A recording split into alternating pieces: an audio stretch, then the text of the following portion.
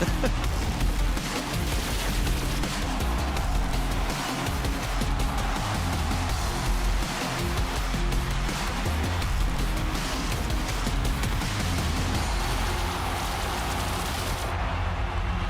Asia returns to the live stage. For the first time since 2020, the region's best teams meet in front of a live audience with everything to play for. Zeta Division and Crazy Raccoon can lock in the World Finals today, while the race for the last chance qualifier hangs on a single point. Welcome to the Brawl Stars Championship July monthly finals. My name is Sunny, and I'm alongside Reddy and Ark today. Gentlemen, what is the question you want to have answered by the end of the day? I think we already know who's going to World Finals from this region. Like, it's not official yet, guys, but we have some strong ideas. So really then it becomes who's going to LCQ, but because the race is very tight right now. Super tight race. The question I would have answered is, what are you guys doing for your skin routines? Because they are unbelievable, guys. Glowing today, glowing. For me, yeah, I'm the same. Rival SKC, I need to know out of those two teams who's going to be going to LCQ.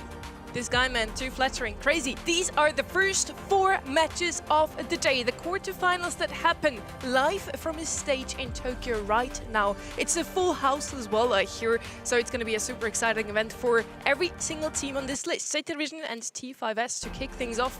Axis versus Reject. Rival Esports versus Siesta. And then SK Kalalas East Asia versus Crazy Raccoon. Which quarterfinal do you think is going to be the tightest? Which one are you looking forward to the most, Reddy? Okay, tightest, I want to say Axis Esports versus Reject. This one's a hotly contested one, especially with the return of Terry for Axis. But that 4th quarterfinal is the one I'm looking forward to the most because it's going to start to answer that question of what does the postseason look like here for East Asia? We see SK Kalalas. They got to continue their journey here. They could end up giving way to Rival Esports if they fall in that 1st quarterfinal. Yeah, for me, the same. Matches 2 and 4. I think that there's the potential for an upset in that quarterfinals 4 as well. Be very hard to shake the will, the iron will of Crazy Raccoon, but it's possible. I'm looking forward to all 4 of them, really, but those 2 definitely having the hardest time also predicting them. Looking at the leaderboard here, Zeta Division sitting at the top, still followed by Crazy Raccoon, and now we have Rival Esports sitting there in the LCQ slot currently, not locked in yet, and as you can see, Reddy, they're only 1 point ahead of SK Kalalas. Good old 1-point differential. This is not a new story in East Asia. We still remember you, Aphelion. But Rival Esports are ahead by just a single point right now. So really, it becomes a game of, well, don't finish behind SK Kalalas EA. Perform the same at all possible costs. This carries into the qualifiers as well, where you can't afford to drop it in the lower bracket. So it doesn't just take place here today. There's still another month of competition, but they need to get themselves poised in the perfect spot for next month. Yeah, for Rival Esports as well, it must be said that, they did not qualify for challenges. That's a massive disadvantage. They haven't got that bit of saving grace, whereas other teams like Fennel, which we'll discuss as well in a moment, and Insomnia did, and they can afford to take a bit more risk. Speaking of Fennel, they didn't qualify for this monthly final. An absolutely disastrous result for them, to be quite honest. They are now absolutely dependent upon their performance at challenges to be able to qualify for Turkey, and then they've got to get to Turkey to qualify for the LCQ. And then qualify around the LCQ to get to the World Finals. That is a massive ask, but one that they're going to have to prevail in. It's going to be a tough road for them, and there are another couple of teams that want to make it through challengers. So it's a really stacked bracket also in Istanbul. Look out for that as well. Now, Fennel can't quite make it out of their own way through the BSC anymore. Zeta Division can definitely. They're also going to be the ones to kick things off today, sitting in that #1 seat today, and all they have to do is to end 1 slot higher than Rival in the end, and they would have locked in World Finals today. We talked about the matches already. Some of them were a bit harder to predict. Let's have a look if we all agree on our predictions here today, or if maybe we have an outlier.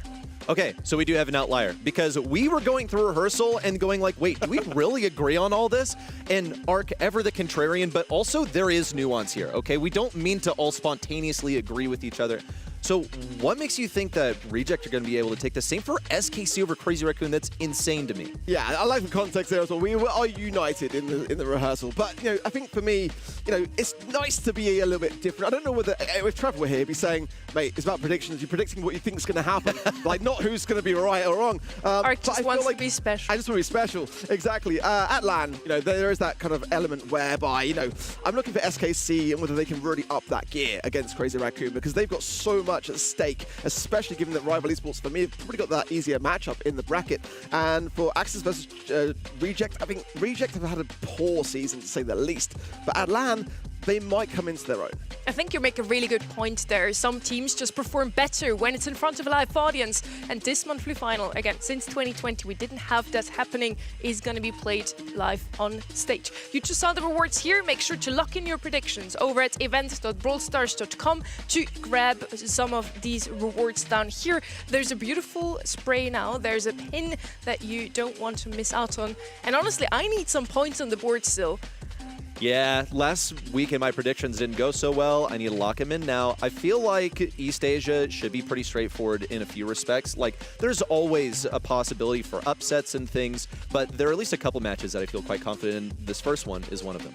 The first one, Zeta Division versus T5S. Zeta Division also was voted as the team to watch by our community. Used to be a curse, but last weekend that was already broken. Fit Esports was the team to watch, and they did win the monthly finals in the end. So maybe it's not a curse. Maybe we just like to say that in the show to make it a bit more interesting.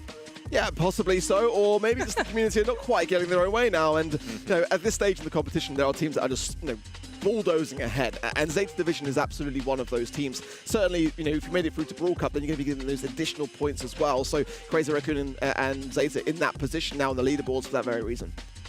The first match of the day, we want to head straight into it without any further ado. It's going to be Zeta Division versus T5S. The first one of these matches in the monthly finals are always the #1 seed versus a team we don't really know too much about yet. It's the first time they actually qualified for the monthly final. Sanikama, Tesser and Yamasuke are up for a challenge today because Zeta is looking very strong. They've won the most monthly finals out of all of the teams here in East Asia. They won in June again.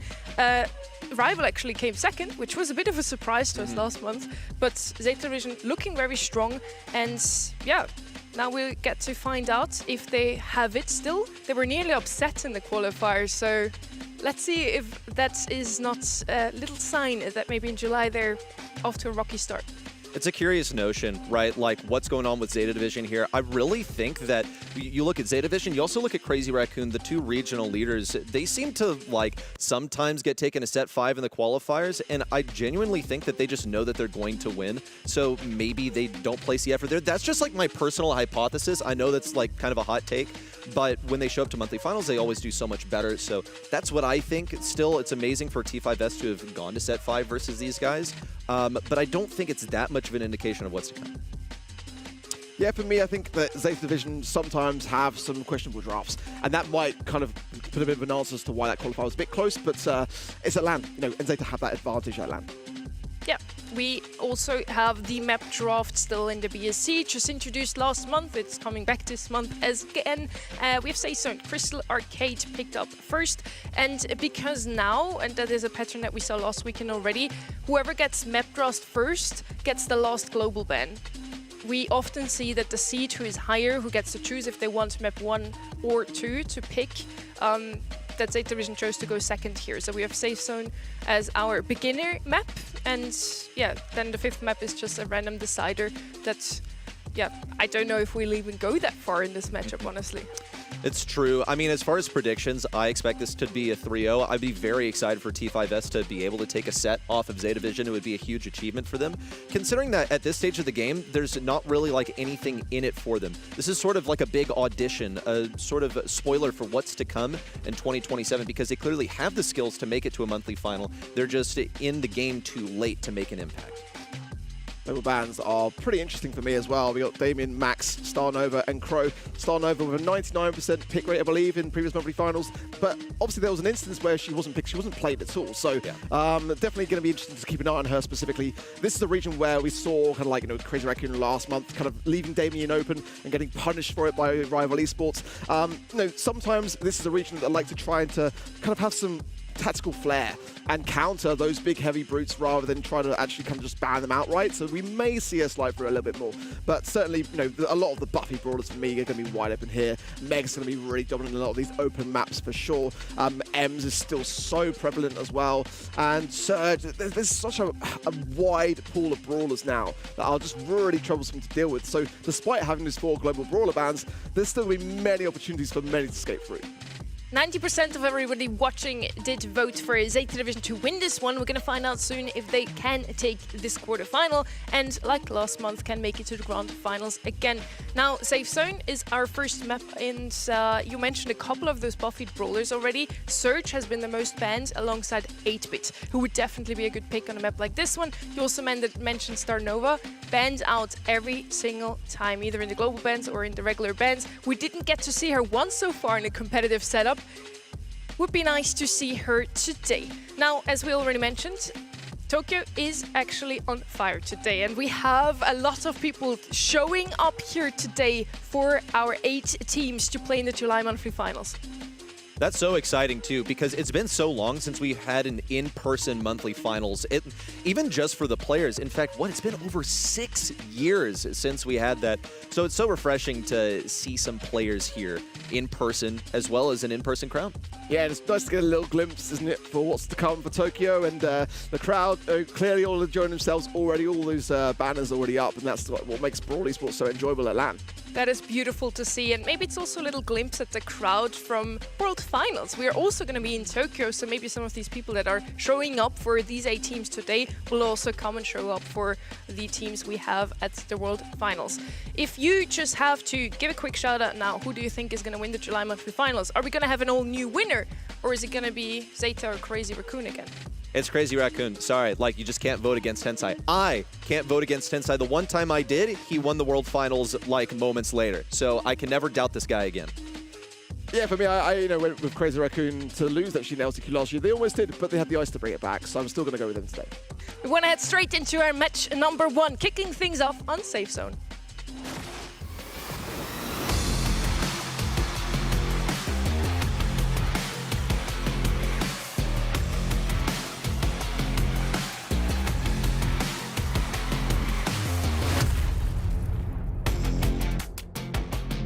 Zeta Division versus T5S.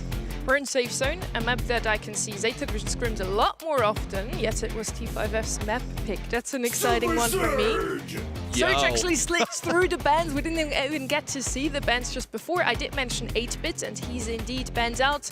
With a Max out of the way, we have one of these other pesky new buffied brawler out of the way. So Surge makes a lot of sense. We did see that last weekend already, and Surge didn't work out despite us all hyping him up.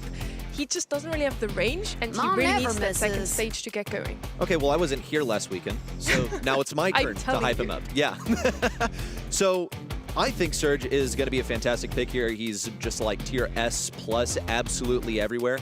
You put him in the hands of a single player on Zeta Division, and he's going to absolutely wreck house, because what does the counter Surge play look like? Deny him super. You really think you're going to do that against Zeta Division? I got to commend T5S for having the guts here. Let's see how they play that consistency, see how they play the control, and deny the supers for Surge.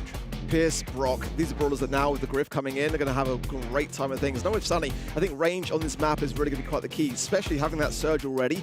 Zeta are lacking it massively here, so those are the kind of 2 that I'll be looking for here. Potentially Carl as well has a place on this map to get behind the field of action, to go in on the safe and get damage you really need. I think Colette as well, very, very strong in this map. Such a wide open brawler as well that since the buffies has been proving to be a serious problem. Naja going to be coming in though for Zeta Division, and that's certainly a brawler which, especially when you have those danger noodles on the safe, can shred through it. The poison lingers as well.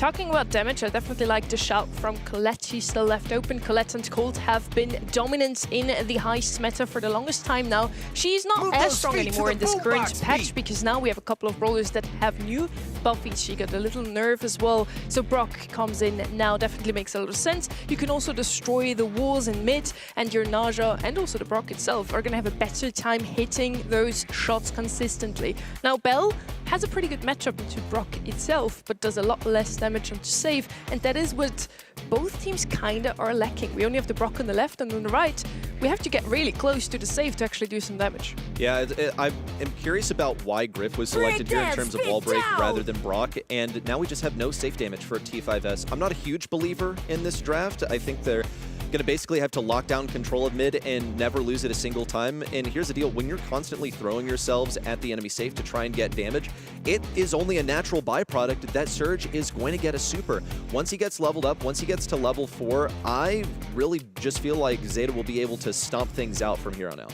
Good to see the player on a stage, a live in-person event for our monthly finals. East Asia is on fire today, and I'm here for it. Let's see how Suzuki's going to fare with this Surge pick, especially now the rework coming in off the spawn without having that super will actually give a bit of a helping hand. Already on the left-hand side, getting a lot of aggression from both Tampu and Batman there to secure the kill and move up the map. Tampu is probably going to fall here, going to be staying alive on 440 HP. Unless he's tapped down, he's going to stay there. He's going to take a hit from Tesser, but he's just going to go down mid. Gets the kill on Batman, and now he's on top of the safe, but cool. We've taken up a bunch of space, and it hasn't allowed our teammates forward. He'll get some meager damage on the safe, a whopping 5%, but damage is damage. And T5S clean up at mid in the 2v2. This is a great start for T5S. I'm not totally certain of how they managed to pull this off, but Tesser has been the spearhead for this charge, and he needs to help T5S to get in. You can also see T5S are playing very cautiously around these walls, not blowing them up, just keeping them up, and it's allowing them to hold on to this control of mid. That might not last for too long, though, with Suzuki advancing to level 3. Suzuki's doing really well on his left-hand side here, going to be aggressive, nice windmill gadget there from Tassar, and now he will fall as well. Opening up that mid massively so, but Suzuki can play it calm and collected, allowing Tamp on his right-hand side to really lay down the rocket fire onto that safe and just cracking it down to 50% now. Suzuki up to level 4, needs to make a lot happen. Some pretty serious damage on Asanikama, and he just fights to stay alive right here. The dodges are expert, needs a little bit more on Asanikama, but can't finish off the kill. That's fine. It's just about keeping the control and allowing Batman and Shitampo to make up the flanks. Tesser throwing his body at the issue, and it's not going to go absolutely anywhere. Massive damage raining in from Zeta, and they've gotten the safe down to its final shield. I love that there from Suzuki, just to be able to get that angle to ensure that the hypercharge shot was going to ricochet onto his opposition and still hit the safe. Great stuff. And of course, with those buffies coming in for Surge, the hypercharge absolutely devastating. But good to see that this Surge pick is actually paying off in terms of dividends, because that was a pick that I was kind of a little bit concerned about coming in. I think we kind of all were on the desk. And Zeta making it look really quite clear-cut so far. Things went sort of how I expected with that Surge, right? You expect T5S are going to throw themselves at Zeta, just try and force the issue. You also see a different rollout from last time also, but Suzuki won't be able to get anything off of it. Once he got to level 4, everything just shut down. He played for control, and it was a done deal. You also saw, though, T5S were able to force the Mina down mid. It got them a lot of room, but they just don't have any safe damage. They're playing a hard control game. If they falter even once, if they get team killed by Zeta Division of all teams, then they've just lost the game. But now they've held on to control quite well. 35 seconds in, no damage just yet, but they had the position. Huge overextension from Shitampo actually, and Asanikama doing a fantastic job on his right-hand side, just being a thorn in the side of Zeta Division, still unable to be touched. Look at these shots that he's just being able to duke around, and now gets a break that might only just get the bush, to be completely honest there. Maybe looking to land some shots into it to exacerbate the kind of radius of that fire, but a wide open door on the right-hand side. Shitampo just walking straight through, rocket rain onto the safe, and follow-up shots as well. That was a big blunder for T5S. Only Shitampo could pull this off. Just, yeah, I'm going to vault over the double row of indestructibles on the right side and get 25% off the safe, all casual-like. And T5S are just trying to hold on to the pieces right now. As he hypercharge out from Yamasuke, secures him a kill on a Suzuki on the right side. That's exactly what they need. But again, the safe damage is simply lacking. There's no one to ricochet these shots off of. and the aggression from Tesla on the left side does not pay off. It's Sanikama in a 1v2. He will secure one, looks for another on Batman, and it looks good, in fact. But now it's a hypercharged Suzuku to finish things off. Gets one kill and looks for another if he can just get a single shot into Sanikama, but decides to retreat. Hold on to the level 3 and allow his team to recuperate. Yeah, exactly that. You know, Suzuku's in the perfect spot, this left-hand side, and that, you know, indestructible wall is going to be giving him a lot of grace.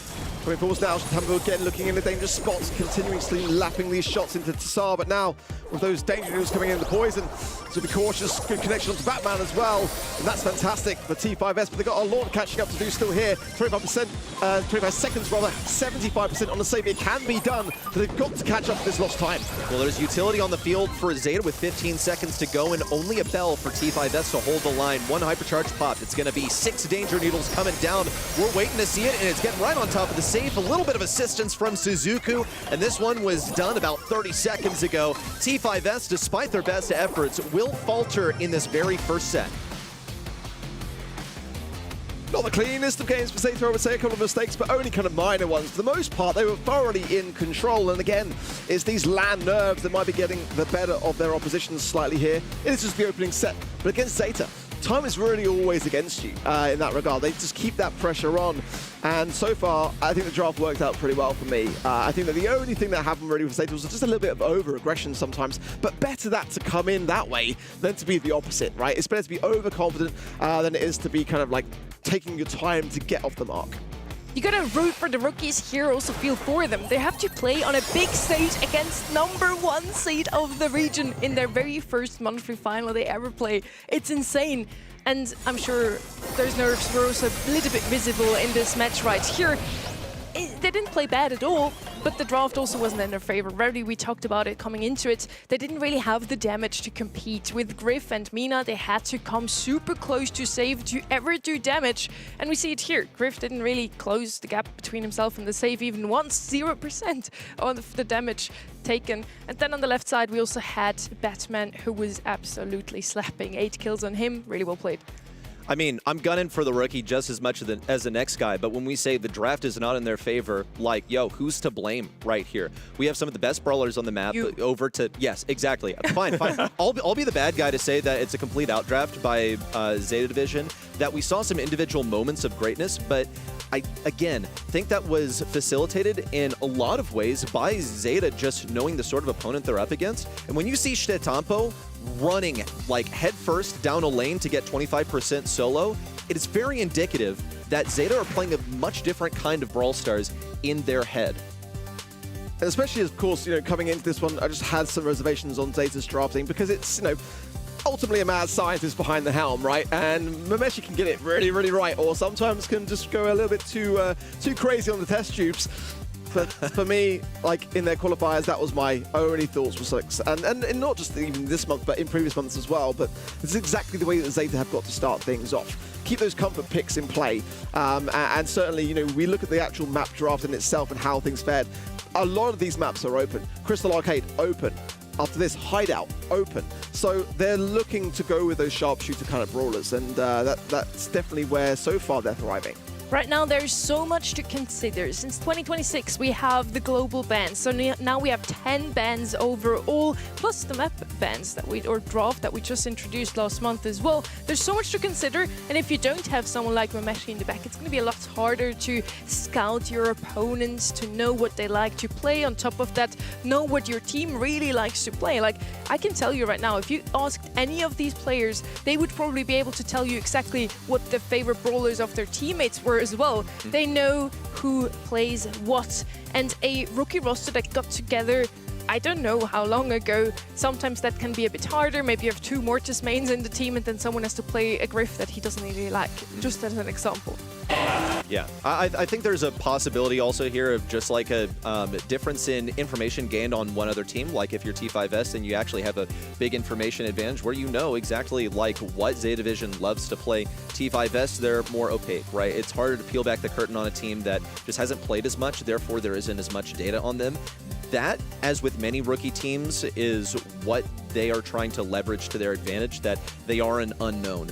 I think that this draft that we saw in set #1, where, look, we pull out a Mina, a Griff, a Bell, it's unexpected, but kind of in the wrong ways because we saw a lack of safe damage.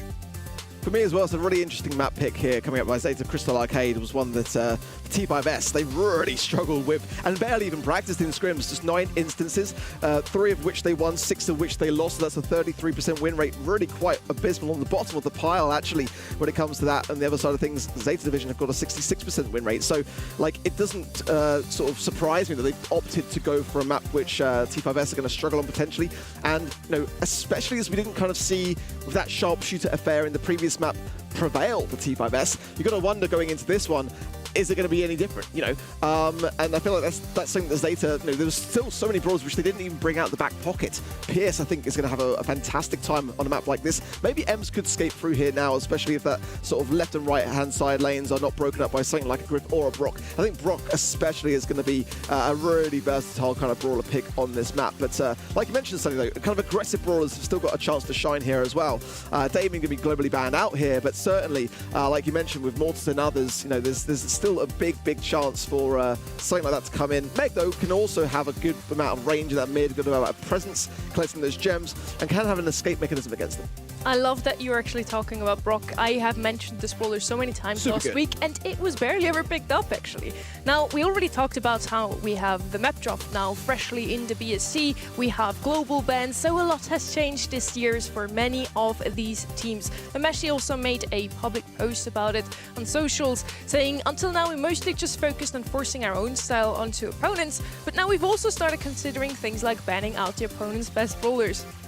That made us smile a little bit during the rehearsal, not gonna lie, because yeah, you should probably do that. I love to see that they're adapting, and we often criticized East Asia on the draft. They're the mechanical wizards, they're geniuses when it comes to gameplay, but often they lost out to other regions simply because of draft. I mean, it's been a working formula for a while, though, because we had East Asian players manage to take the World Finals last year and then come second place the year before. So there's obviously merit to that doctrine of actually we're just going to force the opponent to play on our terms, or we're going to play what we know that we can win with. But yes, you have to take everything that's available to you. To see this shifting mindset, I think holds promise for East Asia to become an even more consistent region on the world stage, because a lot of times we see like the top 2 teams or maybe even just the top 1 team from East Asia pull out all the stops. They do amazing at international land, but the rest are kind of lagging behind. So is this reflective of a regional mindset shift where we see more emphasis on the draft? I think for Zeta, they don't really have much of a choice because their key weakness has been exposed in the past months. It's draft. We'll see if this helps. Yeah, you know, imagine getting to the mid part of the season through 2026 and then the realization, oh, we can probably look towards banning some brawlers which the other team are good at playing, right? You know, some targeted bans just coming into the minds of Zeta. I love it. But I think it's like a good way to look at their adaptivity in that regard as well. Like, they've been so focused on just enforcing themselves that now they're starting to consider other strategies at play. And we can see that as well in the map draft, especially as I was always saying about the fact that Crystal Arcade was one that T5S really did struggle with. They're starting to now, hopefully, especially looking with the view to the World Finals ahead, looking to find more angles in this, as obviously last year's World Finals was not very fruitful for them whatsoever. I think that was a big wake-up call actually for Zeta Division, that they've got to make some changes in that regard and they've got to get more inside the heads of their opposition. We're now ready for map number 2, heading into Crystal Arcade. This is now Zeta Division's map pick. Let's find out if they can make this one a quick 2-0 already, or if T5S can show us some of what they brought in the qualifiers. Remember, once again, those 2 teams had to face already in the monthly qualifiers, and T5F took them to set 5. Crystal Arcade, a very close map, at least in lanes, and now they can open up the map with that Pearl that we often also saw as a great answer to Max. Max is already banned out in the global ban phase, but I think Pearl still slowly came back into this meta without even getting too many buffs or nerfs or anything. She just is a lot stronger because a lot of her best brawlers against her are now worse. It's one of the beautiful things about the meta, just like how intertwined and tangled and connected everything is. And that is what it allows you to compete on this elite level, is being able to find those interactions. I think that this is going to deny some aggro play, like from a Leon, for example, that could get you into mid pretty early, scout out some position. Also allows you to enforce these side lanes that are so hotly contested. once again, leading with the Mina. Mina's a great brawler, but you have to play as a team. She's lacking in damage. She should be able to get mid position for T5S. I'm still wondering about the silent brawlers with buffies that are pulling the strings here. When is the Meg going to appear? That's exactly what I'm looking for here. Meg, Kit potentially here as well. Brock, Colette, Ems, these are really, really strong brawlers. Pearl going to be a good brawler on the side of Zeta, but like Sunny says, with the max banned out here globally, definitely going to be more slow and sluggish in that regard. Griff going to be opening up the map, so I think that Zeta definitely need to lean into that. And maybe go with some wall break of their own with that Brock. That'd be my kind of ideal pick for me. Maybe combining that with Pierce wouldn't be the worst of ideas either. They definitely need to make this an open sharpshooter affair, especially with that Mina. You want to be able to keep your distance and ensure that those shots can land from afar. Lumi going to come in though, and I can't say that I don't love that pick. Lumi in a fantastic spot in terms of the meta, so I'm all for it. Maybe something aggressive now to round the comp off on the side of Zeta Division. They have all the control, they have a lot of damage also with the Pearl. Kids or also Lily could still come in as last pick. Definitely do not sleep on these Pearl and Griff picks at the moment. So both of these haven't really been touching the balance changes, yet super strong in the current meta. They kind of are the winners of it without getting touched up on too much. They are super strong and they both can break open the map. Mortis coming in, so there is the aggressive pickup is talking about. Now, Ready, why are we seeing a Mortis and not something like a Kid or a Lily who can just go invisible and sneak up? Shuts down the Mina, makes her basically unplayable, is my answer at least. Mortis, legitimately, if you just aim the long dash kind of like with Mina in the middle, then you can auto-aim her the rest of the way down and combo spinner her to get a full combo. He's also just a lot better on a wide open map. And also the opponents have some wall break here with the Griff. Fang coming in as last pick. Now if this was your ranked match, Ark, which comp would you choose? Well, knowing Zeta behind the helm with the Mortis, I would still go Zeta, but I've got to question it slightly. I mean, going into a Griff is going to work out one way, and it's not going to be a good one. I agree with Reddy. It's kind of more directed towards that Mina, and Mina can be a really tough brawler to keep at bay. I just kind of felt like they might have been better having things a bit more open in that regard, and we'll see whether it pays off. I think now that Suzuki's got the option of the Fang, there will be the sort of roundhouse kick stun as another opportunity to counter here too, so he's going to be cautious, but he's a very accomplished Mortis player. If anyone can do it, it's absolutely him. Yeah, he's also, though, depending on his teammates, to fight a 2v3 for a short period. They've been able to hold the line in a 2v2 because Suzuku's really playing like Recon, going deep in the enemy lines, and he's focus firing this Mina, who has aptly brought the correct gadget so that she can get the chained supers together. Really nice play between the Mina and Tesser on this Fang on the right side. You can see he's being given a wide berth on the right. No one really wants to engage with him if they don't have to, but they're not going to be able to choose. He has that super now, and he's just thinking about how he can get to Shitetampo, and he will shut down Suzuku on the right side. It's an excellent push for Yamasuke, and now they've just got to clean up on the Shitetampo for a full team wipe. This is what I'm worried about here for Zeta, and as time goes on, these Griff breaks are going to be more and more brutal for them. Batman going to get a little bit of a gadget connection there. Will burn down slightly on the Mina side. Taysar now trying to defend. Tambo's going to get a bit of a stun. The roots will affect the Griff, but not too much. And a hypercharge now for the Fang as well. Going to be going in and causing a real problem here for Suzuki. I don't think going to be able to get the reset just about in time. Batman low, but it is going to buy at least a couple of seconds here for a potential Zeta push. Gotta just get Tesser or Yamasuke. Either one is good, and Yamasuke is probably out of rotation for that gadget. This would be the moment to push in for Suzuku. Shitetampo also has a hypercharge in hand. It's yet another reset. 15 seconds put back on the clock. Hypercharge pot for Shitetampo, but it's gonna go nowhere, and Suzuku cannot get this kill on Tesser. He's stunned. The super's not gonna go anywhere for Tesser, and Batman is not a one-man army. This game's going to T5S. They do have a dog in this fight. Good stuff, and that's much, much better. We know that this team are capable, there's no question about that.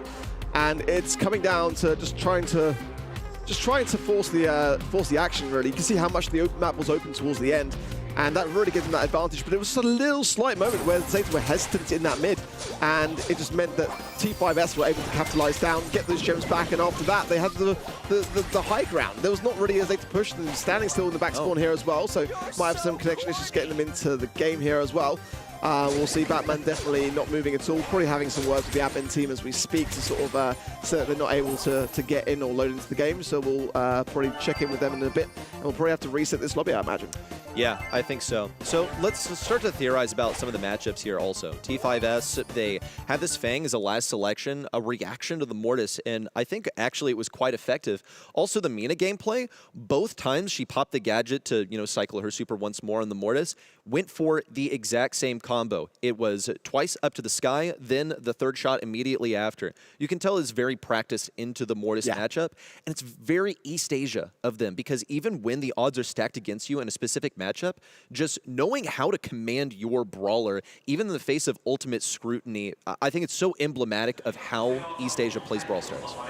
Yeah, and I feel like, for Zeta, they picked their Mortis into those brawlers knowingly. Like, there was no doubt about it. They were still so confident with it, and it's just not working out so far. They can absolutely adapt to it. They can absolutely find those opportunities where the brawlers are on their lower side or have no utility to be able to best defend against it. But at this stage in the competition now, I think that T5S has got a real opportunity ahead of themselves here. They could really just kind of bury the hatchet in this set and keep that pressure on. That's what you've got to do against a team like Zeta Division, who are really looking to get off the mark, be 2-0. Like, to level things out going into a third set is exactly for a team like T5S where your head has got to be at. Okay, we're going to work through some technical issues and continue to theorize about how things are going to go in this matchup. I was pretty impressed by the gameplay from T5S so far. It looked like they came with some fire behind their eyes in set number 1, obviously bested by Zeta Division. I thought that was just going to set the theme for the set, where we'd see them do their best, but Zeta Division, even with over-aggressive plays, you could even call it misjudgment, but no, they know what they're doing. Still managed to take their very first set 2-0. Talking about over-aggression, though, how are we liking the comps so far? We have 2 assassins on the right side here with T5Fs, both on the Fang and the Mina. They need to really work out. Technically, it's a really good comp to just wait out, let your opponents pick up the gems in mid and then snatch them away in the last few seconds. But against a team like Zeta Division, that's actually super confident of them to pick a comp like that. It's the harder comp to play in this matchup. I think they're just aware also of what they can do against this Mortis. They came equipped to deal with it with the Mina, which in theory is hard countered by the Mortis. And then you also have Fang that's just fishing for that stun. The play with both of them, where Mina is so mobile that she's able to flex over and combine with Fang to face the Mortis. Look, he wins in the 1v1s, but not in the 1v2. I think that this was just straight up good play from T5S. It's very educated, and it's crystallizing, becoming very clear why they have made it to this stage. Yeah, you asked me Sunday coming in about the idea of which draft I preferred, and I said to you, I preferred Zeta's, considering it's Zeta on the Mortis, but so far that has not been working out at all well. And for a team as accomplished like Zeta on a brawler pick, which is a risky one into the draft which they're facing, you're putting a lot of eggs in that basket. That's my concern in this draft so far. T5S certainly got less experience and absolutely in a LAN setting, but I feel like at the moment they're making this work, albeit I think, looking back to that previous game, Zeta were in a good position for, I would say, the first half. I think that's when they started to get a little bit overconfident perhaps and slipped slightly, and as soon as those gems were kind of overtaken, they didn't hesitate to kind of ensure that, that the game went their way. There was a couple of resets, no doubt, but I think that's only kind of going to serve to help, lift up T5S in that regard, because they were able to continuously hold on to them, continuously prevent that from being an overturn and a heist of those gems. So going into this next game now, they're in a good spot. But actually, at the same time, having this downtime is only going to probably help Zeta get back into their mindset and discuss more about where things went wrong for them. To be able to come back into this game now, I think that actually T5S, despite winning the previous, may be at a disadvantage. That's an interesting theory. I would hope that T5S takes at least a set today, maybe even push them to set 5 again, or take it. I'm all here for it. Because again, in the monthly qualifiers, T5S did take Zeta Division to set 5. How unlucky is it, by the way? Let's talk about this. To face Zeta Division in the monthly qualifiers again already, and then again you're in the monthly finals. You're like, hey, look, we had a really tough loss in the upper bracket. We dropped to the lower one. We still qualified for the monthly finals. Let's have a look at who we're facing. Not these guys again. It's what makes the top 8 especially impenetrable after the early stages of the season, which is why I'm tempted to poise this one as pretty much an audition for next year. So T5S, look, they've obviously gotten what it takes. We'll see what they can take early next season and for the remainder of this match. Just for your information, we are working on the problem. At the moment, we have a player who has an issue with a iPad. So that can happen. I assume they're playing on iPads given out by the venue, so they're gonna have it fixed very soon, I'm sure. We already discussed the current meta. Why is Fang back in the meta? What do you reckon? Stun, pretty much. It was played twice in scrims by T5S, and again, they only scrimmed 9 times on this map. Yeah. So, like, they obviously felt good about it despite having a 50% win rate for them. So they won one, lost one. I feel like it's maybe like one of those comfort pick brawlers, one of those brawlers which they're able to kind of like bring in out the back pocket at the best of times. I think like it did play a kind of good role in having that double impact against the Mortis as a preventive measure, the roundhouse kick stun plus the Mina stun. It makes it quite difficult and challenging to really have that Mortis cycle in which it needs to get the most value. So definitely not necessarily a meta brawler pick, but one that we've seen a little bit of a resurgence for. And I don't necessarily mind it. It can make some fantastic plays for us as viewers, right? But I feel like it's more circumstantial for sure. Comfort picks are definitely a good shout here. Sometimes they work better than meta. Last weekend in EMEA, we had Foot Esports ban out Barry, for example, against Humble. That is mean. They ban out the brawler they feel most comfortable on and leave the meta open. Starnova, usually globally banned, was open for that. Then we also had a lot of Boss come in, who was especially often picked on gem grab. It kind of serves the same purpose as a Fang, actually. Yeah, I think so. You know, Buzz is a huge brawler in the conversation right now. Also, just with like a shift in map pools. Also, we've seen him appear on like Pit Stop occasionally. So, a lot of things to watch out for in the new meta as it has been affected by buffies. We've seen some of the buffied brawlers so far today, and we've seen a curious absence of them also. I really thought we would see Meg out here. I'm understanding why we don't now. However, I think it's also safe to say that East Asia is usually either hesitant or slow to adapt to the new meta, the one that the rest of the world is playing. Yeah, I was looking back as well, just in the moment of downtime between the sort of qualifying stages where we saw these very two teams play itself out and went down to a double match point. Data Division, of course, did win the match, but it was very, very slight. They lost to comps like Brock, Colt, and Max in Safe Zone. They also lost to an Otis, Daryl, and Mo over in Pinhole Punt as well, and struggled in that final set of Hideout to a Leon, a Mina, and a Pierce. I think this is more, though, about what Zeta draft, and that could be where those kind of like, you know, outliers tend to be. And I feel like still like they had a strong qualifier. It was just one of those moments of a match that we kind of didn't necessarily expect Zeta to be taking it to the wire on, I think, and that almost played a pivotal role in this qualifier in itself. You know, can you imagine how that could have landed itself out if they went down to the lower bracket that early on? But certainly it does say a lot about T5S. They're not a team that we can just simply discard in that regard, because two of them are relatively unknown, and one of them has had some, you know, some good showings in the past, but pretty much once or twice a year we're talking really in that regard. I think it was Sunny Tin where they made the semi-finals back a few years ago, and that was the highest result. But you know, we don't necessarily know what we can expect from T5S, but we know from their qualifiers that despite it being a very late showing in the season, there's no chance that they're going to have any kind of touch on LCQ or anything in that regard. But they could definitely cause a problem for Zeta along the way. And they're just here to wreak some havoc, because technically they can't make it into the postseason anymore. Even if they win the finals today and in August, they will not make it to LCQ anymore at this point. But they're here to make sure that some of these big winning teams just get upset.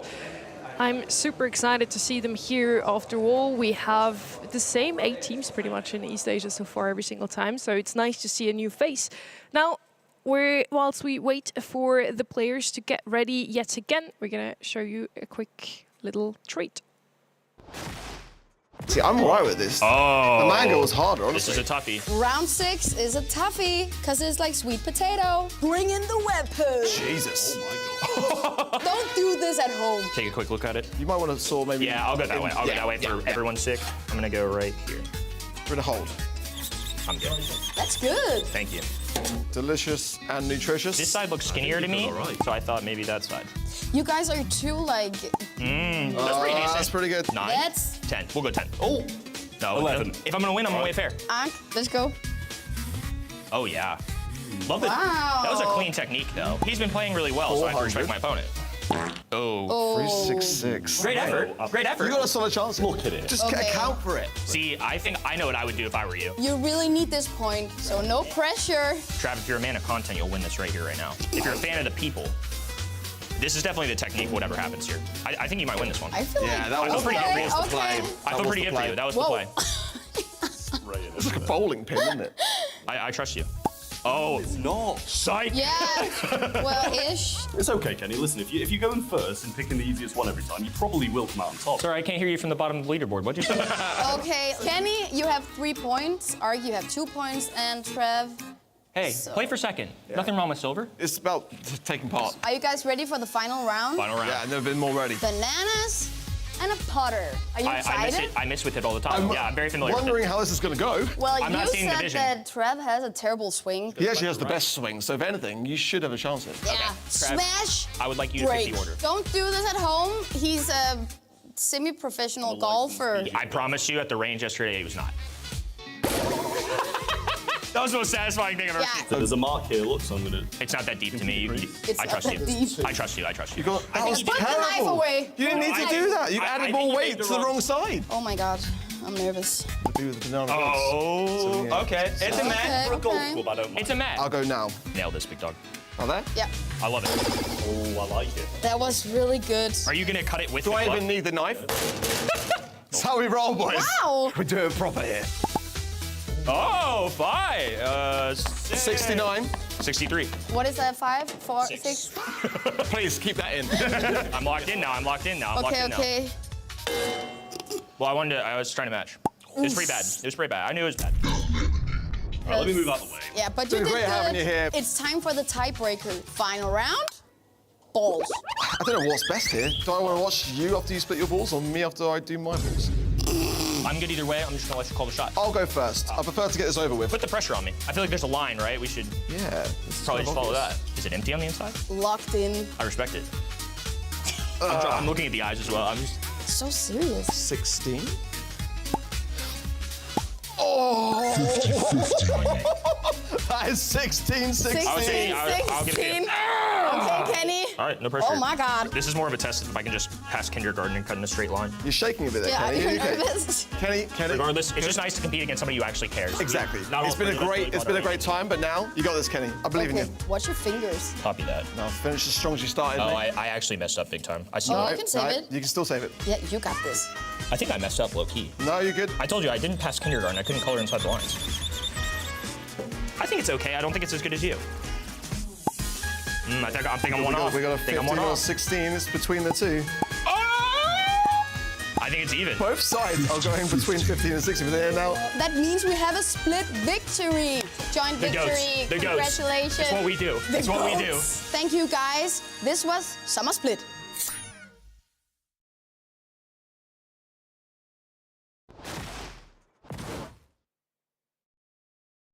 Okay, well, we should be in a position now where the players are more or less ready to get back on it. We had a couple of incidents on the on the stage, some spilling of water, some tablets that weren't quite responding in the way that they would hope. So we should be in a position now where we will be able to surely get back on with all the action.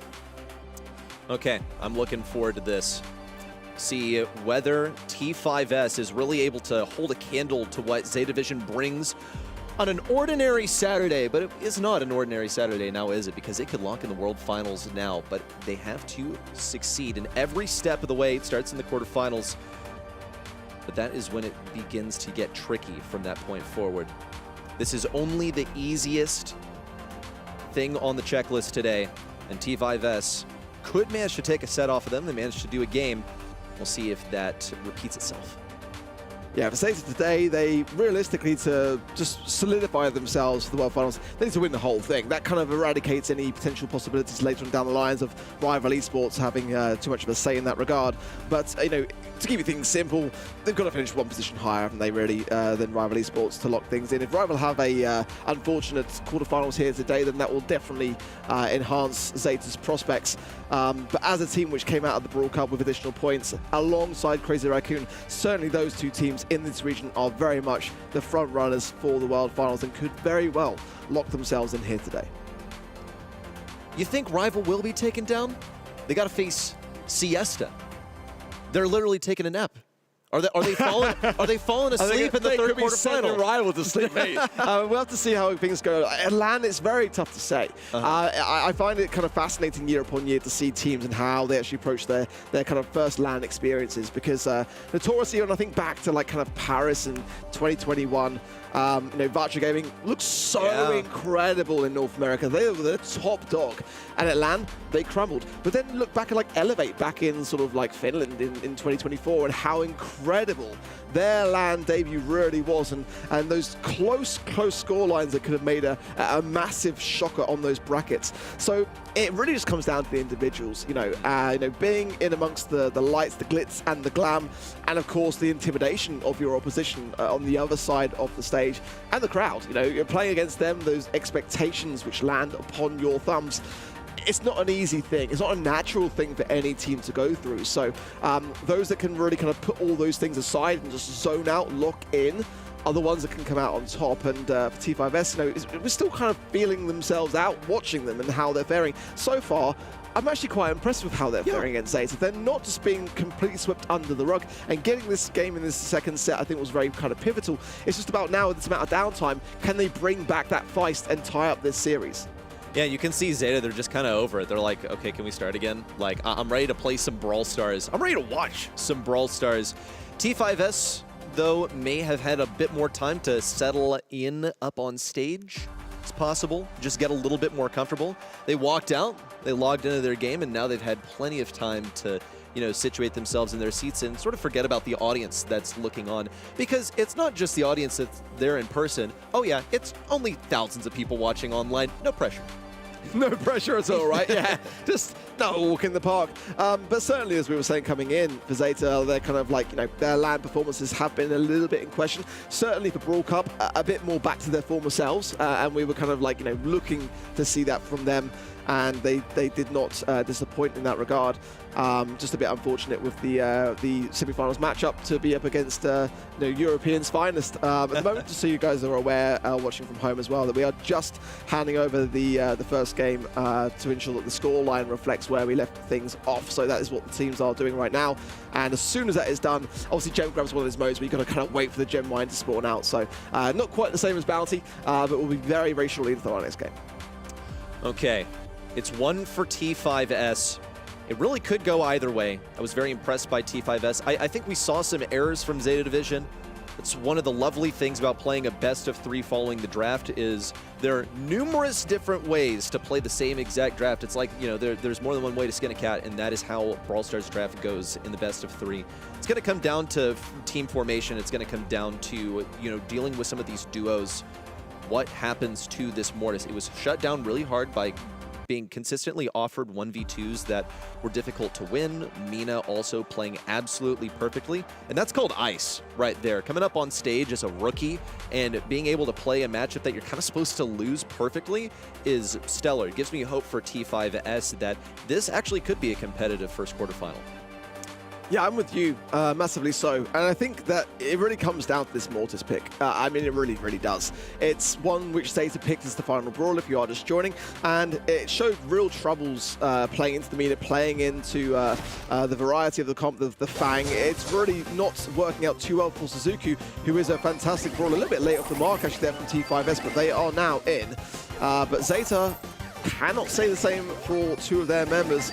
And we might not have been able to get things resolved to the point in which the players are able to see this one out. Unless this is a new kind of strategy, right? The stand elaborates. the stand directly on top of the mine strategy. I like that.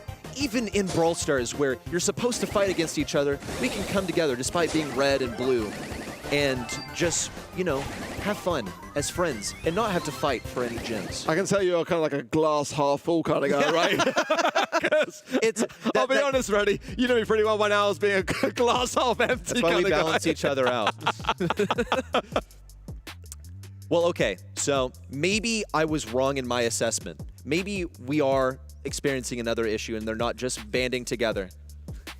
Possibly so. But again, either way we look at this one, I do feel like this is only going to serve to kind of benefit Zeta in that regard. I mean, okay, you can look at it as being still very, very early days. We're playing out our 4th match of this series thus far. And but even so, even that being said, I think that for T5S, getting that first win on the board is such a crucial part of being that underdog team. It's kind of like what allows you then to kind of bring on a set and maybe even a potential lead going into that third set. So I feel like for Zeta, they've got so much time now to kind of discuss where this Mortis is going wrong in that comp. It's kind of going to be going more in their favor, but it's going to come down to that draft and whether or not they've really answered the threat.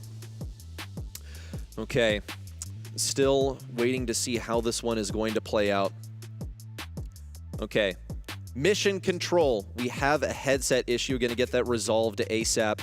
Now, again, we can continue to theorize about how this one's going to go. Calm down, Major Tom.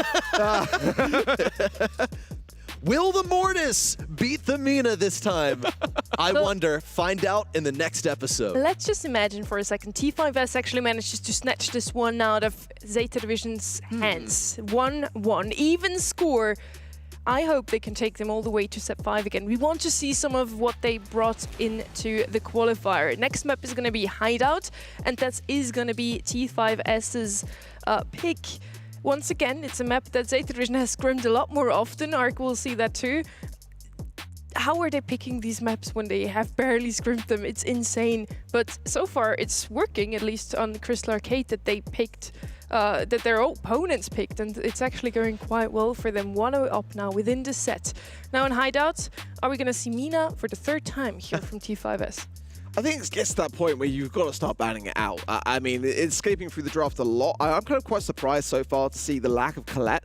I think that that's a brawler which I was expecting to see a lot more than we have so far, and Ems as well. These are still brawlers that I don't think have dropped off in that regard. I think just kind of like different regional ideas coming through, and I love that about looking at different regions and comparing those metas across, because how many times have East Asia kind of actually paved the way in bringing some of those ideas more to the forefront, bringing in brawlers which other regions are kind of forgetting and glossing over. I think last year it was very much a Charlie thing, and we saw that then start to come through to EMEA and other regions, and everyone realizing, hey, actually this brawler has been forgotten, has been left out, we should be playing it more. So that's kind of like where a lot of the time we kind of talk about Zeta and their drafts and kind of wonder whether is it kind of madness or is it kind of like controlled chaos, but I think that sometimes they do bring some interesting ideas to the mix for sure. Usually East Asia is also the first monthly final we show each month. They swapped places with South America because they're playing here at LAN. So now they have some inspiration for the first time ever from the other regions just last weekend. At the end of the show last week, we did show what were the most picked and banned brawlers in the region so far. It was Meeple, Max, Lumi, Brock, Edgar, the most picked, and then the most banned 8-bit Surge, Star Nova, Crow, and Chloe. Surprisingly, to me at least, we have a couple of these brawlers that are really strong in the current meta that have not been touched whatsoever in the balance changes, and we had balance changes for about 40 different brawlers, so a lot have been changed. Now, we're playing on a different patch. Just 2 weeks ago, we had balance changes. What do you expect East Asia to do differently from South America and EMEA? I feel like what they're going to do differently is what they usually do differently, where they just kind of like are off in their own world and they play their own kind of Brawl Stars, with the top teams reserving those new brawlers for their final matches. And I think this is in the same conversation as why they are playing maps that they haven't really scrimped, right? To conceal information going forward, not to reveal their hand early on. Again, I think it just reveals that they have their eyes on the prize. Yeah, I just feel like it's just one of those things where, this is a region which are notorious for playing, brawlers like Max, these really aggressive brawlers, and all the meta brawlers pretty much that we saw in the previous patch have all been nerfed, and they're still the heavy hitters. So it gives them still options for brawlers which they've been really accustomed to over the months to continuously advance in that regard. I feel like they're always a very, very aggressive team, and as a region, as we saw already coming in with that interview with Ameshi, they like to force their hand upon their opposition. They like to take the lead, to take control, and they hope that that is that kind of shock treatment that is going to give them the advantage and that ultimate win. So at the moment, I'm liking how T5S are being a bit resilient to that idea as well, and not kind of caving in.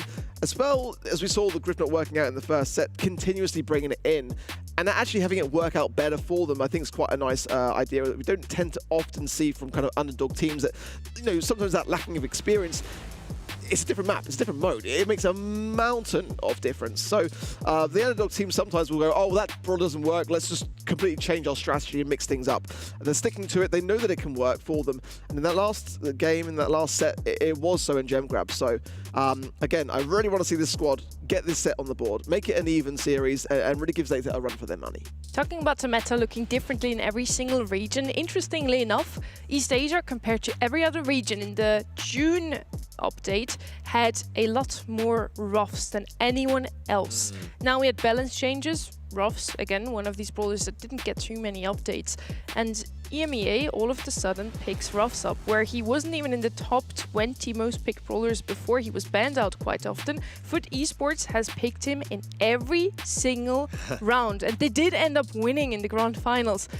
This idea stems from East Asia, and Ruffs obviously is just good because he empowers other brawlers. He gives a free hypercharge to one of the best brawlers on the map. So that is an interesting development. I want to see if they're going to pick Ruffs just as often now in this one. I think he was banned in this specific set, actually. So yes, T5S is in the lead currently. It's 1-0 still in that second set. It's 1-0 overall for Zeta Division. They did win the first set, but T5S are super close to evening out this one. Now, we still don't know when we're gonna head into the next game. We still have a couple of issues, so we're gonna have another little thing for you to watch whilst we are figuring out when we can start the match.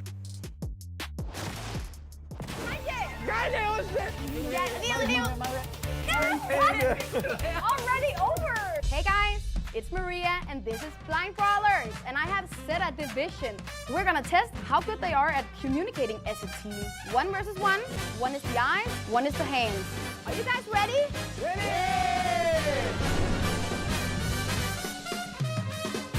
3, 2, 1, go! I'm getting stressed.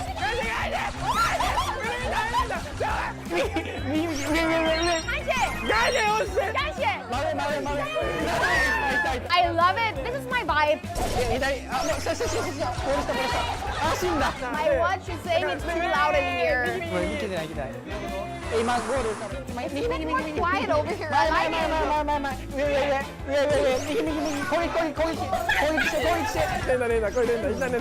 it. Blind skills. I think this is too difficult.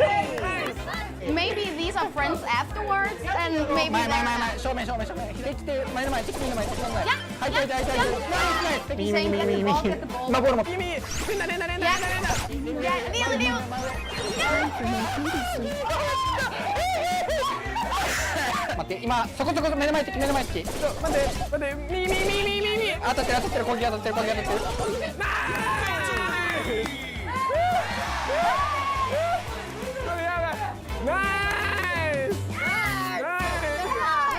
Round 2, and they swapped. Yoi! Go!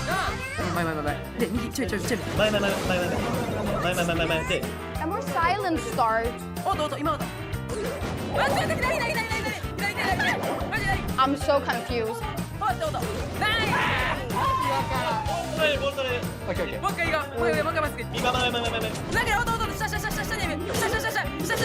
Almost like a 1 tap, 2 tap.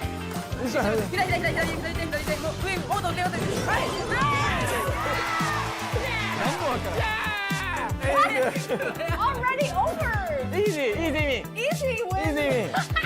This was Zeta Division, and this is Blind Brawlers.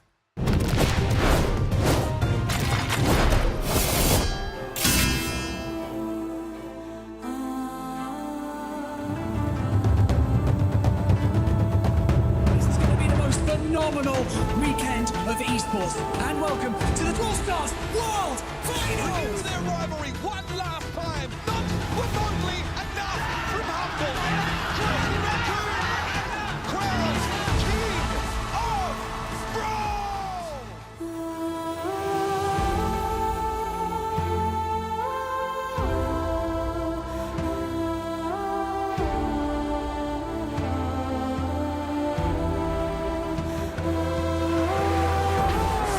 Stop right there! You've got this!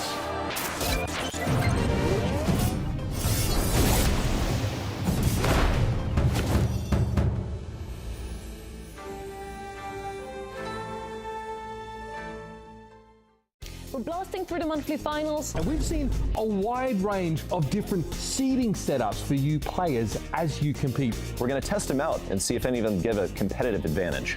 What? He's what?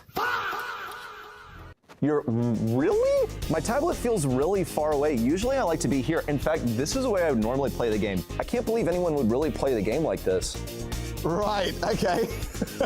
Well, I know exactly what to call this pose. This is the seductioner, isn't it? It's like, hey, how's it going? You, yes, you. Okay, yeah, this is in seat number 42 of a transatlantic flight when you're trying to eat your dinner. I call this the Stötamper. Nobody else would ever get into this position. Play-wise, I think it's interesting, you know, it has something. Obviously, only winners play like that. When you're done with the set, you're gonna put your tablet down, just get into a quick push-up like Stötamper does as well. Good, okay. Are we gonna continue playing? No. Is that under his butt? Why are you, this is like an evolution of cross-leggedness. I can't do it. I'm toppling over. Okay. Well, I can't bend that way. I can say that for free. What is amazing to me about this is how close the legs are to the wall as well. I'm already hurting. Look at this dude. I'm guessing it's like this. A 2 out of 10, a best. This is if you like really want to feel immersed in your character as you're playing Barley. I feel like you could apply this to other throwers. Like you could do the dynamite, like the, you know, with the, with the sticks of dynamite. What are you doing to me? What are you trying? This is not a segment. This is not fun. This is just you guys trying to cause me pain. It's an Asian squat, I think. Is it like this? And then the arms. What's going on with the arms? It's like this, but his legs are straight up, vertical. I would call this, I don't know, pain, just pain. I'll call this, I didn't even make it out of bed. 4 out of 10. I guess this move is called I'm gonna call it the sternal support. I feel like I'm holding like a mini plank position. Maybe I like need more cushions or something. We'll say like 8 out of 10. You think this is what he's doing off cam?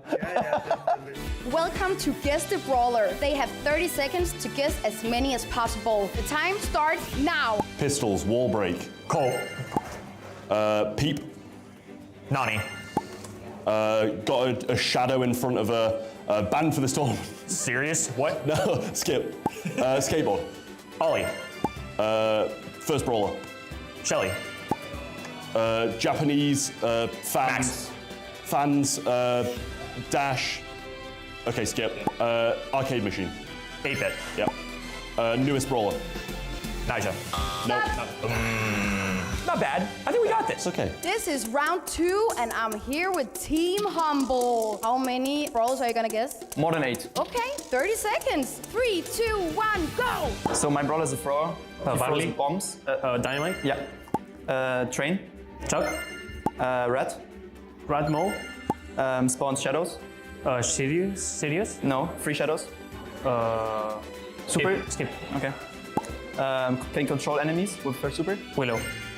Long range brawler, my favorite one. Pierce. No. Semantics. Piper. Mutes enemies with her super. Otis. Ink drops. Yeah. Skip. Stop! Shit. No. I mean, 6 is fine. 6 is fine. We're not happy with that, but we're fine with the record. Yeah. Welcome to round number 3. I'm here in the lobby. I'm here with 2 fans. You can win the gold Brawl Cup postcard. Wow. But you need to have at least 3 brawlers correct, okay? 3, 2, 1, go! Okay, so he's an old man, he's living in a hotel, and you think of ice. When you think of ice, yes. Okay, so he's also an old man, he's like a magician and he poisons people. Byron. Yes. Okay. Oh, he's like rolling on the ground. Daryl. Yes. Okay, so she's got like, say hello to my little friend. Jesse. Yeah, okay. We got, he throws stuff. Dynamite. Like free stuff. Tick. Yes. Okay. Time is up! Oh my god! You were amazing! Guys, you won the postcard, the gold postcard, and this was Guess the Brawler. Oh, that was bad. Yeah. Smash break. Don't do this at home. Sorry, I can't hear you from the bottom of the leaderboard. What'd you say? 22! I had a vision. What's up, guys? The monthly finals are back, and it's time for summer split. So, of course, we have a lot of stuff to split. Your job is to split the object as evenly as possible in 2 halves. Are you guys ready? Absolutely. I'm a little bit scared how close Ark's proximity is to a knife and me, but... You didn't hear what he said off camera before we started. Safety first, put on some gloves. The first object is strawberries. Ark, you are the first one to go. Is there any strat? Like, is a big one better than a small one? I'm gonna go for this one. So serious. Oh, wow. Oh, look at the technique. I love this. He just kind of attacked. It's on at least. 22. Okay. I've never seen this game played before, so that seemed impressive. Can we make sure to clean the lingering juice so that it doesn't alter my score? Kenny, you're up next. I mean, we're looking at these, right? This is clearly what I should do. So I get left with the... Correct. That's exactly what I'm saying. I'm just gonna take a quick glance at her. Oh, at her? It's a her? It's a she? I beg to differ. I have no idea. Oh, that was... I think the left's heavier. Look how hollow that one is, though. Oh, that is true. That is true. Yeah, that is true. That can't be on me. That can't be on me. Ooh. Oh, it's not even. Oh, it's 0.3 off. That's criminal. Look at this one. That's horrible. Oh, dude, this should be super easy. I'm gonna do a little diag. I feel like I'm gonna do a little just so you know, diagonal. there's a crater on the inside. It's gonna be hollow on that side. He's going Oh, that's horrible. That's actually. What are you doing, boy? No, because it was so misshapen. Oh no! And how many times do you watch TikTok every day? You've seen this done. Oh, that's... Your short form content rate should be nailing this. Oh, it's gonna be like 10 grams off. This is disaster. Oh my God. 29, 22. You can just suck.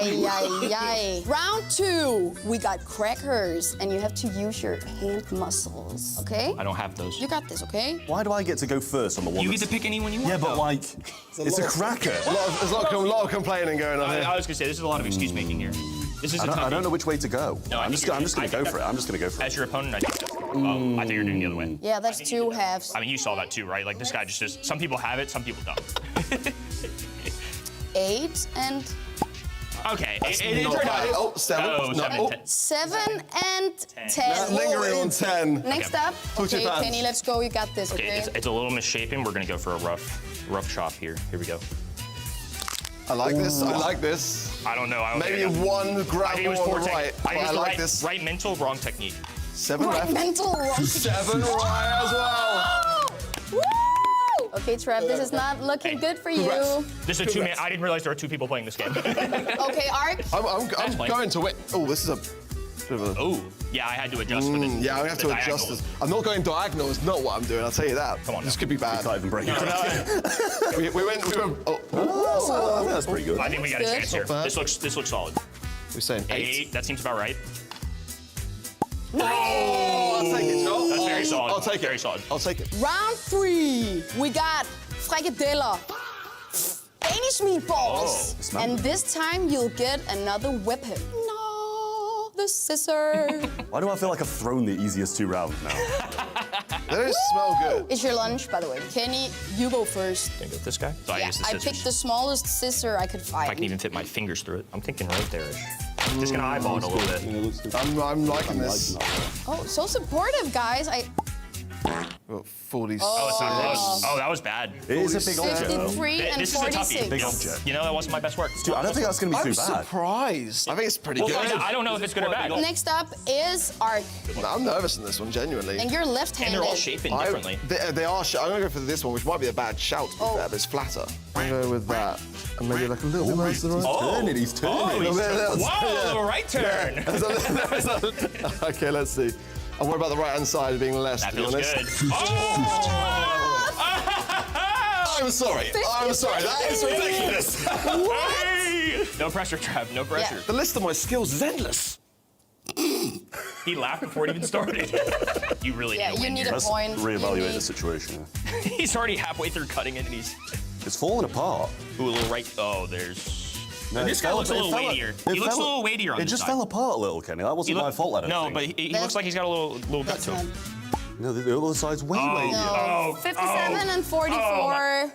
It was an attempt. For round number 4, we have red sausages. Yay! With your finger. I'm going Aldrich, why don't just you do snap like it. this? I'm looking at his technique. Oh, he's pulling it apart. That's embarrassing. That's The embarrassing. technique. The thing is, it's going to be good as well. 30. 25, my worst performance yet. Must have been And that's still not bad. Have a bite. Please don't do that ever again. Okay, Kenny, you got this. Just average size. Ooh. Oh, that's bad. I don't think I nailed this one. I think that was bad technique. Psych. Oh, Psych. Good. I'm playing mind games. This one's got a curve, so it might be a little bit unfair again. Trav, you really need a point. Just account for the curve. Come on, big dog. You got this. I want to see you win. I didn't enjoy that. I didn't enjoy it. No, I said the same thing. I didn't enjoy it. It doesn't look that bad. Oh, no. I don't think it is. It looks fine. It looks fine.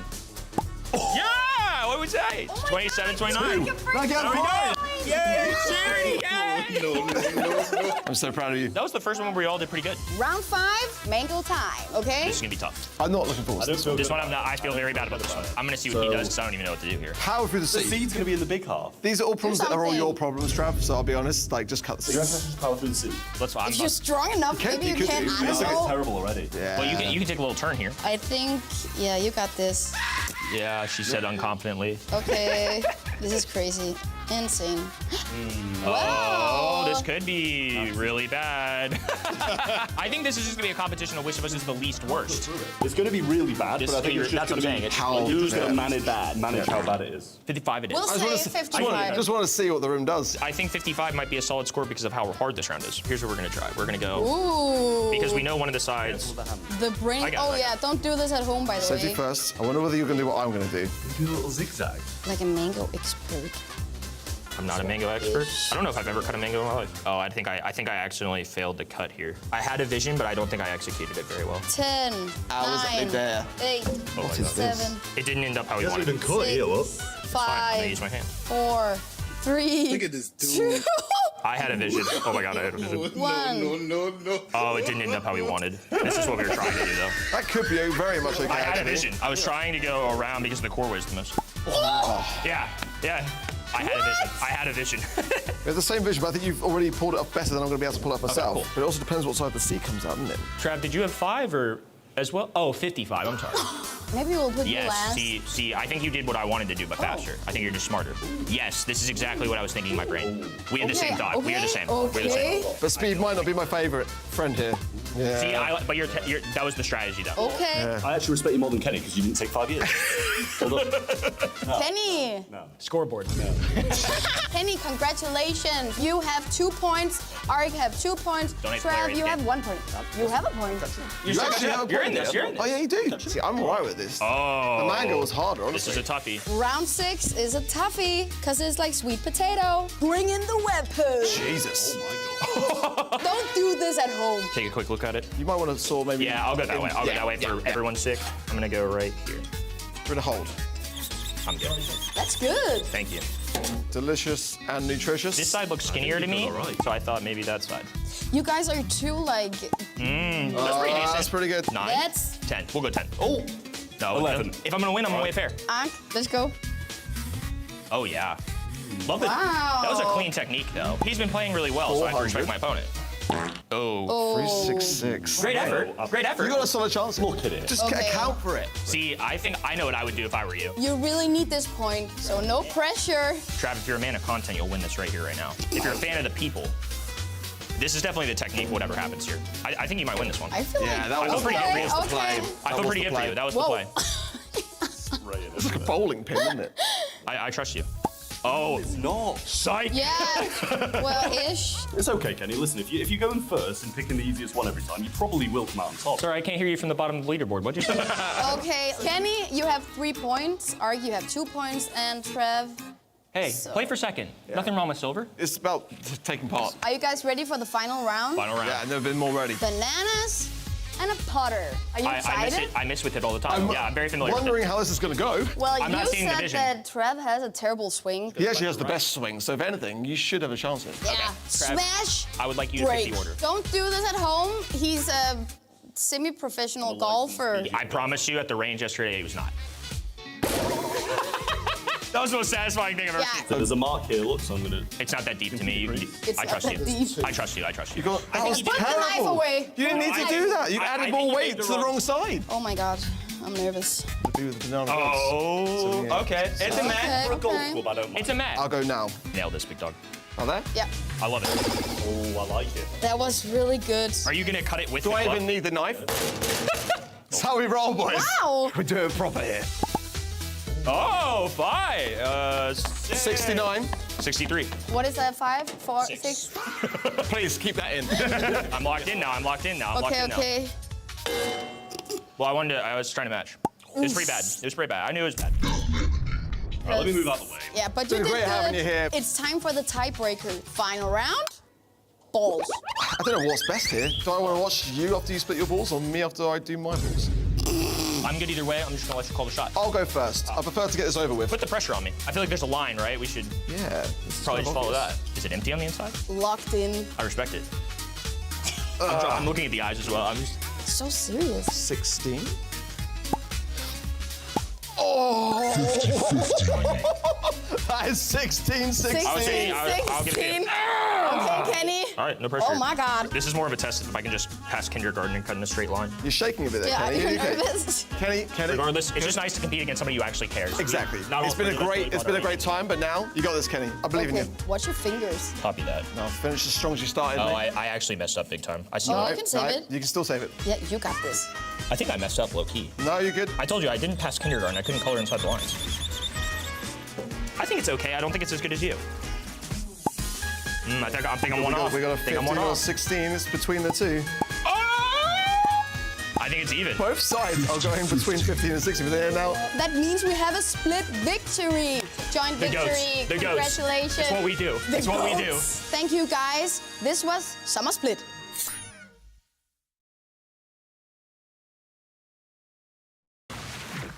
Welcome back to the July monthly finals. We are in East Asia. It is currently 1-0 for Zeta Division. We are in the second set already. We're in Crystal Arcade, where we did see T5S, the underdog, the rookies, take a game against Zeta Division. Now we want to find out if they can double down and actually even out the score in sets. Okay, let's see it. Game 1 has been accomplished. Game number 2, we saw T5S do pretty well in number 1, so they could finish off the set, equalize the score going into number 3. Let's see whether Suzuki will have some better prospects on this Mortis pick, as it did seem to be a little bit of a thumb in the side. We'll get some noodle drops going on here. Actually, going to get something, I think.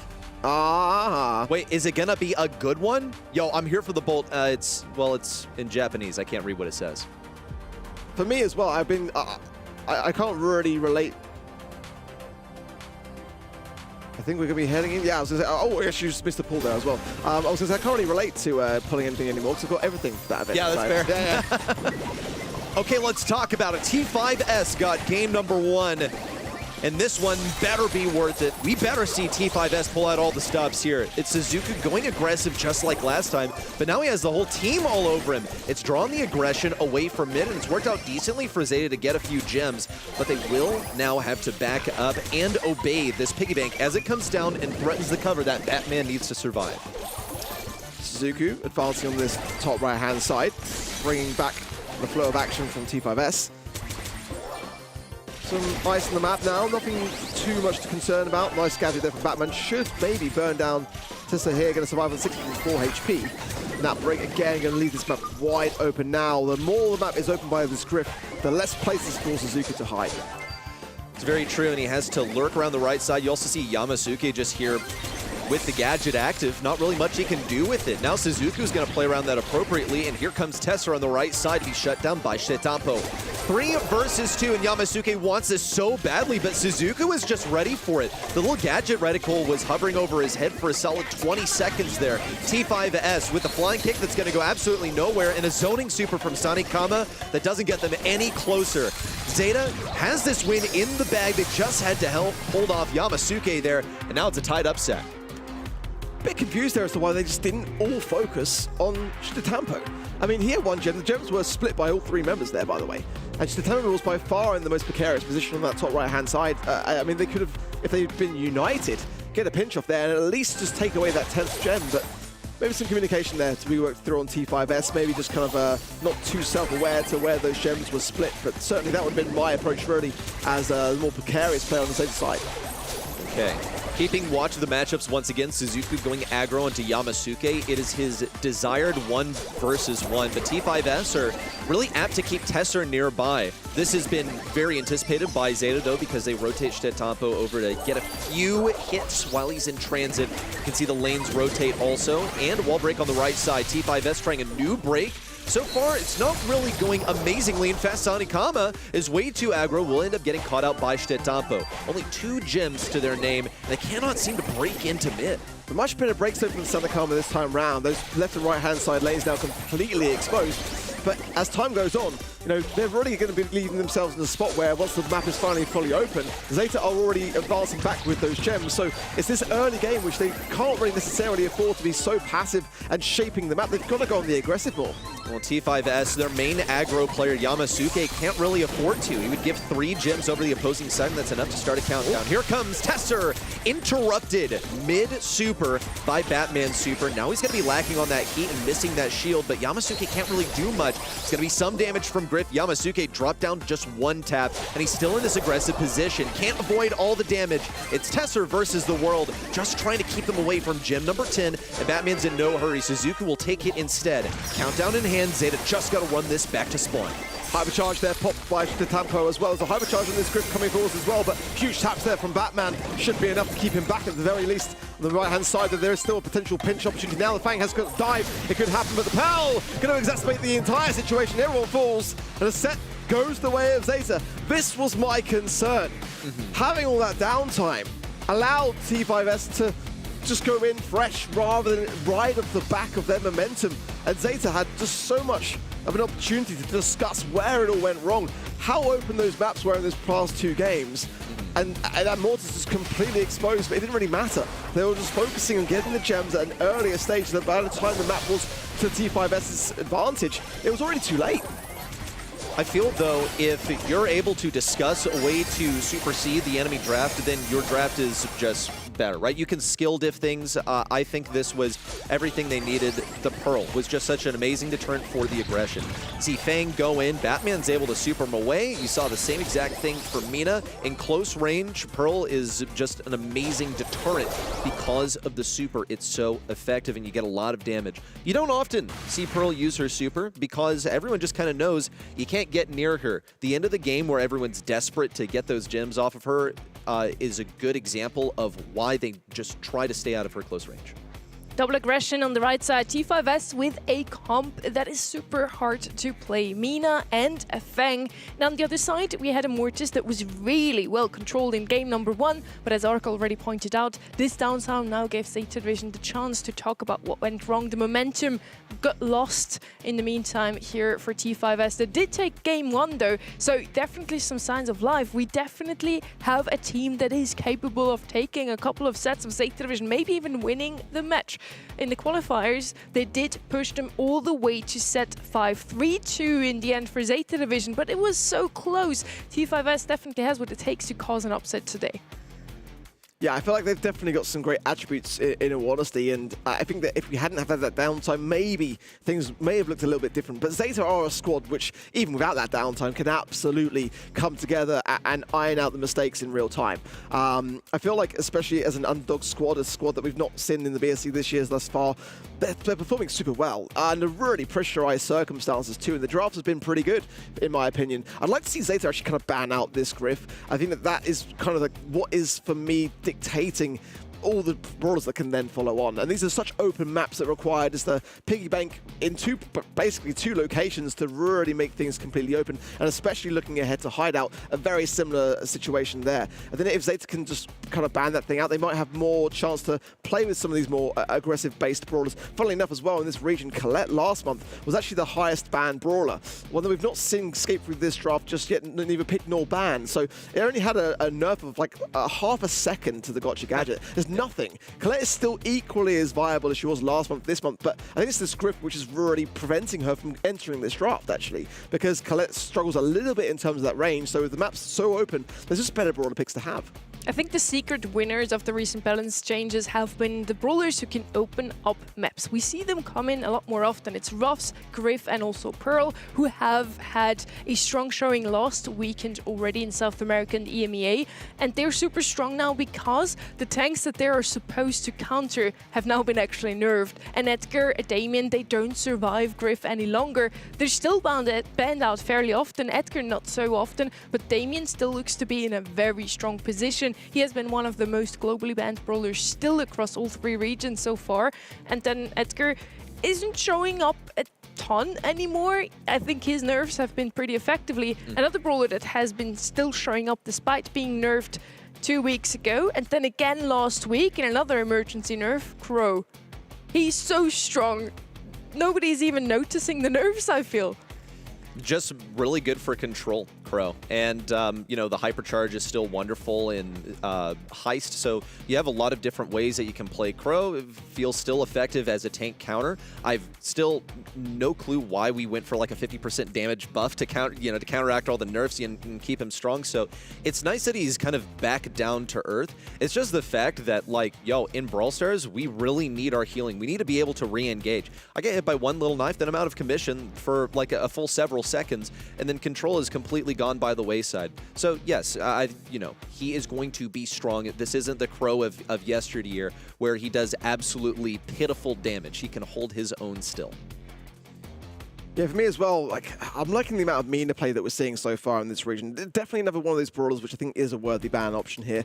I feel like it's in a place now in the game where there's just so many options, and I think that is only ever really a good thing, realistically here. But certainly, I mean, going into our next map, Hideout for Bounty, I think that, again, you've got to be so cautious. I'd like to kind of even see a Brock ban on this map. Probably the best kind of brawler, I think, for me, in terms of that versatility, in terms of having the wall break and the sharpshooter range to be able to have off the back of that. So I think it's actually a worthy ban here for sure. Wouldn't mind seeing a bit more Pierce either. It's definitely a map that Naja can do really, really well on. I think that as soon as you have some kind of wall break, you do take away a lot of the more aggressive kind of assassination-based brawlers that Zeta would like to bring in. So depending on where the coin toss lands in that regard, that's definitely going to be a factor here as well. The meta currently definitely goes towards picking up the blue star first and leaning back with those snipers. So we're gonna see also a lot of Mortis again. Mina is an opportunity to snatch away that blue star very early on. And yeah, Kaze, Kenji, Mortis, everything that can dash really. Super quick on their feet. Max or also Jae Young could be options here too. Max is globally banned in this series, so we're definitely not gonna see her. But yeah, that Mina that we've seen twice from T5S already is definitely going to show up in this draft. I think when it comes down to just like talking about, yo, it's Bounty, we got that blue star, it's all about getting the blue star first. This is important to understand within the context of Brawl Stars historically, as we've seen the game evolve in movement to be explored in many different ways across different brawlers. This strategy has emerged where, yes, you have to get the blue star and then you just turtle up for as long as you possibly can. So the highest priority brawlers early on in the draft are going to be the ones that get you that blue star immediately, then you play defense around the rest. And if you're not able to secure it, then it becomes about how do we break into the enemy side. On a Hideout, you want to be focusing on peeking around the walls on the left and right sides to penetrate the enemy defense. Otherwise, like, look, if you have no way of entry in the enemy side, then you may as well just, you know, turn belly up and accept defeat within the first few seconds of the match if you can't get the blue star. I think it's definitely a Kaze map in that regard, isn't it, for me? Certainly one that can inflict that kind of pressure very early on, get that blue star first and foremost, and then continue the advance forwards, and then gives you a bit of space to allow your team to then move up the map and keep your opposition behind that kind of back lines. And those kind of wall break brawlers like those Griffs, like those Brocks, then have less of an opportunity to do so. And, you know, you can just kind of buy some time. There's only so many gadgets that you're going to be able to really utilize, and then you've got to make the choice. Do you break your own cover? Because that's kind of what's keeping you alive in that regard. So I want to kind of see maybe Zeta commit again. Like, they've already demonstrated that they can make a Mortis work in what is a fully open map. Certainly in Bounty, different game mode, different objective for sure. So not necessarily going to be playing itself out in that same light. But I feel like in this kind of map and mode, getting that advantage is key, as we already discussed, right? That blue star's the first stage, but if you can just gain even just one singular kill, you've really got to kind of look to go into a more defensive position on this kind of map. So having brawlers in that kind of you know, draft stage to consider, do these brawlers work well when I'm pushed up against the wall? That's kind of, for me, where this is going to land in terms of draft. can also decide to just ban out every single option to open up the map, and then Search is showing up quite often here as well in this region, who is super strong as long as those walls are there, not bringing the most range to play. But he's going to be super strong against all of the brawlers we named to pick up blue stars. So having a Search against a Kaze or a Mortis, an Ellie, whatever you pick to get that blue star at the beginning is going to be super strong. A lot of different ways to do it, again, and you can ban them all out. But the thing is, there's so many ban-worthy brawlers and Brawl Stars right now. Yeah. We got a cast of over 100 brawlers now, and with all the buffies in play and the meta before the patch came in a couple weeks ago, there's so much to consider here. All sorts of things can sneak in. Still, curious if we'll see the Meg here. Even pre-Buffy, it was somewhat viable as long as you paired it up with a Byron, which is also ban-worthy. I think there was a thing where his super did like a ton of damage, like way more than it was supposed to, but it's a niche interaction, so possibly not that worthy of discussion, but something to look out for, given that it's a regional favorite. Looking here, certainly to see whether Mina kind of continues to have a place. She's up there as a must-ban brawler, actually, for me on this map. If it does escape through, then breaking everything open is going to be the play for sure. I think, again, Pierce, haven't seen it today so far, yet the maps have been actually perfectly catered for it. I think a brawler which is played less so in East Asia than some of the other regions in that regard, but it's still so up there for me. Definitely Brock. Belle as well is much more an East Asia kind of brawler pick to have, so I wouldn't be at all surprised to see her, especially if the wall breakers do kind of get banned out in that regard. It gives those nest egg gadgets a much better chance to lock down an entire side of that map, so you can then focus your attention and just really enforce yourself on the map. Brawlers like 8-Bit as well, I think, can actually have a place now on these kinds of maps, having the turret placed backwards and having it in a more defensive position. I think 8-Bit especially is a brawler which is causing so much of an issue, especially with various combinations that can just thrive off the back of that damage booster, which now gets healed when you then TP back to it as well as 8-Bit. So like that additional buffer utility really now elevates 8-Bit to a much more defensive stance. RT as well, one of those brawlers I think for the past 2 years has rarely ever seen a ban in these big open maps, but again, so versatile, and if you get the hypercharge or can combine it with the roughs to be able to get that very instantaneously, there's not much you can really push into on that side of things. You're going to be forced into the hand of a blender, and then your entire team's going to fall down as a result of it. So definitely a lot of options on this kind of map. But for T5S now, up against the wall, 2 sets down, and with a lot of pressure, not just from the crowd and the and their opposition staring them down the barrel, but now for themselves to get at least a set on the board here. It's going to be a tough ask. After Zeta Division versus T5S, we also have another really tight match here. Zeta Division versus T5S was a set 5 matchup in the qualifiers. Now X's versus Rayjack could definitely be a set 5 match for today in the monthly finals. If T5S manages to turn this one around still, and they will go all the way to the semis, reverse sweeping Zeta Division, you think they're also gonna have what it takes to beat X's or Reject? In a word. In 2 words, not really. I revised it because I don't think it's as clear-cut as just straight up no. I'm just not terribly convinced. Consider you're in the position of T5S coming in here. What are you doing in terms of preparation? Are you thinking about your semifinals? Are you thinking about your grand finals? Not really. I'm thinking about the final boss of the region that's like, I'm staring down the barrel of Zeta Division in the very first quarterfinal. So yes, I anticipate all their preparation has gone into just Zeta. They would be not only going on fumes, but just going on intuition headed into the semifinals. I don't really believe in that. That's not to say, though, that they can't accomplish something huge today. It would be an amazing upset if they managed to reverse sweep Zeta at this point, right? Because they're down a couple of sets. Not only that, but just beating them all together would be ridiculous. I don't think we've seen Zeta fall like that in recent memory. Certainly Zeta, I think it's fair to say, between the last year have been more inconsistent than they have been in previous.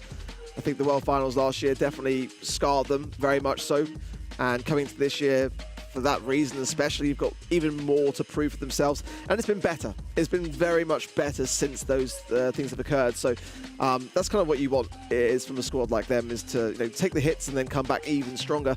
And those roster changes really kind of help them in that regard. Also be in that 1 and 2 slot in this region with Crazy Raccoon, who are the world champions. So like that's kind of exactly where Zeta need to be, rivaling that going into potentially the world finals. If they can have a good performance here today, they can mathematically qualify for the world finals. I think realistically, to ensure it, they have to win the whole monthly final outright. But if Rival Esports don't have a good showing here today, that gap could be increased to a point where Rival's poor performance could inadvertently make Zeta Division qualify for the world finals regardless here. But this is still showing that for Zeta, they've got to be able to secure quite comfortably. This is against a team which in the qualifiers went to a double match point already. So we've seen this matchup played itself out to get into these monthly finals. And it wasn't clean for Zeta. It's looking clean here today. But with this downtime, you've got to ask yourselves the question, can that start to go against Zeta? Can it start to go against T5S? Because at the moment, they're looking like they are maybe getting inside their own heads. I think at the moment, Zeta are looking like the team which are coming out better, actually, by having these moments of downtime. At the same time, T5S now has some time to get used to sitting on a stage for the first time in their lives, so maybe it's not a too bad thing for them either. We talked a lot about our top 2 seeds in the region already, Zeta Division and Crazy Raccoon. You mentioned Worlds last year. The most recent LAN they played before this one was Brawl Cup, where they both dropped to the same team. Foot Esports bested them, but in the end, those two are the strongest in the East Asia region, and they've been winning every single monthly final consistently. Then Rival comes along, beats Crazy Raccoon in the semifinals already in June, and Crazy Raccoon came out of both March and April Grand Final wins. So they have been doing super good so far. Still only second seed because Zeta Division just made it a bit more consistently into these higher matches in the grand finals. That is also last month, where after a 3-2 versus Crazy Raccoon, we all thought, hey, Rival might have what it takes to win it all today. They're looking insane. And then Zeta Division comes around and wins 3-0 in the grand final. Was it maybe just not the day for Crazy Raccoon, or is Rival just really that new roster on the block that you have to look out for? We're going to find out soon. Rival is going to be our match 3, Rival versus Siesta, and then match 4, SK Kalalas East Asia versus Crazy Raccoon, who is another one where we didn't even agree all on the desk with our prediction. It's going to be super tight in that quarterfinal number 2 and 4, so definitely stay tuned for those. Now, Zeta Division versus T5S. I'm still hoping that T5S takes a set. I want to see some more Brawl Stars today, honestly. I would, yes. I would like to see, because consider that T5S managed to get game number 1 on Crystal Arcade, and I started to believe, I saw the way the Mina was masterfully piloted into the Mortis, winning a, not really that amazing matchup, and also the way the team play came together. But at this point, like, aren't you exhausted? This could go for both teams, right? Because as we've been working through the technical issues, and yes, there's been a moment for T5S to get comfortable on stage, just being up here has got to be tiring. I imagine it's going to be a long day for Zeta Division. I disagree. I don't want to see Brawl Stars. I think the community will be united in the opinion that they want me to just yap. They're here for that, and I'm just going to continue on. We will be in, though, shortly. I absolutely promise. I think that things are getting to the point now where the players will be in a position having a couple of resets to get things back on track. But we do apologize once again for the downtime that we are experiencing in this first set of the day. And, I'm sure that once we get through this as well, match-wise, then things will be running a little bit smoother going into the rest of the bracket as well. It's waiting for one player now to be in a position, and we should be good to go. But again, like I said, for Zeta, definitely got to be treading cautiously into this one. Got to ensure that they are not skipping any beats, because this is a month where they can qualify for the World Finals. There's nothing worse than getting towards that kind of final hurdle against a very, very unknown team, a massive underdog in this competition, but one who did take them to a 5th and final set in qualifiers, to a double match point. And we know for that reason that this is a team that Zeta cannot underestimate.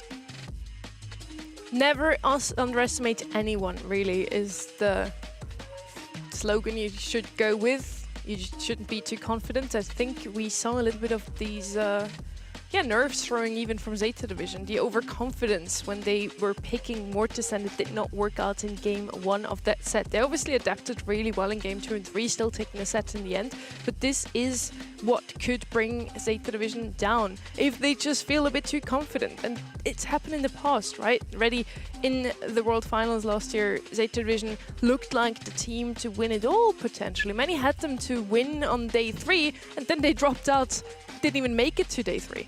And it was overconfidence that kneecapped them there because they believed, no, we like don't need to account for this in the draft. And then here comes Juan Carlos, and Juan Carlos has a Hank, and then Juan Carlos has made quick work of Zeta Division. Some old habits die hard, and this is one of them. Just believing in a brawler or just a methodology that's just kind of old at this point. Draft has been in Brawl Stars for a good few years now. It is more important than ever, and you can see that Zeta Division are finally like acknowledging the issue.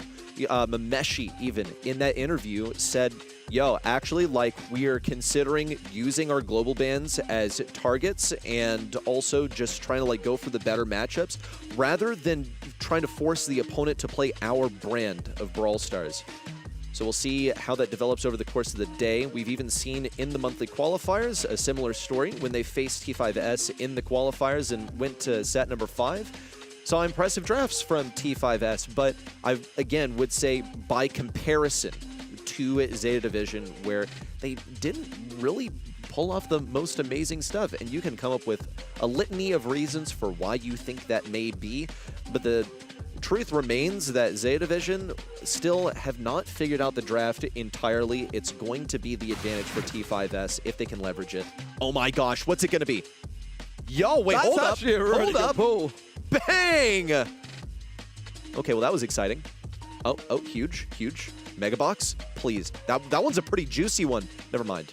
Will we unlock something? Oh my gosh, come on. Like, we can get enough resources here. I know I want the credits, though. That's actually really, really good as well.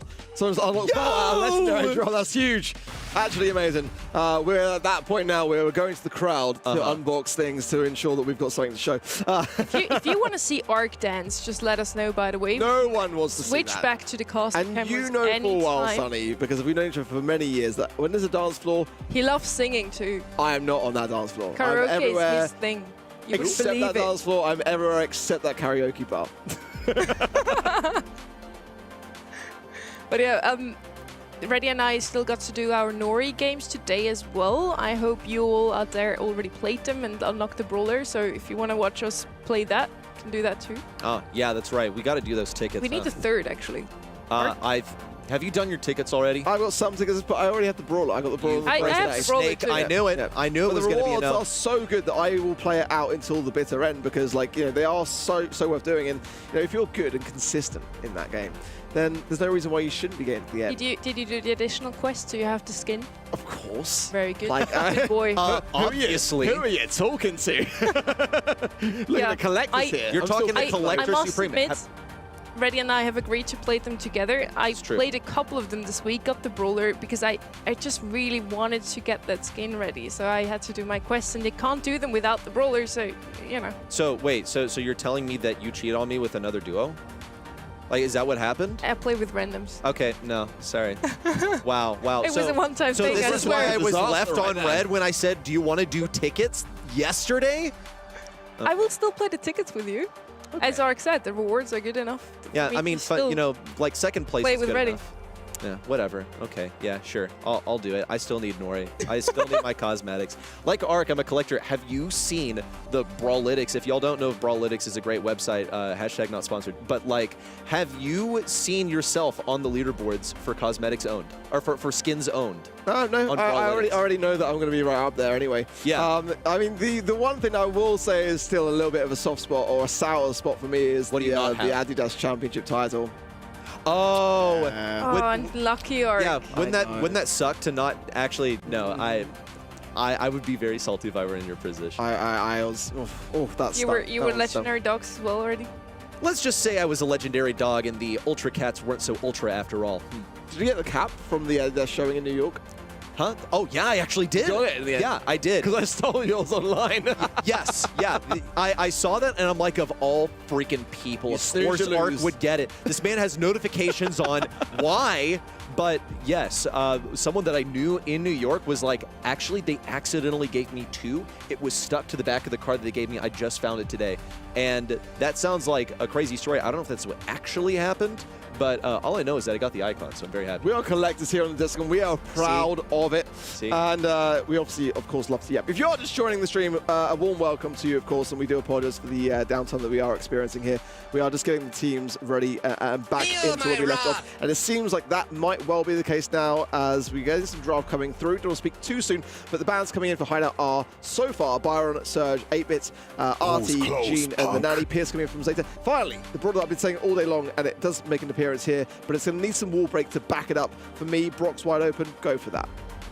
Meta and Bounty, pick up the blue star first and then just farm off your supers. At the moment, T5S will definitely get the blue star with their Mortis on their side. But on the left side, we do have a break comp with the Griff. Those walls are going to be done very soon. Pierce is going to look even better, and Mortis is not going to have the greatest of time with a completely wide open map. But if they do have blue star, they can fall back into almost their spawn and just farm off supers of their opponents. Now, Gene is banned out. That would have been a great brawler to do so. His super is just that strong that you can get a kill and turn the outcome of the game around completely. Mom never Instead, misses. they're gonna come in with Bell. Now, they need to answer with some range on their own. Kind of was expecting a Byron here together with the Mina they showed so often already. Bell is fine too, though. I'm not totally sold on the Bell because I feel like, yes, as far as a brawler, it can be like fairly stable, but there are stronger brawlers in Brawl Stars right now, and usually what the Bell is here for is to break up comps that stay close together. I don't know if I really saw that as a strong possibility, and then now I take it back completely. We got Glowy up in here. It's going to enable the Griff to move forward. This is a common thing that you see on Hideout, where one lane is just a healer and something aggro that stays alive like a Meg. One of the most banned brawlers last weekend as well. Glowy snuck through somehow through the balance changes and comes out on top of the meta. He's back now. Really solid comp from both sides. Last chance for T5S to turn things around here. Let's see if they can. Good draft all around for me. I'm surprised to see the Brock not come through. I like the Griff pick, though. Adaptation from Zeta Division there. A much better brawler to play into that Mortis pick. So immediate breaks already from Zeta, but not necessarily the cleanest, but certainly to get into the map quickly. That's the way you go about it, rather than trying to get that perfect corner pocket with the piggy bank for the entire break. But it's giving Zeta that controlling start now and really closing the gap here on T5S. Mortis swipes, but immediately a trade is going to be there regardless. That's going to give T5S the lead, though, and that blue star. So Zeta have to recollect, regroup here, and come back. Yeah, quite nice also that they managed to get the kill after getting the kill on Zeta Division. Kind of a tricky interaction there, but it's led them ahead by a single kill plus the tie-breaking blue star. Seeing a change in formation also from Zeta, trying to move Batman and Suzuki over to the left side, but Sonic Kama has it locked down as this Mortis, and now he's looking to approach from behind. Doesn't want to go for Batman now unless he has the interaction on lock, because he cannot get feared, and not when he's out on this recon mission effectively. Kama here going to be very weak and weary, and if he didn't get traded out, he was going to be going down for the Mortis for sure. Good taps though, the hypercharge available for Tessel there. Big break into the mid, so we can take some options here as we approach the 45-second mark here. Big taps here from the Pierce as well. Mortis utilising that lollipop drop, but now out in the open. Invisibility now for the Leon. Going to evade those shots, but not going to be able to close the gap enough in time to get much value for it. So a bit of a waste suited there for me. Okay, Tesser, what are you going to do with this hypercharge? Who are you going to mark up? Suzuki wouldn't be the worst target. Look at Sonic Kama, gets aggressive, now has to back up. Batman's chasing him down with tons of damage, and everyone's been backed into the left. Tesser is a dead man. It's only a 3-star lead now for T5S, and Sonic Kama cannot afford to die. Make it 10 seconds. Tesser can throw his life away. Shitatampo falls at the hands of Yamasuke, and they have to get this kill on Mortis. 5 seconds to go. Fear goes absolutely nowhere. There was an obstacle in the way, and T5S will get this game and deny a match point. I'm so impressed with how this was navigated. And for Zeta Division, with this Glowy, they actually almost managed to take advantage of a huge mistake on the left lane. I do wonder whether a Glowy comp is really that viable. I think Glowy is a difficult brawler to express skill on. There is a skill ceiling. I don't think if it really allows us to explore everything Zeta is capable of. Yeah, it's going to be a tough one because ultimately, you know, the creep from the deep super on the side of Zeta, which is going to be that ability to scare up your opposition, have them retreat. Against brawlers like Mortis, it's very tough to pull off because the Mortis can kind of like dash through it. Once you're dashing through it, you're not going to be able to connect with anything. That super will not work unless your opposition is facing you when you then pull it off. So Zeta will be very, very quick to the mark in that regard. There's a lot of potential room for error. Tampa now going to be on his own here. Does get taken down by Sanakama there as well. So I'm liking the way that T5S are approaching this one, immediately getting that blue star, immediately just stepping back into defensive position and utilizing this unpredictability for Leon.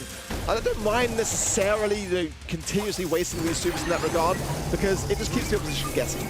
A lot of utility expended on the right side. Yamasuke navigating around but will eventually fall, and Tesser also in dangerous territory and goes down himself. Not enough support for Sanakama to really make an impact. For the first time, Zeta will find themselves properly on defense. It'll be a mark on Suzuku, and that's a solid way to start. But how are they going to crack this defense? Shitampo low. Now it's just a one-star lead for Zeta. T5S can't afford to hang back and allow Zeta to expend this hypercharge for Batman and put themselves in a more favorable position. 35 seconds to go. T5S need one kill to lead and take a set. Not too much value there from Batman off the back of that hypercharge. Got some map positioning control. That may have been the idea from it from the outset, but regardless, you kind of want those moments to be in those final seconds to really land.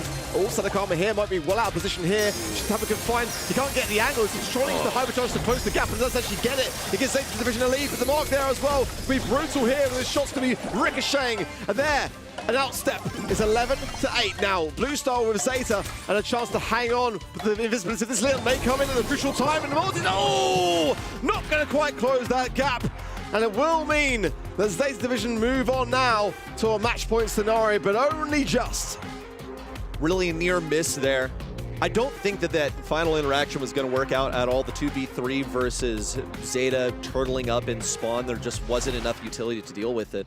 Something that I would love to see is a Mortis hypercharge. In Bounty, those are going to be harder to come by when Mortis needs to stay alive with the blue star in the early game.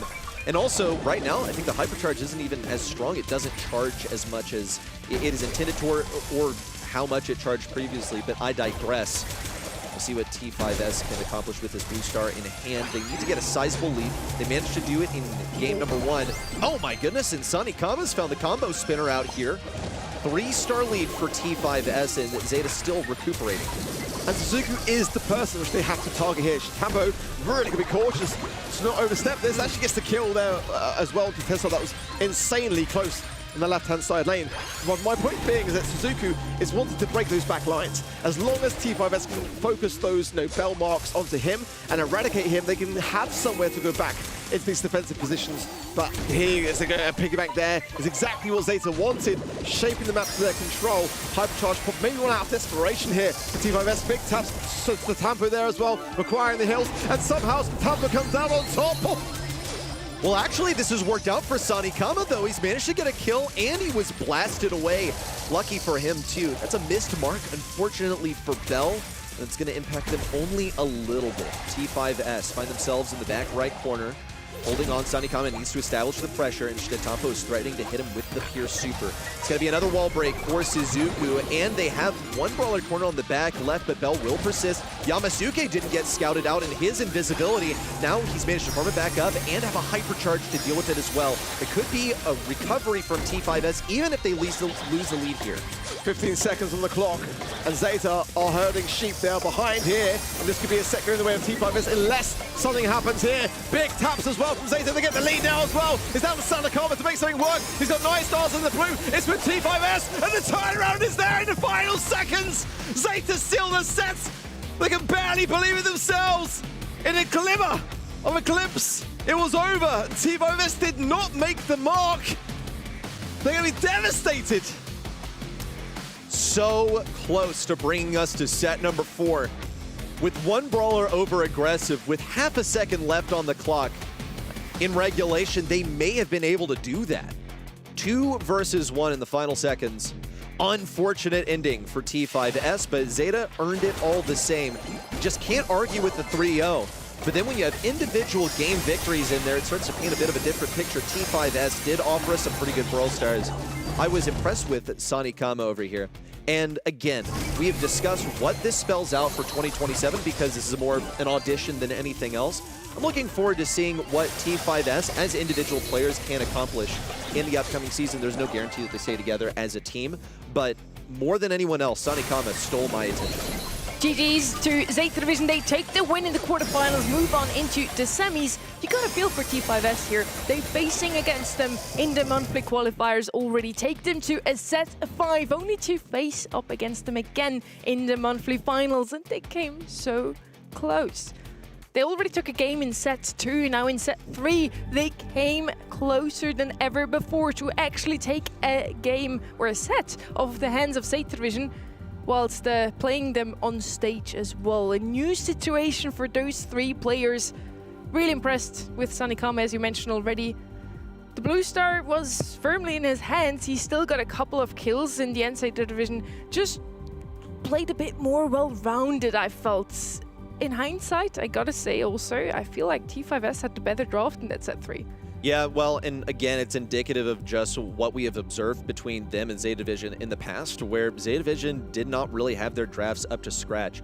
It seems, though, that when they have an opponent that is a real challenger for their regional spot, that's when we see a different side of them. It's going to send them into a semifinals, and Kenny, it's nice to have you on the desk. It's nice to be here. Y'all are some troopers for real, and the folks at home as well. Obviously, we want some Brawl Stars too, so appreciate everybody being patient with us. Kenny got to sleep in big time today. Yeah. A great trophy push off camera. I'll tell you what, me and YD were moving. Oh, wow. Nice. I'm so happy for you, Kenny.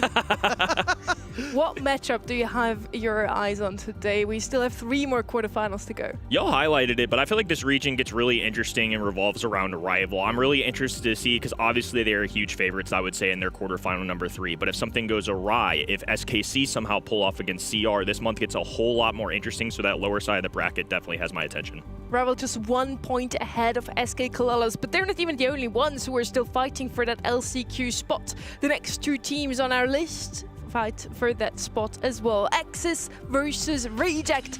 And Axis Esports surprised us all in the qualifiers already. They beat Crazy Raccoon 3-1. Stay firmly in the upper bracket. That's also why now are on the left on your screen. And then on the other side we have Reject, who has had some very rocky months before, I feel. They didn't make it into the monthly finals consistently. Now, yet again, they're finding themselves in the lower bracket. Yeah, I think Reject, a fair way to put the last several months for them has unfortunately been just poor, like under-delivering compared to expectations that maybe we would have had from the outset. One of the things that we've seen a lot from them is that they love to play these control comps, which are just not as viable. I think that they're becoming a little bit more viable right now with the nerfs of tanks and assassins, so maybe that can play to their advantage, but it also does reveal a key weakness for them. Definitely. I think that is something gapping. And when watching their scrims, they do strike me as a team that really revolve around these control-oriented compositions. But in EMEA, for example, that's something that was very apparent. If you look at their top 5 play rate brawlers, it's not a lot of tanky brawlers, and that's partially due to global bans, map choice. There's so many things that influence how players draft right now. And I find that each region is going to be a lot more diverse maybe than what we've seen in the past. On X's, we have a couple of already known names. Terry returns from EMEA, joins back with his region, replacing Nem in the roster, and now playing with Yuma and Menmi, completely transforming the roster, making it into these monthly finals. And they do need to reach top 2 to realistically still have a chance for an LCQ slot, for example, but that's definitely possible. Yeah, well, I mean, what a welcome home party. By the way, you come back to your home region, you immediately manage to defeat regional number 1 of Crazy Raccoon and show that, okay, look, what happened over in EMEA is not indicative of how I am as an individual player. And in this specific matchup versus Reject, Terry as a specialist on aggressive brawlers as tanks is going to be, in my opinion, certain doom for Reject. I still want to see what they have to offer in response. I'm really excited to see what he can do in this map pool. I think Terry's an excellent player. Obviously, things didn't work out with Nova, but honestly, major respect for just going abroad, new language, new teammates, and then to come back home and have some immediate success. I think he's one of the most interesting characters, if you will, that we've got in this entire bracket. So really excited to see him debut back in the top 8. Map draft now, Reject gets to choose first. They are the lower seed, so Axis chose to go second. Hideout out in the open, Ring of Fire, Crystal Arcade, and then Safe Zone as our random decider. Anything that sticks out to you here? We have a couple of maps we haven't seen in match 1. I am looking at Ring of Fire as an interesting one. I feel like this is such a difficult map to play, and so much different stuff is viable here.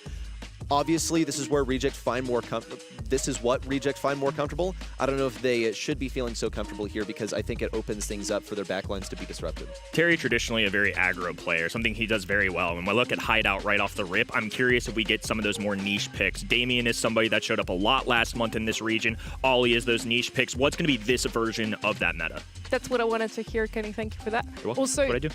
global bans now coming in. We have one team who likes to play aggressive comps, and then we have Reject who, at least in scrims, only ever played those control-based comps. We have now the bans with Max Damien on the side of Axis, so actually super aggressive brawlers banned out by themselves, and then Finks and Starnova. Starnova is probably not going to see the light of day today. Yeah, I wouldn't expect so. She's sort of a jack of all trades, just does so much in Brawl Stars right now that you cannot afford to let her through. She disrupts things way too much. What are you thinking about this Finks? We see him not too often in the global ban stage already. A really niche one, and it's just something that we've seen throughout our monthly finals of players just really electing to get under other players' skins, the Colonel Ruffs bans of the world. We've seen a lot of these 2-3 turns or safe first picks kinds of brawlers really be ruled out. Predictions-wise, though, this is a little bit surprising to me. I really thought that the public might side with Reject, just given home turf, previous year's experience. You know, obviously we get a little bit of a land buff, which is something that Ark talked about earlier. I think this is a very debatable one to take, and obviously for the event sites, 63, call it 60-40 if you will. Yeah. That's about as close as it gets for when you're picking a winner. So I think that goes to show how exciting this match is going to be. Yeah, don't underestimate land setting as well. Some of these teams have already played on stages like this one, and they're going to obviously do better because they know the situation. Playing in front of people can make you super nervous, and now those two step up here into our stage. I'm super excited to see what they will do today. The Finks ban for me as well.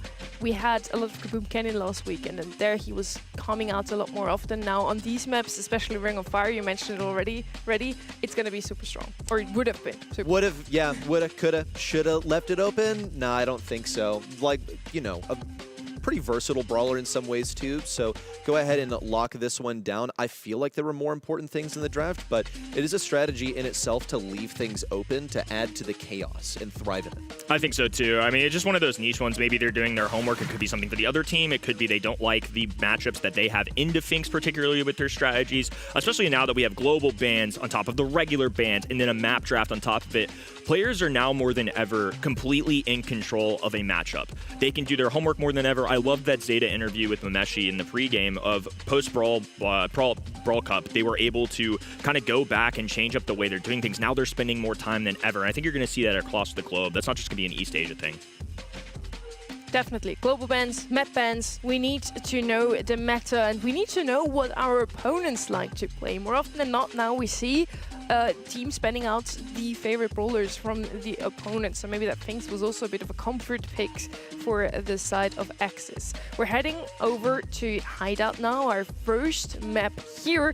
I would have loved to see Max on this map, but she's probably also going to be banned super often here in this region, where Max already was in a decent spot. So now with the most recent buffies, she's going to be probably the best brawlers in the hands of East Asian players, really. We are in Hideout, so we talked about it just before. We saw the map in the previous matchup too.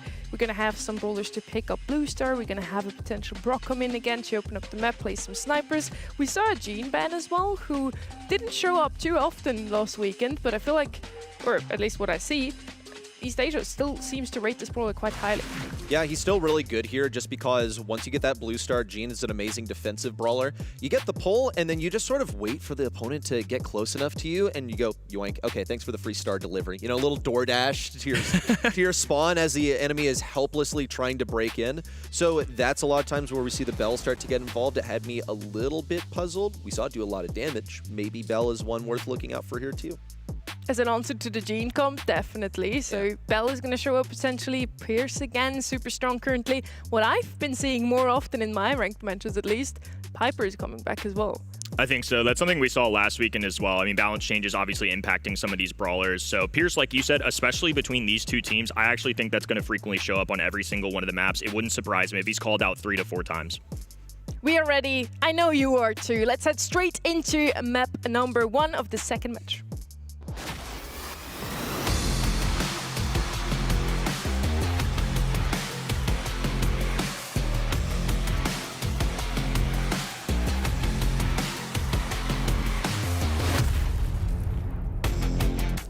We're in Hideouts, Axis versus Reject. In the past, we would have definitely all said Reject is going to take this one. A fairly new roster on the left-hand side. Also not playing together for a very long time. Terry has started the season playing for Novo in EMEA, now coming back to his home region. And Axis immediately knocks out Crazy Raccoon from the qualifiers. Move those feet to the Bans are in. boombox We have beat. Hyper and Bell banned out on the right side. We're gonna go in with Brock, who is a super strong brawler. Also has received some buffies just 2 weeks ago. And he's the most picked brawler on this map for at least Axis. On the side of Reject, it must have been banned out very often because it didn't pick it up even a single time in scrims. Interesting. Also, when you look at Reject over here, their bans, I think, scream Brock that they want to be able to have a favorable matchup for him at range. Looking also for him to have the extended range from Rocket number 4. You got that Buffy extended range. And the Pierce, as a response, it's just like the other sharpshooter that's open, but it's also still really, really good here. One that has me scratching my head just a little bit is a Crow ban. I understand that he's really strong right now, can, do some decent stuff on lane, but it's not necessarily my favorite here on Hideout. Clearly, it's an issue for Axis, and I think it also is giving a hint as to what they want last. I think this is, I was going to say Blue Star's coming up for sure. So we've got Mortis coming down. The only other option that teams probably would have likely gone with would have been something like a Kaze, but I think Mortis just for the instant dash, really good matchup unless they're running something like a Rocket Laces. Brock is pretty helpless in that scenario. Pierce is going to be a staple, I really think, throughout all of these sets, especially when looking at the maps now too. And the only other thing I'll add, 4 or 5 turns, Byron is something they've been running a ton. On top of that, they're going to go for a little extra vision in Pearl. Usually this Byron is a flex brawler. They don't always pair it, I've noticed in their practices, with another stereotypical tanky brawler. Sometimes they're just letting it loose, and I think that's really interesting because a lot of teams, I think, would have to rely on pairing it with something that goes well with it. I really like the Pearl last pick here. We have two very squishy brawlers in Brock and Byron. They needed something to address the Leons and Mortises of this world. Leon would have been a really decent last pick here for the side of Axis. Now into Pearl, potentially not. So let's see if they're going to go with something a little less aggressive. They already have the Mortis. They banned Crow. Maybe a healer come in here. Somewhat of a healer here with Gus. At least the shield is there to help out the Mortis. Gus, we didn't see too often in recent times as well. He doesn't have the same range as Byron, at least. Is it a good pick or not, Ready? What do you reckon? First and foremost, I'm distracted by the fact that we see Gus and then the camera immediately goes over to Melty, where it like has this strong resemblance to the brawler. But whenever I see Gus, look, I understand it's an East Asia favorite and I get the synergy, but a lot of times it feels like a cop-out. There's so many different things that you could go. I feel like there's stronger ways that you can play this.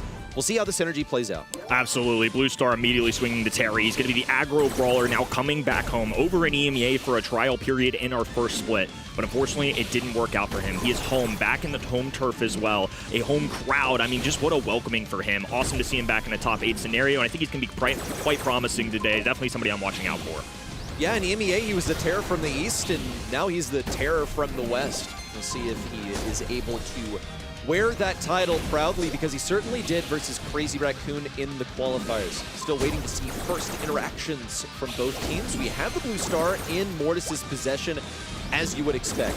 What is Reject's plan to crack this spawn? Because they only have 2 brawlers that can effectively wall peek. Shu and Melty can both shoot over walls, so they'll play that to their advantage. And you see Axis are slowly moving their line back.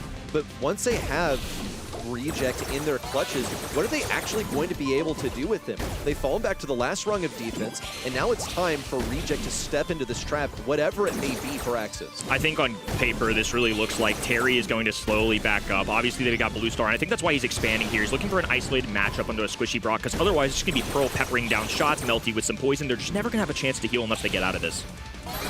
Okay, waiting to see it. Yume gonna pop the super on himself, and it doesn't really do much versus Levi. He's getting all the healing in the world, and he has that shield active. It's what makes Byron and Pearl so deadly on really any map, but it's curious to see them split up like this. What can Melty do? Just a super, maybe cycle some stuff out, needs a couple more shots to get it back, and he'll get these guys low so they cannot offer as much pressure. 15 seconds to go. Terry way far behind enemy lines, but cannot push Levi. That's the kill that Reject need. 10 seconds to go. Terry manages to snap one up in response. 5 seconds to go. Melty can go for a finishing move, but he just can't get in range, and Shu can't get one on Yume either. That gadget did not find its mark. Really close cut one there, but Terry managed to ring true in the end. Game 1, a slow build-up, just tension throughout all of that. And a lot of times at pro play, you're going to see that in Bounty and Knockout in particular. Nobody looking to make the first mistake. And that's part of the strategy as well. Mortis is the most aggressive brawler in the map.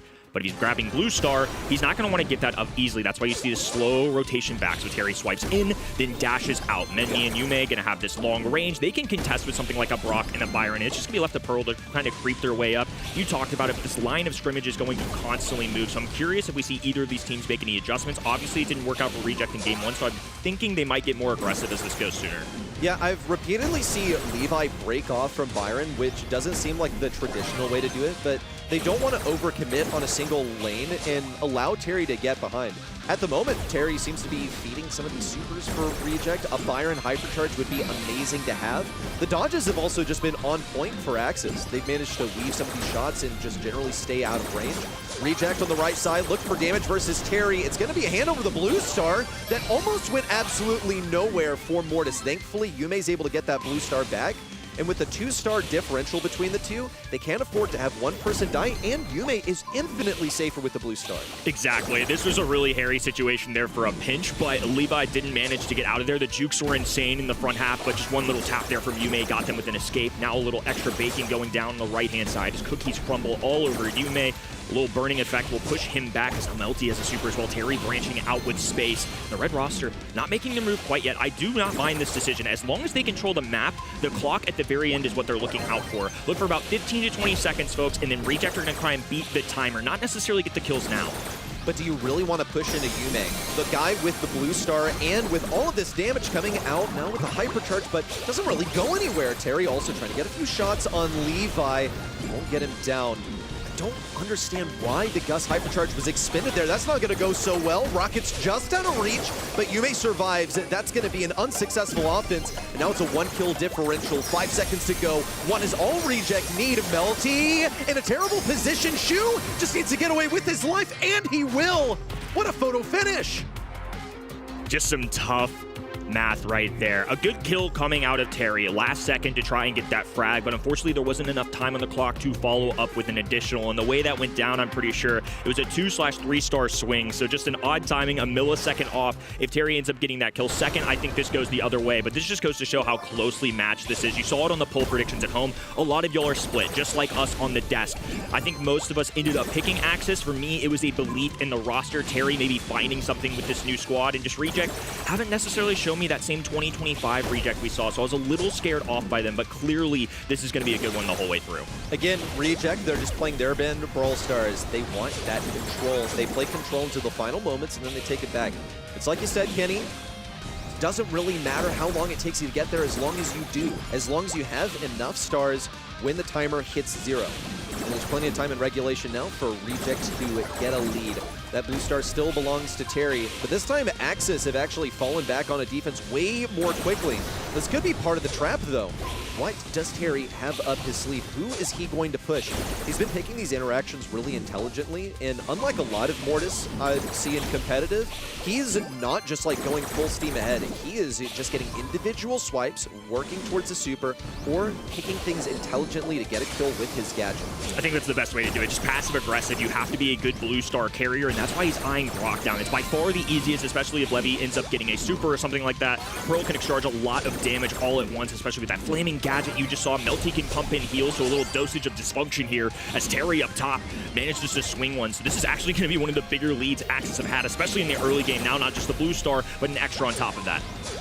The formation for Reject really needs to be strengthened because they find themselves split apart, especially by that big obstacle, which they've now surmounted, so maybe there's some hope for them. But Terry takes advantage of those situations so well. Just look at the dodges on the right side. This guy's unreal, and if he gets hit a single time, then the lead goes to Reject. Axis can afford a single kill here. 5 seconds left in regulation. Terry playing it smart, but can't get Shu down. 1 kill is all Reject need, but now it's become even more than that. Axis with the final kill from Menmi, and they get this set locked away. Such incredible Mortis play from Terry. Love some energy coming out of them, too. That's part of the land stage buff, I think. There are some teams that crumble under the pressure, and there are some that thrive in it. And I love seeing that Terry, with a little bit more experience as a player compared to these other two guys that he's teamed with, just going to be able to absorb that. But, of course, on the other end, you're looking at it here. Melty is no stranger to the limelight. Big on the stage, obviously a big personality in terms of aura when we watch him from home. I have a feeling this is going to be a very even fight the whole way through. And you see it go down to the wire there as well. In terms of strategy, I think Axis just played theirs a tad bit better. They get that blue star, and they don't force anything. They don't make any mistakes. I think in that game number 2, it would have to be a replay for me to kind of see if Terry went in too early. Did the teammate just not follow through with a shot? But nonetheless, it was literally 1 star in that one. I think it's easy to be critical in that situation. But just good stuff overall. Impressed with the mechanics. East Asia really showing up today. Yeah, I think some close interactions there in game number 2 where Axis, I think, overexpended with a Gust Hypercharge with maybe 30 seconds left on the clock when they didn't need to. They basically were fishing for a kill that was never there, and there was plenty of room for Reject to back up. You see, though, Yume actually got the most kills on the team and had ridiculous damage, so maybe I'm being a little bit too harsh on the guy, pointing out his one mistake for the entire set. We're headed to out in the open for a bit of knockout, folks, and we're going to see some pretty similar gameplay to what we just witnessed on Bounty. Though, you cannot afford it to go down early this time. But still, I expect us to see a race for the mid here on Out in the Open. And I think we'll see some repeat brawlers as well. Somebody like Byron, I think, definitely shows up here a lot for Axis. And on top of that, like I mentioned before, this is a team that really likes to have Terry be an aggressive brawler and then play that. On the other side, Pierce is easily the one that I noticed, the big star on my cue card here. Just somebody that they play all the time, and all of these maps kind of cater to that. So Out in the Open, no exception. And also, it's just a very safe, stable pick. I really like Pierce. You're not locking yourself into any strategy. You also add the range on top of that. He's just really annoying to deal with if you're playing into a good Pierce. Yeah, you also see the Mina ban. I think she just threatens to take up so much space. The downside of Pierce is how he gets his ammo back. Really, really slow. If you miss shots, it's pretty costly, actually. So mobility brawlers are going to be of the essence. We see a Pearl now coming from Axis, and Bella's still in play, so it could be a top priority for them to get rid of, just so that your Pearl doesn't get marked up and then become practically like worthless for the rest of the game. Also can pair it up with a Byron that is available at the moment. So on the 2-3 turn, I think there are a couple ways they can go with this. Byron is standout for me too right now, just lingering for both of these teams. I'll point out as well, Mina gets banned. That's something that I think this region is going to play way more than the previous 2 that we've watched. So keep an eye on that throughout our day as it progresses. Just throughout that ban stage, maybe a pesky little global ban in there too. But things very predictable so far. Another safe one, something that's really become a priority, I feel like, is this Pearl. And that's not just an East Asia thing, that's a global thing. Byron's just good. What else can you say? He's got damage, he's got a super, he's got the combo to get the super, and then a couple of attacks to get a super back, and then a couple of supers will get you to your hypercharge. I mean, what's not to love about this guy? Math if I've ever seen it. Yeah. I mean, but that's how this brawler works out. I think it actually is a pretty mathematical brawler because my range stat is higher than yours, and that's good enough for a lot of interactions. But check that out. I love to see something new and fresh. So you have Glowy to support either the Pierce or the Colt. I think I could see either going on the aggressive. Also, just wall break is in the conversation now. That barrel that you love to hide behind on your home zone is no longer a factor. Also, you have a way of getting out of spawn quickly. Silver Bullet's exactly what came to mind for me too, and especially now with Brock banned, that made Colt value more valuable. And then on top of that, it's really a few other options that you can go with if you really wanted wall break. If you want to travel over the water, you could go with something like Eve to match this maybe. Instead, they just go with a reliable Bell. I think just not forcing the terrain of the map. Sometimes that's a nice little advantage, but two very different compositions, I will say. Glowy is just kind of in his own category. Colt is a DPS sharpshooter, and then the long range on the right. But on the left, just all control-oriented. Again, there's going to be a contrast, I think, in what we see today, especially from this roster on the left-hand side that's so used to seeing them play these more aggressive brawlers, now just kind of leaning back and show that they can do it both ways. Yeah, I'm more convinced by what we see on the right side. So how is Axis going to pull this off? Again, they're playing against Reject's classic brand. We love control. We love control so much that we're willing to put to one of our players on Glowy, which, don't get me wrong, is a great brawler. I personally find it a fascinating brawler. But you're going to be playing it into this Bell, and you can see they're kind of trying to obscure the sight line when the time is right. But Glowy needs a direct line of sight to the brawler that he is healing. It's one of the things that makes Bell quite effective into him. So far, he's lacking on the range, though. He's not really able to do much versus Yume, and Axis are all over this mid. Yeah, Shu's not really enabling anything here. There's no aggressive brawler that's really going to be in the front lines. It's two backline brawlers that want to keep the distance, so he's just going to have to find a way to kind of tiptoe his way up there, especially in these sharpshooters. If Axis are hitting their shots, I see this being a harder time for Reject, but if Reject can get the jukes going, the footwork moving, I really think they stand a chance here. Okay, well, let's see it. They finally have taken over the west side of the map, and now rushing Axis into the bottom right. Terry's missing that pressure that he needs from this Pearl. Doesn't have the shield up at all. Menmi so low and cannot afford to push up, but he just knows that he has to answer the call. He has to be able to deal with Yume, who picks up a kill on the Shu. It's a good start for Axis. Reject need to pick up these pieces. What can they even do? Levi's down. Why not expend a hypercharged super? I don't think it was really worth it, but go for it if you're that confident. A really interesting round because I felt like that was leaning Reject, especially as that progressed, but the fact that it made it the distance allowed Terry to get easier shots, because right now Terry is just outranged. There's no way that he can walk forward. Sure, it's a beefy brawler, but you're really taking a lot of DPS from something like a Glowy that can tether to you, Pierce that can rapid fire with the shells, and of course we know what Colt can do. Yeah. I think the fact that they made it towards those later stages is actually a big deal. Yume picking up that kill was really pivotal for me.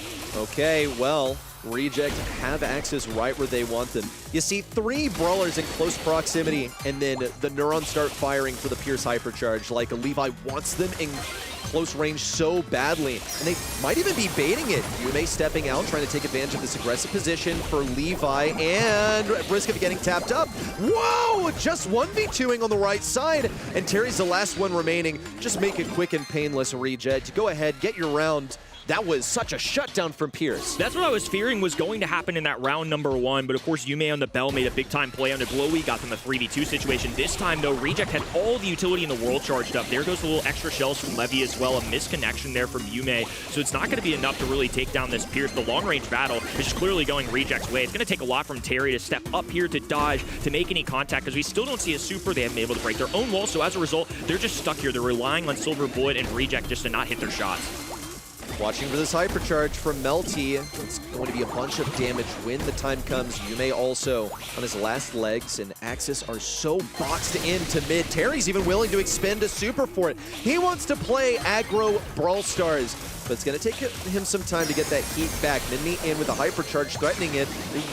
Went completely by the wayside. I'm not sure what that was at all. And that's going to cost him because he didn't get any supercharge cycled back. Missed opportunity for sure. Sending that one right-hand side, just not predicting the movement correctly. As Shu now goes for the hypercharge. A stun goes through. Terry terrified and now gets the heals pumping from Byron, who's going to drop the gadget. Little connection there. Sidestep. Now a 1v2. Low HP for Shu's. Rounding this corner using the little barrel he has left for protection. It's just enough to push Reject forward. A closely contested round, but two very contrasting strategies. You saw it pan out for both sides. It can work, but again, we're starting to see the further this drags on, the more wall break they can get early. I feel like if Terry as the Pearl gets shut down early, they don't get the ability to wall break. That's where Reject are going to be able to pounce.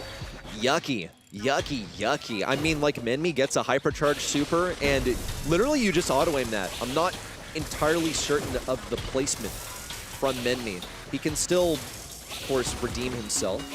He's in a much more aggressive position this time. Different, aiming down this sight line provided by the bush, and Reject find themselves into their back lines. They, of course, do have a way of getting back into mid promptly if they need to. Just waiting to see the first interactions. It's just been taking up space so far here on Out in the Open. Axis doing what they do best. Just taking the fight to the other end. Reject are a long-range composition, so they're going to be uncomfortable in their back spawn. They get the immediate access to wall break due to Melty, though. Long-range shots going down there. The 6-shooter not really connecting with Terry, though, so a missed opportunity, but the good news is they always get a wall break feature out of that, and disrupting this grass, just making it so Terry is always revealed as a big deal, especially for gadget moments like that. Okay, yeah, Terry will get a little bit of burn on Levi, but it doesn't do that much. It's a kill for Shu on the right side. Yume, though, managed to take one in return, but the health and the damage are not looking good for Axis right now. They need to reach deep and get the dodges of a lifetime. Levi looking for a kill, and the super, whoa! Talk about ice in the veins up on stage. Really good job from Levy, a long-time experienced player when it comes to these LAN events just a year ago. A little bit of a disappointment, obviously, at the World Finals, a roster swap as well, but a new potential for life here. Yume dropping a hypercharge, though, trying to get the early contact, looking for a kill, doesn't quite get it. Glowy just pumping out the heals. Reject alive and well, and on top of that, now they've got a hypercharge super that they can press the enemy with. Plenty of utility for Reject, and Axis are right where they want them. Shu's ready to reject anyone that dares come in, and this might be the opportunity for it. Levi also lacking on ammunition, but he is getting so much use out of this last bit of ammo. Hypercharge down, and it's not really going to do that much except for get them some extra positioning. Was it worth it, Levi? I don't really think so. There had to be better times to expend both the Hypercharge and the Super. That'll end up costing them. We see a new push starting to take shape on the right side with Minmi and Terry grouping up. Not so convinced by it, though. Shu now popping the Hypercharge 2 to prevent Axis from getting in. It looks like they might get stuffed in on the right. Yeah, now they're going to be pinpointed down this right-hand side as Minmi is pushed by the fog by the enemy team. Yume all alone. Shu with 20 HP and a reject sweep in that round number 2. Tie ball game. A really interesting and creative solution there and out in the open. Gets the longtime veterans a nice win. Again, it's their brand of Brawl Stars. I will keep saying it because it is getting more relevant with each coming set. Reject are offered this win on a silver platter. The moment that you don't have any aggressive brawlers to disrupt them, you have pretty much signed up to play Reject's Brawl Stars, which they've been playing for the past several years. And they're very, very good at it. There's a reason they're able to compete toe-to-toe with the current meta with a frankly outdated drafting philosophy. Each side stealing each other's maps as well. It's something that I've been tracking just back at home. After last weekend, we are at 47% of teams winning their own map, so less than a 50% win rate, which I find quite peculiar, but I think just goes to show that everybody is still learning this new modern meta. I find it so fascinating that each of these teams go for different strategies. I think in this meta in particular, we're really starting to see more unique play styles. The previous one we had been in existence for a little bit, so everybody was kind of, I don't want to call it a solved game because Brawl Stars is constantly evolving, but there were no new balance changes coming out. And last week, we had a little spurt of the June 30th one, and then the last Thursday one, they had EMEA and SA to study, and then they get to absorb all that info and dump it. Usually East Asia are the front runner. They're the first one of the month, so it's kind of awesome to see how they adjust to what other sides are doing. It is true, because a lot of times we say, like, okay, East Asia, they show us pretty much nothing new. And yeah, maybe some of it can be attributed to the fact that they haven't gotten to observe what the rest of the world does.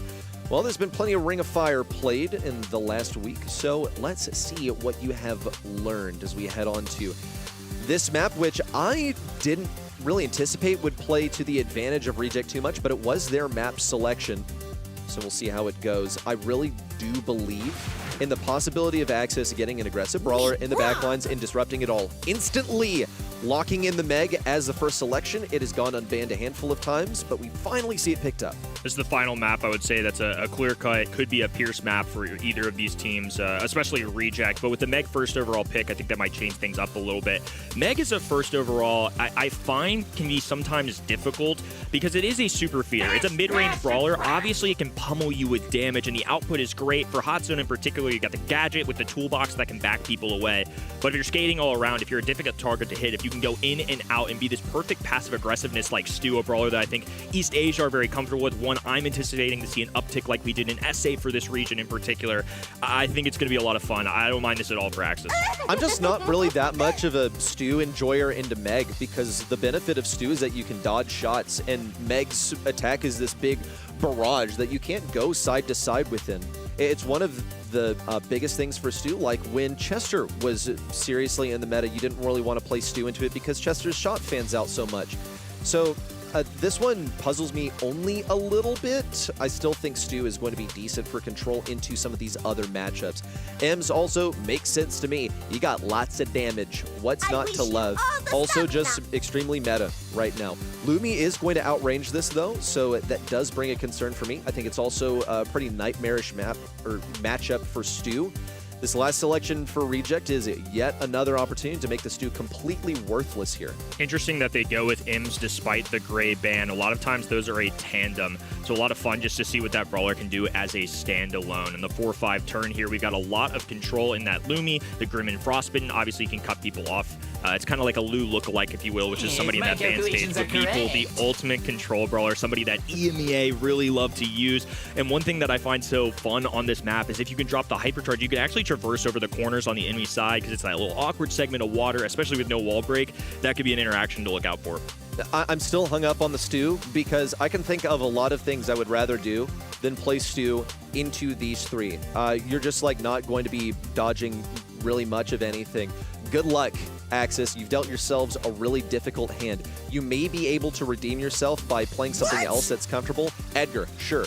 just throw bodies at the issue. It's not going to be great into the Meg, but you can get something accomplished on this Lumi. The issue is that you need terrain to get there. Maybe able to vault over the Meg if you hit her with the Scarf. That's one way of doing it.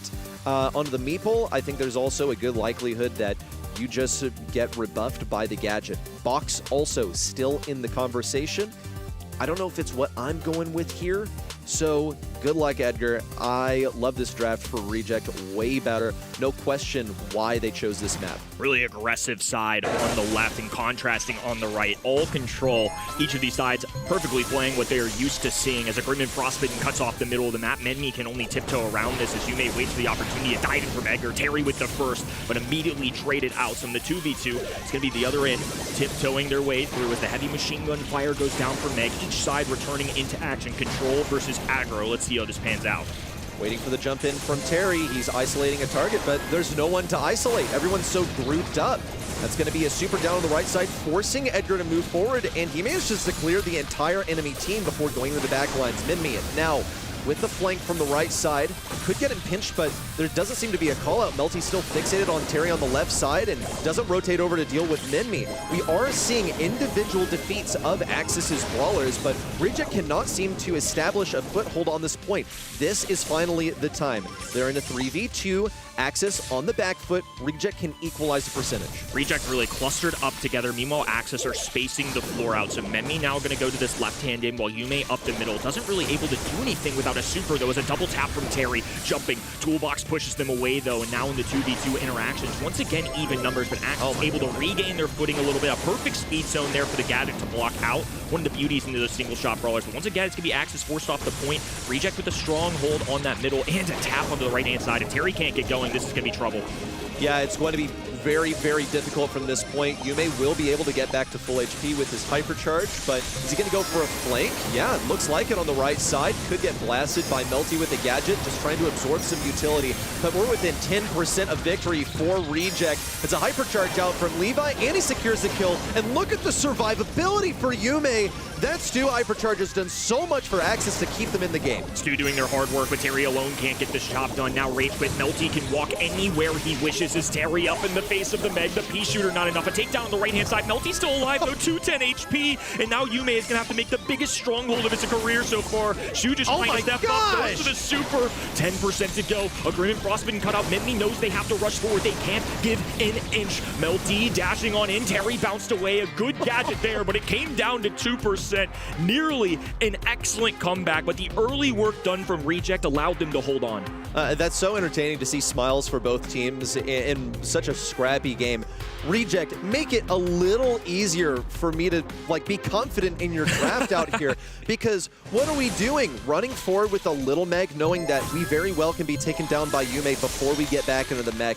That was needlessly close, but the early game for Axis I expect to be played decently similarly. That was the strength of last game for them. Terry was looking for a double tap, trying to bounce onto both brawlers, but that toolbox is an excellent push away. They've got Rage Quit, and now they've got Grim and Frostbitten. On top of that, a looming regular super. There's so many stunning mechanics that this enemy team has, so Terry is certainly going to have his work cut out for him. Gosh, I'm still looking at Yume over here because, look, sorry guys, I won't shut up about it. The Stu just doesn't have good matchups here, but Yume's playing it really well. But here comes Terry in with a jump, going to be, no, not entirely taken down, and a kill for Yume on the right side does look promising. Allows Axis to pull ahead here, crossing that 40% mark. Melty needs to line up these shots on Yume. He's on one tap right now, and on the right side, Menmi pushes up very aggressive, ends up taken down over there. There was no support at all, and Axis's composition is starting to fall apart. It looks like the teamwork is so scattered at this point. Yeah, two different kinds of teamwork. I mean, Axis, I'm sure, are giving good comms. They're just spreading out across the map. Meanwhile, Reject are just one well-oiled machine, just down the middle of the map, up the gut, similar to Stu, who meets his maker immediately. Hypercharge now on the right-hand side for Melty. They'll have access to this awkward little L-shaped wall right there.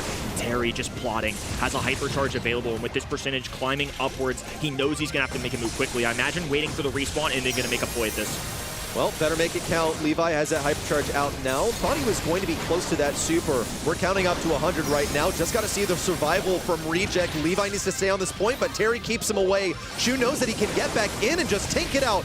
Makes sure to put himself between Terry and the point, and Melty advances on to get a set victory. And finally, we find the other side of that 50% stat, Kenny. A team winning their own map. This draft had victory written all over it for me, at least in my opinion for Reject. I think they just had the tankiness to deal with it.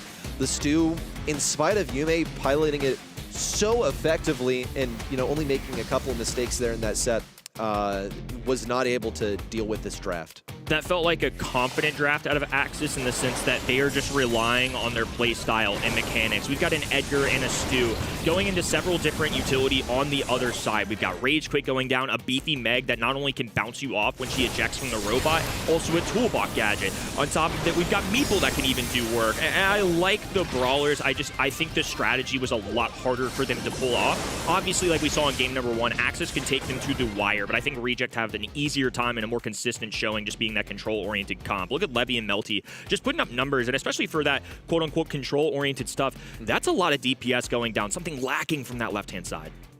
Yeah, the numbers speak for itself, really. Levi did a wonderful job at just shutting any attempt on the left-hand side down to actually make some time in the zone. We have Meg, of course, who's also super good on any hot zone map because she just stays alive with her mecha. She now also has a gadget that helps her to knock back those enemies and stay there for even longer, gets her super back automatically. But yeah, Levy, for me, definitely the man that made this happen for Reject.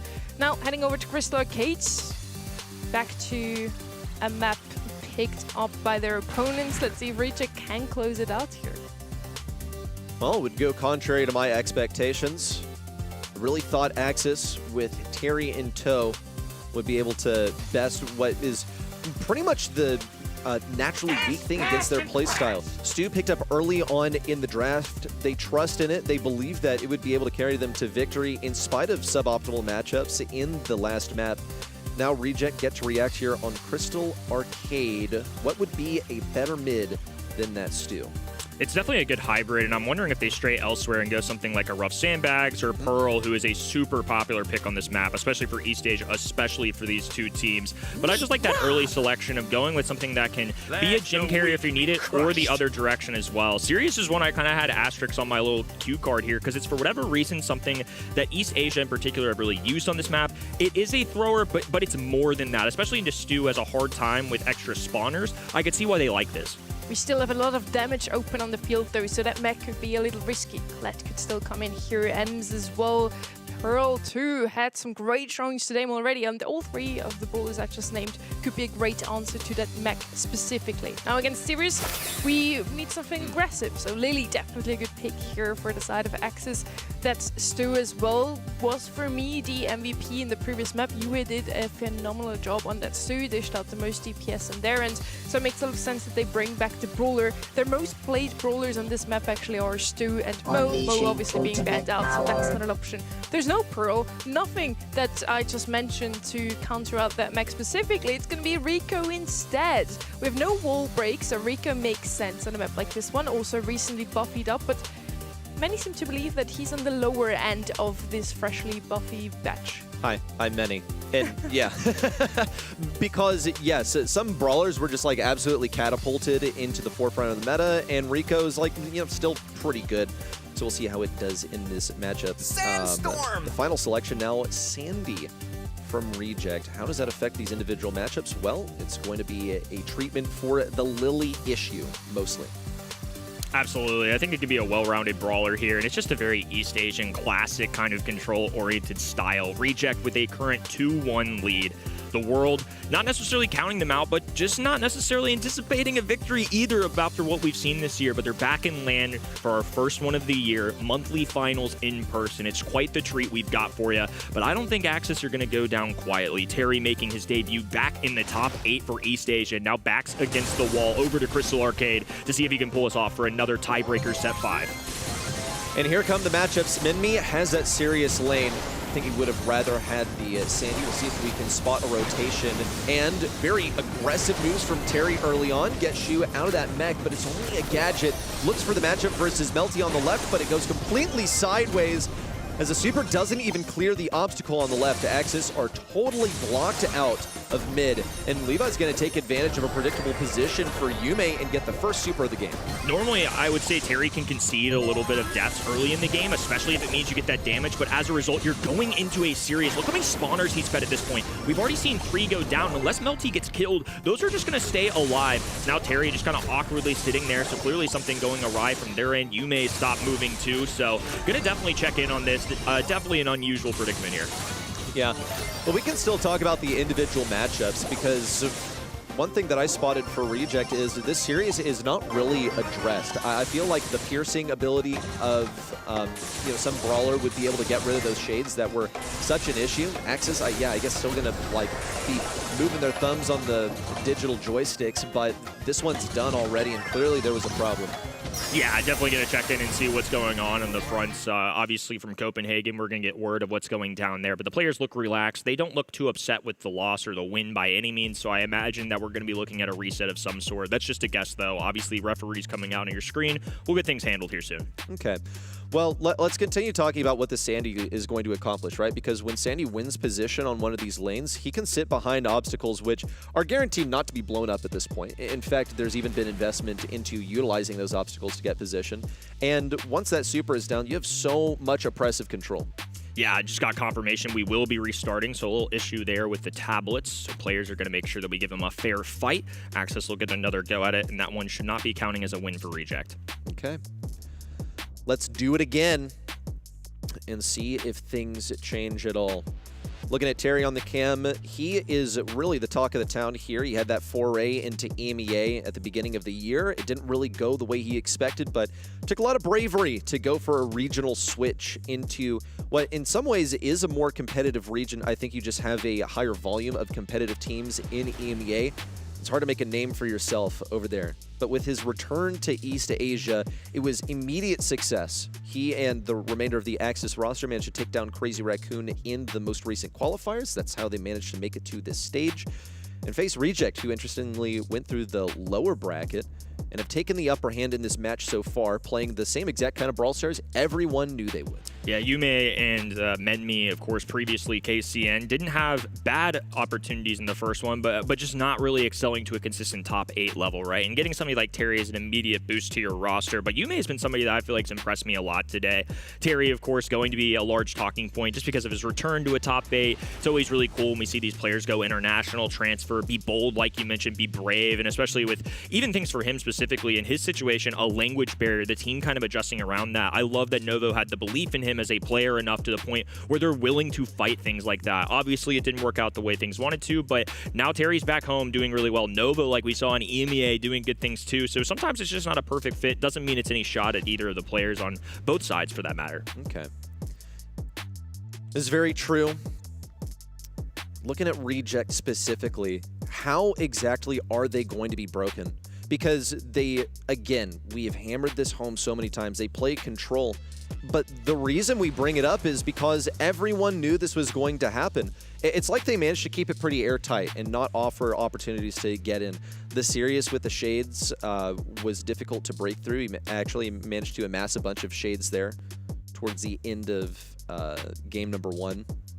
And there was no response to that series specifically. With Griff being banned out, you just know that those walls are going to be remaining standing for the entire game. So we'll see. We'll see on the other end of this sort of tech pause that we have going on here right now who gets the upper hand. I would love to see a set number 5. I didn't think we'd see Axis down and out within 4 sets. No, I didn't either. I mean, if Reject ends up winning this, I obviously picked Axis. This isn't one that'll shock me by any means. I think there are ones later through the day that are certainly more heavy favorites. Reject with a lot of experience, but their resume for this year has just kind of scared me off a little bit. Quarterfinal, missed. And one of those quarterfinals is because another team in front of them got DQ'd, so they were just the next ones up. So definitely inconsistent is something that has come to mind for them this year. But it's a star-studded roster. I mean, Shu and Melty obviously have been a tandem for a long time. Levi jumping in, somebody that had a lot of success with Zeta. I think this is a roster that's going to be in a little bit of a tough situation here because if they don't really burst out this season, it's going to be tough for them in month 6 to make a comeback for something like an LCQ for a World Finals spot, especially for that matter, with Zeta and CR at the top. So So challengers might be on the horizon for them, other options, but I think they'd obviously just much rather make the distance here and give themselves a chance at the BSC, because challengers is just an extra step that any of these teams are going to have to go through just to have that one spot for LCQ. No doubt. You know, it's an alternative route. So would rather just get through BSC, manage to go ahead and go to LCQ. I will say, though, I mean, playing in Challengers Finals wouldn't be a bad way of getting all warmed up for the next stage. I think there is very much an LCQ buff when we talk about the path through the postseason. A way of, you know, being really put to the test, I think brings out something different in you heading on to the postseason. So I think that either path would be sufficient for these guys. I think just making it to a postseason at all, heck, even making it to this lane, even though it's inherent to the season, but just getting to compete in person has got to feel nice and refreshing and motivating. It's just more real. I mean, any time that any of us, for that matter, are in studio with fans at home, it's always an awesome experience, just because when you're staring the enemy in the eye, when you have a crowd cheering for or against you, for that matter, it really shakes things up. It's a change of mental. You're no longer comfortable on your bed, your couch, whatever studio setup or boot camp that these players got going on at home. It's quite a stark wake up in the best way possible. I mean, that's why we do it, just to see the people that pack out the stands for these guys, that can fill out arenas for these players that make such insane plays, that grind for hours and hours every day. It's what makes the world go around. It's what makes this job so delightful. Yeah. And well, what's this face? Sorry, I got distracted. Why are they all grimacing? I think they are realizing, like, oh no, we're getting the Zeta Division treatment right now. Like, the same exact thing might happen. We're getting things sorted out on stage, everyone. We'll keep you posted with some updates as things progress along. But yes, I think it's funny that you bring up the no longer in the comfort of your own bedroom, because only moments ago we rewatched the segment where we all tried out their posture. Yeah. Not comfortable. No. Not comfortable. No. Well, you know, for us, everyone gets to play in their own posture, and now it seems like we're all in the same posture. We're sitting down. In fact, yeah, has no one addressed the fact that they're in chairs? I mean, it's definitely a change of pace. I mean, honestly, for them, given the positions that they were in, I can't even imagine the flexibility on these fellows. But maybe the chair is actually a nerf for these guys. Maybe this region doesn't need that. Oh, you're so right. We did see Stetampo just kind of not using the desk, though. He was making it work otherwise. So really? We do see some adaptations even from the sitting position. Now, I don't think the chairs are the actual problem here, though. And what do you think it is? Only the gods know. Yeah. The Brawl Stars gods are making sure that we're gonna get this game on the way as quickly as possible. Super tight match so far. We kind of expected this one to be one of the closer ones. Quarterfinal number 4 is also going to be quite tight. Esquiclados versus Crazy Raccoon. There's so much on the line for these teams. As I mentioned before, X's and Reject still have the possibility to go to LCQ. They do need to make it to top 2 today to realistically still have a chance to make it there, though. It's true. And, I mean, having that buffer of points, I think is going to be helpful for just about anyone, especially for someone trying to keep themselves in that contention for LCQ. Got a bunch of them right now, but things are going to distill down further as we have that last month. Our sights is set on it. We aren't even in the bottom half of the bracket yet. This is only quarterfinal number 2. Bottom half of the bracket is going to be especially spicy for that conversation. Getting word that looks like they're about to hop into draft. So good sign showing from the tablets on the screen as we try and work things out, waiting for those local to try and help out and set things up, making sure that our players can just compete at their absolute best level. Ultimately, at the end of the day, we want to make sure that they've got their fair fight. So don't want access to be an awkward spot where we got a tablet that's going astray. Want to make sure that everybody gets squared away. And you can kind of see it on their screen too, I believe.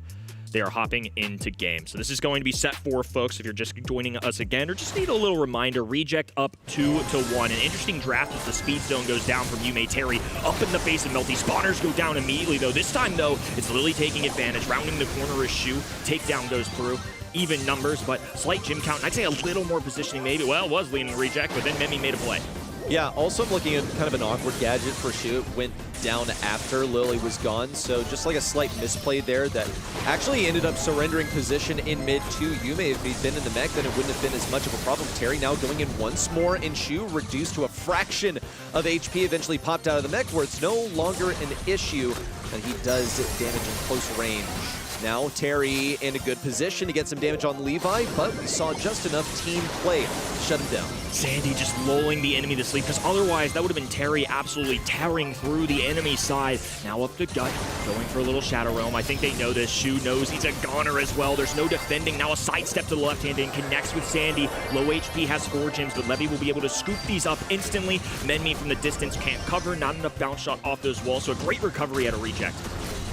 Watching for what this Hypercharge can do for Menmi. He needs to line someone up, can get some damage on Shu, but it goes completely sideways, and now a swipe from Shu as he's popped out of the mech, but he knows to abandon now. Terry takes advantage of this opportunity to get in and aggressive, but his position is so predictable. Now goes for it again, gets all these gems off of Levi, but he doesn't have an escape plan now. Just needs for his teammates to bail him out of here, and it actually ends up working. Menmi survives on the right side and will be able to retreat. Terry also has to get past this shade. It looks good for now. 8 gems for Axis, and they're back to the safety of their own side of the map. The evacuation strategy was crazy there. They even lost a brawler along the way, and now the gems dispersed amongst the whole team. Only 7 for reject. A kill is what they need. Not going to be able to cycle this from the middle of the map. At the right-hand side, Terry makes a dash. This is rather aggressive. Had the gadget to go to the Shadow Realm as a backup plan as Yume expands. Going up against the enemy team, has a Hypercharge available. Will be able to cycle things out rather easily at this point. What a bounce back from Axis.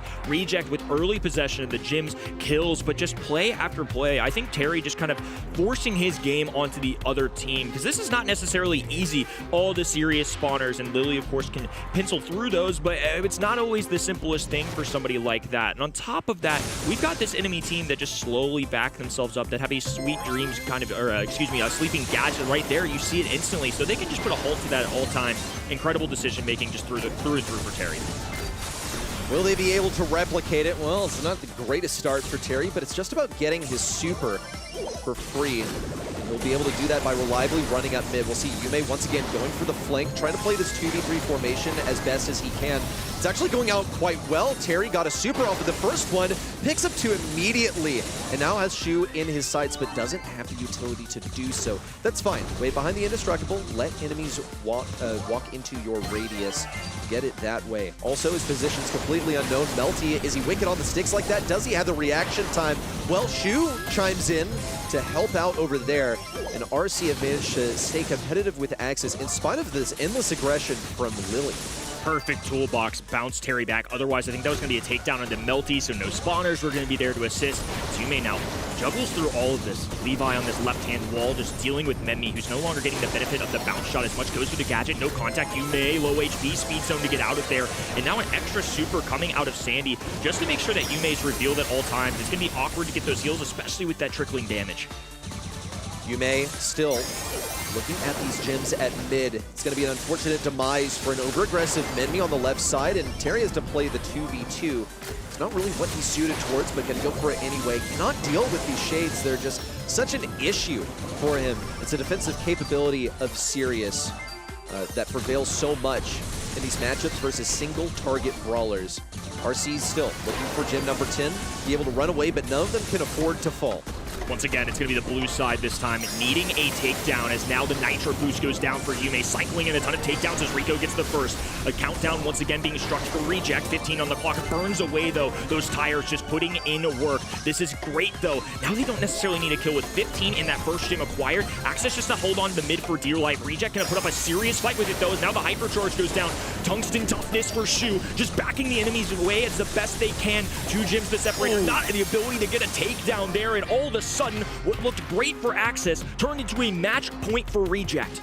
Yeah, that's the problem, is that they took too much damage getting out of the enemy spawn, and they were not able to play for control for that gem. That, plus, you have Meg with Hypercharge. You just got to stay away. You immediately lose control as soon as she pops it. The threat is simply too much. Now the early game, once again, watching Terry go left lane, vanishing in, and Melty knows that he's going to be there, surely. I mean, it's been too long since we've seen Lily, but no one's really scouting his position that much. On the right side, it's an all-out battle for Menmi and Yume as they try to get rid of Levi, and Terry goes in very aggressive, won't get anything for his troubles, just feeds much damage to both Melty and Shu. Menmi still cannot break into this right side. Things have gone kind of sideways for Axis off the beginning. Just too much respect for RC as far as where Terry was going to pop out. Terry with an awkward start, but was perfectly having that radius right around Melty. That's why he was standing at the tippy top of that top right-hand side of grass. So able to cycle through, but needs to make this one count. Goes right-hand side. Doesn't quite get them any gems, but it does win them the lane as he cycles in another one. Spawner going down as Stu chases down the Menmi. Terry, low HP, gonna pop out. He's just getting aggressive, going right into the grass. Shu doesn't know this. Once again, they're gonna have to look for his position. Okay, Menmi got to get out of there. One shot from Melty could shut him down. Meanwhile, also Terry going very aggressive on the Shu and will be able to get these gems. Straight lining was not enough. In fact, these gems are even safer than they would have been on an enemy brawler. And all those gems are going to spill to the ground as Yume meets his demise. Terry needs to pull off a miracle here to save his team's tournament lives. Just 13 seconds to go and no utility in sight. Reject now holding on for dear life, 460 and 1,000 HP, but they have to penetrate through an extra spawner as well. They were doubted. It's been a rough go at the early season, but finally Reject have something to show for it. A semifinals on the way, and especially in a LAN setting in Tokyo, it's gotta feel great. From 100 to 0 in the blink of an eye, from the mountaintop to the trenches, Terry has just not managed to pull this one off. Reject knew that this one was precarious, that they were not slated to take it, but Axis Esports will fall in this second quarterfinal of the day. Again, contrary to many expectations, it was a 60-40 match, and it certainly looked like one. This time just going towards Reject, though. I still think brighter days ahead for this Axis squad, but obviously this loss has implications not just for season number 5 of this month. It's more than that. It is postseason chances, and for as talented as some of these players are, it's just ruthless out here. Only 3 spots available in East Asia as a region, 2 of them, of course, World Finals, 1 of them LCQ. I saw some great gameplay out of Axis today. I think a lot of them making individual plays. The play styles between these two teams contrasting made this one really fun, but just the teamwork out of Reject, the consistent showing in drafts. They knew who they were. They played really well against it. Reject bounced back. They didn't even qualify for the June monthly finals. Now in July, lost to Satyrs Vision in the upper bracket of the qualifier. That's why they're now coming through the lower bracket, the lower seed, versus Axis, who has beaten Crazy Raccoon 3-1. And for Axis, this now also means that their postseason dreams are potentially over. If either SK Kalalas or Rival advance today into the semis, they're out of contention. Absolutely. Lily showing off the skills there from Terry, but a great well-rounded roster, just not quite enough here. Meg, Sirius, and Sandy, just a great tandem overall. I think Reject just consistent today, and that's something we haven't seen from them all season long. So the fact that we're starting to see a little more of old, it wasn't a dominant, it wasn't something like a Zeta division, but it did feel like the whole way through, outside of maybe one set, Reject were at least in control. They had the upper hand. Reject versus State Division now in that semi-final number 1. And as I mentioned already, they look like this is one of the stronger renditions we see of this roster. In June, they didn't even make it. Now they're here to show that they can maybe even beat State Division. And on the desk, we were split in our predictions as well. We were unsure. We did say that this quarterfinal number 2 is going to be super tight. And Ark, you changed your predictions ahead of today, and congratulations. Yeah, well done. Well, we'll see whether it will continue on that way. I'm pretty sure, like, in regards to my 4th matchup, that is punching a little bit, and I blame production because they really baited me into really changing that 4th and final prediction. But yeah, it was just simply just a thought of like, well, Reject at LAN might have an edge. I think for SKC, a really tough matchup still to come. One that means a lot more for them to win than it is arguably CR. But I'm definitely feeling more comfortable with that quarterfinals 2 match than I am the 4th.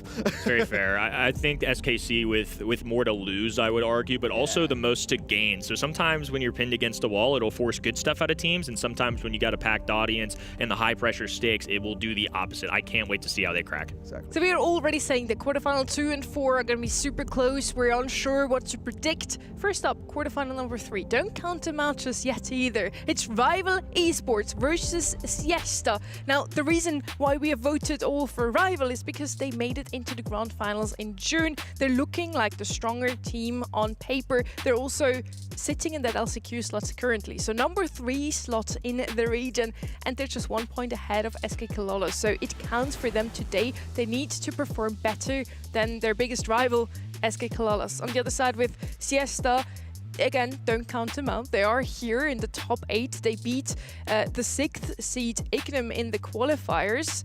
We see Ignum here on the list, and Siesta's nowhere to be seen. But they can cause some huge upsets today. Yeah, absolutely so. I mean, never count out your underdog teams in this competition, especially in this season, as we came in to the 2026 season with exactly that same storyline of the underdogs prevailing across pretty much every single region. For Rival Esports, of course, it's absolutely essential that they stay on top of this in terms of their placements and staying ahead of SKC. That one singular point is not something that you want to have linger over you as the reason why you didn't quite make it to the LCQ. And and that kind of thing. I think for SKC as well, we're still waiting for them to have that like standout performance that we saw from Rival last month. So is it the time this month? That's the kind of things that are running through my head. We saw in the previous graphic as well how nice it is to have seed 19 and seed 27 cause some upsets, making it into the top 8. And again, T5S looked very strong against Zeta Division, very dominant. That 3-0 doesn't really reflect how close some of these games really were. They took a game in both sets 2 and 3. So again, now we're looking over at Siesta. They're seed 19. It looks on paper like Rival should have this in the bag, but don't count them out. I think this could be another upset today. Absolutely not, and especially now in our modern Brawl Stars, we've got global bans and we've got map draft, and that's something that these teams can now focus on more than ever. So the preparation at an all-time high. So I'm curious what Siesta end up doing. We're about to learn a lot here. A lot of these teams in the past, we know who they are. We know their identity. We know the brawlers that they love playing, the maps they love playing. This is brand new territory. So for Rival, they don't have the benefit of being able to do as much homework on these other teams. Siesta could catch them off guard, and that's something I'm really looking forward to. Some data missing. Talking about maps, here they are: Golden Gulch, Crystal Arcade, Safe Zone, Dueling Beetles, and then Hideout as our random decider. Would be the first time we get to see a set 5 today. I definitely thought we would go to set 5 in that last game. It was super tight, but let's see if we get to see it now. Golden Gulch to kick things off. Haven't really seen this map in a while. Do we get to see some new brawlers that we haven't seen today either? I would say it's possibly likely. It's less of an open map, which again, the way the meta's kind of like gravitated towards those, like a wall break is a massively available option now, regardless as to how many bans you're placing in. There's going to be something left on the table which is going to be still good in the current meta, which can open up the map. I want to see kind of like those like survivability brawlers play a bit of a role here as well. Things like RT in his later stages I think can certainly fit that bill. I think we're seeing a bit of a rise of brawlers like Daryl coming back in actually, which are working really well, especially on this kind of map. Daryl Gene combinations are quite interesting for me. Pearl ban as a global ban, by the way, is really kind of crazy. I was thinking backstage how much Pearl has been kind of elevating forwards in terms of the meta now, and 8-bit as well. Like these are two that are very rarely globally banned.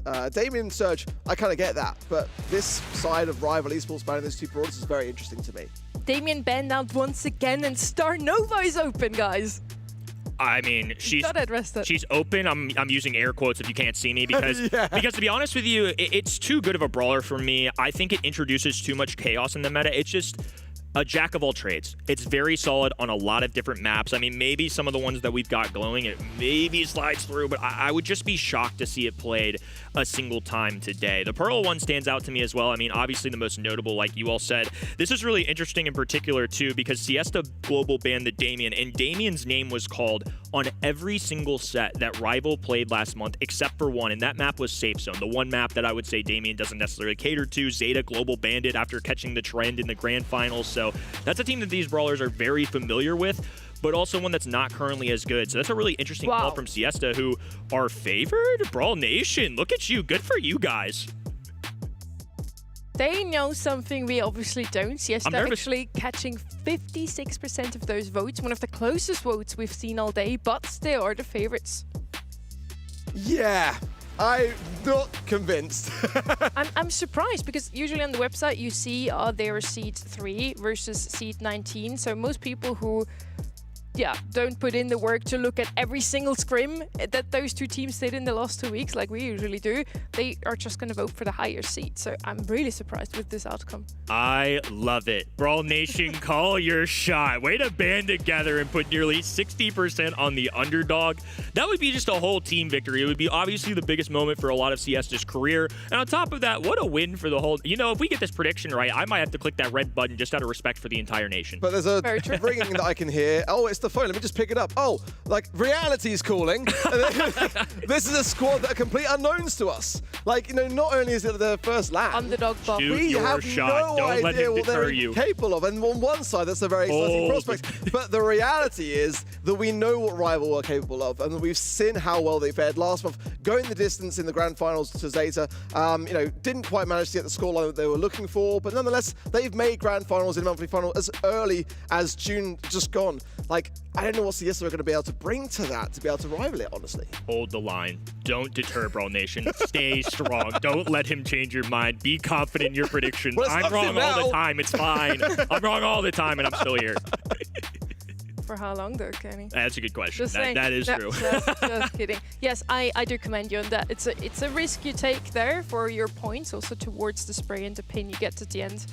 If you vote on eventtheprocess.com, which you should do now if you haven't yet. 56% of you guys out there say that Siesta is going to take this one, and we'll commend you for it. Now, they did win against the 6th seed in the roster. You see the rewards once again that you can win this weekend. They won against the 6th seed, Esports, who has had some notable performances in the past as well. So I do think Siesta could come in and play spoilsport for so many other teams. They themselves don't have a chance at a postseason anymore, but they could definitely make it harder for a team like Rival to get where they want to, namely LCQ or Worlds directly.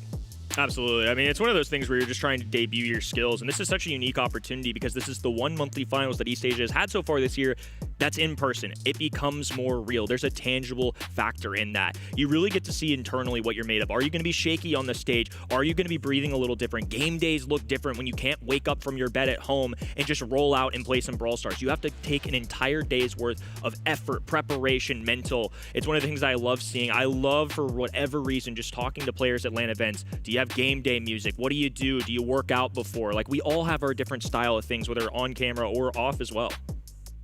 Yeah, for me as well, I just feel like, you know, is this poll because people are voting against Rival being able to continuously keep that lead? You know, is the community kind of gathering up their hope for maybe SKC to come forwards later on today? I don't know. I mean, what I do know is that Rival Esports did not qualify for challenges. They are not going to be competing in that. This is all their eggs in one basket on monthly finals and the main kind of BSC broadcasts. So they've got to go all in on this. They've got to continue to be as consistent as we saw them last month. And, you know, the season's not over even yet. Like, this performance today matters, but qualifying next month matters arguably more so. And just keeping that up, I mean, you know, we'll see how that plays out. Obviously, there'll be Fennel not in that qualifying stage as well, so there's definitely even more elements that could come into play going into next month as well. So they want to ensure that today they make the most of this, and they get through to at least those semi-finals, ideally a grand finals appearance, and, you know, ultimately we're playing here to win at the end of the day as well. So for Rival, they've got to ensure that they don't let that get to their heads, but they take things one step at a time, because these results are so crucial at this stage of the competition. Rival is only one of 4 teams who have made it to every single monthly final in this region so far, so they were playing super consistently, and consistently only ever made it to quarterfinals or maybe semi-finals, but never really further. Then came June around, and they actually made it into the grand finals, beating, very notably, Crazy Raccoon 3-2 in the semis. Crazy Raccoon coming out of the April and March monthly finals looking great. They have won 2 grand finals back to back, beaten then by Rival, stand in the finals and then lose to Zeta Division 3-0, but it looked like they're completely unbeatable on that day. And now I wonder, can they take this one also into the July monthly finals? Can they show us a clean walkthrough? It wasn't as clean in June either, where they had 2 3-2s to actually get to the point of playing in the grand finals, first against Phase Zero, then against Crazy Raccoon.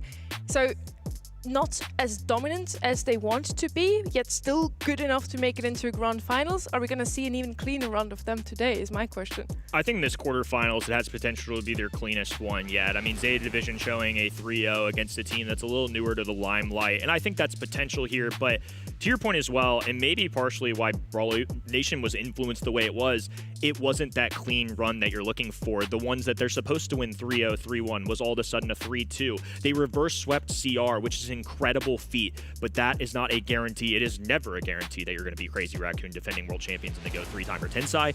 But for that matter, it's just, if there's ever going to be an upset, this feels like it could be one, because Rival's ceiling has been swept in the grand finals, and that's a harsh reality, but it's true. They still have a little bit more work to go to prove they are that LCQ definitive or World Finals team. For me, case in a nutshell, I mean, you know, I want to see Rival Esports continue how they left off from last month today. I think that's really, really crucial for them, that they do keep up that pace, because to defeat a team like Crazy Raccoon is relatively unheard of in this region. I think that really could have proved even more costly actually for Crazy Raccoon had things not played out the way that they have. Especially the fact that, you know, Zeta Division have been winning monthly finals more often than not. You know, I think for Rival Esports, you know, there is a little bit of a reservation that I have around that victory as well, because it was, in my opinion, largely down to that Damien pick in that 5th and final set that Crazy Raccoon didn't globally ban out, didn't ban out. That was kind of left wide open, and Rival Esports just lent into that throughout that entire matchup, really, and it just proved so devastating, that 5th and final set. So in the grand finals, they got swept by Zeta, so it kind of like got deflated slightly, a bit anticlimactic in that regard. But I think, again, this is one of the things where I think in this region specifically, I want to see really strong drafting. And I think now there's really no excuse, because like there's so many viable brawlers in this kind of meta. Like even with the global bans in play, there's only so much you can ban out now. There's always something good on the cards to bring in. For map number 1, we have Golden Gulch for you. Let's head straight in.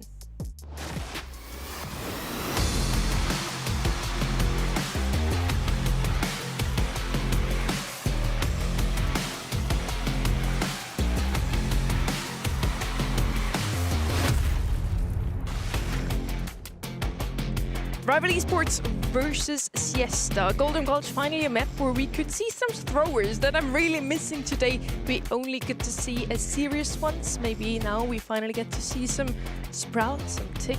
Golden Gulch, after all, a map where you have a lot of walls. Wall break could also come in handy. Max finally slides through the global bans for the first time here. Starnova slid through as well, and she's not banned. So that's definitely a must pick for me on a map like this one as well, where the gacha could come in handy also. We are on knockouts after all. With that gacha, you have a lot of survivability in the last few seconds.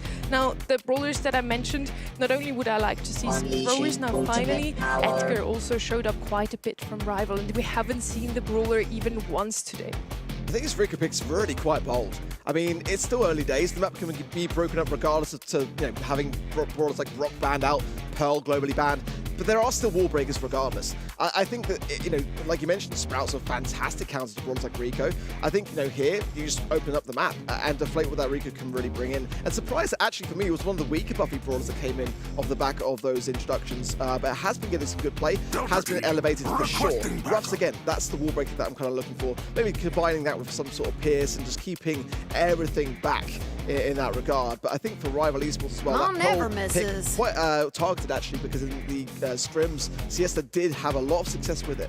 Rico, one of those unique brawlers that I expect to see more in this region than the past two that we've seen. There's several of those, Mina being included, who's once again going to be banned. Kaze, somebody that sees an uptick. I don't know if that's necessarily going to show on this map in particular, but because of these global ban choices as well, we're going to start to see some of those other brawlers who maybe are regular bans, like Ruff, show up more. Bell, somebody that's a staple of consistency, I would say, in this region too. So I think this will be a lot of variety compared to the brawlers we've seen in the past matches.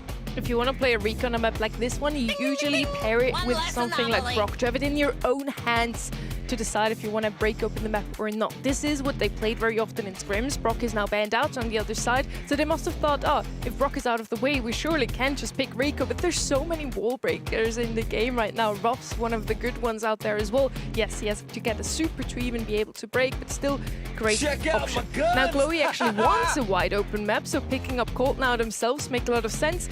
The Rico first pick, a bit questionable at this point, but Colt and Chloe definitely work out together fairly well. Still no Starnova though, what is happening? It's too risky for me. It's just a short-ranged brawler. I think that with the amount of brawlers that can just sharpshoot this one down, again, Pierce still available here. Going to be great combining with the Ruffs and the Bell. I think that it's just too much of a risk to take in, honestly, because you can't close the gap. It can when you get super, but you've got to earn that. In the early outsets, you've got the advantage, but as time goes on, the wall break is going to be something which can be effective. Piper coming in now as well. Again, the long-ranged sharpshooter affair. And, you know, I feel like, you know, with that Colt on the other side of the field as well, if you were to have that last pick Starnova, you're really running a big risk. You've got to get so much early utility, ideally an early down, to give yourselves an advantage to staying on. But it's one of those rare instances, to be honest, in maps and modes where actually Starnova doesn't get banned or played.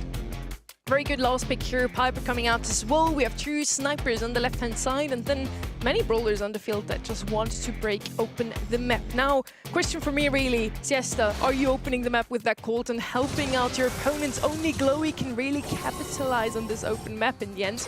We're heading into map 1. Unique draft here. Rico on this left-hand side, just relying on the walls while Glowy backs him up, and meanwhile, Sandbags going down for Colonel Ruffs. Colt now shifting over to this right-hand side, so the Sharpshooter's going to occupy the middle of the map. Meanwhile, Colonel Ruffs trying to take advantage of the bounce. He has to try to play tricky with it, go down that left-hand side, the more untraditional route, but everybody now taking their regular east-west affair. Okay, well, good starts from both sides here, for the most part, just kind of filling each other out. I'm so happy to see Piper back as well being drafted, as you guys are all well aware here on the desk. Mute's gonna be, Mark could be missed there by Utopin. That could be a costly moment in time. And Ryohei getting a few taps from this Rico pick. Now landing, but realistically, that Brawler, Piper needs to get that jump away. Ryohei needs to earn that to open up the map to help themselves a little bit better here. As time goes on, going into the gas coming in. Nice taps as well around the corner. But here it is, heals coming from Glowy. A jump away, a bit too late in time. The map's not really going to be catering here to Rival Esports' advantage. Wow, but Rival's still getting the taps. They open up this right side, but everybody's so low, like you were saying. Now around going Rival's way. We'll see if there's a reset here. Nope, everybody just going right. Rival, of course, on their home turf, gonna go left. That's the more traditional route. Everybody just kind of playing that open side. It's a lot easier to scout out opponents rather than take the fight to them. I can't imagine Rival's gonna really be straying right off the rip too much since they don't have that kind of function. Well, as time goes on, it should be even better here for Rival. Ryohei just going to keep hold of that jump. Maybe try and time it at a period where it's best used for evasion as well as the wall break coming in. Connection there from the homemade recipe as well, but the Glowy heals coming in are going to be still quite helpful. On the side here of Siesta, Piper charge coming in nice from there from Utopin to mark up the Glowy, which is going to be the staple diet really here, and a full of Haruto as well to be massive in favor then of Rival Esports from the 3 versus 2. Rival safely taking cover there with Totoro's gadget. Ryohei now pressing the issue as it's a 3v1 situation, and Rico, of course, not going to be able to space this one properly with the gas closing in. Rival up around. Should be easy pickings here. Siesta already in a world of hurt. It's a really difficult opening round for them, and I would say of the 2 drafts, definitely the one that strays from the norm a little more. They go with Colt for this wall break function. They draft Rico early, knowing that they're possibly going to go wall break later, and on top of that, Glowy, a great brawler, somebody that's clearly showing up a good bit more in East Asia than other regions, but if you're going to be that bold, it is going to be hit or miss sometimes, and unfortunately in game number 1, it was more of a miss.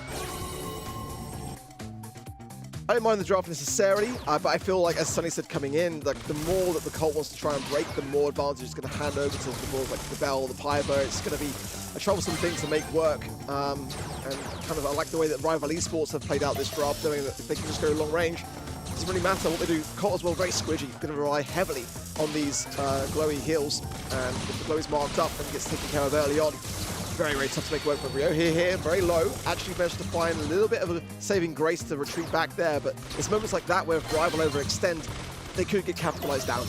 All things considered, Colt handling this Piper lane very well, but now the map break goes down, a bounce away from Ryohei back to the teammates as Shake just going to be in the wide open, going for heals, hasn't been able to tether onto an enemy, finally gets to Utopin, but has to back off just to play some support. Yeah, nice gadget retreat. Shake overextended. Nice homemade recipe to ensure it from there, Ryohei, and follow up consecutive taps, every single one bang on, and almost another one to secure their hammock. But so far, Rival Esports firmly in the driving seats, and as time goes on, this set could be drifting further and further away. Siesta doing a good job. I mean, especially Colt up top, just landing shots, able to get those supers. You see Hammock with one now on this right-hand side. They're juking out all that they can, but it's just really difficult. Again, no draft is impossible, but this one is just a harder uphill battle, especially for somebody like Rico, who really needs to rely on these walls, and now just going to be pressed either the left or the hard right, like you're seeing here. An automatic disadvantage if it's something like a Bell or a Piper. Part of me wondering as well there was Siesta had fallen asleep. Actually, they are just spacing out the shots. Both sides here looking to maybe play a bit of a stalemate. I'm going to assume that for the moment, unless we see anything further to suggest otherwise. But, I mean, are they just waiting for the gas to close in to put some pressure on things? Or maybe there might be some... I think they're all still working around things. I think they're just waiting waiting it out. I was going to say, this is a crazy... Yeah, there we go. Yeah, I was about to say, I believe that Colt's a DC Colt, unfortunately. I was thinking the same thing as you, though. I was like, maybe this is a strategy thing, but unfortunately, for our case, not. So we'll see what happens and what's resolved there. So that was one game going to the side of Rival. We were in game number 2, I believe, 1 round ahead for Rival. So curious to see how much catch-up we do, what's going on. But clearly, some players having some issues here. So we're going to bring out the referees. Maybe I am a half glass full kind of guy, Kenny. And, you know, and that's growth out of you. It's a growth out of you. There was part of me that thought maybe, just maybe, we'll be able to get through a set. But looks like we will have to just spend a bit of time looking for this and then reset back to whatever the scoreline is decided by the admin team over in Japan. And of course, that is to be bared in mind, right? There's going to be a bit of a chain of command today to get that information through. So just please bear with us in the meantime. And hey, you get to listen to us yap for a ton more time, which I know is what everyone really came to here. I gotta commend Rival at this point. As soon as they realized that Colt wasn't moving anymore, they stopped shooting him too. So they didn't just use that fact. And yeah, obviously they're all sitting on the same stage, so they probably also realized there was a little disconnect going on. We're gonna go ahead and fix that as quickly as possible. As said, Rival is now 1 game ahead, and yeah, looking to take this first set potentially. What has to happen, Kenny, for Siesta to even turn this one around? What were you missing? With the draft they currently have, what do they have to do? Yeah, we're going to hop back in here soon when it's 1-0. And on top of that, I just feel like it's really awkward for Rico. That's what stands out to me. It's a good brawler, like you alluded to, Ark. It's not necessarily the best of the Buffy brawlers, but it's also viable enough. But as a first pick, I think that's what struck me as the first decision that made me question a little bit. I think Rico on this map is really solid as a 6 pick when you know it's going to have solid lane matchups, or there's not a lot of wall break going down, but with Colt, with Griff, with Brock, it's really hard to escape that in general. And so I think if Colt's tearing open the map or Colonel Ruffs is tearing open the map, Rico's job is just instantly harder. I think it's just going to take some perfect gameplay, to be quite frank. After seeing that first game, it feels like it's going to be a real uphill battle. Yeah, they can't change the comp now. What do they do to still win this one? At the moment, they've got the early game on their side, and I think that's what they have to utilize. Try not to feed into the Piper too much, because that's where the biggest breaks will appear on the side of Rival Esports. And just maybe not be as aggressive as they are currently. You know, just wait things out, as we kind of saw, which I thought they might be alluding to towards the end, turned out to be a technical issue. But, you know, they do need to ensure that the map stays standing for as long as humanly possible. I feel like that's their best chance. When the Piper gets into those like later stages and the gas is closing in, then those shots aren't going to land nearly with as much of a punch, because you're closer range. You know, and you know that I think is going to be the starting point of those things. I'm not sure whether they kind of like were trying to bait out certain brawlers in the draft. I mean, you know, even like with the multiple launcher rework, you know, that used to be the kryptonite of an Edgar. It's not nearly as good anymore. I don't know whether they were trying to maybe do something with that, because Edgar here would have a great time and is still so strong in terms of the meta. I'm not really sure. I was a bit confused as to why they just drafted Rico first. I think that's a brawler, like Kenny says, that you can kind of wait a little bit of time on. It's not necessarily so desirable that it's a must first pick brawler worthy thing for me, at least in my opinion, in terms of the meta at the moment. And it's kind of like live by the sword, but die by the sword, right? They've gone for it now. They're going to have to try and make it work as best they can, but it's not going to be easy. If I was standing behind them right now, I would actually tell them pretty much a similar thing here. Either capitalize very early on, as long as the walls are still standing on that Rico pick you have, or you're gonna have to wait it out. Don't feed the Ruffs and the Piper so they can't even break open the map, and they have the better comp for the long run. As soon as the smoke comes in, that glow is gonna work out super well. They don't even need supers for it. Colt enough damage already. I feel like, yeah, that should be the gameplay, to just wait it out, don't feed. Play it like a Buster comp almost, and just, yeah, wait it out in the bushes, have your sniper teammates, the Colt specifically, make sure that nobody comes too close. Just to say, that's one of the best dressed players I think we've ever seen on stage. I mean, that shirt is immaculately ironed. I really respect it. Slick hair. Big fan of that. We're seeing not just chairs for the first time on LAN, which, by the way, a collar on that shirt. Can you imagine BSC LAN with chairs? But not only that, but dressing this good. I mean, we are just absolutely knocking it out of the park today. I was going to say, this guy's observing the stock market, and he's doing quite well. I can just feel it. Brawler stonks, life stonks. Overall, I mean, if I don't have a jersey, you might as well be best dressed. Whatever you're comfortable with, it's just the way to go. Absolutely. I feel like this is a new trend that I would like to see from players that maybe aren't signed by an org yet, but this is a good way to demonstrate professionalism for those incoming orgs. Maybe also for orgs, maybe you should just make it a shirt instead of a jersey, you know? Just make it a nice shirt with a color, iron those shirts as well. That'd be a way to show. I'm now feeling very underdressed on the desk. You want to talk about the players' outfits again? Well, at the moment, it's like, there's been little to unpack, really, isn't there? We can look at like what we've seen so far in terms of the drafts and the way it's been playing out. Kind of what we expected from going into things. It can be adapted. It can be worked around, especially in this kind of map where if you do end up just getting that 50-50 coin flip right at the beginning, and you do end up with that lane, that's kind of like where the Rico can get some good advantage points, being able to ricochet balls off that wall and try and extend the range to get a quick and early kill, make it a quick 2 versus 3. But it's if you get that wrong, you're back to where you started, and you only get so many options. We'll be heading back in very shortly. Scoreline will be 1-0 to Rival, and we'll play out the rest of what we had before those technical issues came into effect. Yeah, they're going to try and get to the same point once again. So Rival already 1-0 up, and also within the game, Rival is 1 round ahead in this knockout series. We probably also have to make sure that they have the same amount of hypercharge and supercharge, right? I think that's going to be pretty difficult, and unfortunately too, it looks like the same player is having issues once they hopped in, so we're going to have another short little delay here as they flag down the referees once again, just in-house there, having some issues with the tablets on and off. So thanks for being patient with us, gang. We're looking forward to some gameplay too, especially seeing some strong stuff, especially in that quarterfinal number 2. Again, what I would tell them is to play on fixed tablets and then try and take it a bit slower on the side of Siesta. Make sure that you don't feed the Piper into roughs too much. Wait it out for the long run. As soon as the smoke comes in, you have the better comp with Chloe. I think we're hearing that off the back of that player that's still struggling to get in. We'll be heading to a quick commercial break. Real quick. Don't go anywhere though, of course. We'll be right back as soon as we can get this ironed out. And of course, stay tuned to event.brawlstars.com. Ensure that you get all those trivia in, because those trivia are going to be mattering to get your pins towards the end of this track. We're going to head.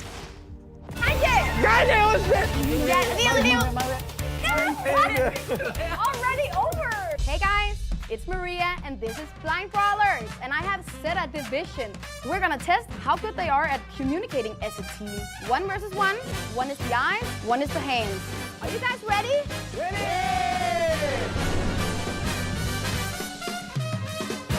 3, 2, 1, go! I'm getting stressed.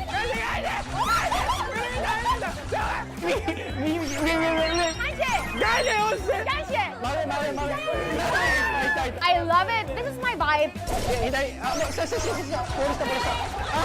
My watch is saying it's too loud in here. It's a bit more quiet over here. I like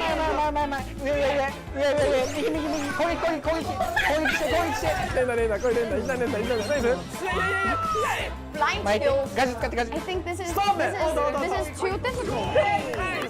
Maybe these are friends afterwards, and maybe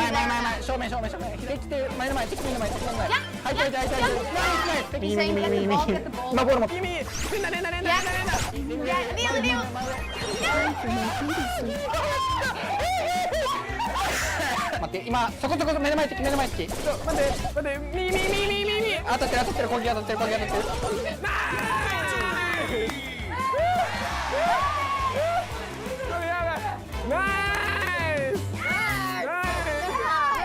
Round 2, and they swapped. Yay! Done!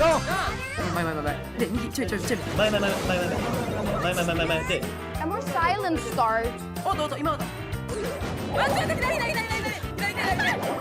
I'm so confused.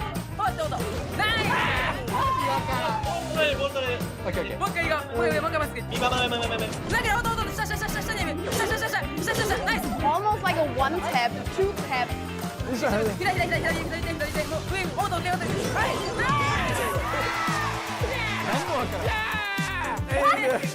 Already over! Easy win! This was Zeta Division, and this is Blind Brawlers.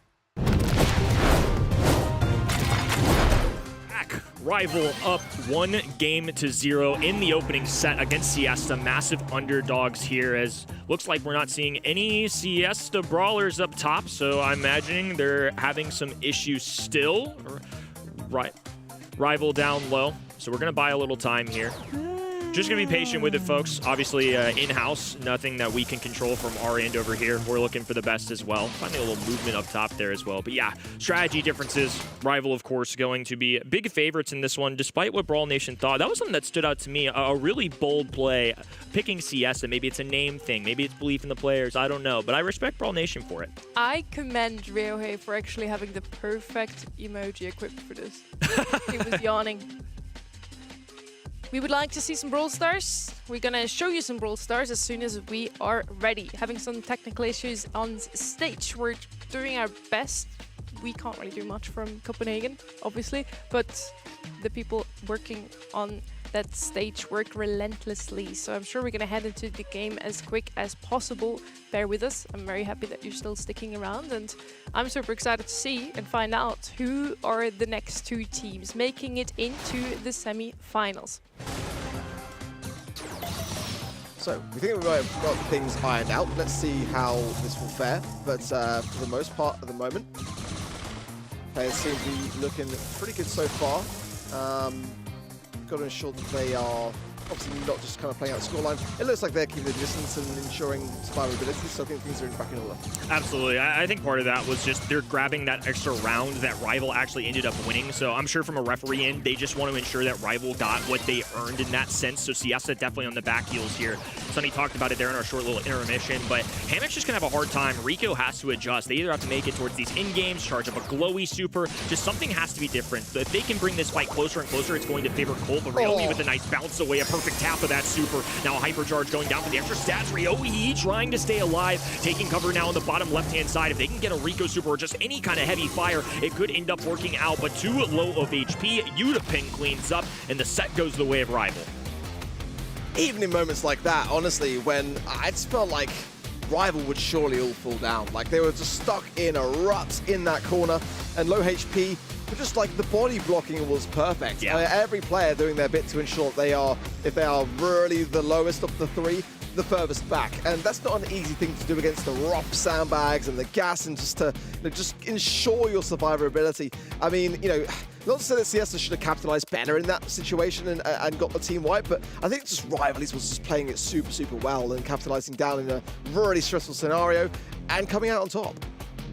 Yeah, felt like they didn't play for the long run, right? Like I would have probably suggested to do, to just try and capitalize on the smoke coming in. We see it here in the last couple of seconds. We already only had 2 players standing from Siesta, especially that Chloe missing in those last couple of seconds is definitely hurting them, Kenny. Absolutely. I just think a really interesting just draft decision overall. I don't mind any of the 3 individual brawlers, but it's really hard to pull off a Rico first pick when you're 4 and 5 turn contrast what that strategy needs to be. I think it's a good brawler. It's a buffy one. It's one that I know this region is going to probably use more often than others, but I think just from the get-go, they made the job a little harder on themselves. And on the left-hand side, they didn't have to reinvent the wheel or anything. It really was just keep the range, let's go for some solid, awesome brawlers. Colonel Ruffs is well-rounded. On top of that, just the distant sharpshooters with Bell and Piper. Yeah, I feel like it was just a bit of a sort of tying one hand behind your back from the get-go. Not to say the Rico could not work out. I think there was a world in which it could have had some moments as long as they were able to pick that right lane straight off the mark and kind of make it an early 2 versus 3. But, I think that they were kind of always sailing into the wind slightly. So a chance in Crystal Arcade now to kind of reset the odds slightly and ensure that draft on the side of Siesta is better. Glowy banned out as well as the Crow and the Stu. Max first pick for Rival Esports in a region that really is fully back in this brawler and always has done for years. Ems, Mo and the Stu banned out on the side of Siesta. Interesting to see the Max slide through this time around. She was double banned on Knockout. Now Crystal Arcade, specifically, a really good map for her. Gem Grab, a good mode for her. How is she left open? Now immediately, first pick here. Star Nova also still left open, and this is a bit more of a closed map. Could come in here. Ruffs was also banned out when we've seen this map earlier today, and Crystal Arcade, he's such a good brawler because of those bounce shots. He can also open up the map. Rico, once again, it must just be a comfort pick for them. I do think that Ruffs does pretty much the same as the Rico, but can also open up the map. But there's still so many breakers open with the Griff, with the Ruffs that I already mentioned, that Rico, again, is a bit risky.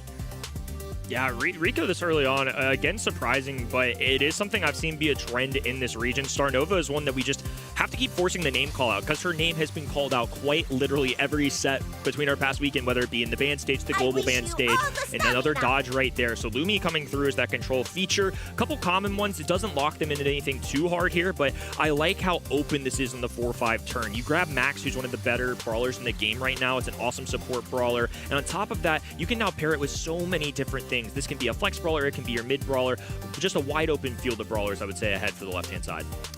I'm going to remain open to this, Rico, but I'll be honest, yes, we're making it very difficult for me to love it right now. And I hope that this is the set where they can really show me that it's worth that first pick. I feel like they've had a set to try it out, and it wasn't working for them.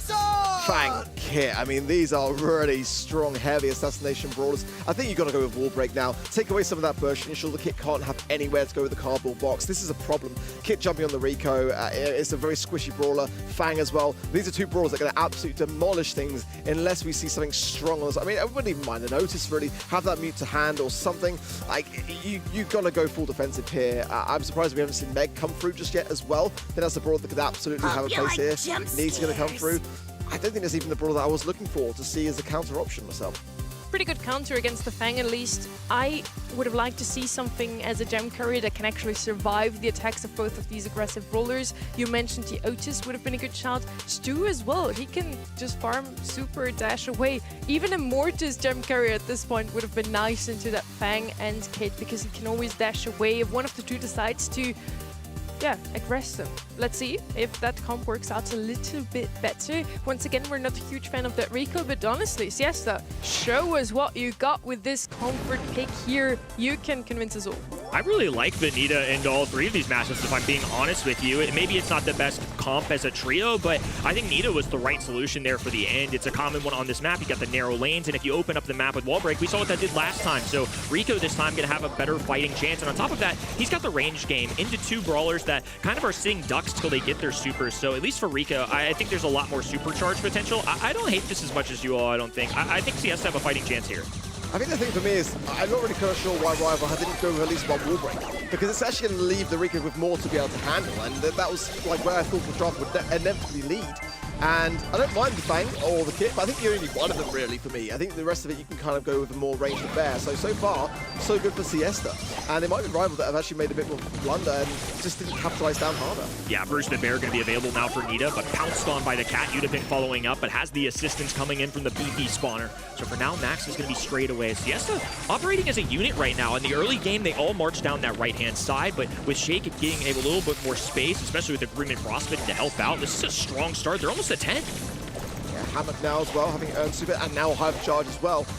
These walls are going to be staying standing. It's a really fantastic thing to have. They find the Kit as well just before going for the cardboard box, and that is the ceiling of demise for it. This is much better from Siesta as well. Utapin just evading those sneaky shots there as well. Right-hand side, though, that additional speed not going to be quite enough. The gems can be surely straight back into the hands of the Lumi, and they should be safe and sound for now. Lumi fine to hold these gems, but the issue is the longer this drags out, Rival now have a chance to respawn, to grab these gems. A Hypercharge available for Hammock and Ease to make it count. Popping that button now, a Hypercharge going down. No contact really with Udapin, who gets the shield up too, so Totoro going to be able to stay alive. Kit with a pounce available as Shake just knows they need to aggress. Make it count now. 3 gems separating them, so no opportunity to get this in the mid. So if you're going to make a move, that was the time to do it, but that unfortunate takedown will allow Rival to possibly get this from the middle of the map. Bit of a reset though, if they can just find the Nita. There's a gem there as well, one from the mid. Speed coming out as well, going to be providing that for Totoro to be going in a more advantageous position on the right-hand side, but no super. If he just had super there, he could have got Hammock and they could have got the reset, but it's an overcommitment now. And surely, Rio gets in really quick though, gets the gems back. Still though, yeah, straight to the hands of the Bruce is not where you want to be, is it? Robo Retreat, just such a speedy way to get out of dodge as well. So Udapin can only grab 1. Haruto on that left-hand side, able to scoop 4, so no chance. Not enough striking distance. Totoro can go for the first, but couldn't quite found Rico on the back lines as he tiptoes his way around the Max. Really nice bounce back there from Siesta. And again, I think maybe something that you said stood out to me of, did we need Fang and Kit on that 4-5 turn? Because we do lock them out with a wall break. Makes Rico's job a lot harder. But in the meantime, game, it's set up for a perfect one. I was making claw marks with my hand because Nita just had such a favorable matchup into all 3 of those brawlers. Bruce the Bear does really well on the Max, who takes a large amount of ammunition to shred through that. Kit doesn't like handling the bigger bear with more HP than him, and Fang, of course, can only operate with 1 brawler at a time. Sure, he can bounce off Bruce, but that's not a takedown. Gadget choice here for area control as well from Ryohi. The popcorn compared to the roundhouse kick, just a lot of differences here, and I love seeing these little interesting draft interactions just play out in real time. I think Totoro can afford to be a bit more sneaky as well. I think every time that he's got into the cardboard box, more often than not, it's kind of predictable where he's going to be, or he's found just in that sort of moment of going in. Now we're going to be seeing Ryo here on the top, getting out of position, but it's really the bottom side where Yutspin's able to help support Totoro in that swift takedown. And now Siesta's struggling to gain back some control over this mid as well. Ryohei now having super can be more of a threat as well. Landing these shoes really consistently too, having that rage advantage over the Nita. That's the matchup he wants. Rival have done a great job of denying access to this mid, whether it be a popcorn gadget or Ryohi threatening that gadget. Yutapin, of course, as a Max, can dodge out so many different kinds of shots. A nice bounce away there. The phase shift down the map, traveling now with another one as the Buffies allows Max to use 2 now. Ryohi's still safe and sound though, and Haruto has stopped moving. Definitely an unfortunate thing here. I imagine there are going to be issues following. Unfortunate, but I think that we were going to have to at least play this game out.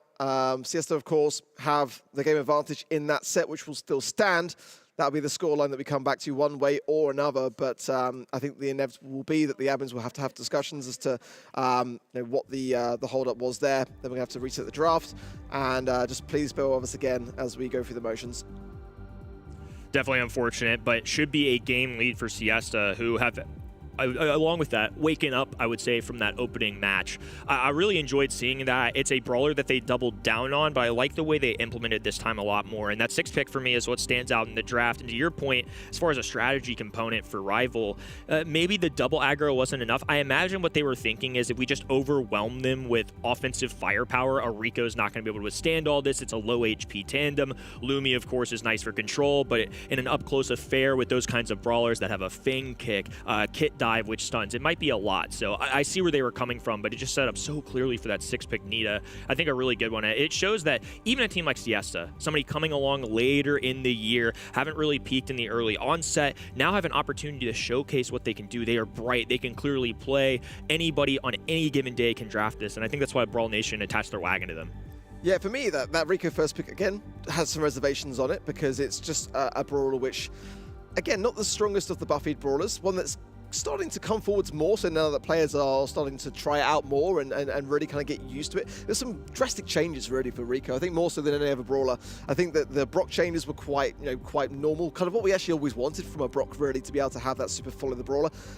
Whereas the Rico changes were quite drastic in approach. And I'm still not necessarily sold on it, but I think it was a bit of a missed opportunity from the side of Rival Esports in this regard, because they could have gone with the wall break. There's plenty of options to it, and range is really kind of how you want to go about the Rico matchup as far as I'm concerned. They kind of went more of the assassination approach. I think the kit kind of is where their minds are at. A brawler which, if you can kind of creep up on a Rico, you're able to just get it down so quickly, even with the multiple launcher in the way it is now. It's just one of those things that I think can work on both sides. In fact, I think the draft is now a bit more evenly matched in that regard than it otherwise could have been. But either way, when there is downtime, there is going to be a difference in the mentalities towards these teams and how they want to prepare themselves going back into the game. Time to discuss, and that can play for or against the team. These are moments where for Siesta, having that advantage now, may be able to have time to discuss how they can, even make it work better.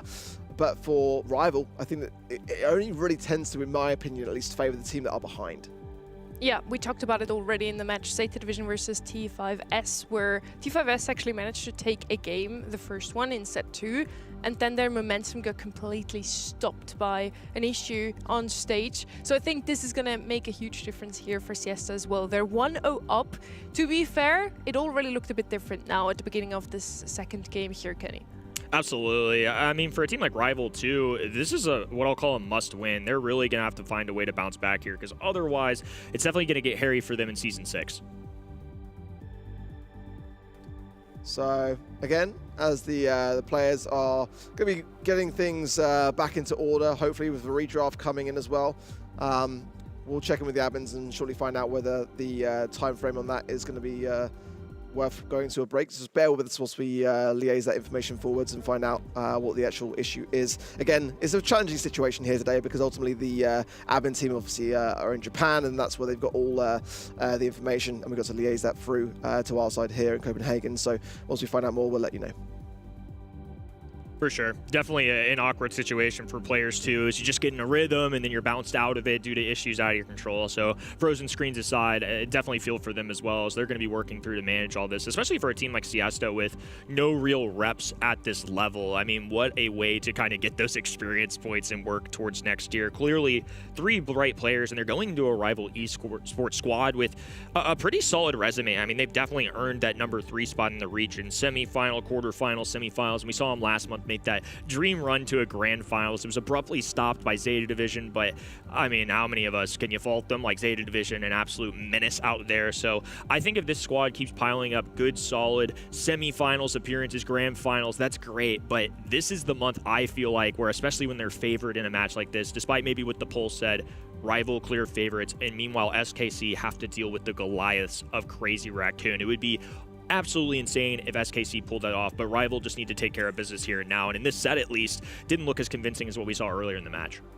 So rival potentially has to win against Crazy Raccoon again to even make it into the grand finals today. At least they're not on the same side of the bracket as Zeta Division, who was the only team that managed to best them in the June monthly finals. So we could have the same exact July monthly finals, grand final, as we already had in last month, rival and Zeta Division. We're not there yet though. We already have the 2 teams for semifinal number 1, Zeta Division and Reject. Now we're gonna find out who is making it into semifinal number 2. The players currently are playing through the map again to the same point where we left off, namely Siesta leading 1-0. Yeah, very notable again in this set, especially as a big of underdogs that they are in terms of seeding. It's awesome that they've been able to step it up. Game number 2, it looked like rival were starting to find solutions for how to deal with this. I think that early game going to be very indicative of how this goes down. Well, as we say, we should be going live into game very shortly here, and it will be Siesta who are 1 game ahead.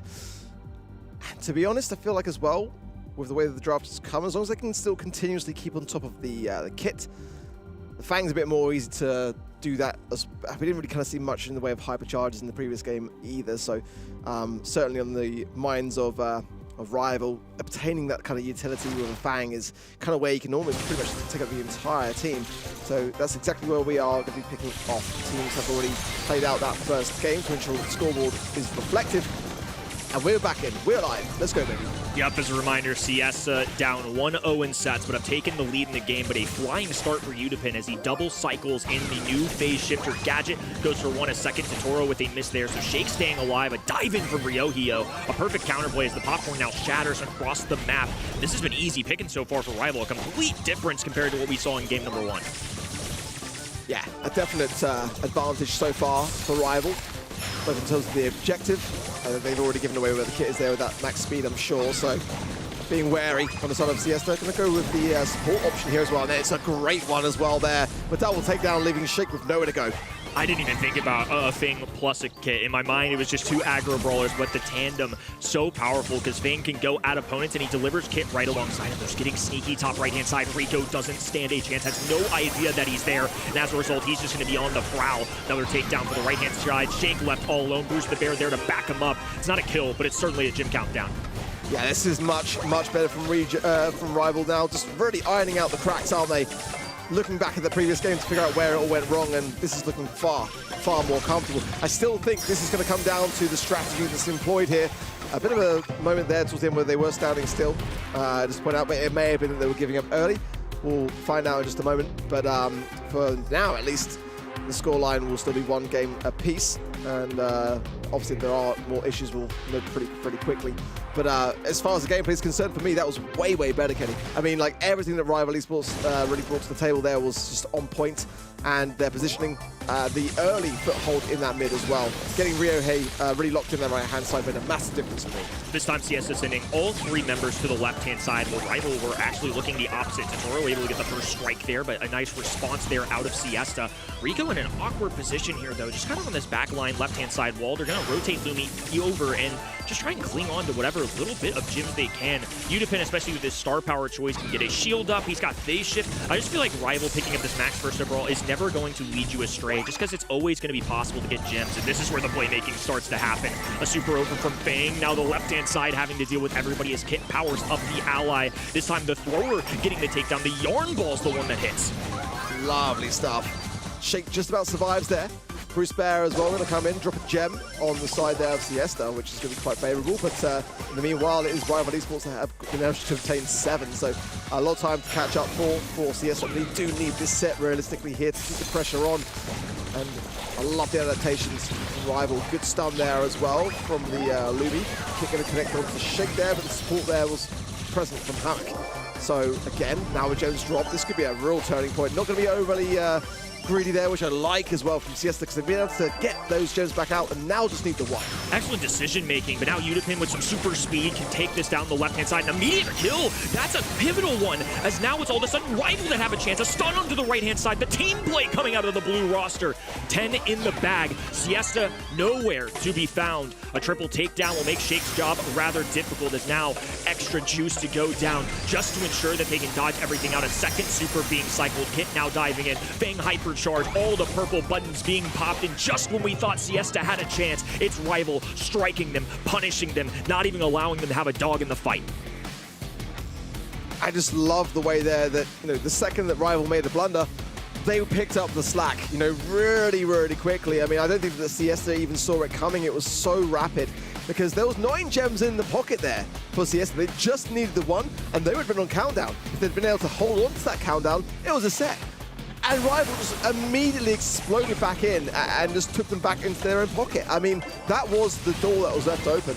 And there was the takedown there. I like the way that Shake as well, for, a big underdog in this tournament. It does take a really good amount of game sense to know that don't just go for every single gem. You just got to come back and survive with them. So I've got to give him praise for that for sure. But I think they did drop the guard a little bit here once those gems were immediately back into the hands of Rival. Earlier today, we saw Seed 27 face up against Seed 1, and they came close to pushing Zeta Division further than expected. Now, same story really with Siesta. They are coming close to winning a couple of sets here today. I hope we actually get to see them take 1 point on the board here. Again, push them to a round 3 here, as they do take the game 1 in the sets. Now let's see if they can repeat that and maybe even win a set against a rival. Seed 19 versus Seed 3 currently, what we're watching. Siesta did knock out Ignim Esports from today's monthly finals. They were in the 6th seed. Ignim actually still had every chance to making a secure even Worlds, but they're not even playing in these monthly finals because of this team. Siesta now on safe zone. It is their map pick, so let's see what they cook in the draft. Yeah, Kaze was one I was keeping my eye out for. It's somebody that's had an uptick in this region in particular, but it's one that Rival absolutely love. It's one of the few, I would say, aggressive brawlers that they cater towards. A lot of the time, this is a much more control-oriented kind of composition, similar to what we called Reject earlier. Rival aren't necessarily running rampant with triple tanks and things like that. It was really Damien that stood them apart, but Max, gonna be the early pick here. It's one that's oftentimes global bans or in the ban stage. The fact that it comes through means the other side is just going to double down on range and DPS in the cult. Max is a brawler which has not really kind of been on my radar on Heist for a long time, and it makes a lot of sense in the safe zone. And on the other side of the field, Siesta's going to bring in the Colt and the Pierce, because you want to just keep that Max at full range. Chuck, interestingly, is actually going to be open here. Just one that I think is kind of easy to counter, in my opinion, but one that does definitely, worth pointing out. Melody as well can also counteract that very idea, so there's things to keep an eye on here. I think still very much a Bell matchup could be on the cards here. Brock going to come in for that wall break potential too. And Carl, I think, can also have a place on this particular map. But so far, I do like that Colt and that Pierce combination on the right-hand side. It's quite scary. But I think that on the safer side of the field, we've got that from Rival Esports, which I prefer. Mom never misses. Still need a little bit of damage. Brawl coming in now for the range. They have a lot of control on the side of Rival Esports now. Not too much damage. There's the Brock that dishes out a lot, especially with that hypercharge or even just a super. But they will have control for the most part here. Max, really good counter against that Pierce. Will be able to dodge out those coming shots also from the Colt. But on the flip side, we also have a really good draft on the right side. Yes, we get countered by the mechs. Both of these brawlers don't really like that matchup, but if they manage to get on save, that Colt will manage to do a lot more damage than their opponents. Chloe coming in now as last pick.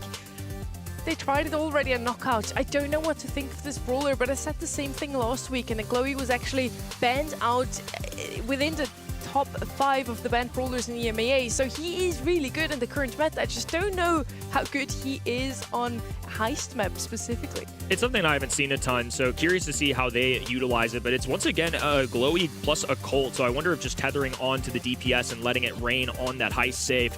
Nonetheless, though, they're going to have to put their faith in something that is relatively untested in our top 8 stage, rival up 2-0 in a must-win kind of scenario. They've got SKC back on their heels by 1 point. They're facing a Titan in CR, so if rival can get what is seen as the easier on-paper victory, it would be huge. But Siesta, of course, I think plan to do differently. I love that early moment there. Just see how the Colt can just sit in that little pocket with the helping hand of the Glowy, and the Bell hasn't got the DPS to do anything about it. If they haven't got support for that on the side of Rival Esports to ensure that Haruto cannot connect as well as he is, nice little silver bullet there onto the safe as well to ensure the crack. But they're going to be so cautious. Now with the break, I think that's going to be changing things slightly. But you can see just that early damage from the side of Siesta that just going to be kept on track. Shake trying to be the best underwater sea creature he could be in Slimy, but unfortunately the taps are just going through. You see Shake with the bounce shot going in. Bell just makes this so awkward because if Glowy tethers to somebody and is close to them, well, that's going to be amplified. The electricity is going to be bouncing between the two brawlers, but nice little resurgence here from Hammock, who's getting some nice taps. But man, Ryohi, Udapin, Totoro just all reining it in. They may be down just a smidge on the heist count, but they're doing great in the KD category. And now this is where Max can really thrive. Hypercharges from both sides there from Udapin and Totoro. And now Shake will fall as well. Ryohi going to dive away there as well. 200 HP and stay alive for this. Continuation damage coming in. Max speed available there for Udapin as well. Sneaky sneakers there as well. Getting the heals on the back of that. And this will be a really tough scenario here from Siesta to do anything about it. Max just tearing on that right-hand side. And Udapin playing it perfectly. May even be able to go all the way here. But either way you look at it, a thorn on the side that is just not getting taken care of. Hypercharge down from the Brock. This one's done. This is going to be a match point as quickly as that. Crazy! Rival just continuously punching that heist safe. One of my favorite changes that they actually made as a balancing team was reworking Max's Sneaky Sneakers gadget, because before it was phase shift, it's always phase shift, you click phase shift, there's no other gadget. But now they've given it a lot of life and you're starting to see it. The regeneration of HP and also the fact that you can kind of toss it, you can place it, can honestly help you kind of traverse up the map. You'll see it, especially on a map like this, play out because there's water. None of these brawlers can walk over that until the gadget is clicked. Awesome, unique feature, and I think a great instance there. You can see it now. Udapin almost baiting this out, popping up right in the face. Love that implementation. You see as well that same story in that early outset with Shake supporting the Colt to get that early sign of damage, but it's actually giving Rival Esports that still have more so in terms of the objectives so far, and already Max Speed coming in there from Udapin, making this block a lot more challenging to hit. And actually were able to evade there the pierce shots, and Udapin going straight in on the aggressive yet again onto the safe. And both sides now, even if he's getting these cracks down, and it's just going to be a little bit of a glimmer, but now the Colt getting more damage as well. Very neck and neck, but I'm liking now a bit more of a response here from Siesta. Shake, the connective tissue between this heist safe and Colt, just doing damage, getting healing, doing damage, getting healing. Look at him go. Still staying alive as long as he can, occupying as much firepower from Rival as possible, and it's really paved the way for Siesta to take a lead. But will it be short-lived as a lead? That is the question. So Hypercharge there for the Glowy. This support from the Colt coming now is getting tapped up quite heavily between the Bell and this Max. Ryohi, low HP, taken care of. Not much of a threat, but the Incinerary will linger slightly on the safe, bringing down to 59%. This is a chance here that really Siesta needs to survive. As Hypercharges, but Udapin surviving on that right-hand side and still going. Now taken care of, and the Colt able to just evade that from Ryohi. This is a real chance now for Siesta. Siesta weathering the storm, and now they've gotten through that final crack. Just 24% to keep them alive. Rocket on the left-hand side, the hypercharged version of it now triple-headed. The Hydra coming up the middle of the map as Ryohi is stunned, shaken out of it as Glowy is able to make that kill. But Udapin still able to insert himself on this map, using that max speed to put him up. Udapin can get aggressive teleport back. Look at all the heals that come through. Such a well-placed gadget. But still great there from Hammock to be able to land the shot into Udapin to force it out, to be fair. And now Siesta have got a chance to get it in this mid, but they cannot fall to here. And a rocket raid from Ryohi might be a bit of a nail in the coffin if Rival can get on this this safe and the damage in which they need in time. Shake now as well on the right-hand side, really low and weary, marked up 2, but without this safe crack, it's not going to be done, and Rival just were not able to make the most of that opportunity. Very close, but a big step forward for Siesta, who grab another game. And that time, it was a lot. I mean, this is a solid composition coming out of Rival. The Max placement, the fact that Max can literally, in the blink of an eye, teleport to any side of the map, across indestructible walls, across water. Just having that ability is so unique. And they're staring it in the eyes, and they're getting takedowns. Glowies popping off. They're allowing Colt to do what he does best. And Pierce in the back lines, he was a sharpshooter at his finest. Now you've been playing mind games, finally teleporting through, going right at Pierce's face. That's exactly how this needs to be treated, like a shotgun brawler. A little back and forth, looking at high stage, looking at Pierce, looking at high stage, looking at Pierce, just trying to multitask the best as possible, making Hammock's life miserable. That's what I love about East Asia, though, as a region. You know, these are the ideas that others have been watching from the sidelines going, hey, Max in safe zone really works. And I think that we're going to see it be potentially even banned out, because the amount of aggression of which it brings for your teammates, it just elevates them. But the flexibility of which you have over the map control is just honestly something to marvel at here. So I really love, I'm super enjoying Utopin and the way that he's doing this. It's so strong. And keeping that pressure on now. Hammock as well now under heavy scrutiny. Actually still comes out on top.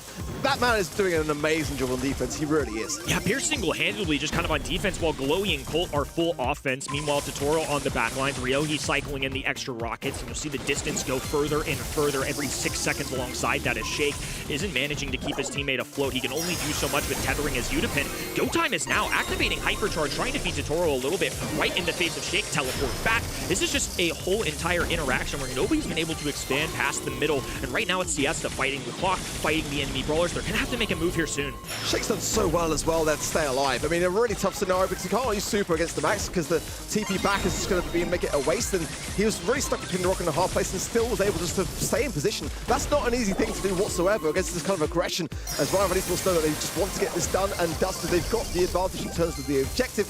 There is still time though, especially if they can bring Shake forwards, hypercharges all around. There's the utility to do it. Oh, but then Ryohi comes in yet again with a rocket to the face and shuts the idea down before it even starts. Demand from Siesta. They have to play this relatively perfectly because now they have to get through multiple parts of this heist zone. The heal's going through. They've got a stronghold on the middle of the map, but Utopin with another hypercharge and now a super alongside his Ryohi's backed away. He's got a purple button available though too. With 20 seconds on the clock, it's going to require Siesta to get through at least another line of this heist save, and they're doing a good job of it, but they can't hold the numbers for too long.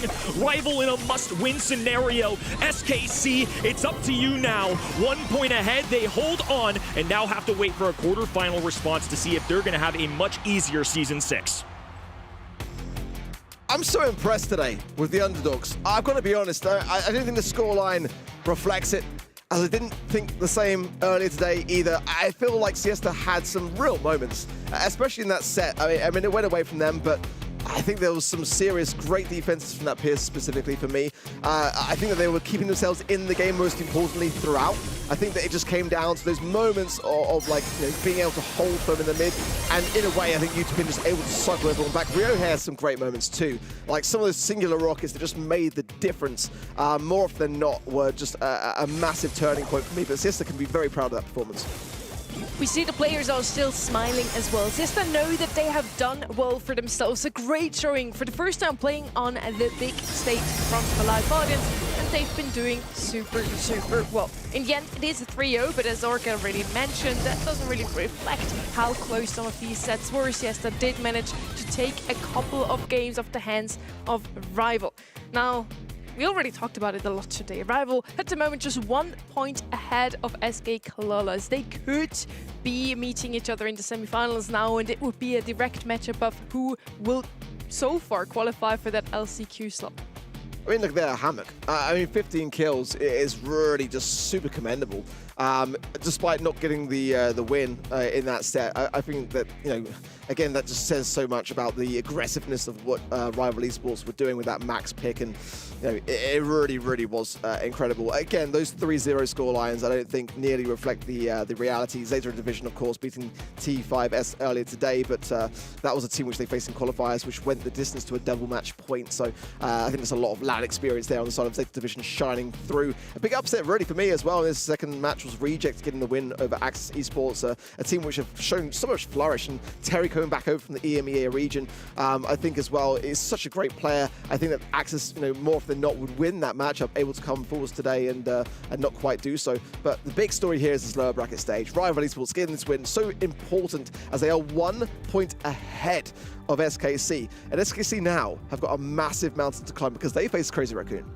Axis did actually beat Crazy Raccoon in the qualifiers. That's why Crazy Raccoon is on this side of the bracket in the lower half as well. We get ready back to, I'm sure you watched that match just now. We are all super impressed in the desk so far with the underdogs today. Yeah.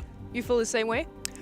Yes, I completely agree. It has me a little bit concerned for Crazy Raccoon as I had them winning that fourth quarter final. I'm looking at them possibly locking in their World Finals slot today. So it seems that the general level has stepped up in East Asia when it comes to, those teams outside the top two. We went ahead straight into our match number 4 now. Crazy Raccoon versus SK Kalalas. I actually have to say it the other way around now, because yes, SK Kalalas did make it through the upper bracket, beating teams like Siesta, the team we've just seen. It was a 3-1 there, so Siesta did manage to take a set off of their hands, compared now to a rival who have beaten them 3-0. And then Crazy Raccoon on the other side, as I already mentioned, they lost to Terry, Menmi and Yume in the qualifier run. Therefore, we also thought Axis might take it all today. They lose to Reject. It makes a huge difference if you have to play on a stage in front of a live audience, or if you can play from home like you're used to doing. So I believe that maybe Axis could have won today if it was online. Now, looking at this quarterfinal number 4, Crazy Raccoon versus SK Kalalas, who has the upper hand now that we are on a live stage? To be honest, it should be Crazy Raccoon all day long. I mean, just being real. I feel like at LAN, Crazy Raccoon play better than they play at home. They have just got the ice in their veins. And if you look back to last year's LCQ, when they were up against the might of Casa Brawl, looking to be swept on home turf, no less, in Brazil, where honestly I've never seen a crowd so loud. And Tensai even went on to say afterwards that that was intimidating for them, but they were still able to dig deep. And I feel like they should have the advantage here. But this is so much on the line, really. I mean, arguably more so for SKC, who need to place ahead of Rival to be able to champion that LCQ placement spot. And now that Rival are in the semi-finals, that's going to be an even harder task to do. But for Crazy Raccoon, if they win the grand finals here today, they qualify for the World Finals. And, that is going to be so much of a relief for them because they haven't got to worry what happens next month. It's a relief for Zeta Division, too, because if Crazy Raccoon go ahead and win this one, it causes this weird cascade of placements that locks things in for Zeta, too. And it's a byproduct of just this being a bottom-heavy bracket today where they eliminate the other people in contention for number 2, with Rival being swept away, with the SKC no longer being a consideration. So a lot of different interconnecting things that are happening on the bottom half of this bracket. And yes, Zeta Division are absolutely hoping that Crazy Raccoon take this one. Yeah, Zeta is hoping that Rival basically doesn't make it into the grand finals because they are their biggest rival at the moment. They're sitting in that 3rd slot, so they could still snatch away those coveted World Finals tickets from the hands of Zeta and Crazy Raccoon. So a lot of implications coming down to this quarterfinal number 4. It really matters to so many teams out there what's going to happen in this one. And for SK Kalalas specifically, they now have the chance to make it into the semifinals themselves and knock out Rival Esports themselves. First up, though, Crazy Raccoon. They did get bested by Rival in the June monthly finals, so it's definitely possible to beat them. Again, they also lost in the qualifiers to Axis, so they do have weaknesses. Yeah, absolutely so. And again, I still put that down a little bit to Damien's introduction. But again, that's kind of signs of weakness for Crazy Raccoon because that should have been banned. That was kind of a mistake which they made, which was capitalized down on by Rival Esports. But we did see this match as well in the grand finals of the April monthly finals. Crazy Raccoon still got the win there, but I think SKC have been showing some signs of development, signs of improvement along the way as well. But we have gone back to kind of like a losing in the semi-finals like sort of stage for them as we saw last month. We need to see them back in grand finals again if they're going to have the chance to really contest this LCQ spot away from Rival Esports. Yeah, how is it, by the way, that we didn't have Starnova on the global band stage in the regular band stage, and she wasn't picked up a single time today still? How is she banned out 99.9% in all of South America and the EMEA, and she's not even picked when she's left open? That's the common pitfall that these really strong brawlers fall into is that when they're not ban worthy and they're not global ban worthy, then it's because they're not worth playing at all. That, and also, have you really spent that much time preparing for a brawler that has a 99% ban rate? I feel like there are better ways to use your time. So until she's like tuned down in the strength, I don't really think there's a strong possibility of us seeing her in comp. Looking at the global bans now, Rico and Ruffs both banned out. Those bouncy brawlers on the left side completely gone. SK Colossus does not want to see them. Therefore, Damien and Starnova open. Search and Stu banned out on the right side. We have a couple of very close range maps in this rendition here. Pit Stop coming in. We see it for the first time today as well, where I believe that both Rico and Ruffs would have been very strong. Search as well. Still surprised to see the Damien left open. Again, Starnova could be an option for the reasons that we just named before. Maybe she's not going to be played even though she is open, because those teams have not really scrimmed with her. Out in the open, Pit Stop, Gemfort and Open Business are going to be our map picked by those two teams. Hideout, our random decider. Is there any map that you're looking forward to in particular, Ark? I quite like Pit Stop, I always have. Like, it's kind of like one of those maps which still maintains some of that dynamic of a base race. Since the rework, we haven't really kind of seen that. And I've always been like, I don't mind it. I don't love it, but it's quite exciting sometimes. I can live with it. But I like the fact that a lot of these kind of like wall bouncer brawlers are kind of out of the mix here. I think Ruffs especially is probably like up there for me. I think even with Surge with the new star power, right? I mean, there's 3 brawlers in those global bans that all have that same wall bounce mechanic. So getting those out of the mix, I think is going to be really, really good. But it's also going to let through quite a lot of quite scary prospects for me, you know, and that's always a dangerous thing. I'm looking more towards kind of CR in that regard, who've got to be on their A game here today. I think for SKC, if they've got their head in the right mindset, they can really have an opportunity now, that, you know, despite the global bans that we've got, to get something on the board here. Well, yeah, let's see if they're capable of doing that. I think that genuinely Crazy Raccoon have this one. I'm just going to call this one as a hard CR win. I'm just going to go out on a limb here. Is it going out on a limb is the question, because as we just mentioned, Crazy Raccoon is sitting at the moment in that second seat, and also we are at LAN. So usually Crazy Raccoon really comes out to play when we are at LAN. Remember last year they didn't qualify through the monthly finals directly into the World Finals. They had to make it through LCQ, a LAN event where they have bested everyone, got that slot, that ticket to Worlds, and then at Worlds itself they were actually the best performing team in East Asia at that World Finals. But I think as well on home turf, I mean, that's the thing for me that's staring me in the face with Crazy Raccoon. They've got the crowd like behind them, we know that.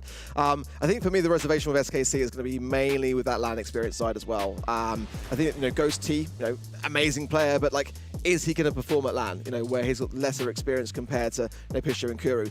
Kuru, of course, is a world champion, but again, with a Chappie, I see that same kind of story of a bit of a fall from grace, you know, like they have not really been at that same level since, you know, 2022.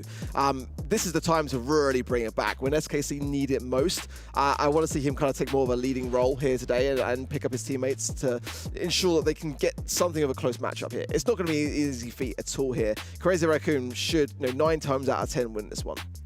9% of everybody voting on the event website has said that SK Colossus are going to win. So they're going to go with you, Ark. I don't know about that. Like, even I'm not. Like, how are you not supporting not your own prediction? Because because production team basically bullied me into doing it. I was very much set on the quarterfinals too, and then I was like, but the contemplating the reject and they were like, one, of course, do it, was all do you. it, and they were Production changing it before I even locked it in. So like, I'm just saying it. Like, I feel like, you know, for me, it's not even really about predictions here. It's about the facts of the matter, and the facts of the matter are here that Crazy Raccoon should win this. You know, I'm just saying how it is. The recheck prediction was all you there. That wasn't production. No, that was one I felt more confident on, to be fair, yeah, because like Reject have got LAN experience, whereas there's lesser on the other side of the field, but you know, Crazy Raccoon are just LAN demons. They just are.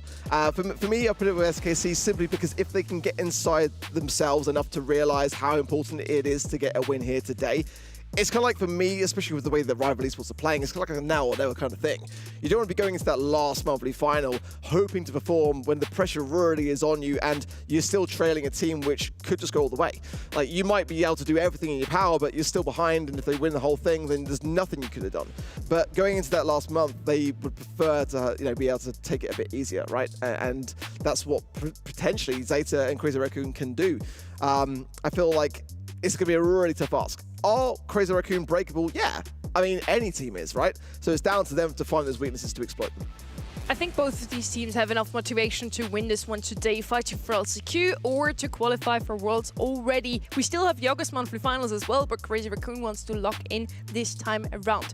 In last month's rendition of the monthly final, both of them fell short by only making top 4. They weren't on the same side of the bracket, so this is actually one of the first times we see those two teams face off against each other directly. Crazy Raccoon ultimately lost in a 3-2 series to Rival Esports, and SK Kalalas was bested by Zeta Division 3-0 there.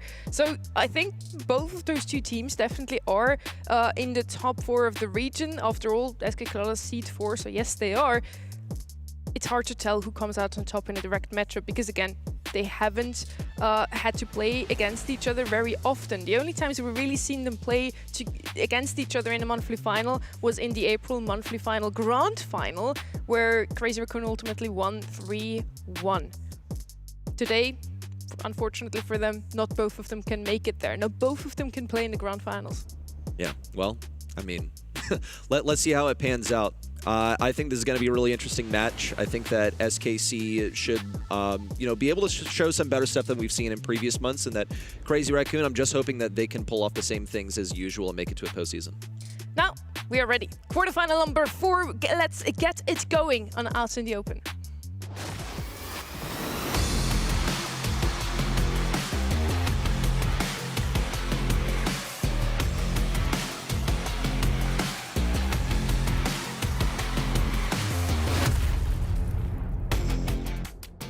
It's the knockout map where you usually want to pick something that can go over the left lane, right lane, easy to get into mid, but it's the only proper way if you don't have something to go over water or to break open the map. Angelo comes to mind when I talk about water. He's banned out, Brock is left open, and he's the one that you usually want to pick up here to have an easier way into mid. The other option here, Pearl, is going to be picked up immediately by SK Kalalas. If she has super available, she can also break up that map quite easily, and she's mighty good also into aggressive brawlers. A bit better than Brock, especially with that Max still left open. Definitely a good consideration here for the side of SK Kalalas. We just saw that Max finally, not everybody just plays Faith Shifter. We also see Sneaky Sneakers come out a lot more often because it also heals your teammates with the Buffy for the same amount as you get healed when you teleport back. Brock now finally coming in, so we have wall break on both sides. Yeah, for me, I prefer Brock as a better first pick than the Pearl, to be quite honest. I mean, it's kind of interesting that Meg coming through now as well. Kind of interesting that Pearl's taking that kind of like mantle so far for SKC side of things, but I think you're right with the Max shout. I think that's a fantastic idea, and especially in a map like this where pressure is absolutely everything, and having nowhere to go is the reason why we see these first pick brawlers coming in with the Pearl, with the Brock to allow that channel through the mid. So if you're having a Max on your side, you're already inflicting maximum pressure early on. I'd like to see that kind of like come forwards now for SKC, honestly. Could see it, could enable that Pearl to get aggressive on one of these lanes. There it is. Though the heal, I mean, you got to consider that Max has a heal now, so that could come into play for SKC. It's been a lot of interesting play around the Pearl that we've seen today. What is it going to act as a deterrent for is another question on my mind, because I think you should get some respectable damage on the Meg just because she has to close in at like mid-range to be effective. Could still completely outrange this Pearl. You see that Bell is wide open, so could come in. I don't know if it's like the most effective last pick, but it would be a good way for Crazy Raccoon to round out their draft. They already have their power player of Meg. Jean coming in as last pick here for the left-hand side. Jean Max, a comp that has existed in the realms of Brawl Stars ever since competitive is a thing. Really good combination here on the left-hand side. I love the draft, actually. Picking up that Pearl as first pick too, just to make sure that you get Max as well. You can't really play Max into Pearl, that is really clever. Now on the right side, I would like to see some heals supporting that mech, making sure she never drops out of mecha. Byron is what I had in mind. They're gonna go a completely different route here. Crow to slow the mechs down. It's always been a good counter against the mechs.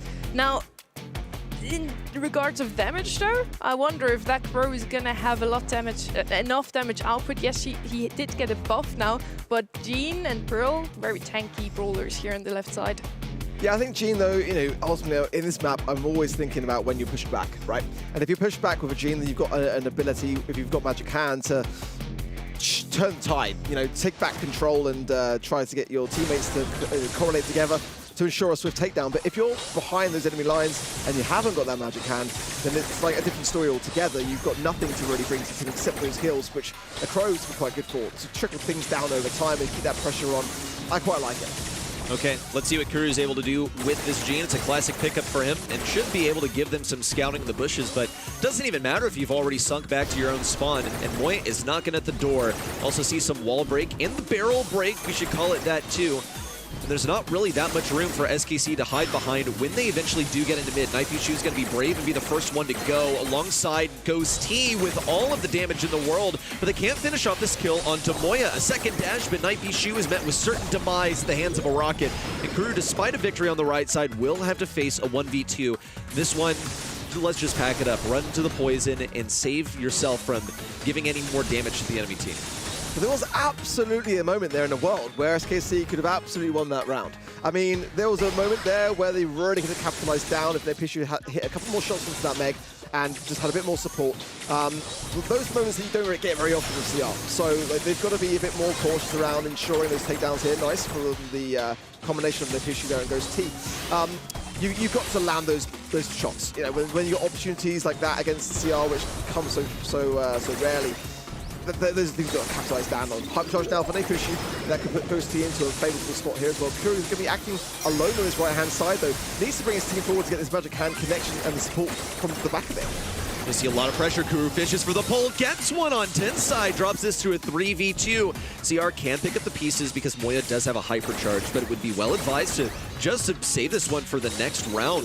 Maybe get the super or a hypercharge on Milkrio. It's exactly what he wanted. Still going to go for the super and get a kill, but still cannot drop this to a 2v2. Moya fighting for his life over here, just keeping Nightbeat and Kuru back so he can easily retreat into the poison.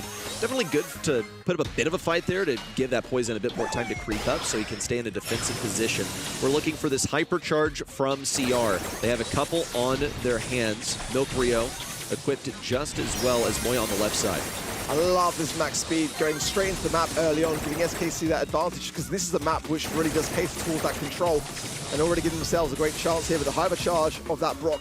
It's going to be devastating here for Milkrio if he lands it now. Hypercharge from Kuru going to be able to pull that buff, but no speed to get away from the rocket rain, but it wasn't good anyway from Milkrio. Bit of a missed shot on the angle. So now SKC will stay in control. They need to get a Magic Hand connection from Kuru, which he now has. If he lands this, and ideally onto the Brock or the Crow rather than the Meg, whilst the Crow's not got to jump, it's a good time to strike.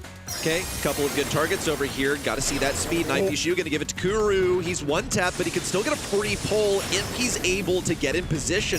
Doesn't look like it, though. He's dropped too low on HP. Moya's just begging to be pulled. Gets a huge super on the right side, and Tensai and Moya regroup on the left to get a certain kill. Ghost T with the burn on Tensai. That's going to be death, but Moya still finishes it off as a little Meg. Okay, that one was a little bit hairy, but it's definitely worthy of shaking your fist in the air in celebration, Moya. Falling to a little pea shooter there at the end. Yeah. This is a poor way to go, but I mean, definitely some real fight there from SKC as well. Both sides, I think, looking very evenly matched in that regard. So this should be an exciting one for me. And as we know what's at stake for SKC, trailing behind from Rival Esports now, going into today with 1 point, but now Rival Esports are in the semi-finals. This is a time that SKC need to bring out all the stops. They seem convincing with some of these plays. Check out this dual prong push on the right side. You see Kuru and Nightbeat both trying to move forward. They sort of dipped into the enemy spawn, but decided that it wasn't worth pushing that far forward. They just got to get this super for Kuru. He had an amazing pull in game number 1 and turned the tide of that round. They can get him a guaranteed connection if they just have Nightbeat super at the exact same time. Here's a super for Nightbeat and still nothing for Kuru. This aggressive Gene play is just not where it used to be. CR will find themselves controlled just a little bit, but not really much kill potential here for SKC is the biggest concern. They keep getting Moya out of mech, but it's not enough. You've got to secure him when he's outside of mech, and now in the 3 versus 2, they've got to focus on Moya, and they know that on the side of CR. They're going to be able to focus their attention onto Ghost T, who falls now and stands in a position alone in a 1 versus 2, but now it's a 1 versus 1. Speed to himself. Can't do the other thing, well, not when you're in the gas. And now CR 1 round away from getting this first set in the bag, and I'm liking the way that Moya is playing this Meg, utilizing the Jolting Volts gadget now, and that allows you to get back in Meg within 6 seconds after employing it, so it's able to cycle despite being vulnerable. A lot of the time he's not vulnerable for long. Yo, my attention is officially on Night Pichu. I want to see what this guy can do on Max. He almost managed to win a 1v2. He's assisting Kuru with the speed, but there's no pull just yet. And Milkro's threatening them just by existing here with the super. He's able to walk around with it as a result of the rework alongside Buffy's. Night Pichu still just kind of fishing for a bit of supercharge. Would love to get some more assistance over to Kuru. Once that super comes in for Night Pichu, Kuru better hit this pull. He's only hit 1 this entire set so far, and if they fall in this round, that'll be all he gets. Yeah, he is the playmaker for sure. Let's go time now for SKC. We're looking to find some connections here. Moya's low, but the ball is there for Kuru. That's what we were looking for. Moya out of mech now is going to be a tasty stack. But they've got to secure the shots to be able to get him. And he's able to avoid it now. The hypercharge pull from Kuru. 2 in 1 game is definitely a good improvement. But it's not over yet. This game is very much still up for grabs. And if CR get this round, it's going to be a whole entire set. So it's a good explosive moment there from SKC. But it's far from over. You give Kuru a super, though, this man will work wonders. He picked up a 2K there as Gene, as a support brawler. But he's got to be pretty far from his next one. And CR know that they cannot afford to let him farm up that next one, so they can't really sit back. It'll be a speed for Night Pichu as he looks for the flank, nearly takes down Moya, just gets him pretty low. And Kuru obviously received the call out to pop Vengeful Spirits, but Moya was simply out of range. Still, this will give control back to SKC. There's Kuru's super, he wants Tensai once again, there's no escape! Tensai! That gets him 1, 2 kills! Ghost T looks for the last one, and Moya's in the hypercharge, but this one is definitely over. We got a tied up set. Oh, this is spicy. Everything we want. And such a close one to call, honestly.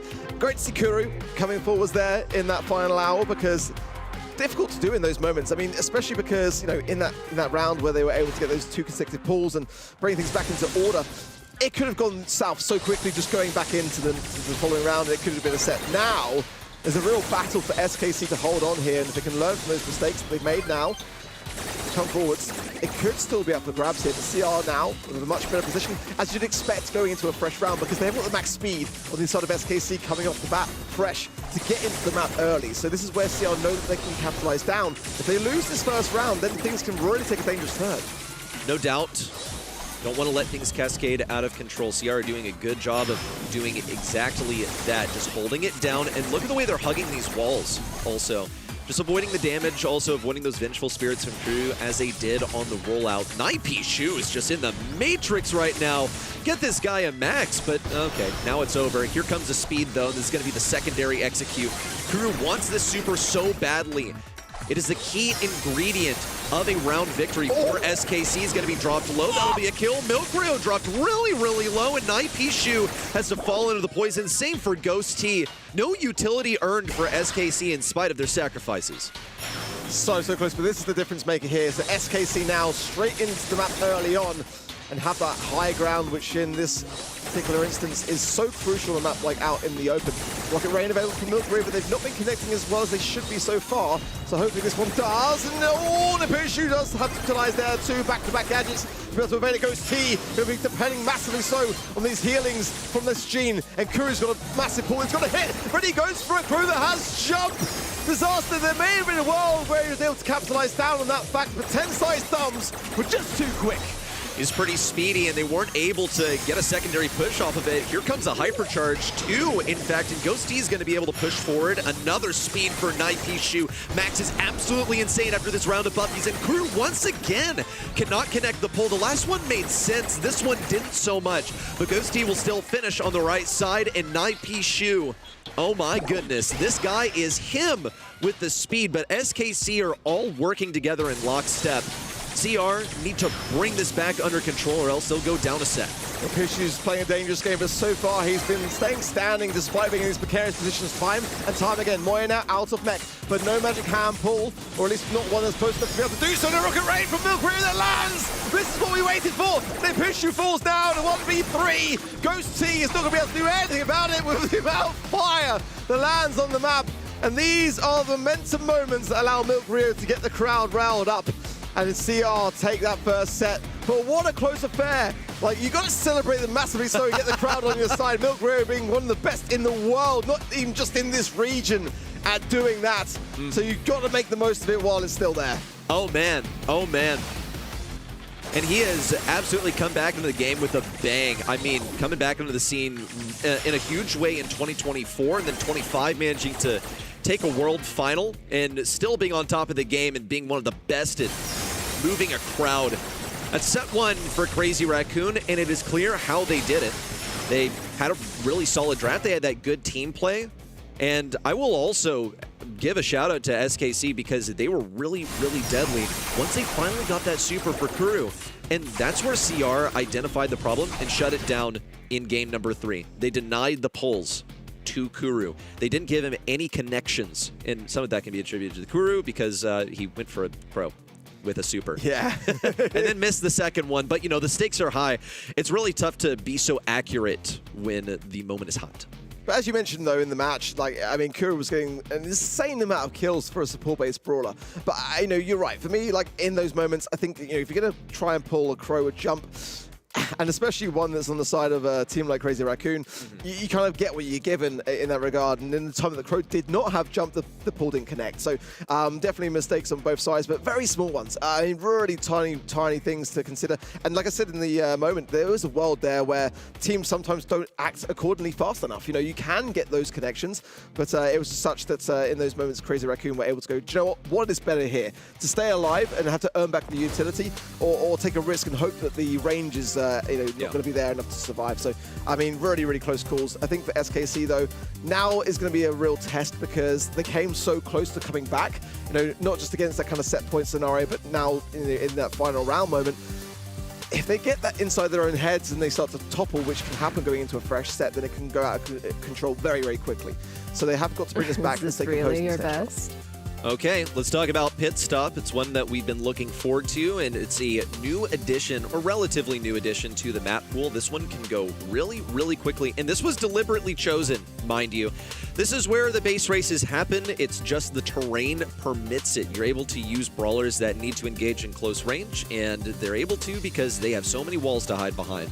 Kaze is going to be an early priority just on Heist in general. She has that aggression, and the crits on a non-moving target are, let's just say, a lot easier to hit. But Buzz making an appearance for SKC makes a lot of sense to me. It's one that we've seen become really popular over the last weekend, and it's been a bit of a sleeper pick, honestly.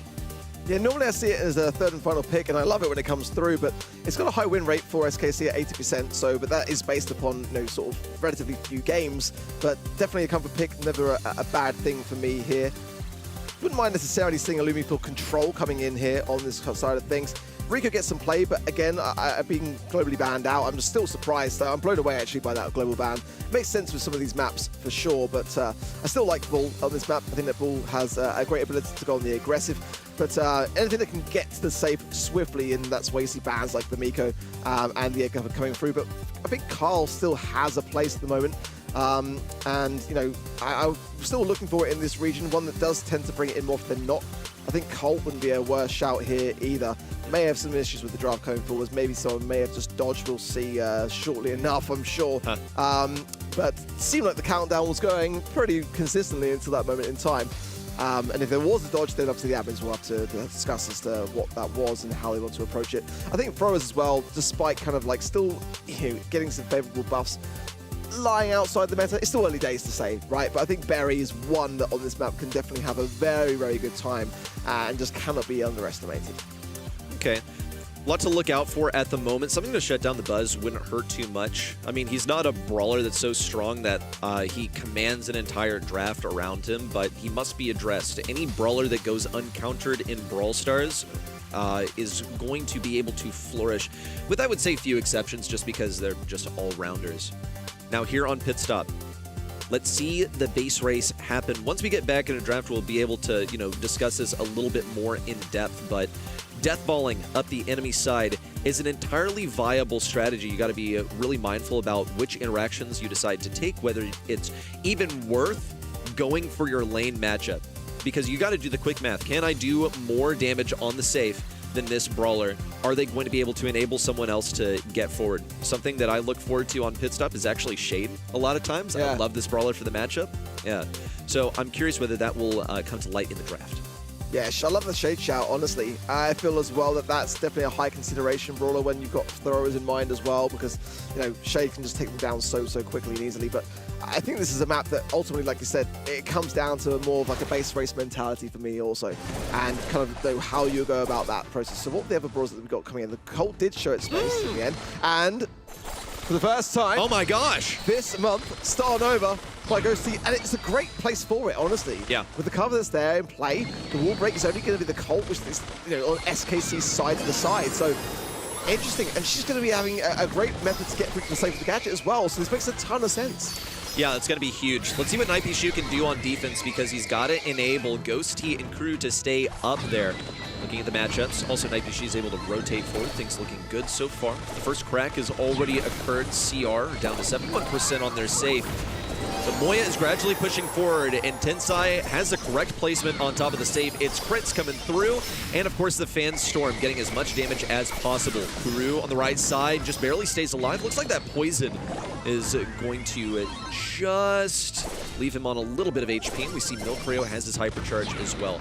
Need to see team play from CR, though, because they've got individual wins, but they've not been able to combine. Milcreo absolutely shut down by Nightbishu, and now he gets to Spider-Man his way to the enemy side, while Ghosty has to pick up the pieces of this defense. Not convinced it was able to connect there maybe with that. It was just off screen, but he may have actually whiffed it. But nonetheless, the damage still favors SKC, and ultimately Nightbishu will be able to get back to the utility soon enough. Pro jump in from Moya, and that's going to be a left side lane clear up for Milcreo and Moya Low having to come back on defense, because they know that if they can't leave two brawlers on the safe, left uncontested, Ghosty defending as well to allow that maximum damage coming through. And in my account, SKC should have enough damage to be able to do this alone, but they're going to sing on the other side of the field.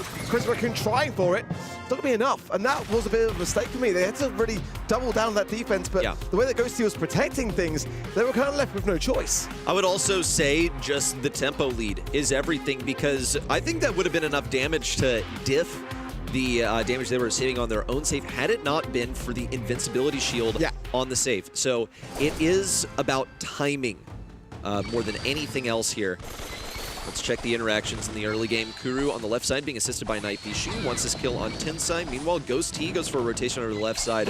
Really asymmetric when it comes to the defense and offense as everyone migrates over to the left side. Everyone has to go to where the fight is, because no one just has that belief that they're going to have enough damage, unless you're Tensai, of course, who's managed to knock 13% off the safe so far. I love that gadget. I'm sure many using it to troll in ladder, but Float to Time does genuinely have some moments of play to have it that make a lot of sense. It's a great defensive gadget. If you know that a shot's going to come through and preemptively you can get away, but also that ability to just go onto the safe. And already that's the first safe crack there by Kuru on the left-hand side. But there's a big push coming in here on the left. Tensai will land the bounce stop perfectly onto the safe low HP, means that he cannot aggress Ghosty on this left-hand side. And Kuru knows, just keep pushing right. Leave that to defensive work for Ghosty, which is able to do. And that's a great tap from Kuru as well. Hypercharge now onto the safe. And I mean, it might be worth maybe preserving it, because you've got to wait that time for the crack down. I think just get a few taps onto the safe and then follow up a bit later. Regardless, CR are a bit all over the place here. They are, and Nightbishu's all over them too. Gonna get on this safe. No, missed that grapple, but he should be able to get this pretty low. Not able to get it down to the next shield. 29% to go. Only a small buffer zone for CR to work between, and finally they're able to move up as a trio, but it may not last for long. Ghosty just absolutely slices through them. It's down to 22% now. Nightbishu is exactly where he needs to be, and Moy's gonna have to use his hyper on defense if he can even get the super, which he can't. That is the set that SKC needed, and we finally have the results in Arc. It's a 100% win rate for Star Nova. Yeah, you're right, it is, yeah. Crazy stuff. I mean, it made a load of sense on that map, and I think that the reason why we haven't seen it, despite it not being banned sometimes over the course of this month, is primarily the map itself. Whereas Pit Stop's perfectly catered towards Star Nova, and this is my only reservation with Crazy Raccoon. I mean, the land demons themselves are some of the iciest veins in the entirety of Brawl Esports. So, I mean, when it comes down to it, their weakness and their biggest weakness for me, and we've always discussed it on the desk, comes down to a little bit of drafts. And that was a moment where we've been paying attention to Star Nova because I think every region has been paying attention to Star Nova. If it's not globally banned, you just basically have to consider first and foremost, is this a map and mode where she is dangerous enough that we've got to consider her as a banned brawler or not? And I feel like that was a moment where CR possibly dropped the ball in that draft. Yeah, just everything draft-wise is coming up SKC on the left side of your screen. On the right, CR just failed to really impress. They didn't have the DPS. And I think it's really simple as that. Look, ice in the veins is one thing, but I don't know if it really helps you draft. That's all down to preparation and belief in yourself, but seems to be, pretty cheerful still on this side of the stage as maybe they're working through some processes and a potential issue. We'll check up on that. At the moment, though, the match is 1-1. An equal ball game. It's a guarantee that we'll be going to set number 4. And I got to say, I'm impressed with SKC so far. I think I speak for a lot of people when we expected CR to pretty much walk through these guys. But SKC are fighting for their entire season. Months have been leading up to this point. They have to win this in order to stay competitive for LCQ. Yeah, and honestly, it's still very early to say, but so far from what I'm seeing from SKC, I think this is probably the best they've ever looked. To be brutally honest, I feel like, in that first set, definitely some moments where they were tested and put up against a set point scenario, which they were able to reset to bring things back to order.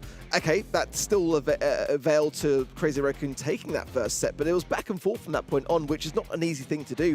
And yes, there were a couple of mistakes along the way, but things that also were fantastic moments of gameplay, especially from Kuru, who are again coming into this monthly final. And this season, honestly, I've still got some reservations on, simply because of what he's been able to achieve in the past and not really kind of got back to that sort of former glory. But for SKC, again, the importance of this season really does pivot slightly on this match. I mean, Rival Esports coming into today were 1 point ahead of SKC in that LCQ position on the leaderboard. So now that Rival Esports are in the semi-finals, it's even more important that SKC can bring something out of the bag here against the world champions. That's a really tough ask, but that is the ask in which we have for SKC. It's definitely going to be, if they can do it, their biggest achievement this season. But Crazy Raccoon are Crazy Raccoon. These things don't come for free. No, you got to earn them, and if you want to be among the best, then you have to be capable of beating the best, and I think that SKC are really stepping up this month. Now, there is a question of okay, do you really expect them to just suddenly decide that they're going to start winning now? And I think it has to be discussed that you have to have endurance, like ridiculous endurance, to be able to grind it 100% for an entire season. I think it's worthwhile to put 100% effort in at the moment when the season is on the line, when you're really, really so close. It's unfortunate that they go against Crazy Raccoon after making an upper bracket run in this quarterfinal. But sometimes that's just how the cookie crumbles. I mean, someone was going to have to face them. Well, a little bit of downtime, but I don't mind it necessarily going into a new set, because at least they're not kind of in the middle of the proceedings, and then there's the time which would be there regardless to discuss the draft or to speak to their coaches about what the strategy is going in and the brawlers in which they're kind of looking to line up here. So kind of both sides are going to be able to benefit off the back of this, but kind of surprised we haven't seen more of 8-bit today. Gen 4 might be a place where that particular brawler can really come into its own. I think probably a bit of a ban-worthy brawler for me on that particular map there as well. But off the top of my head, I believe the global bans being the Rico, the Ruffs, the Surge, and the fourth one escapes me. Rico, Damien. Ruffs, Surge, Damien. Damien being the fourth. I mean, Damien's been so troublesome for Crazy Raccoon also, as we saw in the qualifiers. Yeah, but they just keep letting it through. I mean, it was troublesome for them. In fact, they lost to it in the upper bracket, but they have been capable of defeating it also. So it's not one that's it's not like they're kryptonite, basically, but it's in the conversation. And Damien is still strong enough to be considered. I think that when it just comes to dealing with Damien individually, he is like the one weak point of the entire draft. And then when you look at just how SKC plays Brawl Stars, they kind of have to have like two mechanically executing brawlers, like two playmakers, because that's exactly like who Naipishu and Ghosty are. So in order to fulfill this Damien comp, you got to have someone stuck on support.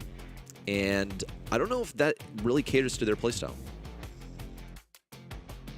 I think on this particular map as well, Damien is definitely a threat. It makes a lot of sense to just eradicate it from the outset. I feel like, you know, for me, especially now with the Buffy Brawlers coming into effect, 8-bit especially is one that can just have so much of a good time with the additional ammo in which the booster brings down onto the map and allows you to get hunkered down in that regard, really. Certainly a lot of Brawlers like Lily got to be heavily considered there as well, as to a brawler which has got a lot of options. Whoa, Milk, you good? You good? Just having a little cough. Yeah, I feel like, you know, in Gen 4, it's all about control. It's all about positioning. I think Max is definitely up there for a conversation now with the ability to really get into that mid with the Sneaky Sneakers gadget as well, but also to bring your teammates with you as well with additional help of that speed, which you can apply through the wall too. So, whoa, BM? Yeah, a bit of spinning. I see you, Tensai. That's toxic. Yeah, you can't be doing that, man. See, this is why we took the chairs away, y'all, is because they would just use it to spin on each other. IRL memes. Yeah. That's what I would be doing if I were in a chair right now, which I'm not. We're staying standing for this one because we just got to respect these people in the fourth quarter final. After this, it gets even more serious, and this is the most serious quarterfinal of them all. You got postseason on the line. We're moving into Gym Fort, and with 2 sets behind us, it's 1 set apiece for each of our combatants. So what's in the conversation? We talked about Max. It came through earlier, and it was actually quite nice. Even though Crazy Raccoon did take that set on out in the open, I'm looking out for it 100%. It has not been banned, so let's see if we get to see it 10-size signature brawler. There was the Stu, which was the full global ban, but there was also a ban of Damien regardless, and maybe it is the first pick for Crazy Raccoon. It's disgusting. It's such a disgusting brawler right now, and also the ability to sort of TP into the map. You can throw your booster into the mid and then come in to help your team very quickly as well. But I think, you know, with an 8-bit, to me, my brain is going Max. Combine those two together, and the biggest weakness of 8-bit becomes a huge strength. And of course, with Max having so much ammo in the way that she recharges, having that booster star power on that 8-bit to just drop those ammos is going to be disgustingly good here.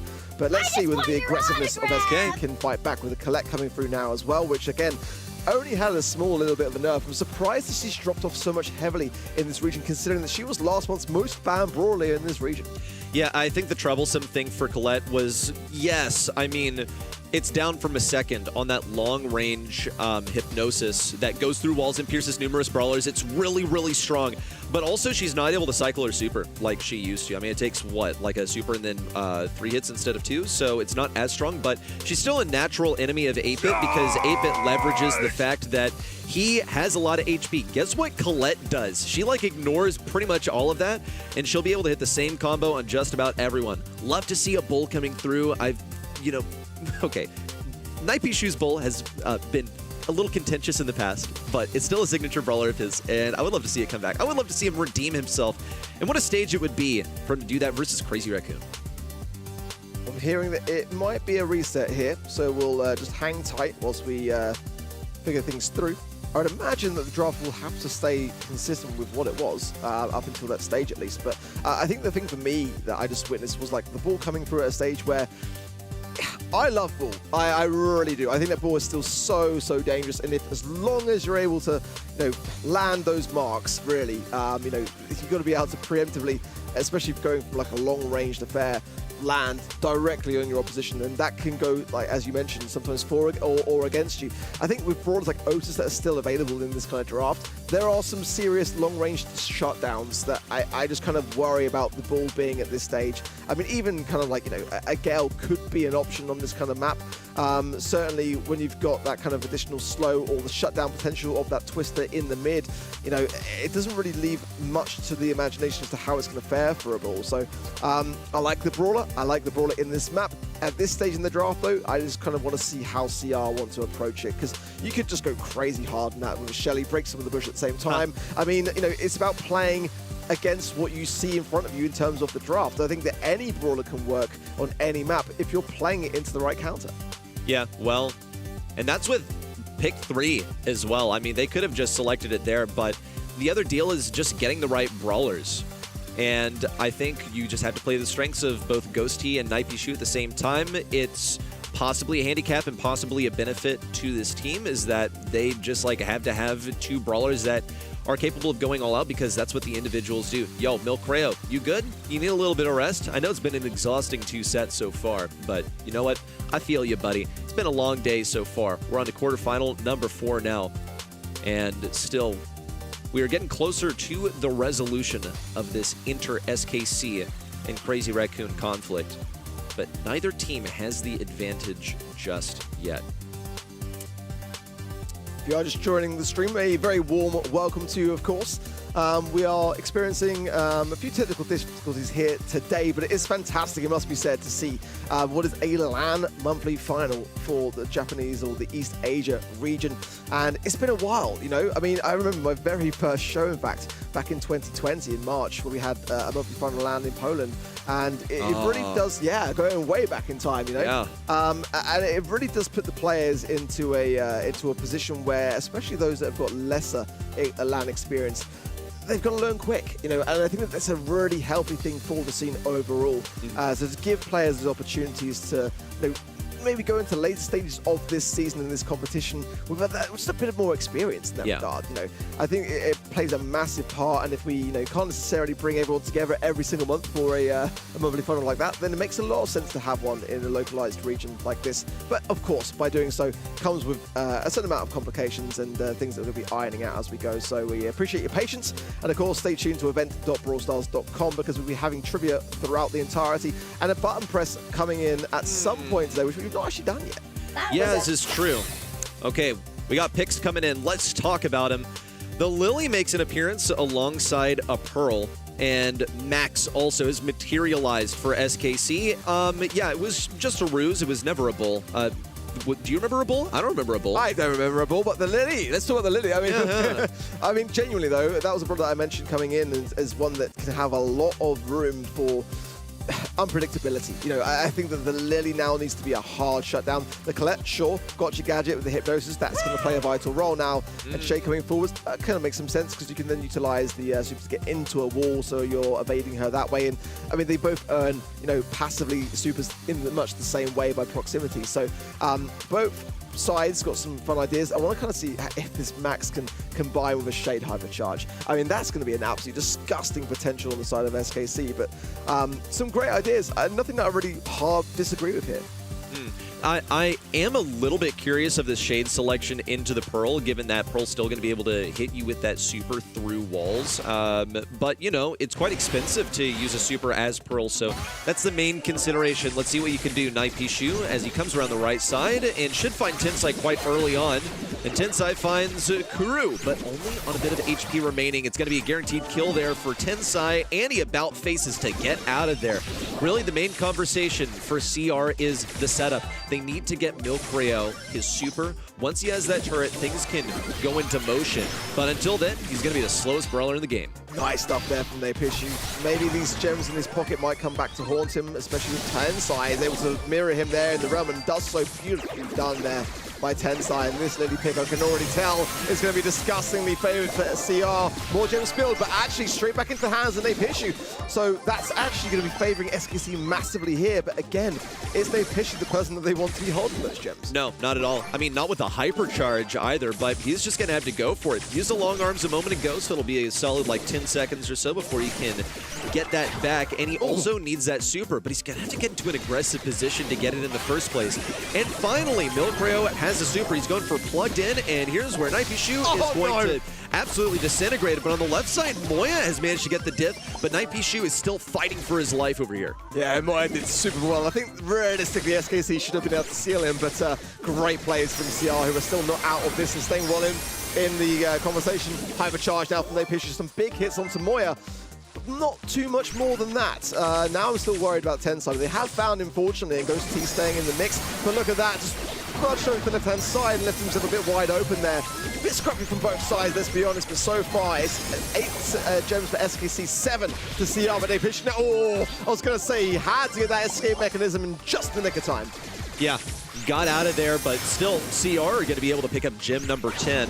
And a little destruction of the turret. That's fine. Milkrio has another. Don't know if that was really worth the super. And Ghosty is going to have to pay the price. Crew and Nightpishu try to surround from behind. They'll be able to avoid enough damage from Moya to stay alive for a moment longer. Nightpishu has to pop this hyper to stay alive. They got to get this gem off, but Ghosty cannot get it. Those gems will remain on the ground. CR high and dry with 11 in their own spawn.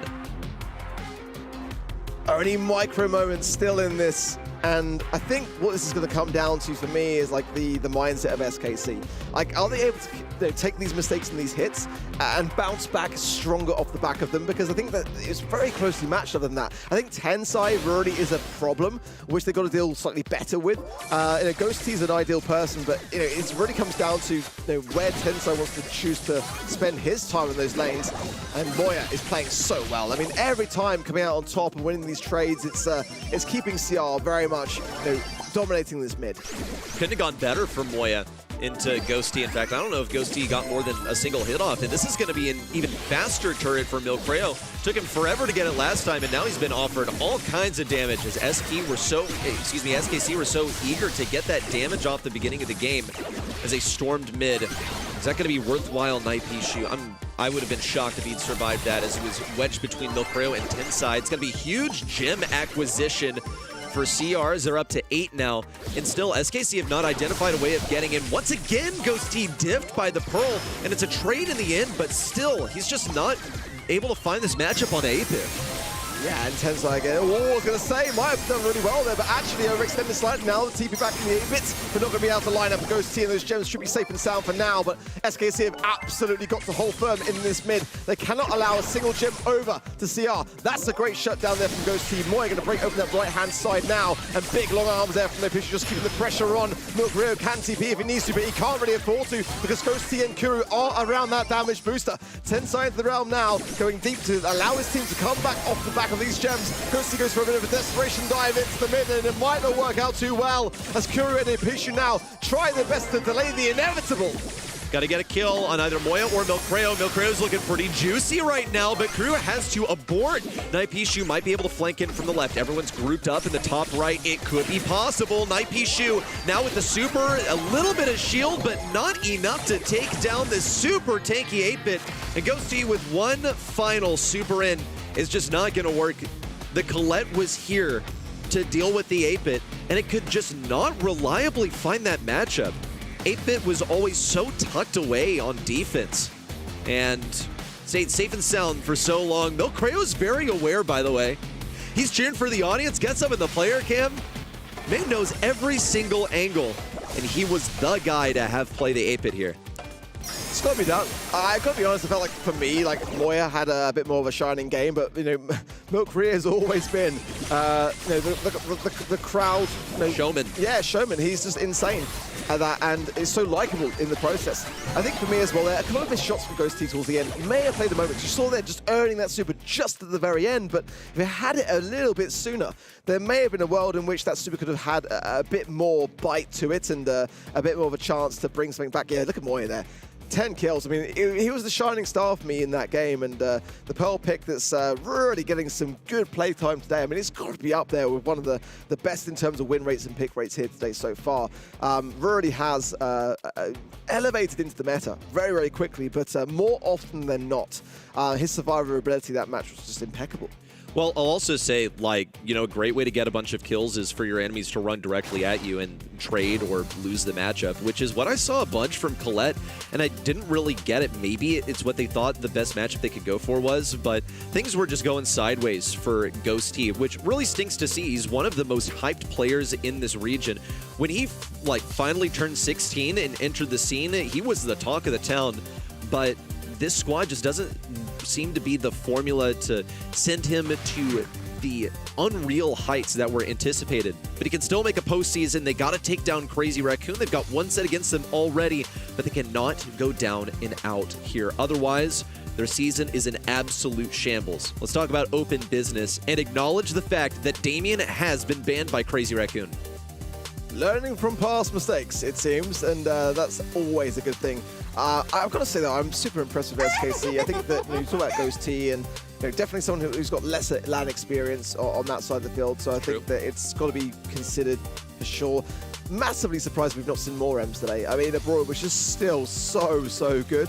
So SKC getting off to a very good start in that respect in terms of those Brawler picks. I think still for me, Brawlers like Lou are ban worthy on this particular map, so kind of glad to see it. Crowtho's still going to be open here in that instance. Starnova, good to see her banned out here. Absolutely so for sure. I think Sirius can have a good map here also, so definitely don't mind that pick. Meg going to come in for Crazy Raccoon. And again, a Buffy Brawler that's just kind of catapulted herself forwards in terms of the meta. Yeah, well, I mean, she had a little bit of assistance from Adrian. We'll say, it wasn't all a Meg effort because she's just that strong right now. Now, she did get a slight change that Hypercharge Swing isn't going to grant as much healing as before. Ooh.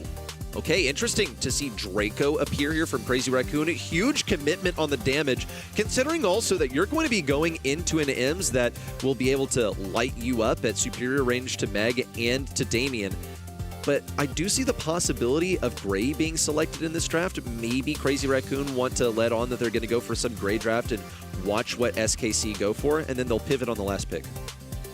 I like a shout. Let's see whether that's on their minds.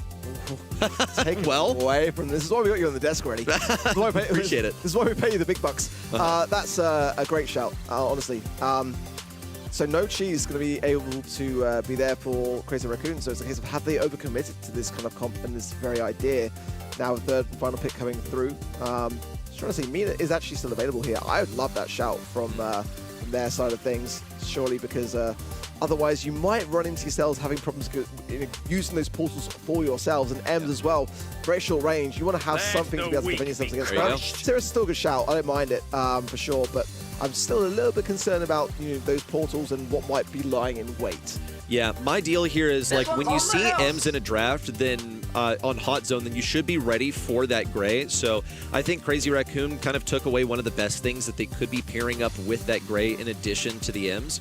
And then to see Sirius appear here makes a bunch of sense because he's actually quite decent in these tanky things that are not able to pierce. So let's see if that defense is enough. Gray's going to be lacking on the damage. I think there's potential for Ems to be overwhelmed. Barley, though, I think is a great way of dealing with stuff that pretty much runs at you because you're going to be cycling those supers over and over. The Hypercharge will come back pretty quickly, too. And we'll see what gadget he ends up running as we move into open business. Crazy Raccoon need one more set to go on to the semifinals, and SKC are fighting to keep their LCQ dreams alive. I think the question for me here is the big one is, like, did SKC really want the Gray? It probably wasn't in their arsenal. They really just wanted to take it away from CR, so they're kind of like, it could be a win-win scenario here for CR because, like, they absolutely were going to be able to capitalize off the back of it, but they're kind of forcing the hand of SKC to have to pick it up instead, and so far, it's all been about CR. I mean, we're approaching halfway through the match, and so far it's down to Kuru. I mean, look at that. That's absolutely disgusting. Just 1 measly %. And CR are already running away with it. SKC have just had to pivot so hard that they're not able to benefit from this Ems in Gray strat. Ghosty will be able to get a Hypercharge in here, so we'll watch for the position, but kind of dies pointlessly on aggression. At least when he respawns, he'll be able to get that Hypercharge up. But yeah, good luck getting that 20%, that Crazy Raccoon have left. I don't really think there's that much potential for them to catch up. Nightpiece is going to have the game of a lifetime if he manages to pull this off and ends up falling at long range to 10 size super. Just 13% more to go, and Milk Rio is wrecking house. Nightpiece Shoe in with a combo, and see, that is why you play Gray and Ems, but it's too little too late. Come back to the century. I mean, not the last down gadget there from Tensai. It goes down quickly, though. It could still be done. I mean, I don't want to, like, sort of jinx it, but I think this should be relatively straightforward just to collectively walk onto the zone, but let's see. I'd love to see it. No better time for it, in my opinion. And so far with Ems, it could be done. Tensai, though, just holding on here with a helping hand of Milk Rio. Now on to match point. So far, SKC have done a fantastic job of being able to keep the battle alive, but is this just too much to handle? A brawler which they've kind of been enforced upon because it was a win-win for CR and a lose-lose potential for SKC. I think it's done actually a wonderful thing for CR to start with those 2 starting brawlers, because SKC are now got to make this work, and so far they haven't been. Yeah, again, just to paint the picture for everyone in the audience, Crazy Raccoon just clocked that SKC were teasing the possibility of a Gray draft, and so they just picked like 2 extremely tanky things that you would want to TP in with the Gray, and it's just going absolutely nowhere. SKC realized that it's kind of pointless to go for a TP right now because they won't be able to get Night Shu in to make an impact until he has a super or a hypercharged super. The Crazy Raccoon had been held off of mid much more effectively than the last game. Night Shu gonna fall despite the super. Ends up being traded out by Ghosty. It's not really the worst start for SKC. In fact, they are looking much better than the last game. I think nerves from Ghost T. I mean, there's a clear opportunity to TP in, secure the barley. Yes, the TPs are not going to be where you want them to be for like the longevity of this game, but you just can't afford the survivability of Milk Rio there. And he was able to just go to the right-hand side lane and do his thing, and he left uncontested. These are things that SKC have got to... there's no time for taking chances at this stage of the competition. A great jolting Volts gadget there from Moya, and could be back into mech in less than 6 seconds anyway off the back of those shots he was able to obtain. Kills coming in. There's still a chance for SKC here, especially as Pish is playing a fantastic game, but the man needs some help. Yeah, it really needs the assistance, but see, that's the thing. When you are Ems, you can hold down an entire point by yourself. Ghost T, though, needs the damage over here. Needs some assistance from Kuru. Night Shu is going to have to be the one to stay alive, and he could, again, use some assistance, but just doesn't really seem to be enough. Crazy Raccoon are just 30% off, and they have plenty of HP to stand in this zone, with SKC, however, approaching. And the timings of these last calls from the Barley are just perfect, because every time there's some momentum for SKC, a last call just lands onto the mid, just allows that survivability with the helping hand of the Herbal Tonic. It's really tough. I think that SKC, if they had more time to their hands, could have got this done, but surely now CR is going to collect together, unless Ghosty can have something to say about it. I think it's what's done. Yeah, it looks like a done deal. Just 7% more for Crazy Raccoon, and Tensai absolutely fumigates the point. SKC, it's going to be a real tough one for them to make it to the postseason now. Crazy Raccoon, it's step 1 of 3 complete to lock themselves in for the World Finals. It has been a long time waiting for quarterfinal number 4. We'll see them again in the second semifinal. And reality is beginning to set in for SKC. They knew that this was a possible outcome, but it's devastating to witness it. Yeah, it's going to take an almighty push, and maybe, just maybe a little helping hand from fate on their side if Rival do falter and they're able to capitalize down. But no, this is not the result. This was not the playbook for SKC this month, especially when they watched the sidelines Rival Esports get the upper hand, make the semi-finals. They had an uphill battle, but one that was not won. And CR, of course, the world champs through the semi-finals, are looking very, very strong. Love to see it for CR and some of the showmanship from Milkreo. It's been long awaited and absolutely deserved. He held it down with this Barley, which was a last selection, by the way. It fulfilled pretty much everything that the comp needed. They were able to deal with Kuru's Shades. They were able to keep Night Shu away. Just Barley's a natural enemy of this Ems. And then it was too much damage for Ghost T to be able to deal with either. I mean, despite the ability to TP, that's not really what he's there for. He's supposed to get his teammates on the point. And it's led us to this bracket as we're now getting ready for our semifinals. This is now a really good outcome for Rival Esports. They're sitting just 1 point ahead of SK Kalolas. Still, SK Kalolas keep their 4th spots currently because Fennel and Ignim both aren't even playing in these monthly finals. They can't take over, but LCQ is that 3rd slot. And right now, Rival is sitting in a very good position to keep that slot for now, maybe even still make Worlds. Crazy Raccoon has it now in their own hands, actually. In the semifinal number 2, we have Rival versus Crazy Raccoon. Both of those two teams still waiting to grab that 2nd World Final slot. On the other side, we have Zeta Division now facing up against Reject, who are also still trying to go for that LCQ spot, but they first need to beat Zeta Division to do so. We get Kenny back here with us as well. We had too many 3-0s today. Would you agree with me there? Always. If it's not a 3-2, I'm a little sad every time. Yeah. But it's been solid Brawl starts. I think it was Ark who said it earlier, but the underdogs all coming through, even SKC putting up a solid fight into CR, despite maybe Ark feeling a little gung-ho, trying to go 2 for 2 for the underdogs. Only one of them could ultimately pan out. So a lot of respect. It's been a very fun day just in general so far. yeah, SKSB has been looking pretty convincing. And again, maybe it would have looked a bit different, but this is a LAN event in East Asia. They're sitting in Tokyo, playing in person in front of a live audience. And Crazy Raccoon are usually the ones who come out on top when that is the case. The winners of the World Finals last year, despite having to make it through the LCQ. And then we had Zeta Division, who was very dominant all year long and dropped out very early on in the World Finals. Now today, they can kind of redeem themselves on home turf and prove to us that they are LAN warriors as well. With that, we want to have a quick look also again at our predictions. As you already mentioned, ARC tried to go 2 for 2 in our, the 2 matches that were supposed to be a bit closer. They were, I guess, with a 3-1. Yeah. I mean, it's factually true, but you know, no one's going to go perfect when you go out on a limb for some of these predictions. I think that would have been huge if SKC could have pulled off that ridiculous upset. But this is where we stand. So then when we change the conversation to semifinals, I trust in our regional frontrunners, to be honest. I was not really expecting any things that would surprise people on an ordinary basis. I think so too. I mean, for me, it's Zeta and CR as that frontlining pack, and that was kind of how I felt coming into this year. This regular season hasn't changed that too much. I don't think that's really downplaying the rest of the region. It's just more of emphasizing how good Zeta and CR, I mean, the testament, the legacy that all of these players have in this game. It's just hard to overcome, especially on a monthly finals level.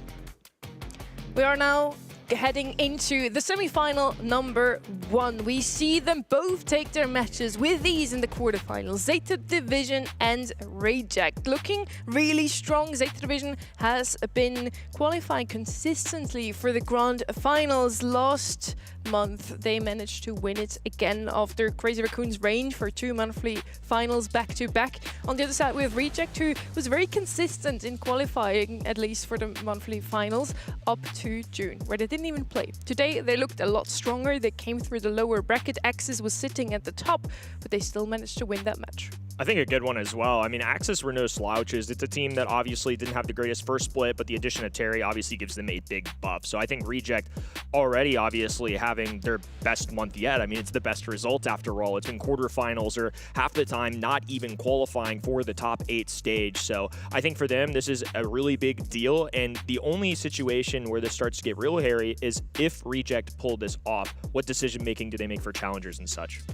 Zeta Division can secure Worlds by winning this semi-final right now. They already played in many before. Now 2026, we don't know the outcome just yet, but we will potentially have another team who will play there. Reject, on the other side, they can keep their LCQ dream alive. It's in their own hands, really. If they manage to win against Zeta Division now, if Rival also loses their semi-final, then Reject still has a chance. So it's both in their hands and not. Rival has to lose, and they have to best the number 1 seed in the region. Definitely not an easy task. Yeah, but what a deal that would be if they're able to, you know, kind of lag behind most of the season and then do well this month. Even if it depends on the outcome of a different team, then I would say that's a pretty good way to come back in the end. You know, not necessarily like minimal effort, right? But the 1.5 points are helping them in this regard. Zeta Division made it into every single grand final this year, apart from a single one. They've been looking super consistent, very strong. Also today against T5S, who did manage to take them to set 5 in the qualifiers. Today they got shut down in a quick 3-0. Definitely. I think Zeta have just come to the conclusion of embracing who they are. This is a team that for a lot of the year felt like they were implementing their play style, and now that we have map draft on top of that, the global bans in addition, I feel like Zeta can kind of shape this to be whatever they want it to be. You saw Mortis a lot in that opener. I think that's something we'll keep seeing all day long. At some point, it's in their DNA. They like being aggressive. They light out mechanicking you, and you can see it there as well. Something like these sharpshooters coming out, Crystal Arcade, where we see Mortis. I think Zeta are just one of the most entertaining teams to watch, and I still think they have another gear in them if they can nail the draft. Yeah, I also found this combination interesting when they moved on to Hideout. I actually thought they might go down there, but in the end, they managed to pull it through by a really narrow miss on a kill in the final seconds. I felt like it was a big commit for them to have a player on Glowy. This is just my personal opinion on the brawler, that I feel like it's difficult to express skill on Glowy. And Zeta Division, that's like the main thing that they have as an asset for the team, is that they have the skills. If we were to strip away the draft, then that's all that they would have left. And sometimes it seems that that's all they come with, right? They just draft the same things over and over, and they're able to skill diff you. But again, we have seen a mindset shift. Mameshi said it himself, that they are looking at not just playing their own kind of Brawl Stars today, and that's the angle that Reject are coming with also. Like, they still stuck to that today by playing only control. I don't know if they'll be able to keep it so airtight versus Zeta Division. Yeah, maybe ban out a couple of those brawlers that your opponents really like to play. We also saw that Pearl and Chloe show up in Zeta Division. They were some of the only ones who actually made those two brawlers work. They were picked up very often, but don't have the highest win rate so far today. Now on the other side, we have Reject, who showed us again a very control-based comp time and time again. We talked about it already coming into this, and it seems like this current patch after the relevant changes just 2 weeks ago seems to favor them. Absolutely. It's just nice to see Reject of old. We've gotten a tandem that are now joined by Levi, who was literally dropped by Zeta before the year, essentially. They went their separate ways. I mean, I'm not in that locker room. I don't want to say drop, but either way, it was a mutual understanding that he would no longer be with them. So to finally come into this squad, kind of be in the shadow of Zeta Division all year long, have an opportunity for a little slice of revenge in a semifinal. I know Zeta don't have as much to play for as Reject, but equally, Reject have everything right here. This would be a marquee victory. This is such an interesting matchup because, yes, Levy and Betterman basically switch sides and now play against their old teammates. They should know exactly what their opponents usually like to play. And so far, missing Betterman has hurt Reject. They're not looking as great anymore this year as they did last year. Let's see what this new rendition can do today. We're going to head straight into the first map.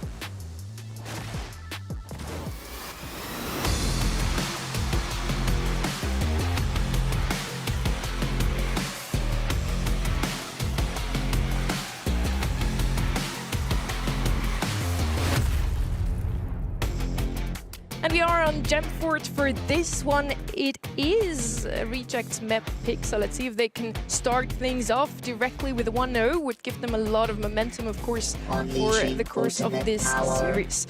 Gemfort, a map where you just want to hold on to mid-control. Rico coming in on the right-hand side and answer to the mech on the left. I really like that mech pick. She's just super tanky, super strong at the moment, also with her newly buffied gadget. Got a little bit of a rework there as well. She can be played even more aggressively now and can get her super back really easily. On the right side now also the Kid. Again, a good answer into that mech. Just stunning her and making sure that she doesn't really stay in that mech makes a lot of sense.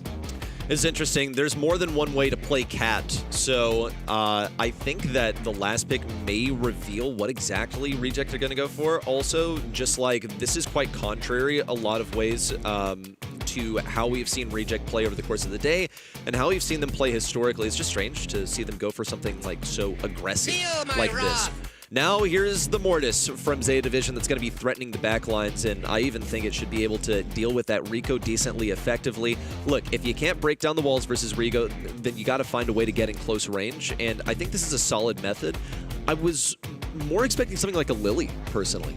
Given Zeta Division's profile, expect the possibility of Mortis on quite literally every single of our first 4 maps. Kaboom Canyon, if we got to a tiebreaker, would be crazy. Wow. But this is just who they are. They're doubling down on the aggression, but this also gives ample opportunity now for a 6th pick. Is there something out there that Reject feels can line up perfectly? Because they do have their flair of aggression. They've got the kit, the stun can go through. It's just a lot harder to land on something like a Shade when you're literally inside a wall. So I think these timings are going to be really important. That interaction is what I'm going to keep an eye out for. This is yet another series where Starnova isn't banned in the global bans. In this one, she's banned through the regular ones, but definitely look out for her to come on maybe in the later sets. Now, I was hoping to see something aggressive also from the right-hand side. An answer to the Shade specifically is Trunk. Also, doesn't do too badly into that Mortis, dishes out a lot of damage, and only really Mac has some range to deal with this brawler. So I quite like that last pick from the side of Reject.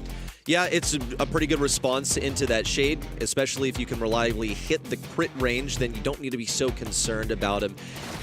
That is, of course, in spite of the fact that none of these walls are going to be coming down. Not a single brawler on the field right now can break them. Let's check out the early game interactions for Melty. So far, no super. Didn't really see the swipes that I was anticipating. Reject have all the position that they need, but this is such a curious layout because they need to stick around mid, but the best gem carrier that they really have is Levi, who's rotating off so frequently.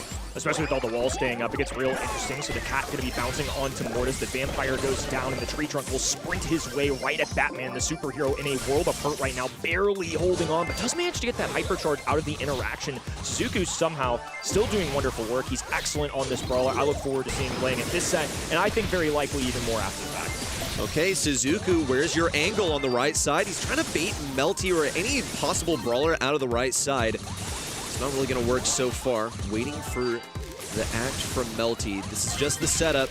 Waiting for the execute. Shtetsampo on the left side is going to be the first to strike. And Shu's like, fine, you know, you want to get in close range versus Trunk? I'll show you what happens when that happens. And Suzuku actually will pull off a successful interaction on the right side. And a nice defense for Reject so far, but what about the ball? 10 seconds to go, and doesn't seem like there's much priority on getting this countdown interrupted. And now Shtetsampo can just fully play defense. I mean, so much room to operate. Shu pops hypercharge, but hasn't dashed forward yet. Batman essentially has 2 lives. One goes through, the robot holds up, and Meg with a shield and 492 HP barely holds on, but nonetheless pretty convincing. Outside of Mortis banging his head against the tree in the early game, once he got those super cycled, it really was all Zeta Division. Yeah, he's also able just to establish like a bunch of pressure on a single lane when he goes for it. I was impressed with Zeta Division. I'm still like curious what's going on with Reject because they seem so guarded about where they're going to place Melty on this kit. The early aggression for Suzuku goes sideways versus Shu, but Batman is able to take a position at mid. And meanwhile, Melty's been on the left side, actually will be able to combine forces and get some decent damage on Batman. There's the kill that they needed, and this is why they had to go for such a wide flank. Yeah, Trunk's such a unique brawler in the fact that it's a tank, but it has mobility, and on top of that, when it uses the mobility, unlike something like a Daryl, meanwhile, while you're literally moving, you're doing damage as well. Daryl just kind of gets from point A to point B and relies on the shotgun. Trunk alongside a gadget that heals him can take an incoming shade shot. I feel like for them to win this, Shu has to get the most value. It was the last pick in the draft. It's looking for good matchups, and now it's a gym carrier. This is just going to make his job significantly tougher. It's going to be a full team wipe for Zeta Division. They have 8 gems in hand, only a couple more to go, and they're only looking at a 7-second difference. Possible push at the left side. I'm not sure how Reject are going to be able to get in here. They do have a hypercharge for Shu, and that's really all that they can speak of. That's the stun that they needed on the Batman, and Shu closes in to acquire all of these gems. How is Suzuku going to be able to do this? Because Shtetsampo and Batman will have to fight a 2v3 if Suzuku truly wants to stay safe. Levi lurking with this hypercharge, though, and needs to be careful. Going to be using it now. It makes no contact. Literally 0 of them do anything, and this allows Shtetsampo to just slide through the wall, go right at Levi head on. That's exactly the fight that he wants. The shield preserves his life. Suzuku can slide in for an extra gem. Shu left holding the bag. It's just really difficult right now, especially with that miss. That's a huge utility opportunity exhausted. Still waiting to see this hypercharge for Melty as he lurks on the right side. This is really curious for Reject because they've pretty much sentenced 2 of their players to fight a 2v3 for the entire game, and then they have Melty popping the hypercharge over here. Will that be enough damage to get rid of Batman? Yes, it is, but they're not committing on to Suzuku just yet. They're still thinking about Shtetsampo on the top side. It's going to be a big commitment and joinery, but I don't think that's really what they wanted. Shtetsampo should have been stunned inside of that wall. Now he'll get to escape with 4 HP and 11 gems for the team in total. 10 seconds to go. They cannot interrupt this countdown unless they take down either Suzuku or Shtetsampo, but they don't know their positions. Shu in with a hypercharge, manages to catch Suzuku on the right side, but they don't have enough damage to finish things off. It's a set for Zeta Division, and it looks like things started to come together in a huge way for Reject come game number 2. That's what we need to see in game number 1. And even still, it wasn't enough to shut down Zeta Division. I think that was really winnable for Reject, and I think you started to see it. I think the biggest issue in that game number 2 was just Trunk did his job too well. He scooped up the gems, he got the kills early on, but because of that, Trunk becomes gym carrier, and Trunk, I think ideally, is taking those one-on-one interactions, popping the heal gadgets to go at enemies, and just was kind of awkwardly sitting there. I think Reject are still very much in this, but Zeta looked comfy for the most part, and my heart just breaks. You'll see it in the replay here in a moment, but just that 4 HP on the Shade. I mean, if Shade goes down there, that very well could have gone a different direction in game 2. I mean, you know, what if, imagine, just a little bit more damage there could have been a much different game for Reject. Could have seen them come back in the next one, possibly. Look at this final interaction also. Things if they had been done just a slightly different order, could have gone in Reject's favor, but I think just overall, this is much better for Zeta Division. Really disorganized also for Reject. Like, there are individual moments where things could have gone their way, but this is just not really how they play. They branched out of their comfort zone, and it hasn't really worked at all. This isn't the first time we see Statampo absolutely popping off on a Shade. As soon as the pick came out, first the Mortis, then the Shade, we already knew Zeta Division is playing on their comfort picks, and it really showed in their gameplay, playing super aggressively, and it somehow worked out. And yes, as Kenny already pointed out, that one situation with the 4 HP, if that Shade would have went down, then the countdown could have been stopped by Reject. So it's really just a second that is still between Reject and the set win. So I do think maybe we finally have a 3-2 in our hands here today, or at least a little bit of a closer match than many of the matches in the quarterfinals. We're now heading over to Layer Cake. The first time we actually seeing the map today, and I'm hoping to see some more throwers. We didn't see them too often today. We had one Barley set, one series set. I want to see some more of them.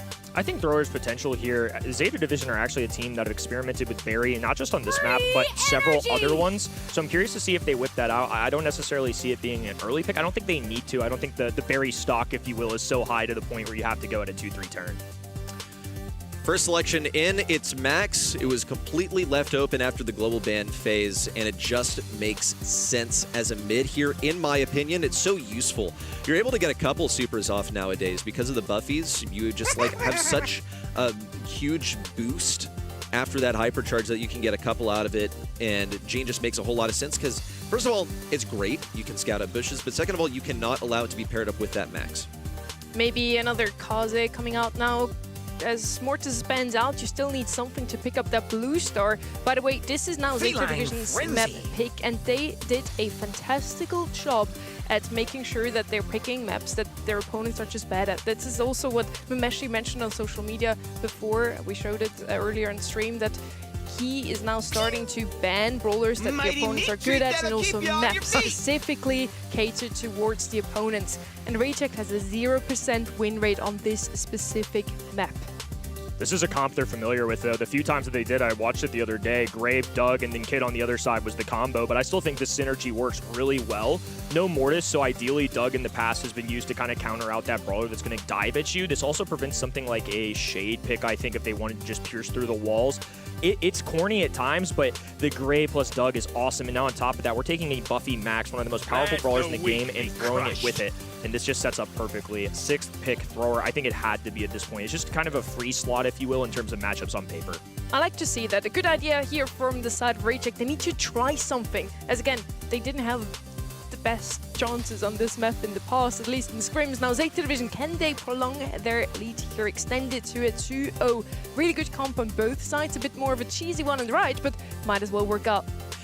I feel like we've seen a couple of interesting comps in a row from Reject. It just doesn't really scream, this is Reject. Like the stuff that they have been able to pull off successfully in the quarterfinals against Axis, who I think a lot of people had slated to win over them. We have a blue star for Reject so far. Now they just got to play defense. This one, this comp, I think, really relies, though, on being able to recover. So while they do have that blue star, I think that they should be able to snatch it back if absolutely necessary. The Grey Doug is absolutely a cheese. Just the question is, how quickly will they be able to get that Doug super, and also the hypercharge is what this really centers around.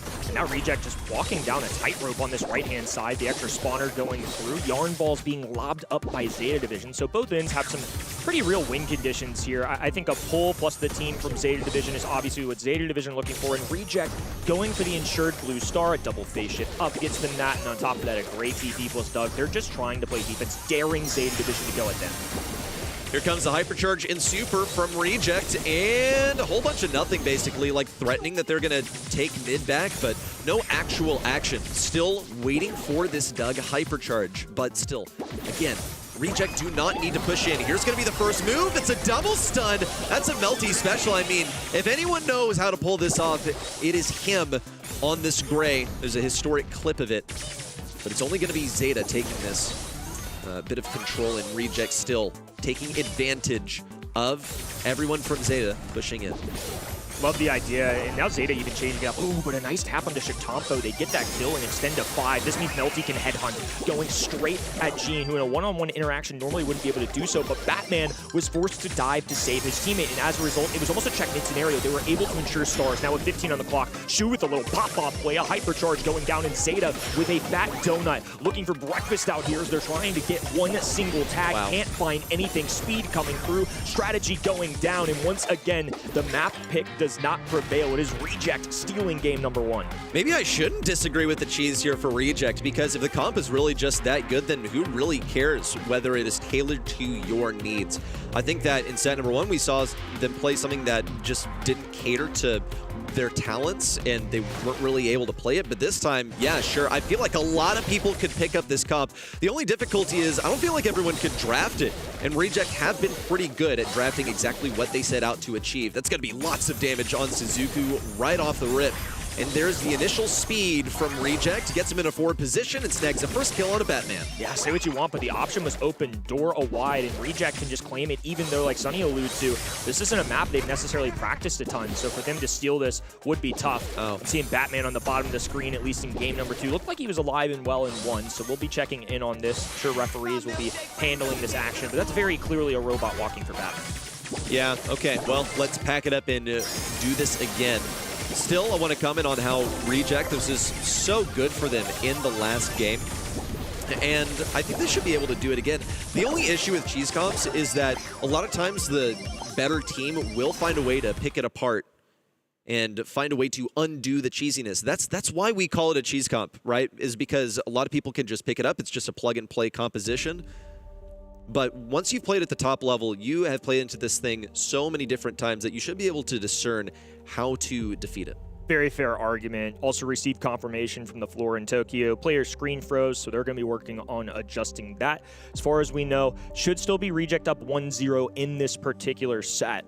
But again, I feel like one of the most interesting things with our new global map ban has been players aren't winning at a high percentage on their own picked maps. And I'm not sure what that is, because obviously when we throw in global bans and global map at these players, it's going to adjust how they prepare. I mean, obviously they're still playing the game, right? They're still competing against each other, they're still scrimming. But their thought process about what we practice, what we bring out, how many times are we scrimming each map, I think it's changed entirely. So coming into this, it was about a 47% clip. Now coming out of this, I'm curious after East Asia and North America what this looks like, because at that point it'll be a 2-month sample size, and I think that'll be pretty indicative of what's going on. Yeah, and I think also it just kind of reminds me of most times when you see things come into comp, it takes a moment for players to really learn how to play it. Global bans are still pretty fresh, and it seems that things are starting to settle around, well, we're going to use it for target bans like half the time, and we're going to use it for the really strong stuff the other half of the time. And I still think that there's room for that to evolve. But think about like back in, 2022 when Draft was first introduced, and it was still pretty fresh, and people just take it as an opportunity to get the brawlers that they want with no duplicates on the opposing side. But by the end of the year, people had sort of figured out the processes of Draft, and then over the next few years, we've seen it develop even more. So I think there's plenty of room for teams to actually get the upper hand from picking their specific maps.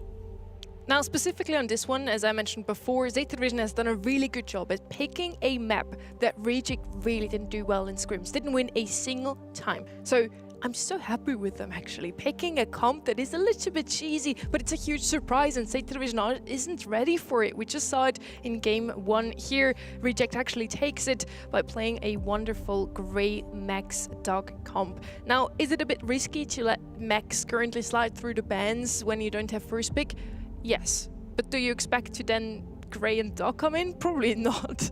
I mean, it might not be at the top of mind, but in fairness, Reject in the few times that they did play this map, it was a comp they ran, it didn't win, but at the same time, I see it with my own eyes. It's something that even if you don't necessarily know the other team's picking, maybe banning one of the brawlers, even something like that. I mean, they do end up stealing Kit, which I think is part of it, but with how many brawlers are in the game, even with how many bans we've gotten, it's really difficult just to be prepared for every single outcome. I'm sure if you're Zeta Division, they very well might have known this was a possibility, but I think they also felt very valid in the sense that they could go against it. They went thrower 6 pick, seemed like that's something that's lined up when watching practices. It's something that they are not afraid of serious in this particular region, especially. Like I said, Zeta Division have messed with Barry quite a bit, not just on this map, but others as well.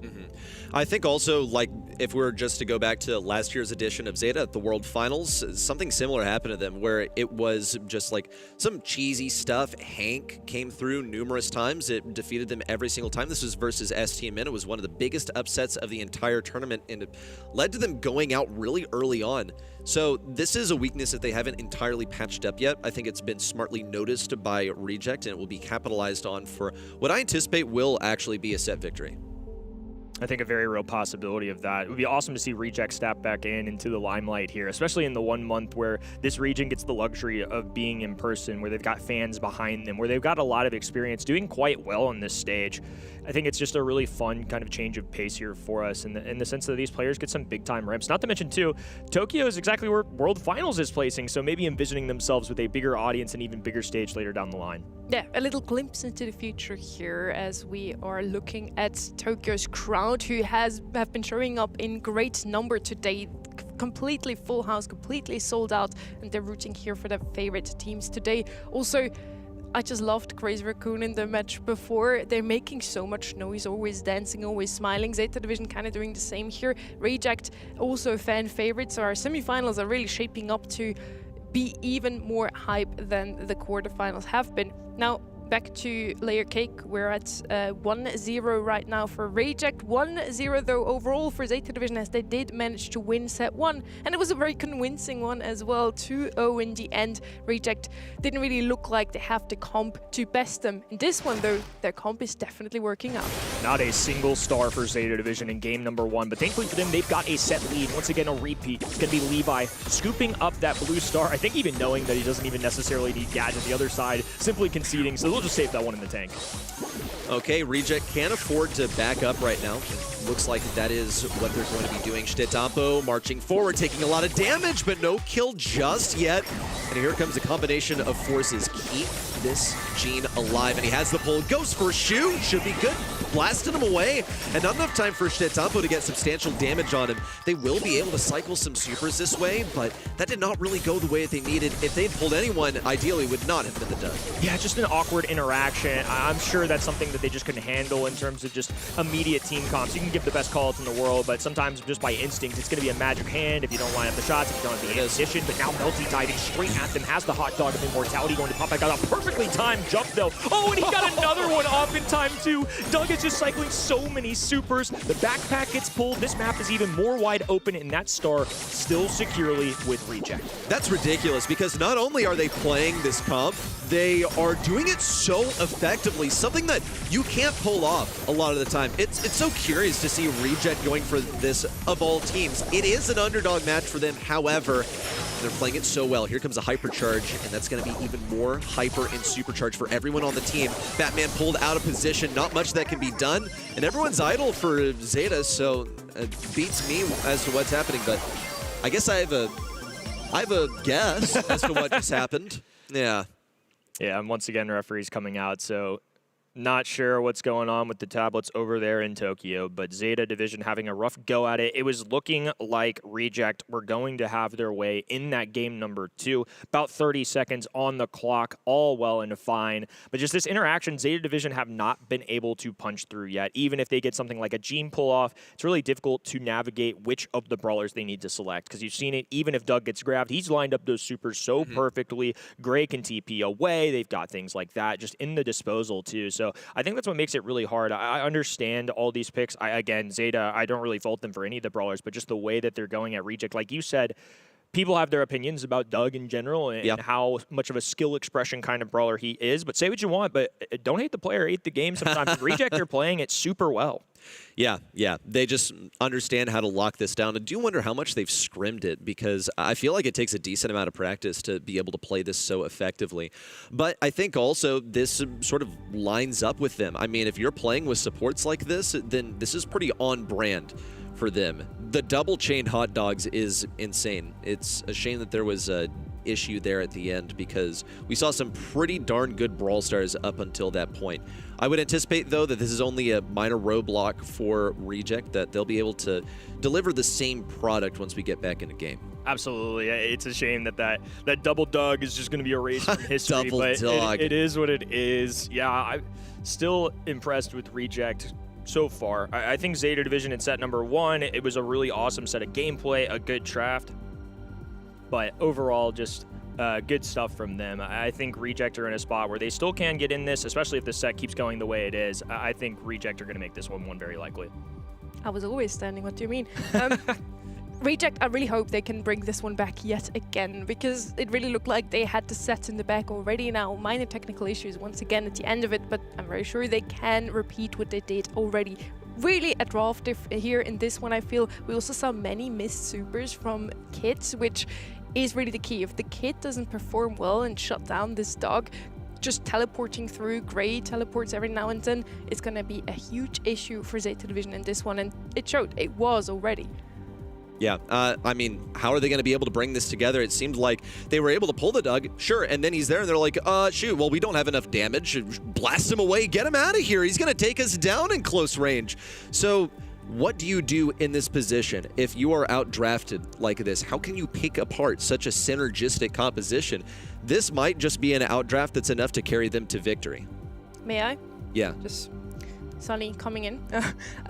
You don't feed the Grey, which they're already doing a good job at that. After all, it's Zeta Division. They're dodging like crazy. You make sure that your Kit always has super available whenever Doc comes through, because that Doc teleport was the big issue. In game number 1, we saw him take down 2 brawlers at the same time with a nice hypercharge. So a single teleport, 2 kills, that's just a huge issue on Bounty, where we usually only have about 4 or 5 kills in total. Yeah, definitely an awkward interaction, just to say the least. I think it just takes a lot of prep work and a lot of heads-up play and being very, very intentional with every super that you click. Gadgets galore. It's one of those things where it makes it really difficult to get that gene pool, which is part of the reason they go for this, the constant poke damage. Ultimately, it doesn't matter if the other team's turtled in the back of their spawn. Yeah, I think that's well put. That's what they should do. Hopefully they're listening, or hopefully they figured it out during the downtime. Yeah. One of my jobs, so I'm glad I get to do that on the show as well. We're gonna head into a very quick break. We're gonna be right back. Stay tuned. Wait, 600 trophies, dude. Calm down. Okay, I'm playing with a pro here, right? Need to focus. Looks good. Okay, you ready? Yeah. I'm here with Luffy, and we're just gonna have some fun together here with quick fire questions. You really like cats, right? What is your favorite cat meme? I have one, like, you know the cat meme where the cat is like at the table, that he's like mad, I don't know. Yes, I know that one. Like, amazing. We just conceded here because we weren't focused on the game. That's crazy. What does your mom tell other people you do? Is he a doctor, a lawyer? No, she says what I do, I play video games. Okay. For a living. So she's being honest. We're getting shot at by our teammate, by the way. I think he's not happy with us whatsoever. He's tilted. We're 600 trophies, dude. Calm down. Okay, that did not just happen. I'm playing with a pro here, right? I need to focus. You're too locked in on the questions, which is nice. Yeah. Honestly, I take that. What was the most pressure you ever felt before a match? Maybe when I was starting. Because right now, I don't usually like feel pressure. I meditate before matches. I think it's a great idea to meditate before a game. Yeah, it is. What are you meditating to? Brown noise and maybe chill music. Brawl noise? Brown. Brown noise, okay. I thought maybe just the lobby music to meditate. Nah. If there's gonna be a documentary about you or like a highlight reel of your life as a Brawl Stars pro, what will be the final clip? Maybe spending time with my family, I don't know. Not you winning worlds or something? After winning worlds, spending time with my family, that will be the last clip. That is very wholesome. Nice. We scored. I have some statements for you that I want you to rate from 1 to 10, okay? Okay. Edgar takes skill. Kinda. Like, you can difference a good Edgar versus a bad Edgar, but it's not that hard to play Edgar, I think. So from 1 to 10? The skill base on like 5. Okay. Ranked is harder than scrims. No. Draft diff is more important than mechanics. Yeah, right now it is. Ping is just an excuse. No, it's not. You sure? Yeah. I'm pretty sure. I played with 80 ping the first years of my career, and now I play at low ping, and there's a huge difference. Just want to point out, I was star player. How does that happen when I'm playing with a pro? I don't know. I'm not focused. Living with Ready Set is delightful. Oh yeah, it's cool. 1 He's to a cool 10? roommate. 9. 9. Oh, you could do better. Yeah. We heard that. This was it already with quickfire questions. It was so much fun with you today. Thank you. Thank you so much for being here. Thank you. Yes! Oh my god. Hello guys, my name's Maria. Behind me is Bounty Hunters, and I have a challenge for them. They're gonna play 1 versus 1, but with blindfolds on. Communicating is key. You will be the eyes, you will be the hands.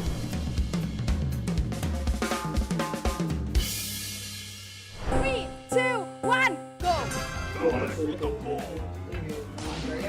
They're playing Bull versus Piper.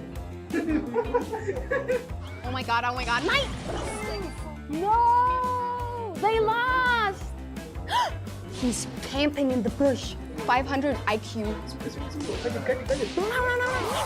Oh my god, Piper has no chance.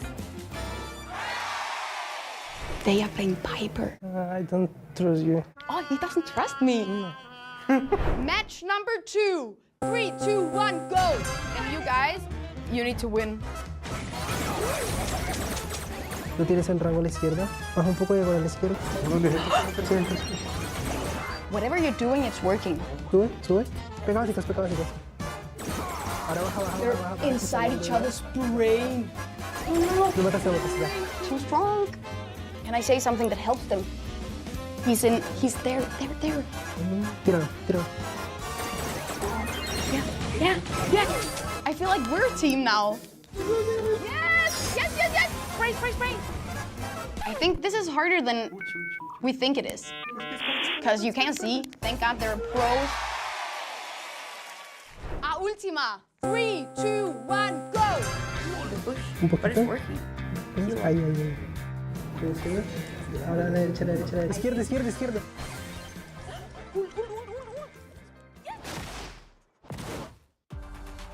And we learned today that Ready is only a 9 out of 10 roommate. And if you ever play Brawl Stars blind, you might as well pick Brawl. We're now in Layer Cake once again. It's 1-0 for Reject.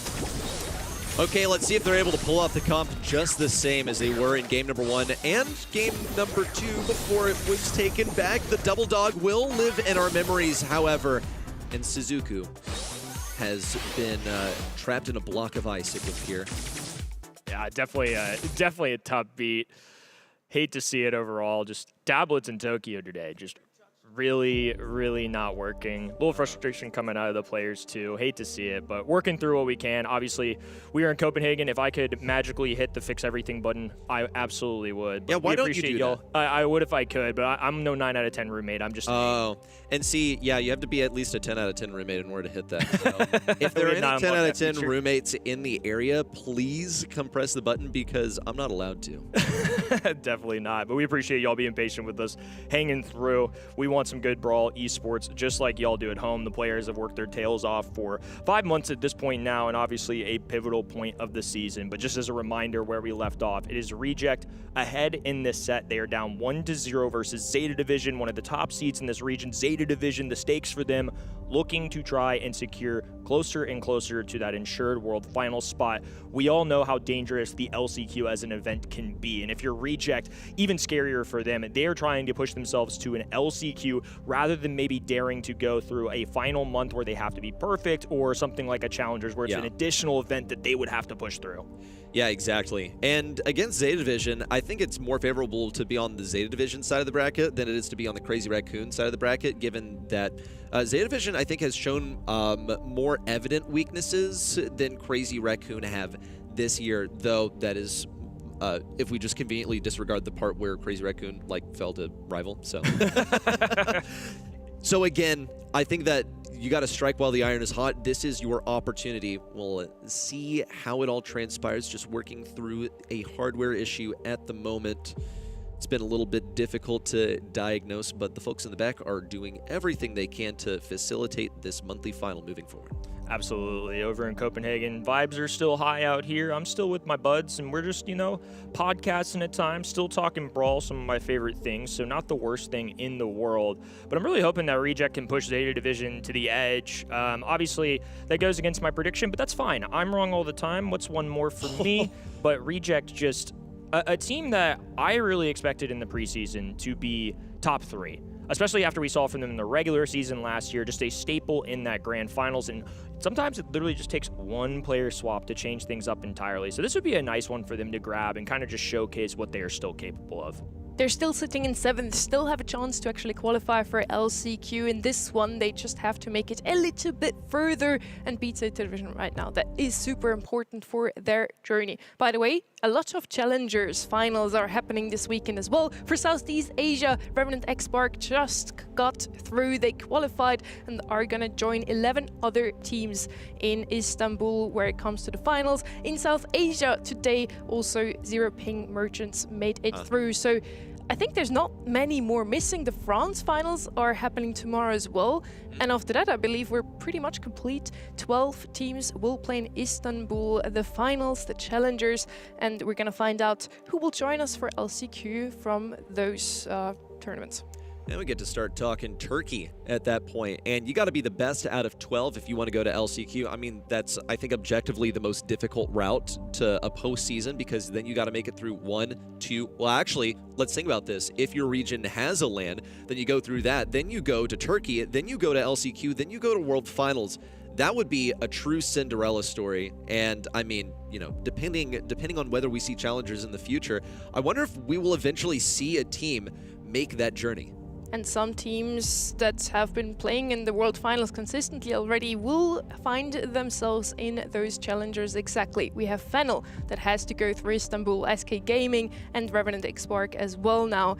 Super exciting. Definitely tune in for that as well. Now, Kenny, back to where we are at today. Already mentioned, Zeta Division now 1-0 up, but this win is so important for Reject. If they don't win this one, they're basically out of any postseason contention. SK Kalalas already fell in the quarterfinal. They were also still glinting at that LCQ slot, but now it looks like Rival Esports are most likely to take that one. Rival Esports have got to be the happiest team in the world right now because they lucked out of that top 8 draw. And, you just hate looking at the barrel and seeing a crazy raccoon after you made it out of the upper bracket and you're punished by world champions. It was just a really unfortunate set of circumstances. But the biggest name in the game is no matter who your opponent is, you just have to take them seriously and you just have to win. So Rival take care of business. That 1-point lead has now expanded and SKC are now in the backseat, just glooming, trying to hope that this rival composition goes down to CR. There's never been an SKC squad pulling for the other side more than in this next match.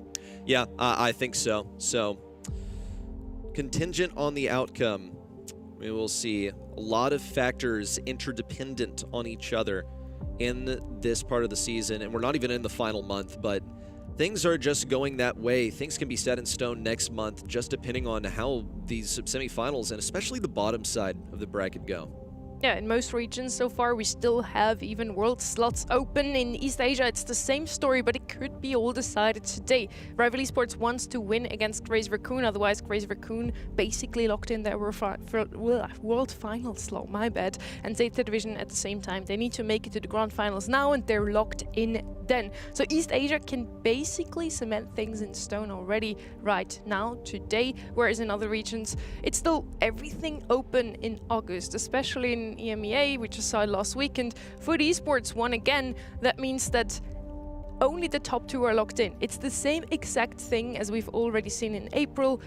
All other spots are still left open. So stay tuned also for August. Absolutely. I mean, the stakes have never been higher here in Season 5, and I can't even wait to see what we get in Season 6. So match 1 still going. Zeta up 1-0. Reject awarded game that they won earlier. Just catching in with us, perfect timing, because Reject have an opportunity to tie things up in the set. Okay, waiting to see what kind of impact Batman can make. Has the super and ready to push in, but needs a synergy with the rest of his team to properly identify the target and punish. Nope, gonna join forces, become 2 throwers in 1 with all the healing in the world. Can they get something onto Shu? There's the shield and Reject. We'll take up a little bit more space but that's about all for now. It's just such a stalwart to try and get through. Zeta Division have so much work cut out for them. They basically just to hold this wall, hold positioning, and pray that they don't feed the Shu Doug Super. Coach Sonny laid it out for you. Zeta Division can have a game plan, and they've had plenty of intermission to try and roll with it, but still, it's Izuku getting snatched. Absolutely beautiful long pull from Melty, and it finishes inside of the wall, provides a slightly longer stun.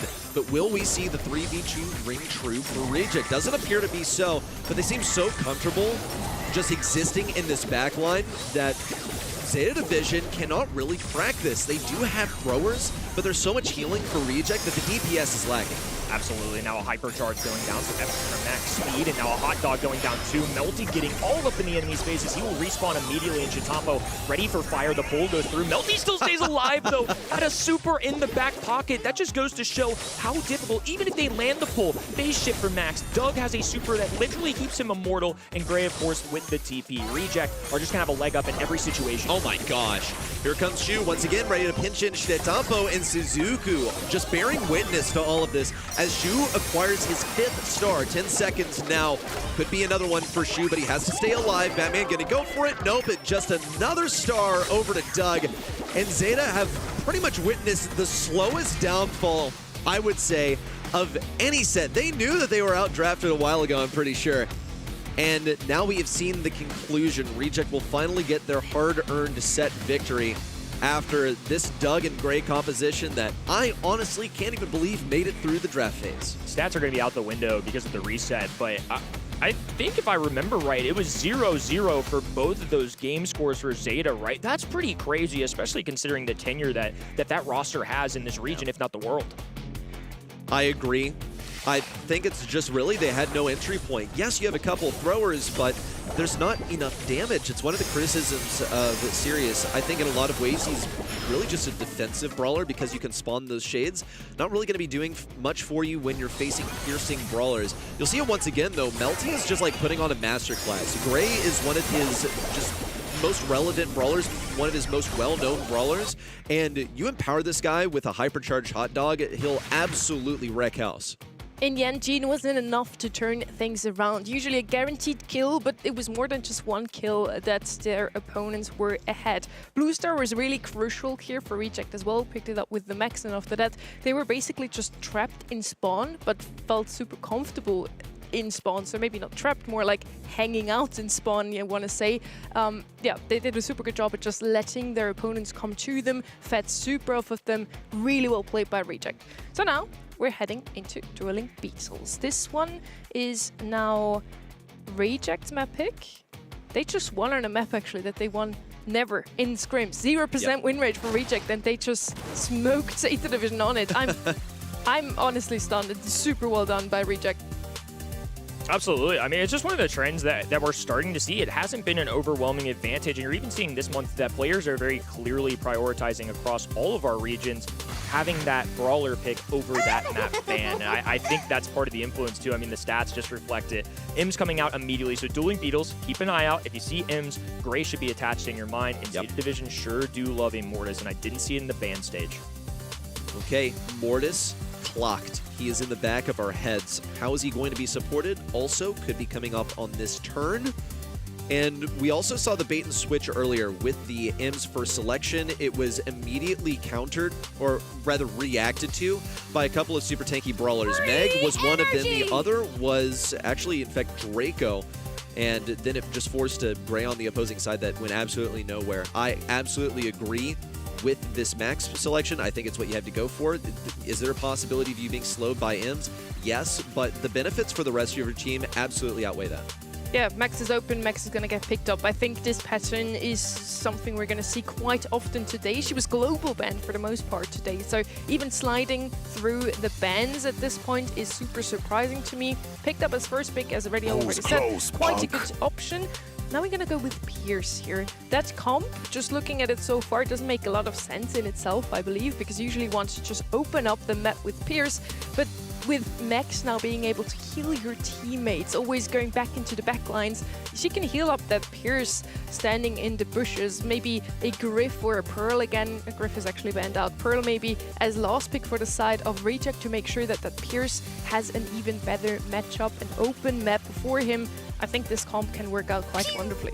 There's the Gray, and I'm wondering if they bring out something like a Barrier or a Thrower here, or if they pair it with one of those Assassins or Tanks. Nobody's dared to do that in this draft specifically quite yet, but Zeta Division have definitely messed with a lot of them in past. Obviously, I've mentioned the Mortis several times, but Draco, Frank, even Mina is big in this region as well, so I'm curious if they add their Flare of Aggression, because I think if you go Thrower here, you're kind of locking yourselves into a 4-5 turn that's quite awkward. I think so, also. So, let's consider that one. Final selection for Zeta Division. Need to be accounting for the possibility of a Thrower. Edgar is going to be the necessary aggression to deal with that. You have a couple of jumps that you can make use of. And with the Indestructibles in play and no wall break so far, also the, I guess, denial of wall break with that Griff ban, I think that Edgar should be a pretty solid selection here.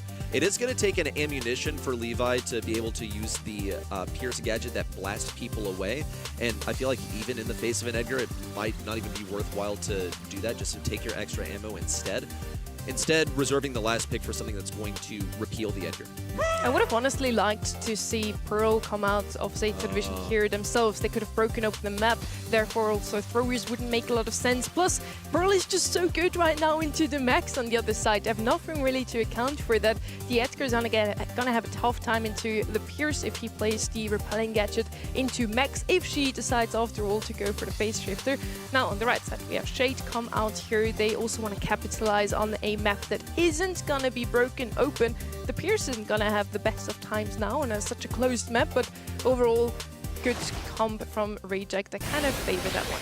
Fun set of compositions here. It's going to be Gray plus Edgar and Ims on the other end. The long range from Pierce, the stability of Max, and of course the playmaking ability of Shu on that Shade, who's trying to get his circular ring around these enemies. Suzuki will make that rather easy. He's just going to dive headlong at the enemy side. Batman now in a one-on-one shotgun interaction with Melty, but the faster blasters get through. Suzuki able to round that corner. Will stay up a little bit longer, but it's going to be hard to keep himself alive. Yeah, I just trust in the Zeta composition here. Edgar's going to shut things down early game, and then we'll see if Batman can properly take advantage of this to get a teleport on mid.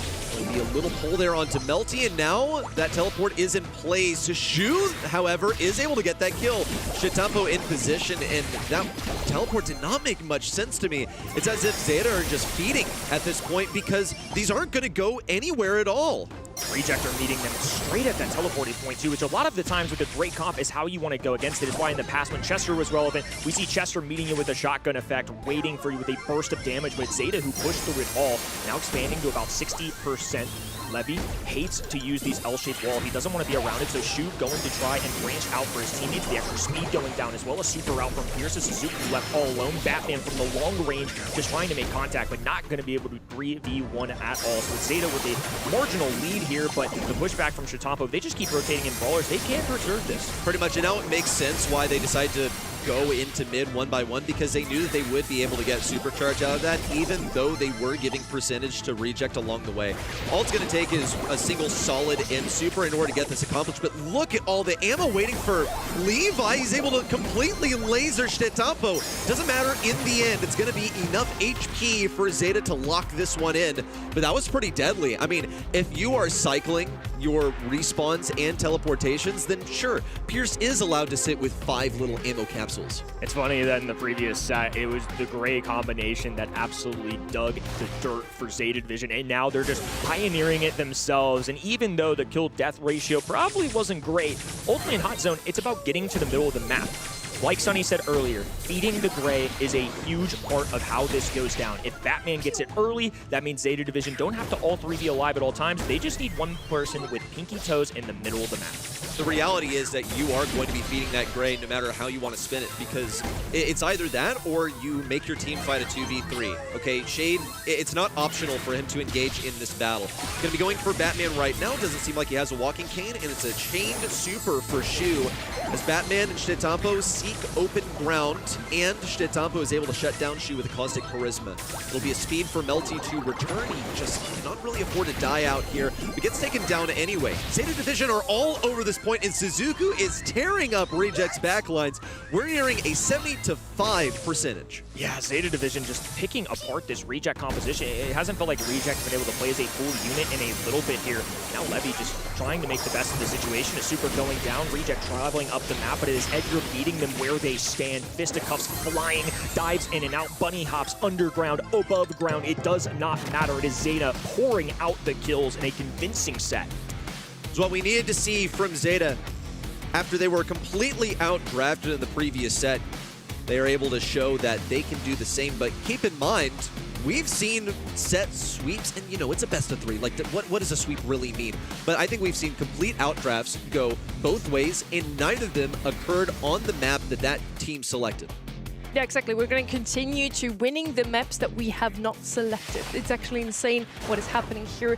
I honestly liked the comp from Reject, but especially in that game 2, an unfortunate turn of events, and they decide to be super scared of Batman, who was arguably carrying in the first one, playing super well, but they were so scared of feeding that Gray in the second game that by the time they finally decided to go in, Zeta already had claimed 48% of the map and had the Grey Super anyways.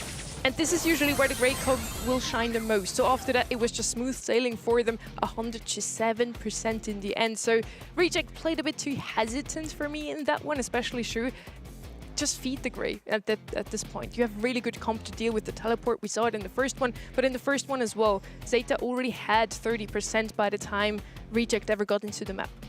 You saw it in that first game, but just Levi had a plethora of bullets on the ground, just able to add into the additional ammo. That 479 DPS really showing there in the stat line. Despite all the kills, again, it really is all about getting your team into that hot zone, and that's one of the unique things that Gray can bring to the table. Especially with that M super, you get a little moment of just breath work. You can activate the super, and then obviously, depending on star power choice, you go with the one that heals you, so you can try and stay up and preserve your life as long as you possibly can. And like Sunny said, in that game number 1, they had enough of a lead to where they could just hold on. They coasted the rest of the way through. It got to the 90s, but nonetheless, just enough built off in the early game to just kind of hold on. It was kind of funny to witness Zeta pretty much going one by one, and I'm just thinking, what are we even doing here? They're getting instantly vaporized the moment that they appear on the point, but it makes sense if you can get a single shot off and you're against an entire team that you're able to hit them all with your single shot, then it sort of works out, even though it was a narrow percentage that they won by in game number 1. Even more so then, game 1, Zeta Division has gotten a pretty decent lead, so even just cycling deaths is going to be enough for them to take the game. In the second one, the adaptation from Reject isn't to therefore make sure they get some percentages in the game at the very beginning when Gray doesn't have his TP set up. Instead, they try to really not feed the Gray and they're super scared. This can't happen again. Reject, you have what it takes to turn things around here, to still be in contention for that LCQ slot. This is, again, Zeta Division's map pick, so therefore Reject is going to win, right? That is how it's been going. I'm looking out for Cordelius here, particular on this map as well. Zeta Division, it's one of the unique ones they've used as an anti-tank kind of brawler. Obviously, been used to seeing them use those aggro brawler, and of all teams, they're one that are prone to using the nausea every once in a while, so there's a little bit of control in these fellows. Yeah, could see it. Could go to Reject's territory and fight them on their own terms. It's a first selection of Shade. What could possibly have happened in the bans to permit this? Okay, and they're like all Shade counters, so hey, it makes sense. But there are other ways to deal with this. I mean, we can break walls open other ways. Colt is entirely viable. He's like just outside of like the front of the meta right now, but you may just have to break walls if you really want to be able to deal with that. Guns. Yeah. Breaking open the map definitely makes sense into that Shade. Close, Once punk. again, by the way, global bans aren't featuring Star Nova, therefore every single time Reject has lost pick here, they have to expend one of their regular bans just for this one brawler. A bit unfortunate here, Zeta Division gets first pick again. Now, Shade into Pierce and Cold. You'd think that Pierce and Cold have matchup here, Kenny. On the left now, still with a couple of ranged options open, Max would have been the perfect answer, but she's actually been banned out, so maybe Reject saw this coming. I'm not sure what Zeta Division end up doing here because Colt's going to be an excellent architect. He's going to break open this entire map with either the Bullet Storm or the Silver Bullet, and then Pierce can just line up shots. If shots are landing properly, that's where the right-hand side can shine. But here's that nausea that I was talking about, and maybe Zeta Division were just planning for this. If Shade, then they do this. But we'll have a nausea in the back heels. Clearly, it's a brawler they're confident in, but no matter how you spin it, I don't think this is easy pickings for the Shade. It's going to take him a little bit to charge that super, and until he does, he's a non-factor in the game. Well, another thing I would say is just like the way that Pinball Dreams plays is you have a couple of side lanes that are important to break open, and you're only going to be able to get rid of one of them for free as Colt. So that just means that Shade's going to have to sit behind the other side, essentially, and be this threat. I think also there's just like big snowball potential with Shade. If you can get a first interaction your way, then you're able to get a goal off of that in the early game. Pinball Dreams is not necessarily like the characteristic map for that to happen, but I still see it as a strong possibility. Melty's going to have to do really, really well on this Colt, and also I think Zeta Division are just going to have to get lucky, basically, that they don't place the Shade on the Colt lane to boot. If I would have had to guess, I would have again said Brawl here, helping out the Colt, opening up the map would have been a good answer also into Mina, but I'm fine with Mech too. Recently buffied up, she's been shining so far in every single monthly final, picked up amongst one of the most picked up brawlers overall. Heading into set 4 now. Can Zeta Division close it out here? A big moment in the Rejects season. The chapters are running out, and if they want this storybook to continue, they are going to have to get a shutdown in Shitampo. It's a panic kick over to the right-hand side as Shu just has to fire one down the middle. Batman can still soup this up, though. Shitampo doesn't quite get the ball in time, and even if he did, I think he was going headlong into something like Levi and Melty, so I'm not sure that was a guarantee either way. Yeah, I think he just wants that hypercharge. You can even see he's like not hitting some of the crits so he can get even closer to it. And he's gotten exactly what he's bargained for. That plus the super just before the ball is scored. 36 seconds in, it's already a goal for Zeta. They might be able to bring us to match point lickety-split. Let's see, Shitampo making a beeline for the back lines and should be able to get a double kill onto Melty. Make that a full team wipe for Zeta. They get this one accomplished nice and quick. So much for Shade being a non-factor. That's crazy. They still got him up and running in no time. That engine was moving, and Shade able to get some super kills. I mean, that's really impressive considering that this squad on the other end outranges him by a mile. But the hard part of this is Zeta Division can get up and running so much faster. They require a huge wall break here. Reject immediately have to fall on their back heels just to get the sheer amount of HP up the middle of the map. Love the wall break from Melty. It doesn't necessarily deny the lane right off the beginning of the game, but it does help them from getting snowballed by Zeta, which was really the risk facing this Shade. They're going to land their shots nice and accurately, which was part of the difficulty in game number 1, is that Colt was not really able to do much besides break the wall. We're still waiting for that next wall break. Which one is it going to be? Shitampo lurking on the left side has to know that that'll be coming any second now. It's awkward as well because Mina doesn't mind the open space. She can operate, dance around, use that regular shot for jukes, and even a windmill just like you see there. Barely missed the 3K plus damage marker, and Levi multitasking, runs straight at the ball. Melty will be gunning that right-hand side, but all the snakes are going to make an impact. The Shu slowly goes away. A clever use of the toolbox there. Those are the little things pros are going to do really well. Instead of losing that form, might as well exhaust a little bit of a gadget just to keep yourself back up and reload that super faster. Min-maxing the HP as Meg, but still taking a lot of damage. You have to note that. Also, make note of the fact that Melty decided to break open the enemy goal. He's not even really thinking about the right side, and Shitampo isn't thinking about it either. He's still decided to go on this left side when he's offered a meager 2 walls, just because he knows that he has the dodges to weave into range. Goes for the long arms, but it doesn't really go the way that he wanted. Those danger noodles from Batman are going to be helpful in moving forward. They're pretty much buying time for Shitampo to get forward again, because in these walls, he's going to absolutely thrive. Shu just dwindling away, and now Zeta Division are pouncing. A hypercharge going down for Levi, and he knows he needs every ounce of it, but even still, not enough. An awkward kick to that left-hand side, maybe anticipating that Shu was close to a super, but Suzuku still in position. Now a pass away. Awkward little dribble here as he dishes it over to Batman. Batman going towards Shitampo. Shitampo in the back line looking to shred through every single member. They're just padding the stats at this point. It's a Zeta team wipe and an easy knock through with 30 seconds on the clock. Reject are going to have to sprint down this map. Gonna have to spring into action immediately, and they have a couple of hypercharge charges to do so, but no super to pair it with is the biggest concern. Melty now forward, immediately poisoned, and there's not really much he can do. The ball's positioned forward for Shu to pick up. Shitampo wants to clear it, can't get it. In fact, Shu might be able to walk this in. Suzuku doesn't, cycle that super forward, and it's gonna be a goal as the final few seconds expire and we head to overtime. Big time playmaking coming out of Reject, fighting for essentially their playoffs right now, but a hypercharge from Batman will take away all signs of hope. Shitampo just punches one through, back of the right-hand corner, and off you go, Reject. Zeta Division back to another grand finals. Reject showed their best, but unfortunately the only set that they took today was Gray and Doug. And I think, honestly, that is the direction that they need to head. I think they absolutely deserve to win that set. And they got to stretch the rubber band here. They got to be able to play the aggressive, and they also have to stay true to their roots, playing the stuff they're good at and keeping up to speed with the current meta. Versus A Division, though, that is not really the team that you want to be forced to experiment against. And despite their best efforts to draft this, the Shade was simply too strong. Keep in mind, it was Shade immediately when the draft started, and there was not a proper enough reaction. Zeta just solved this with the dance. Reject is now hoping that Rival doesn't make it through their semi-finals, so their post-season dreams are still alive. We still saw some of them smiling after this, but Shitampo, frankly, broke their ankles in that last goal. You'd think that on overtime, this Colt and Pierce comp is going to shine even more, but Shitampo on Shade just... What more can you say than he's just him on that brawler, really? Playing super, super well. I believe, especially in game number 1, the walls just didn't come down fast enough. Yeah, maybe the Pearl would have worked out better than that Meg in the end, just to make sure that you have 2 brawlers who can open up the map for your team really quickly.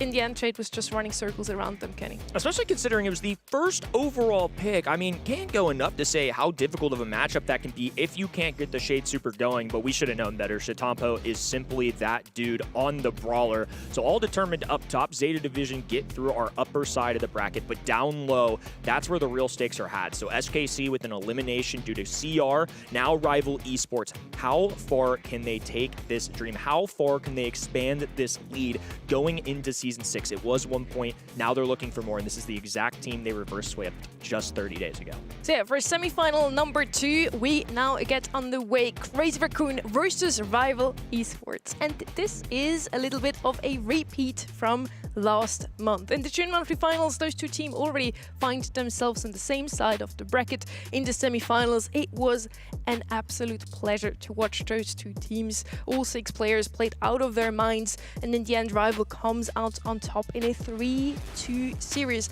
I think it was even a reverse sweep.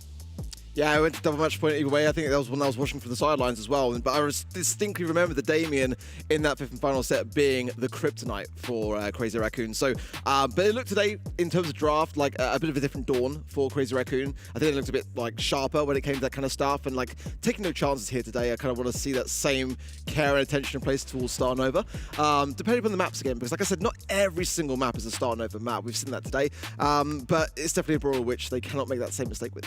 Rival can't allow themselves to take any chances today. They need to make it through here to still have a possibility of making Worlds. Because Crazy Raccoon on the other side, all they have to do to lock in World Finals today already, 1 month ahead of the last monthly finals, is to make the Grand Finals. And if they're in a World Finals, I will not count them out. Despite EMEA being powerhouses at our Brawl Cup, it will always catch my eye when I see Milkrio chanting and being exuberant on that stage.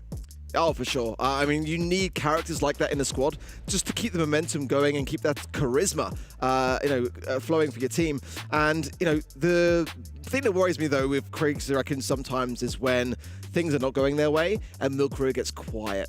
That's actually the time that you need to be there for your team the most to keep that sort of flowing. But certainly, for me, he's been a real joy to watch today. The energy, the enthusiasm, everything that we come to expect from that man has been continuing forwards. And I'd like to say, for the most part for me, though, like, I think Moy has been stealing the show for me. I think in terms of his, certainly, yeah, on the stage. With the 200 or so, for all the people in that stadium. Yeah, Milkray has been leading the team on the stage. But for me, Moy has been leading the mechanics of the gameplay today. It's been absolutely phenomenal. I love that because I think just due to the atmosphere that he creates, we talk about Milkray a lot. Tensai coined the GOAT just because he's got 3. Yeah. But Moya Goku last year, just as a whole, on that LCQ and that World Finals run particularly, he was a standout. You know, we got asked as a unit to kind of make our Player of the Year rankings, and Moya was very, very high that list. And I think well-deserved ever since his kind of debut into the big stage, you know, making World Finals and such in 2022. He has been a problem for the other team every single year. He's easily one of my favorites to watch. Really solid drafts that they showed us as well in the quarterfinals. Here, global match fans are a bit curious as we see that Stu go through. And as mentioned already, Starnova actually left open in that one. Super interesting to see Starnova actually sliding through the global bans a lot more often than in the previous 2 regions, but she still hasn't been picked up even once. Now, Crazy Raccoon, as you mentioned, Dark, when they are 2-0 up is usually when the problems are starting to happen. They even got reverse swept by this exact team in the previous month. They really fail to close things out in a 3-0. More often than not, Crazy Raccoon wins it in the end, but it's a 3-2. Yeah, 2 3-0 scorelines this entire season, really. 1 in quarters and 1 in semis. Yeah, only. Which is quite shocking, you know, when you consider that this team has been in 2 grand finals. Would have kind of put money on them being on maybe more grand finals at the beginning of this season, to be completely honest. But, you know, as the reigning world champions. But they are late bloomers in the BSC. Like, this is how I see Crazy Raccoon. Is like, they do seem every year to save the best for last. I mean, last year really was that year where the definition of it. The very definition of saving the best for last. So, you know, I want to see them today really come out swinging. I think there's a great opportunity here to have that grand finals against Zeta Division and to potentially win that grand finals against Zeta Division. But I feel like Zeta have been playing really, really well today. Like, I think they are maybe starting to creep forwards as my favorite for a grand finals, to be completely honest. For Crazy Raccoon and Rival Esports, I feel like this is, for me, a real turning point and a testament to how Rival are going to approach this game as well. Because they are the squad that are currently leading the pack. They are the team that are in that current LCQ position. They've got a real opportunity now to extend that lead far beyond what maybe even SKC can catch up to next month. And they just had a lot of things go their way. Even when it wasn't in their own hands, the matches turned out to be in their favor. In the end, SK Kalalas had to lose in their quarterfinals. They were the biggest contenders to still snatch away that LCQ slot, sitting just 1 point behind Rival on the leaderboard. Then also Reject is still gunning for that LCQ slot. They just dropped out against Zeta Division in the semi-final number 1. Therefore, Rival pretty much already locked that LCQ slot. Not completely yet. They still have to make it also in the next Modern final. And the further they get in this one, obviously, is also going to be better for them. So if they manage to come into the grand finals again today, maybe even win it all, it will be the best possible outcome for Rival today. For sure. Job's just not done. If I'm a team, it is 1 match at a time, no matter what. And to your point, Rival have the opportunity to slam the door in SKC's face. Not even have to worry about Season 6 as much, assuming they just take care of business here today. Because if they end up making a grand finals once again, if they shut down CR, that's a statement. Beating CR once, awesome. Twice in a row is quite the spectacle. It's actually insane what Rival showed us last month already. I'm excited to see what they can bring to the floor today. Hideout is going to be the first map here, and it's super interesting to see Crazy Raccoon actually decides to go first. This is the first time we see this in a long time. A team who wants to go first and third, and therefore having the first global ban pick as well. Crystal Arcade, Kaboom Canyon, Dueling Beetles, and Pinhole Punt. I do hope to see. We finally get to see set 5. Pinhole Punt, a nice map, no? Well, it's interesting to me that we're actually seeing a lot of teams gravitate away from Brawl as a game mode. I mean, today, pretty much the entirety of the first 3 modes has been always gem grab, pretty much up there every single time. And, you know, sort of like safe zone or like something in terms of heist, maybe bounty, but like Brawl hasn't been that frequent. We saw it in the previous matchup, but at least in the matches that I've cast, it seems to be an interesting one just that I've noticed. I'm not sure if they were able to pick it in the quarterfinals. I think that was the banned mode. Yeah, it is the banned mode for the quarterfinals. Yeah. They don't even get that choice, but it is so peculiar. It's such a a thing we're used to seeing in Brawl Stars. So I've been itching for some Brawl Ball. I'm glad we just got it. 8-Bit and Meg tossed out the window on the other side, Surge and Damien. So I feel like this one isn't even like we're going to target the enemy team's brawlers. It's like, let's just take care of all the Buffy brawlers, throw out a Damien, and just, you know, work with some more square picks. Well, it's only 3 out of 6 freshly Buffy brawlers, but still we got rid of a lot of them. Starnova left open and also Max. And we just saw in the quarterfinals, Rival played a lot of that brawler. Max super strong overall in the current meta, especially in East Asia, where she was always strong already. Now, this is the most one-sided draft or vote we've seen all day, and I'm shocked. Yeah, I didn't expect this, honestly. I don't know. I guess he did. I mean, it's Crazy You were Raccoon. voting against Crazy Raccoon in the quarterfinals, though. But they made it through, and like I feel like sometimes teams that are tested up against that wall. I think SKC for me like played better, way better than I was expecting, honestly. And that 3-0 scoreline, not really, you know, sort of like displaying exactly how close it really was. But now that CR got through that, I feel like it's like, you know. We are kind of getting maybe hung up on the fact that we did see Rival Esports beat them last month, I feel like 9 times out of 10 that wouldn't necessarily happen. And it may have been one of those things that was just simply a missed draft moment for CR in that 5th and final set that is not nearly as bad in previous years when it comes to their draft. I think this year has been pretty good in terms of draft and definitely a vast improvement upon last year. Definitely, I think that it's not fair as that scoreline of a 95-5. I think Rival Esports deserve more credit in that poll for sure. But I think it's like pretty fair to me that CR playing on home turf, you know, and the crowd are on their side are going to have that advantage.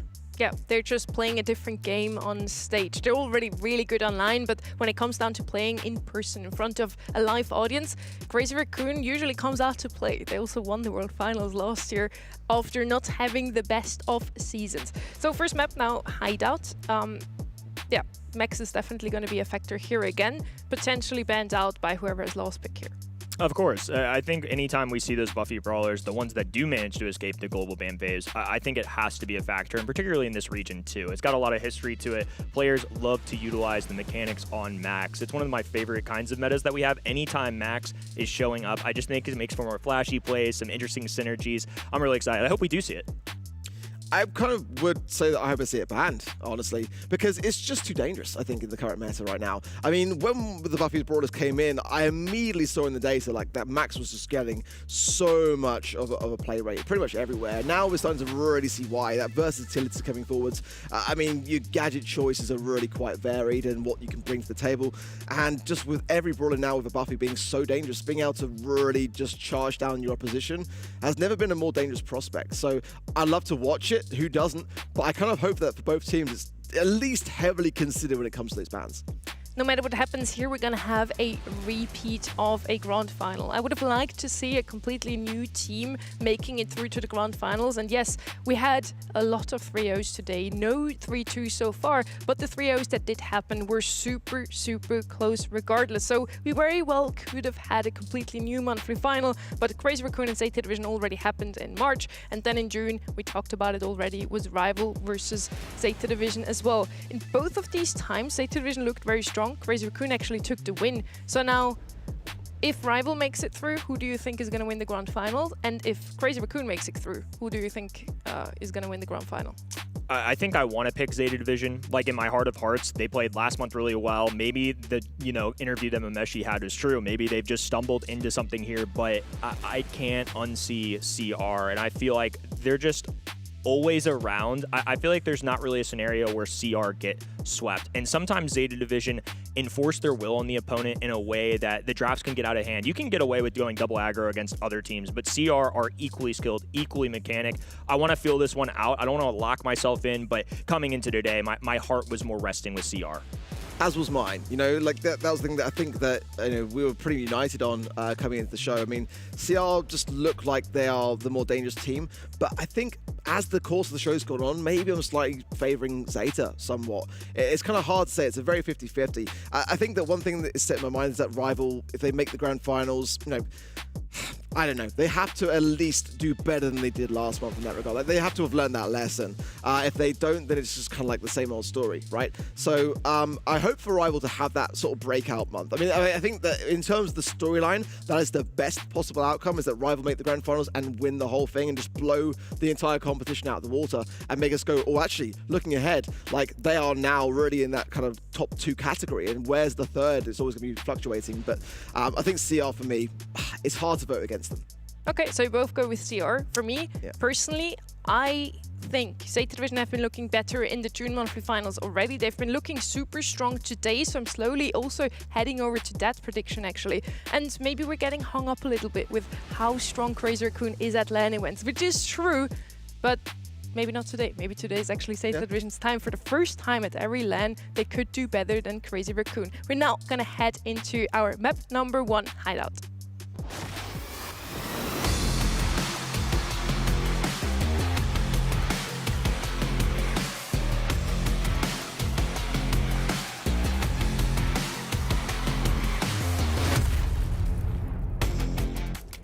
For both of these teams on Hideout, Pearl has been the most played brawler. Let's see if she's gonna show up. She's not banned, so could very well be picked up here. Max is double banned, Bell and Feng as well. Bell also double banned actually, and then we have Jean as the last ban here from the side of Rival Esports. Now again, Pearl could be an option here. I like Brock on the map, I like this one as well, left open too, and one of the buff-feed brawlers, the only ones who's still in play. Curious to see what this first overall pick is, because I think Max is such an easy click if available, but obviously out the window. And at least when watching, Rival haven't really been a blue star kind of team, so I wonder if CR dare to go something like a Mortis or an Edgar just to ensure they can get their hands on that, because otherwise you really are playing the defensive end. Either you're winning the blue star race or you're going the exact opposite and countering the blue star player.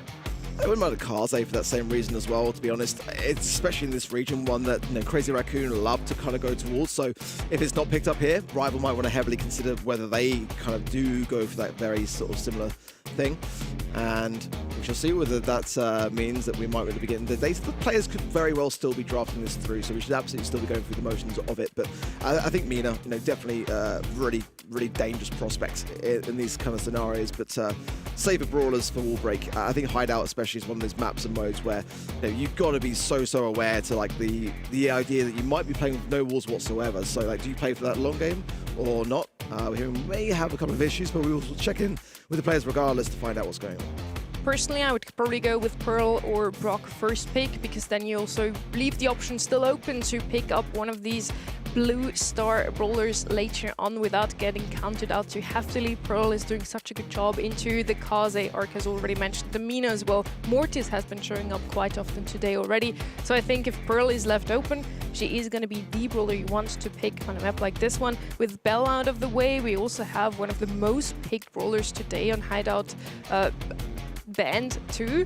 Max still left open with a healer in the back. Chloe maybe could also work.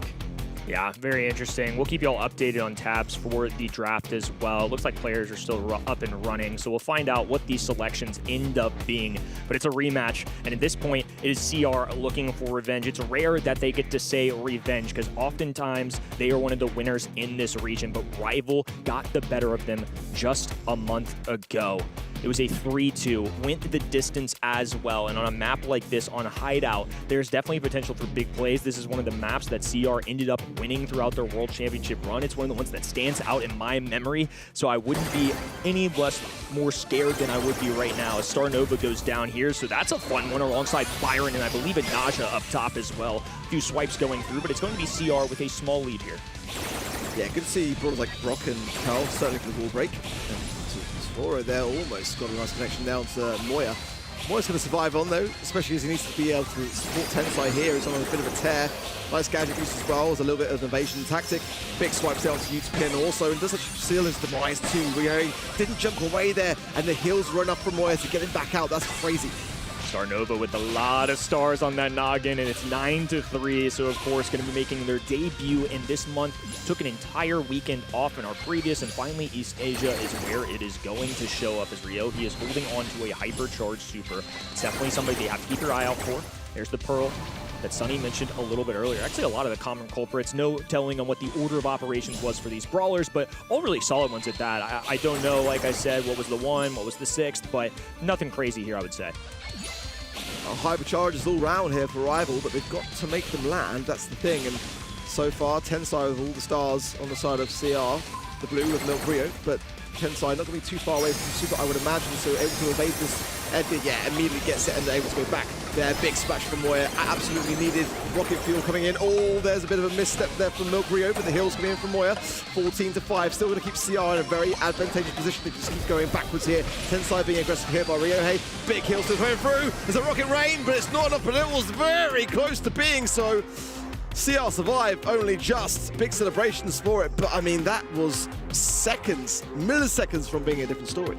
You saw the joy on Coach's face there and almost making like the save signal from baseball, like a, woo, we barely made it out of that one alive. It looked so dominant. It was so in their hands, but instead it was a final push out of Rival that really gave them a chance till the very end. So definitely can't count them out at this moment, as now Moya's been peppered down on this left-hand side, going to be burning away. I believe narrowly holds on, even if it was questionable. Does have that super in the back pocket, so all fine and good up there.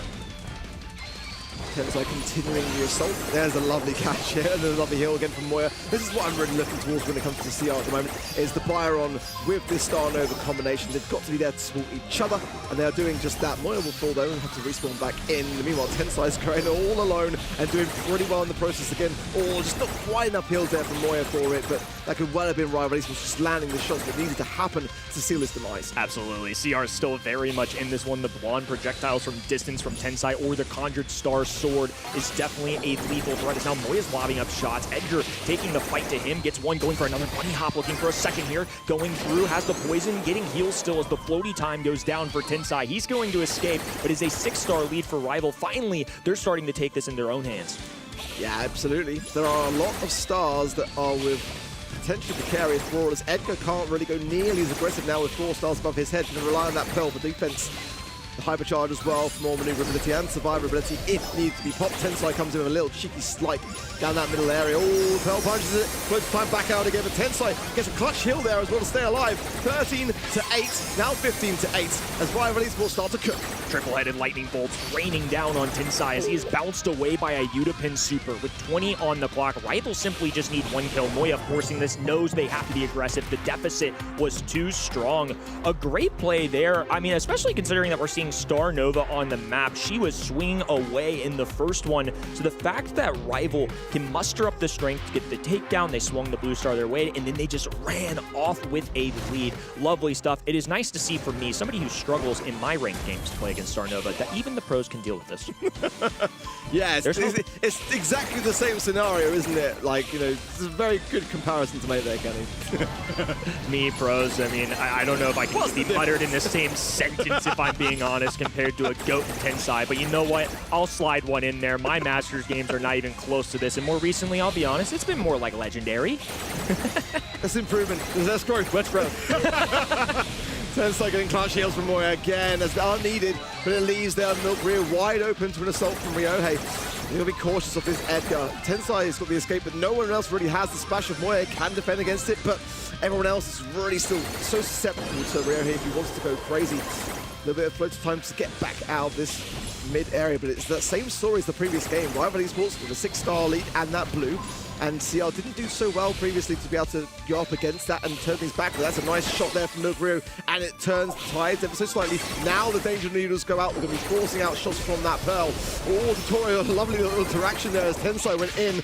8 stars to 7, but the top right-hand side, Ryohei brings it back for his squad. Edgar sacrifices positioning up top, has the blue star in hand, but as a result, Tensai can now basically isolate the other brawlers and get a favorable matchup. It is still 1 star being swung with Rival Esports, but it is Tensai still on the prowl, still lethal. All he has to do is inject a super, dive at the enemy's side, return a complete whiff on that left-handed. Nice sidestep from Moya. Tensai looking dangerously low as another one goes down. Rocket Rain just not really connecting as Pearl pierces. Now it's Edgar diving, looking for 2. Oh, and cleans house! Beautifully executed, and now it's just a shot clock separating Rival in the first set one. With the amount of time now needed of the spawn for Tensai Moya to get back into an aggressive stance, it's going to take so long, and he's pushing into the wind as well. There's another get from Tensai saves to survive, but it's not going to be enough regardless, as Rival Esports gets the stars that they need and take an early set. That's the perfect start. Star Nova with a loss. Real interesting considering how hyped up it's been, how globally banned, how banned. Again, we don't necessarily know the order in which the brawlers were picked, but I'd be curious if that was maybe even the first overall selection. And I can imagine that Rival could have possibly had the time to go against it. Maybe they wanted something like a wall break. Maybe it was the Pearl. Maybe it was the Brock. Who knows? Pretty sure if I had to guess, Star Nova here first pick, followed by Pearl and Brock. Then Naja Byron on the other side, Edgar last pick. And it almost worked out here for Rival, but yes, leaving Star Nova open against Crazy Raccoon, probably not the wisest choice yet. Has been happening a lot of times today, and she still was not picked up in the end. Crazy Raccoon actually was playing in the very first game today where she was picked. That was my bad. She has now a 100% win rate, played only twice today. Crazy Raccoon lost one set to SK Kalalas, and it was where they were facing off against Star Nova. So they now learned from their mistake, picking her up first, and it worked out beautifully. I still really liked the Pearl Brock comp. Those two were the two brawlers I actually shout out at the beginning of the draft. I do think they are potentially the strongest two picks you can go in this map right now, but Star Nova is just too good. Absolutely. I mean, still a 10-piece for Tensai, so certainly not entirely on him that this goes awry. It's 396 DPS, but ultimately, I think just the ability to take that lead in game 2 and 3 and hold on to it. We saw Edgar be kind of the front liner to push the enemy side away, but by separating the enemies, it really was left to Tensai to just play make, to find ways to score. And even as good of a brawler as Star Nova is, especially after all these balance changes that have hit her, she's definitely not as OP, still really powerful, don't get me wrong, but not necessarily game-breaking at this professional level. It's why I assume Edgar was the last pick. He actually had a really decent matchup into all three of those brawlers. He did get 10 kills just like Star Nova, but maybe a little less from his two teammates here that just couldn't really hold up against her. Well, into Crystal Arcade up next, and again, we've seen this plenty of times today, and it's really quite a dangerous prospect when the map is completely and entirely open. But I think for me, certain brawlers really are the dangerous ideas, like the kits, like the lilies that can have those bushes to really just have their way around the map, and shutting those ideas down with some wall break. That's why I kind of like the Brock for me. I think that having a Brock to be able to quickly and open, big portions of the map, or Griff to be able to have that picky bank to shoot and then just really explode both left and right side lanes. I think that, if you're going to go with a different strategy other than opening the map, you've got to be very cautious into what stages that you drop these brawlers, and they're all kind of open here as well. Rival got the opportunity to play this map earlier today. It was a really interesting kind of setup in the draft. We saw Fing and Kit go out, so no Kit this time. Stu, a staple in this region, also out the window. Max, of course, if it's not in the global ban stage, is almost a must here. So first overall pick, some of your regulars are not going to be showing up. We're gonna see soon what those two are gonna show us on the next map. It's once again a pick for Rival. So far, Kenny, you have been taking note of the win rates of the map picks. I think it's more than 50% actually where people lose the map they picked. Coming into today, at least, I mean, I haven't been able to do the live tally, if you will, but including the previous 2 weekends and then last month, well into a quantity of sets, 47% win rate for your own picked map. That's kind of wild to me. It is insane to me, because if you told me it was like, I don't know, right on the dot, like 50%, I would have thought, that's fine. Like, you're at least getting somewhat of advantage, but no. I mean, 55% would be a strength. That's just the level of advantage that you can get, but it's not even a coin toss. It's just a slight deficit. Now heading into draft here, Crystal Arcade is the map Star Nova's open again. Now, it happened before where Star Nova was open on this specific map, which was the first time we said, now you should definitely pick her up, but maybe this map is a little too open for her. So not sure if she is truly showing up now. Mo is left open, Ruff is left open. Those two are definite picks for me on a map like this one. We saw some bus action earlier as well, could come in handy too. And then of course, I'm gonna shout her out again. Pearl is just that good in the current meta, you can never count her out. Well, that might be a Starnova pick. We don't know. I mean, like the last time that it did affect things, then it did turn out to be the case.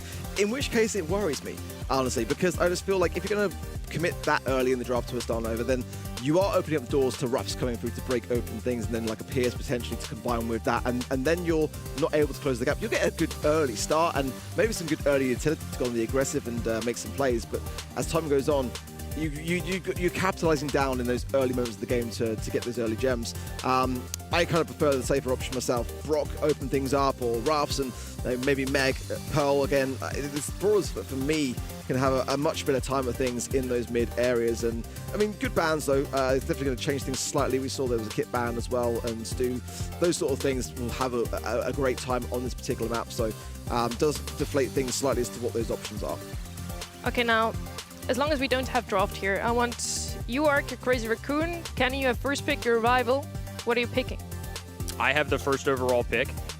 I mean, if Starnova's available, I know that there are ways to deal with it. And in this region, clearly, they've at least seemingly found solutions into it. I'm still clicking it. It's so good of a brawler. Ark, your answer to Starnova? Well, I can hear it coming through already. There is going to be the Lily and the Pearl. So I think the Pearl really is a good answer to Starnova as well. Not as much wall break as I was hoping to see on the side of Rival against the Starnova. They'll be having the recall on that side of things as well, but this Lily could be really quite dangerous too. Good start from CR, low HP across the board realistically here, but they've gone for the Ruffs on their side. That was the ball that I was thinking could be a great way to open up the map. It's going to come in as well for them. So I think for CR, starting off strong, and they need to capitalize down on these early moments, especially that Starnova pick. Swing and a miss out of Lily, so Moya is able to capitalize on the situation. Obviously, Milkrio going to be a great asset to have with the mute button, and if you're going to go into somebody like Tensai, from what I've been told by pro players, it's one of those things where if you're playing a Starnova, you either close the distance with HP, so something with mobility that can rush at her before she can kind of get into the swipe form with the sword, or you just keep your distance at all times. So at least with Lily, they're going to have a way to go at her straight at it. The issue for me is like the fact that it's going to take so long for Pearl to shape the map. You know, I think if Brock's an instantaneous open break, same with the Griff kind of idea, I think they might be giving themselves a bit of a challenge here. Tensai might fall here, no, going to stay alive, and that's massive for CR because they can just go straight back to spawn, heal up along the way, and Totoro's going to have a real problem getting close enough to be able to do anything about this. And Moya won't even let him get the opportunity to. The shutdown is vast, and CR made that look easy. Crucial survival out of Tensai, piloting one of the most meta, if not the best brawler in the game right now. Fist flying from that side, smiles on the faces. Again, I understand that there are probably ways to deal with it. We've had more time to spend with Starnova, but it's just one of those things. Anytime I see it slide through a draft, you just know it's going to be a challenge no matter what, even in the worst kinds of situations. In the previous one, it was a loss, but Tensai has still found a way with this brawler to be a stud. So 10 kills in the last set, and this time as well, a pivotal survival allows them to get those 2 extra gems, walk away in the final moments with a flying start out of Totoro. Excellent stuff, as now Moya is going to have to multitask the double laser, making contact, does get the takedown onto Lily, but Tensai still being pesky. Floaty time goes up in the air, Udapin cleans up, able to just bolster that HP and make sure they can pepper down the enemy. A bit of pressure there from Rio here onto Milkrio, but it's Udapin that really helping hands that situation. Gem's going to be safe and sound for now. A trade. Totoro will fall with Tensai and some Moya that's really pinning down this side, and Soundbag at the perfect moment for him to keep breaking everything open. It doesn't seem to be deflating anything as long as Tensai's got that right hand side, even against the Rico. He's got the high ground. Totoro going to go in onto the gem carry now. Gems will fall, but Moya's going to still stay standing here, and it just feels like, for me, Rival Esports not really pushing together. Udapin's been fulfilling their role in this game really well, just utilizing gadgets at the perfect time, staying alive, just being a constant presence in this game. As Totoro, another miss there, had one in game number 1. It's a great player, but it's just really difficult when you're not making contact as a Lily. You have to be able to close that gap if you're not getting kills, or even a trade for that matter. Your team's going to fall behind. As much HP as Pearl has, as much vision as she can grant your team, when this map opens up and all 3 CR brawlers are standing, it's making his job really difficult. Now, Moya's going to break that entire right-hand side, and that might leave less for Tensai to be able to utilize on that side. And gems are pretty evenly split, so if Rival Esports can just continuously work down this clock, the more that time goes on, the more it kind of serves to favor Tensai now not having nearly as much of a good time here. And Totoro's starting to come off as well. Milkrio might be next on the menu. Oh my word. Milkrio just managed to shut it down, but Tensai is still going to be stuck here for this respawn coming in anyway.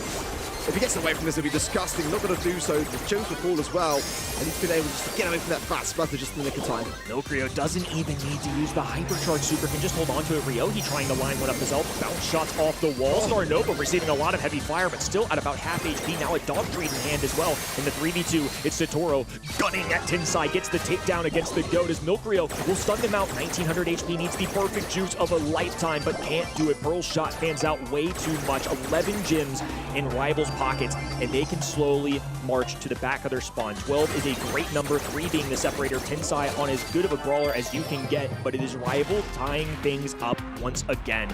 This is a crazy development. CR have been, in history, one of the better teams in a global in-person environment. They are in Tokyo right now. They are playing on a stage where Rival beat them just a month ago. It took every single set, every game out there for them to claw their way back. And instead, it could be Rival taking a 2-0 lead. That would be a crazy story.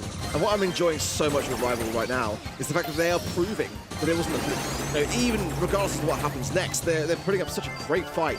I don't even mind whether they drop this set and CR bring this one back, because like it's just so enjoyable to watch. From the start of CR, I feel like they've got to capitalize down these early moments. That's where things came crumbling down. Tensai is able to go crazy in the early outset, but Rival Esports are adapting to that very thing, and a great pinch as well for that rig on the right-hand side. That is beautiful, and CR has just come crumbling down. As long as Rio is safe and sound from Tensai, these gems are coming out from, I was going to say, now Totoro's in a tough spot to get these out. Might as well go into the realm, but why not have it available to hand? Totoro might honestly have been better just dying in that bottom left-hand side, but it's hard to force that out, and it's hard as a player to give yourself up in that situation. But Lily being a gym carrier puts them in a very precarious position. Now they're shadow roaming, they're trying to be aggressive, but it's hard to do so when you're the one ensuring the safety of your entire team's game. Again, 6 gems to 4. CR have a little bit of a lead. He didn't find much against the sandbags, and then the fat splatter to the face will be enough to seal it. A little bit of a connection with Beauty Pin, trying to push up his right-hand side, which should be quite good for him to try to get a good break here.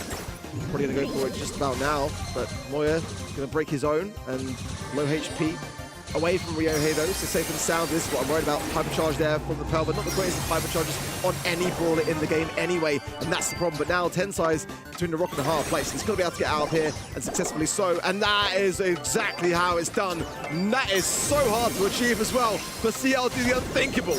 Just when CR looking down and out, it is a perfect pinch coming in from the red roster. Rival maybe counting on it just a little too soon. Another tight set, this time going to the defending world champions way. That one was really fun to watch, and it's really starting to feel like in this match at least that Starnova does not equal win. It can, but it is not 100%, and I love that. It's awesome to see these pro players after last weekend where the Brawler got banned every single time, starting to see it crack a little bit. It's mortal. It is possible to beat it, and I'm curious to see now that we've got 2 sets into this as well.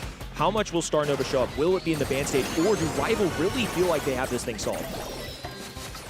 Yeah, for me, I mean, that could have gone either way. It really could have, but I think that, I don't know whether it really pivots on the draft in that regard, but I just do feel like an immediate break would have helped it a little bit more for Rival Esports. I felt like in those moments where the game was starting, Tensai just had free reign of the entire map and just bought enough time for his team to get enough gems in the pocket to slow the advance, to put the pressure on, and those moments where the map was completely open was where we saw CR struggle to maintain that lead and those gems, and Rival Esports had those moments. But either way, it's so back and forth. This really, really is. And like, I mean, look at Utopin there, 12 kills to his name.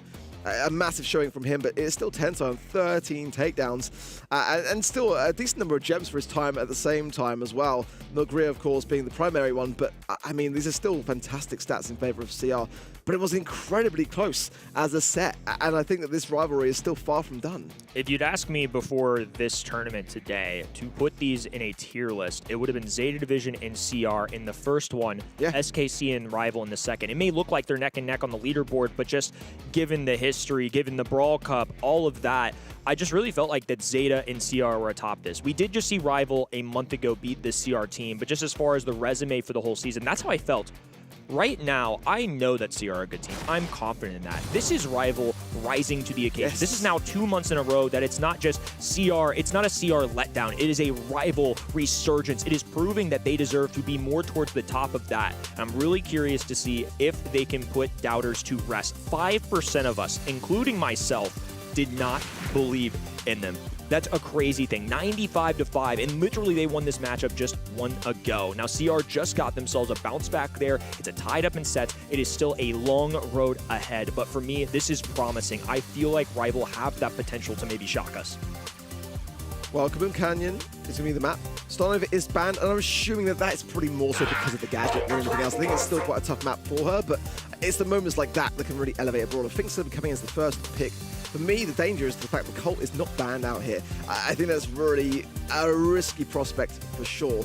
I think it's definitely a good map for Colette as well. I think that's going to be heavily up there. I think the Meg Global ban rules her out entirely here. Would have been a good shout to have. Brawlers like Angelo as well, rarely kind of banned out anywhere other than here. They're very circumstantial in that regard, but I quite like the way that both teams are feeling about things. I think for me as well, Max, it's gonna be up there here and should be picked here by CR. We're on the same wavelength just because this is a map in particular of all the current heist rotation maps that doesn't feel like it's the most aggressive in terms of random tanks showing up, these mobility brawlers showing up. It really does feel like a long-range affair, and I think that's really telling when you see a Binks as the first overall pick, a Colette on the other end. The Rico, not bad to me, but I thought for a map like this where it's a little more wide open that people would lean more towards the counterpart and something like a Colt a little bit more, but we saw what Max can do on a map where you can traverse water. The little teleport, the cheeky play out of the sneaky sneakers, I still wouldn't rule it out yet. What I see from CR doesn't scare that off of me for if I'm the side of a rival. I'm still very undersold on Rico at the moment. You know, maybe it's just the simple fact that we've not really seen it enough to kind of say for too much certainty, but I just felt like it was the weakest of the Buffy brawlers coming in, and maybe it's just like that slow burner. You know, maybe it's one of those brawlers that now is starting to really shine through as people are understanding where best to play it. And I'll kind of reflect upon it at the end of the monthly final, but I didn't and would never have really expected to see as much of Rico in this region as we've seen so far. Penny going to come in, and that's a really brutal brawl on this kind of map too. If you can lock down the sides and batten down the hatches, and that's a brawler that could absolutely change that very thing. I think it's a great answer for this Penny that Maul's not going to have nearly as much protectivity now. Clearly, CR, and not just CR, but all of East Asia valued Rico maybe a little more highly than some of our other regions. Of course, it got the buffies and hasn't been talked about, I would say, as much as some of those other brawlers in terms of the tier list rankings from our creators and pro players from home, but nonetheless, clearly deserving more of a shout here, given how many times we've seen it today. This grip with the piggy bank really shakes things up as well. On the left-hand side, they popped an Edgar at the end, and it looks like they are trying to destroy all those walls. If not, it's a coin toss or the coin shower, I could say. Tie ball game here, though. Penny and Ryohi are going to be walking down this left-hand side, going straight at Milk Rio, who dropped the piggy bank early to try and open up these walls. Tensai on the right-hand end, working against Udapin, who's already on the back line. 600 shots raining in on that high save, and close to 10% right up the rib. This is a strong start for CR. Yeah, speaking of tier list, Humble had a tier list, and they put Rico down in the meta category. Below Broken. Maybe they'll change that next time around. I'll have to try it out a bit more, because I'm really enjoying seeing it, and it's one of my favorite brawlers to have as well. Just was surprised that it's been that highly valued, and definitely some tricks to learn. I think that the Max will see far more now as well. That was a brawler which, again, kind of surprised to not see it scoot through, but Tensai doing wondrous work with the helping hand of that further retreat now. That additional maneuverability and keeping me out range against the Finks is a really enjoyable matchup that I just don't see him really winning. Full lobber, fully operational on that left-hand side. Super's being released for Rival, but it is the damage pouring in for the red roster. We have not seen Rival cross to the other side as Milk Rio gets a takedown on that left hand into the utility.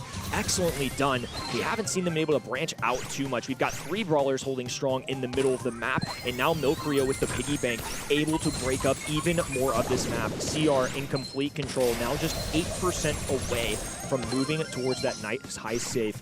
And now a hypercharge in the back pocket for Tensai. Ryohi with a super. Tensai activating this rather aggressively. I don't think that was the best use of utility there.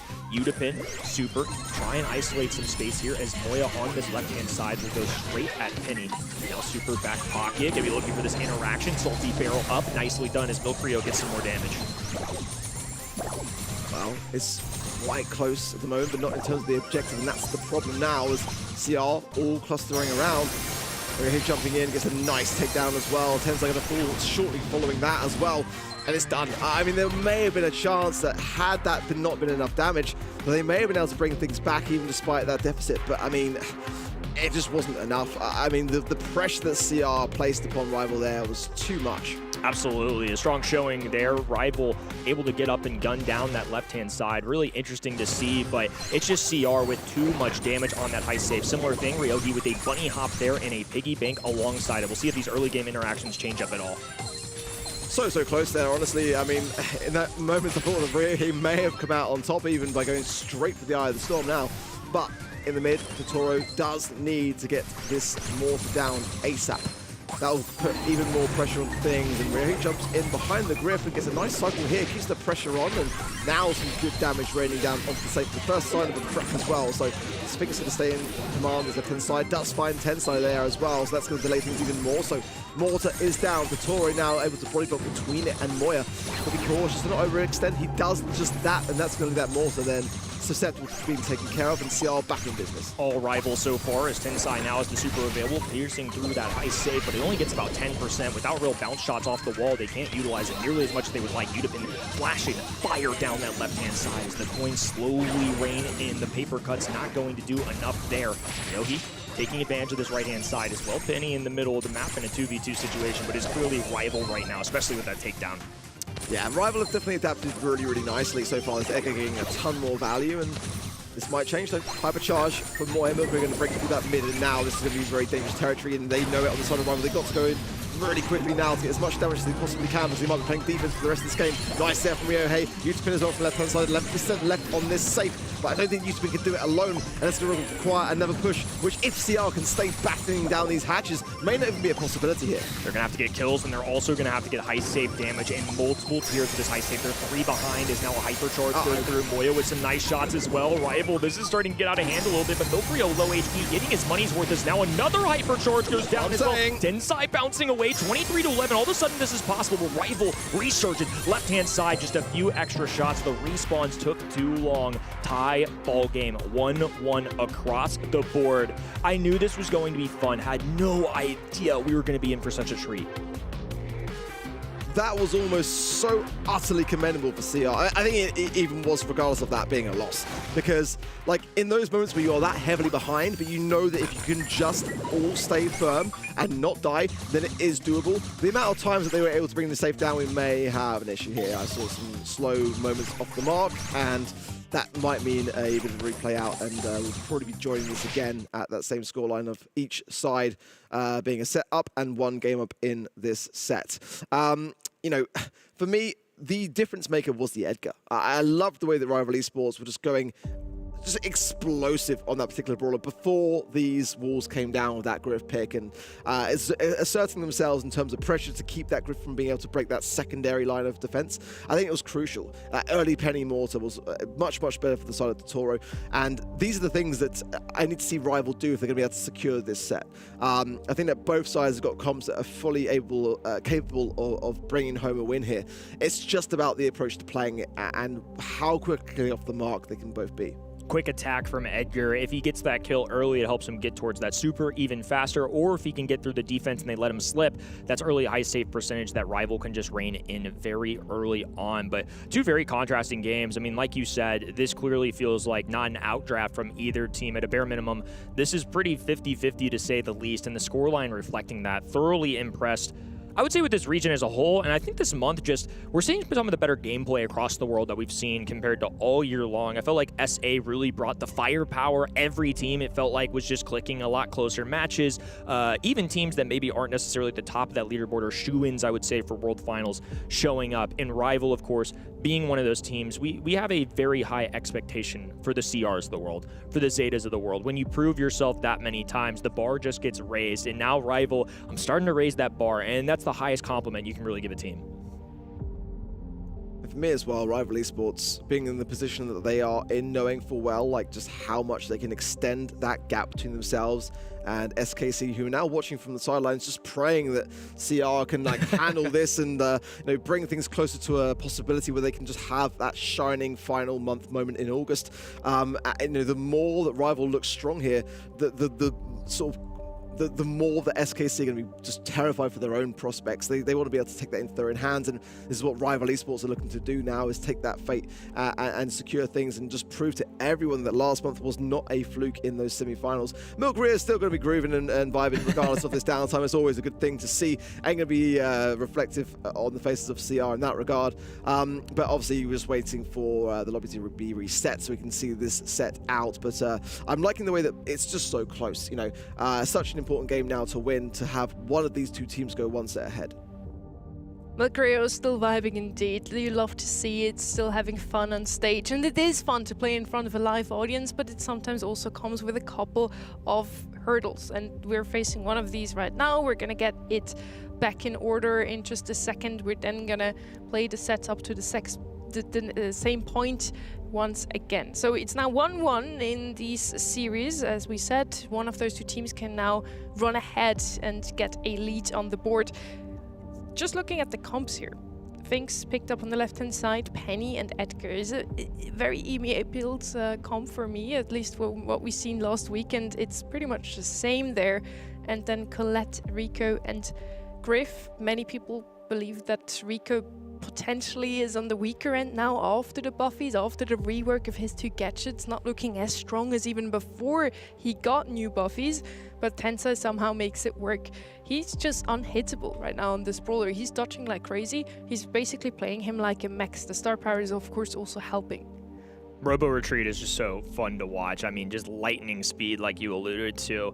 Rico's just one of the things I noticed for East Asia in particular. I mean, there's a few brawlers. Some of them have been more in the ban stage than the play stage, but Stu and Mina, a couple of those flashy playmakers. And on top of that, Rico, just one of those buffy brawlers that they value. And I think there's some merit to that. I mean, anytime a brawler gets something like a buffy where a pool of other brawlers don't have the same resource to pull from, you automatically have to pay attention. And Rico was just so transformed in this recent balance changes. It's hard not to keep your eye on him. Yeah, I mean, you know, I was one of the first to really try out the new buffies, by the way, as well. And, like, it really was the one that I think that we all felt was the weakest and that kind of stood out as being quite a drastic rework, I would say, for a brawler which had the ability to heal by bouncing shots off the wall and an immediate, you know, green button to defend against an Edgar and all these kind of qualities that just really went out the window. And, like, you know, we are seeing that Edgar still be very much a viable counter towards that Rico pick. I think it was a great idea from Rival Esports coming forwards. But, you know, I'm still on the fence. I'm kind of like 50-50 on it right now. I don't know whether me seeing it in East Asia is enough to be completely sold on it. I want to see kind of other regions experimenting with it, but I'm glad that we are seeing it come through. That was kind of like my fear looking back to the previous weeks, was like some of the Buffy brawlers were really just taking so much of the spotlight. So having now that come in, it's making me kind of question it in a good way.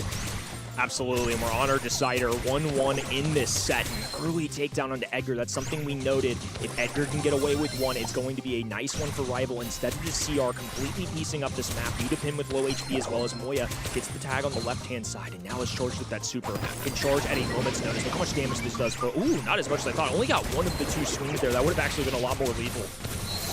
We're here going to pull though to Milkreer, and Tensai again with that Robo Retreat, just able to keep his distance. Oh, I was going to say, great shot there from Totoro to be able to assert himself on that right-hand side and get ever close towards that mortar, which he's going to need now, especially if his teammates can stay firm. And if Ryohei can go in just the right time with a super that might come in a few moments' time, just passively so, it'll be great work as Moya falls even better for Rival Esports. Now that turret going to lock on. It does go down, however, but the damage was going to go through regardless.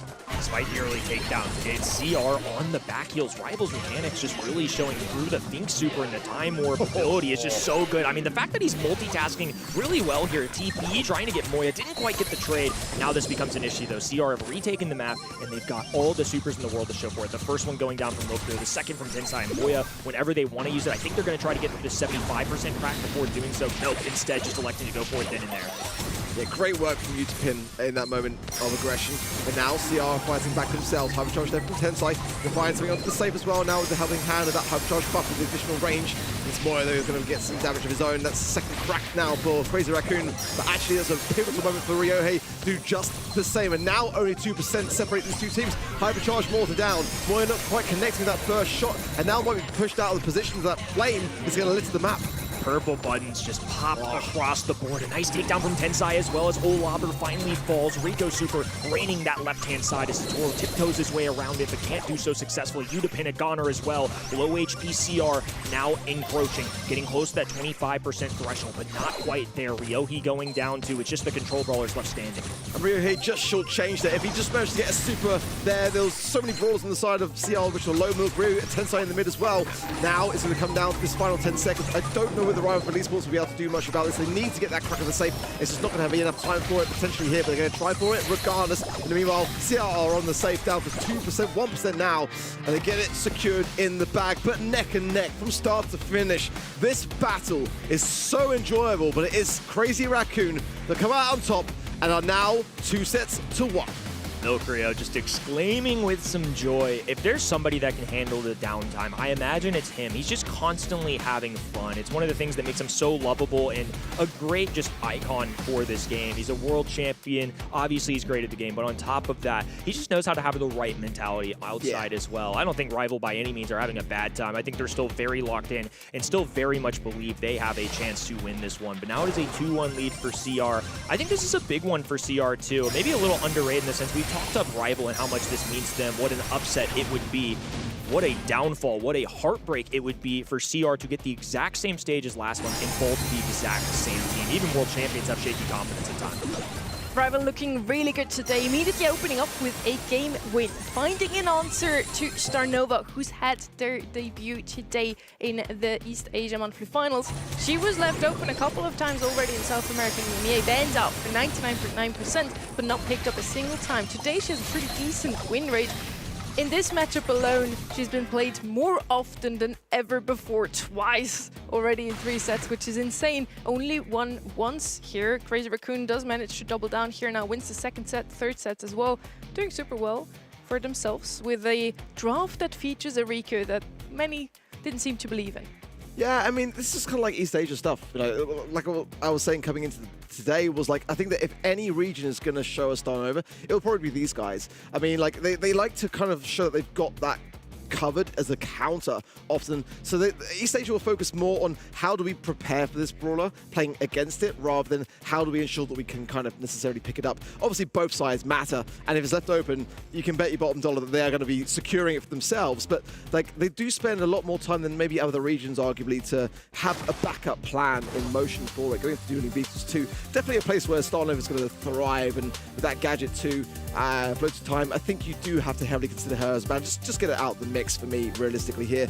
I think Max definitely going to be up there as well as potential bans. I think as well, the Mina going to be heavily considered on maps like this. Ruffs as well, immediately going to turn this into a very open affair. So you're going to shut those ideas down. I think Hot Zone and Gem Grab potentially are the best 2 modes for this new brawler, and she's going to be banned out now, finally. Crazy Raccoon has lost pick there for no Starnova on the field. Rival was really brave to leave her open so often whenever they had lost pick, actually. First pick now on a map like Dueling Beatles. Meg's still open. Could be a really good choice here, both Meg and Max. Yeah, for sure. I think Crow can come in here as well safely now with all the bans and such too. It's a very safe one for Dueling Beetles. It's just, I really like Crow because there's no way that at least one of his daggers doesn't make contact with the enemy team if they're standing in the middle. On top of that, he has a good blend of passive aggressive. He can either dive at opponents or he can use it to kind of get out if needed in a bad situation. Well, let's see. Back over now to Crazy Raccoon. If my calculations are correct. Yeah, it's an interesting one. They got a 100% win rate with it, but very few sort of plays, and this is the Griff that, again, is going to open up the map and change so much. And this is why we didn't see like an overcommitment from Rival Esports. Crow is that kind of safe pick brawler, which I think makes a ton of sense here. M's still going to be left open. I think even regardless of that wall break, I think worthy to consider, at least on their side. Sometimes Draco as well, it's provided you got that kind of like healing support behind it, could have a good showing here. Griff and Meeple on the right side. Gray finally banned out, so that is not going to be an option anymore. With Pro, they already have something to slow that comp down a little. Ship at their help. Griff is going to open up the map. Ruffs is going to do the same now. Interesting to see that Polar come out once again. So both rosters so far want to have an open map, yet we don't really have too much range on the board yet apart from that meeple cannon. I wonder if this is something like a Penny. It's a brawler they've used a lot, and I just feel like aggro might not be the play. Like they have used Kenjis and Kazes in the past, but it's kind of dangerous running into a potential rage quit if they really wanted it, or just the sheer DPS in wall break composition. And yet I'm wrong here. I think it makes sense. Like, they want a well-rounded composition, right? If you don't pick something aggressive, you're falling into this trap of just being too hunkered down, and if somehow CR took an early lead, they could just never give it back. So I feel like that was a really difficult fit pick there. I mentioned it at the beginning of the draft already. Mex is still available here in this one. She can heal the teammates now with Sneaky Sneakers, the gadget that hasn't been played very often, but now has received the buff with the buff. Sirius is going to come in instead. No Mex, and we're in East Asia. That is actually so exciting to see. Sirius into Kaze is an interesting one. Definitely has a good matchup into that Ross and Crow, though, with the map opened up by Ross and Griff. Not sure about that last pick, though. Yeah, I mean, definitely not the one I was expecting myself as well. Kind of curious to see whether it will pay in dividends as that final pick. They can see the whole big picture, right? So, a little bit worried for the Kaze, but it's an aggressive brawler. It should be pretty good at getting quickly into positions where it provides immediate pressure. And that's kind of where I think the thinking is at with regards to that for Rival Esports, and they go straight into the corner. And Ryohei going to try his best to sneak around these shots to allow his teammates to get onto that zone. And an early bit of air support coming down from Toro. But this is what I'm worried about. Now the Sirius is down, it's going to provide that timing for CL to get immediately onto the zone, and Milk Rio can get set up. Interesting choice here, too. It's going to be the coin shower, so the more time that lingers on, the more damage it's going to do. They also have Rival on the other end with wall break with Colonel Ruffs, so maybe they were just banking on that. Maybe they didn't want it. I mean, for people in Sirius, that's definitely not something that they would like to see. And look at this. Every time they drop it, it's going to cover up the hot zone really perfectly. A super going down from Milk Rio. Nicely done. Didn't get any kills, but a ton of damage output right there. He's pinned now. A difficult spot. Trying to keep his pressure onto Milk Rio whilst trying to decide whether to heal or to keep the pressure on. Now Ryohei trying to get to Tensai, a lovely rage quit. He finds the upper hand and gets the kill. That's ridiculous, honestly, because those are moments where that one interaction, the timing is so key for Tensai to get right. And now Rival Esports really starting to falter back here, down to almost 60% against themselves. It's a tough position to find yourself in. Milk Rio comfortable being blind, just knowing that if he releases that Griff super, it just fans out so far that it's really hard to not at least get a little bit of contact. As Udapin is being heavily gunned down by the Sirius spawners. Satoro trying to utilize the dog tree he just dropped from the ground. It's a rocket rain coming out. So going with some air support there to try and get some takedowns, but instead the CR unwavering. They're still all over this point. Yeah, he's been jumping in a bit desperately for me as well. Those Sirius shadows able to soak up some of the damage, but I mean, that is a team wipe and Rival Esports back on the zone. But I just feel like with 13% left for CR, it's going to go horribly wrong here for them. They don't tie this one up. Yeah, it's going to have to be pretty perfect stuff out of Rival, but that was a nice deletion of all the enemy brawlers. They're being backed away too. Ryohei, I think, just knows they have to keep the pedal to the metal here if they even want a chance at this. They're being backed off by Milk Rio's gadget, and now there's a super coming out of Tensai. The area control is great, but this is a hypercharged super that is necessary. Tensai, I think, just knows he can tiptoe his way around this, try and stay alive. It's looking difficult, but Rival giving themselves a fighting chance here. Yeah, I like the CL were taking their time with things, but now it's getting a little bit scary for me, honestly. These coin showers are really delaying the advance as a hypercharge from Milk Rio. This should now be the turning point, so definitely I think it was the right play, but that was the time where they had to get it right. I mean, that was getting a little bit precarious for a minute there. Better though, and that's a match point now for CR. So, I mean, they've got the advantage, they've got the high ground, and the Accomplish clearly is cutting the mustard here. I think Rival can still bring this back. It's going to be a testament to how they fare in terms of their mental here. But we've seen these matches between these two teams go neck and neck, head to head, all the way to the bitter end. And I feel like Rival could bring this back. The CR, I feel like their comp is a bit more dangerous. Milk Rio delivering an early gadget to cut off Udapin, so nobody can be able to really step on that. It's tiptoes all the way from both sides. Spawners going down from Moya, but gonna have to play the long range on the left-hand side. That's just the way Crow likes it here. But Milk Rio has just been a nuisance. Still hugging that L-shaped wall, now being backed away. Finally, Rival getting enough frags where they can take an early lead. On top of that, that L-shaped wall will now be deleted with the wall break of Colonel Ruff. So this is much better stuff out of Rival. Great taps there from Moya. And just defending this zone in a really nice way for his teammates to come back to help the advanced trade on the left-hand side as Ryohei and Tensai do fall. Now, No Brave, no coin shower coming down and keeping pressure on this left-hand side. Newtipin now has jump, so looking to find the right time to go in, which might even be now to Milk Real without Super, to be honest. It would have been the worst of ideas. Real here goes straight down the middle, but does go straight down. Tensai still doing what he does in that right-hand side lane, and Rock, it's just every single time, seems to be winning himself every single time. Now has a super at hand too. Milkrio looking at that right-hand side, 11 HP, and Ryohei is still somehow staying alive. Finally falls to Tensai, but it's good enough to buy time for Totoro to grab the dog tree. Utapin's now in the middle of the map too. Rival with some really solid stuff so far. A hypercharge on a Meeple. Oh, and I think awkwardly placed. Yeah, we saw the same thing. I think he just attached himself to maybe the top left corner, but it was such an awkward little go at it to where Tensai could not take nearly as big of an advantage. The bounce shot from Totoro, that one could be devastating. That's the kind of things that change games. Yeah, I'd be curious to see that back. I think that, the thought process being was that he could have been able to walk all the way down to that bottom right-hand pocket, but then quickly realized that I've got to walk around this wall. I mean, that must have been a tiny pixel out there. Small, tiny mistakes is where Rival need to capitalize down. They are up against a match point. They have got the lead, 75 to 25%. Hypercharge for Milk Rio, but that's a great amount of value from Utapin now. His teammates on the zone, and this is where Rival have got to make every second count, delay the advance. Here comes down the air support as well. It's going to knock Tensai back into another rough shot as well. That's fantastic here for Rival Esports. They surely will get this game, but this set's still far from over. They are still up against the match point, and CR now know how important it is to close this one out quickly. Rival will force CR into a second match point. It's not often we see CR make mistakes, especially players like that. Rival were already going swimmingly in that game, and then on top of that, when you miss a hypercharge like that, it's just really tough stuff. But it goes to show these guys are human too. They're on a stage. It's really hard to be perfect the whole way, especially somebody like that into a good team like this. So great team play on top of a team mistake out of CR will get Rival to push this one through. It's early team fights going down additionally in game number 3 as Crow is being backed away. An early kill on the Rival will force them into the backlines. They haven't quite been able to charge up that Colonel Ruff super yet, so that L-shaped wall's still going to stay up, and that's where CR's Moya is going to shine.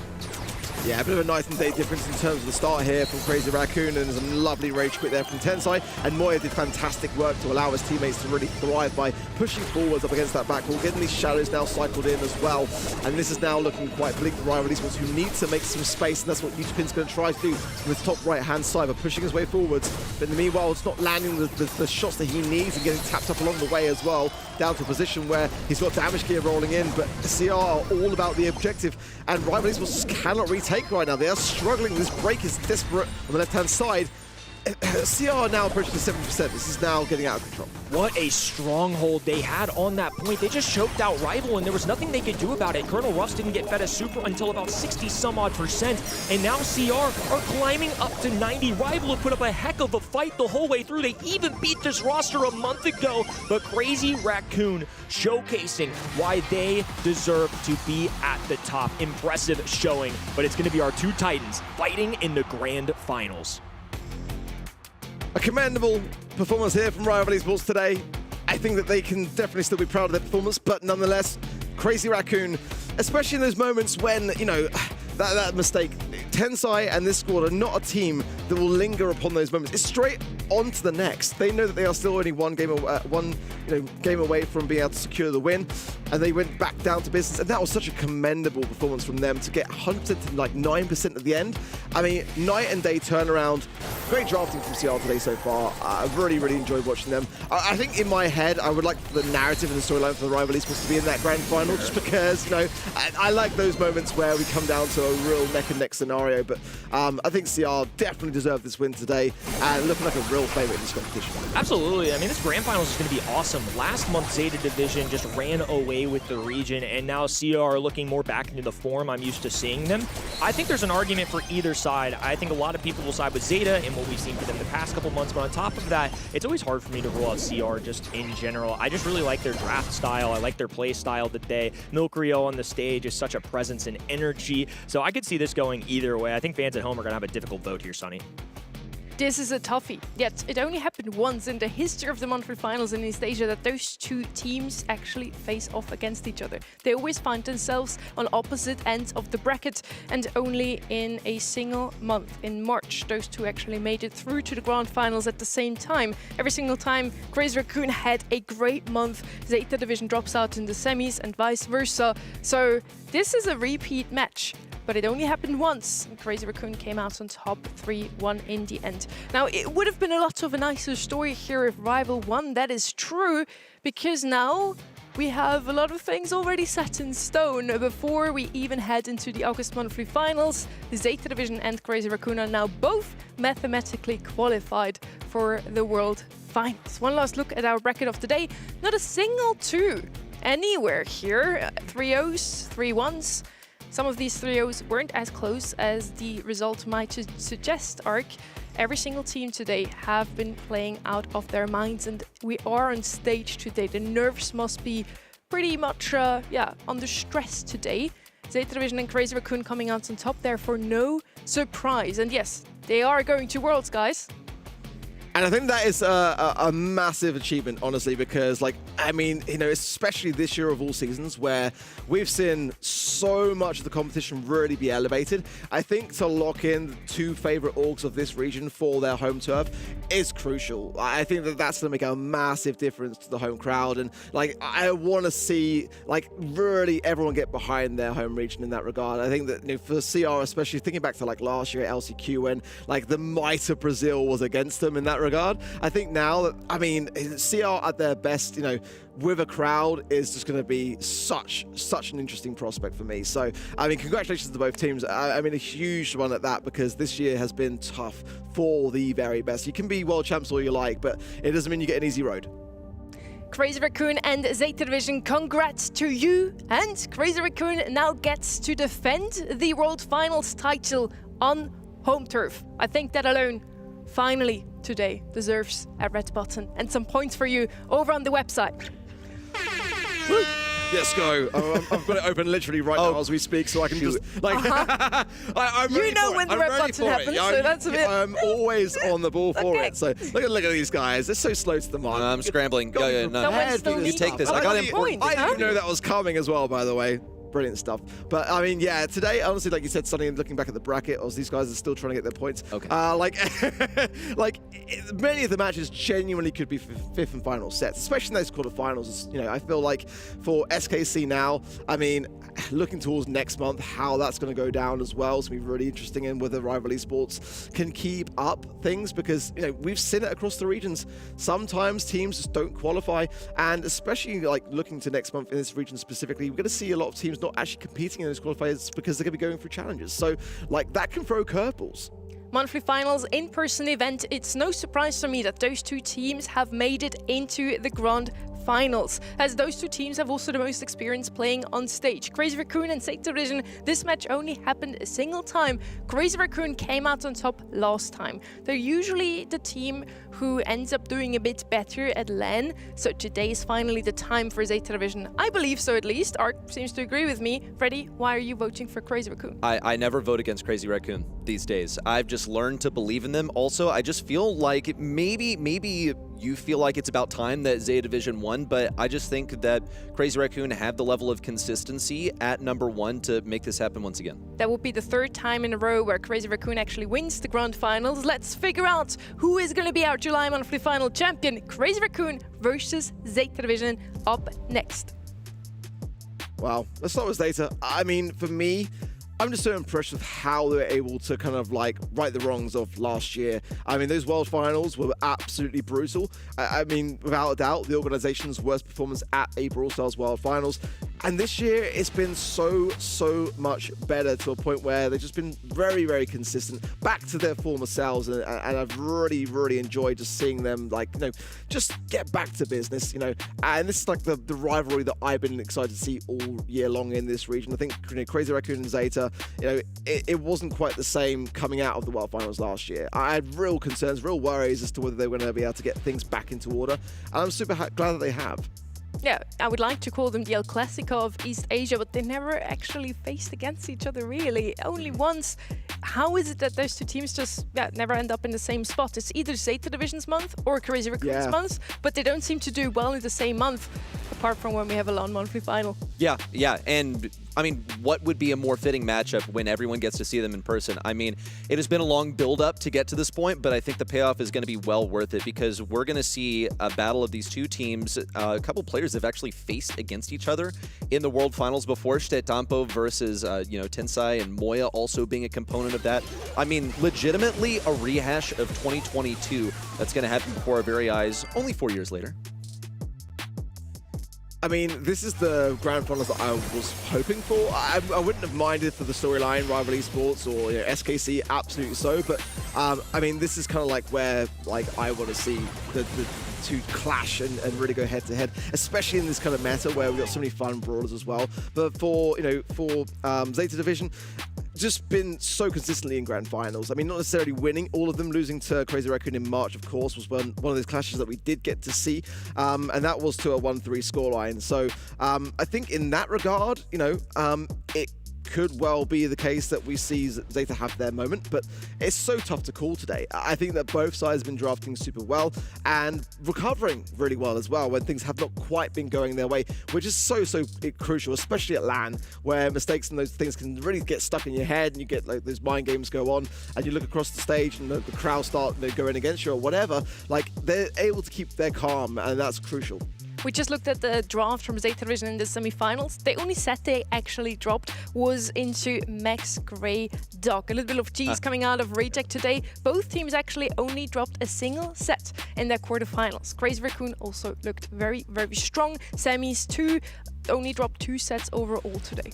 Yeah, can't really argue with that sort of consistency. We'll get a replay of how they performed against Rival only moments ago. Crazy Raccoon dropped a single set. I really actually thought that this one could go to set number 5. I felt like Rival also had, let's say an easier opponent. I mean, let's just call it how it is in the quarterfinals, and they should be able to dump a bunch of prep into Crazy Raccoon. But even Rival's best only is able to get a single set off of Crazy Raccoon. That's the sort of medal that they're bringing today. For me as well, it's been great to watch how CR, their worst performance was their very first monthly final, losing to Brawl in those quarterfinals. I mean, ever since then, they've been really on the rise. I mean, 2 consecutive monthly final wins in March and April. And then, of course, last month was the only real month that, aside from February, that we sort of went, are they able to, sort of brush off these cobwebs? Now, definitely, I would say, getting their hands on Starnova more than most. I think that Zeta are a squad that won't allow that to happen, let's be honest. But I think that regardless, their team chemistry has been really on point. I'm liking to see how Moya has been really leading some of that charge and supporting Tensai in some of those big pop-off plays as well, with those kind of lesser flashier, lesser sort of eye-catching brawlers like the Byrons to keep the Starnova from doing exactly what she's intended to do. But I think that both sides here today, from what we've seen, pretty evenly matched.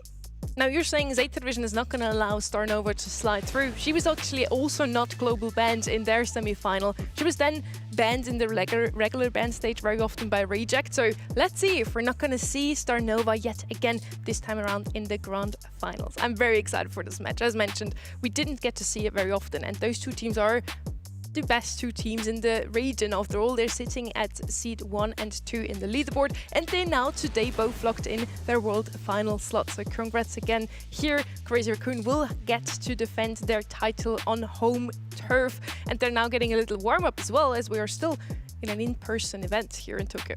Yeah, that's so amazing that we have the ability to do this in person and bring back something that we haven't seen in competitive Brawl Stars in 6 years now. So it's a welcome re-edition. I imagine also the people watching in person are really excited to finally get to this big moment where the top 2 in the region face each other. Yeah, I mean, it's been a really enjoyable day. Some challenges for sure, but nonetheless, I think it's the grand finals that we were kind of hoping to see. And now, let's crack on, let's see it. Crazy Raccoon just stepped off the stage from the semi-finals, so we're going to give them a quick break before the grand finals. There we go. Stay tuned for in a little bit.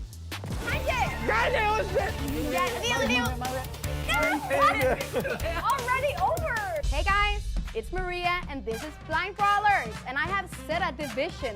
We're gonna test how good they are at communicating as a team. 1 versus 1, one is the eyes, one is the hands. Are you guys ready? Ready!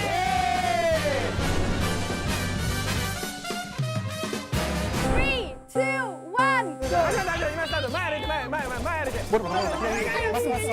I'm getting stressed.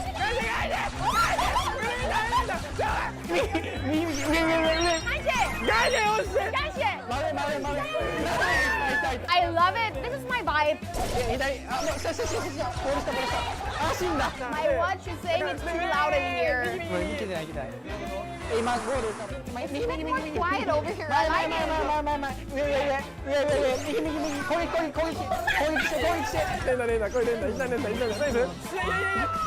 Blind skills. I think this is too difficult. Maybe these are friends afterwards, and maybe they're... He's saying get the ball, get the ball. Deal.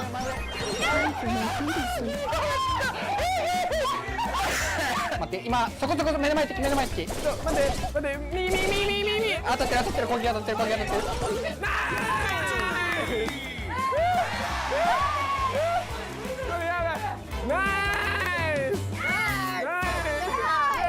Round 2 and they swapped. Yay! Done! で右ちょい前 A more silent start. どうぞ今 I'm so confused.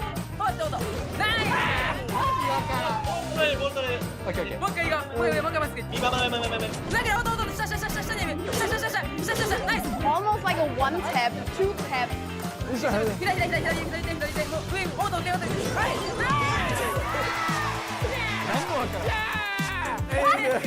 Already over. Easy win. This was Zeta Division, and this is Blind Brawlers.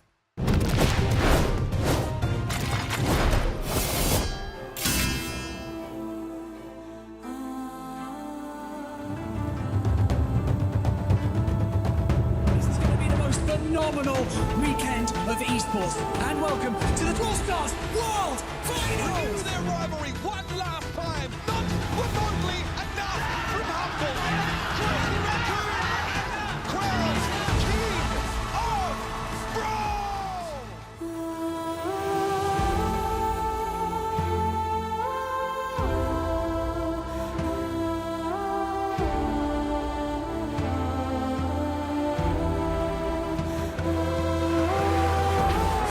Stop right there! You've got this!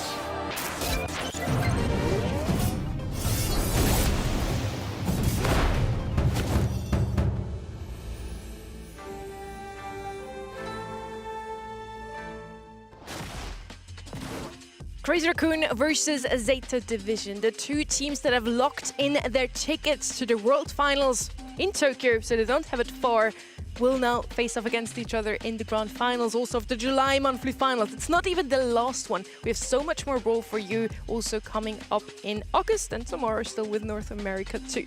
Now, we're looking at the map draft here. Zeta Division had the choice, I believe, if they want to go first or second, as they're sitting currently in that #1 seed. And once again, they decide to go second here. Out in the open to kick things off. Hard Rock Mine, Pit Stop, Pinball Dreams, and then the random decider, Ring of Fire. We see a lot of the same maps, and you mentioned it earlier today, Ark. Brawl Ball once again has the last pick here from Zeta. Yeah, even when it's like not one of the bad modes, it's like it just seems like in this region there's like not wanting to take the risk, and I think we can kind of make a bit of an estimation as to why, as we saw earlier today, like how quick those matches came when I was coming back from my break, and like it can turn so quickly in this region. I think that Brawl Ball is especially more challenging and less control based. Actually, like you have a bit more of an ability with gamers like Gem Grab and even Heist. I mean, it's kind of crazy to see like Heist is being favoured actually more so in this region than Brawl Ball. But I mean, hey, it makes a lot of sense to me. I can see like why these teams like to take it slow and steady. It gives them a bit more options to be able to make a comeback as well. Yeah, we also want to have a quick look at our global bans. Once again, Starnova slides through. That is something we did not see in the regions we already watched last week. And Rico banned out by Zeta Division. They know Tensa is too slick with it here, too quick. And Mech Search Lumi, so a lot of those Buffy brawlers banned again. Lumi has actually been the most picked brawler from Zeta Division on many of the maps that are picked right now, so a very targeted ban from Crazy Raccoon as well. Yeah, also Lumi is just a brawler that has thrived a bunch in the era of global bans. Just having 4 additional bans that you can get per match gets rid of so many things that allows her to thrive. So for me, it makes sense why she would be targeted as a ban. It's just really funny to see her in the global bans when she profits off of the existence of the global bans. Yeah, I feel that. I mean, for me, Damien, obviously very map dependent, but certainly if we get to like Brawl Ball, I've got to see that on the ban list. There's a lot of dangerous brawlers that can now kind of have a bit of escape through moment for me. I think Mina especially as well, definitely going to be up there in that regard. Surprised to actually not see her in any way in those global bans, but a lot of open maps can make that sort of impact on things. But, you know, Damien, of course, last month for Crazy Raccoon was the thorn in their sides. This time round, they're going to, like, for me, ban it more than not, I think. It's just too dangerous not to, really. I think Naja could have some moments here as well, but certainly Max, you know, that's the role that I got to see on those bans. Yeah, especially if I play against Tensa, I'm going to ban this brawler. Global bans and regular bans. I don't want to see her at all.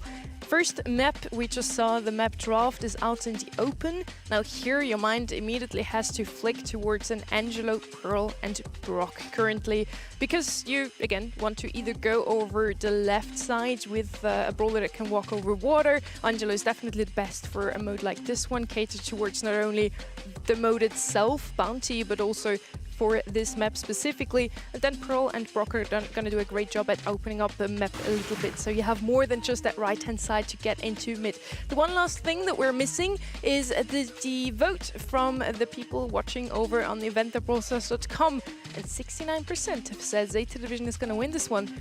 I'm actually surprised. I thought more people would side with Crazy Raccoon. After all, they just won 2 monthly finals back-to-back. This is the 3rd in a row they could take. Ark and I also side with Zeta Division, but I thought we would be in the minority.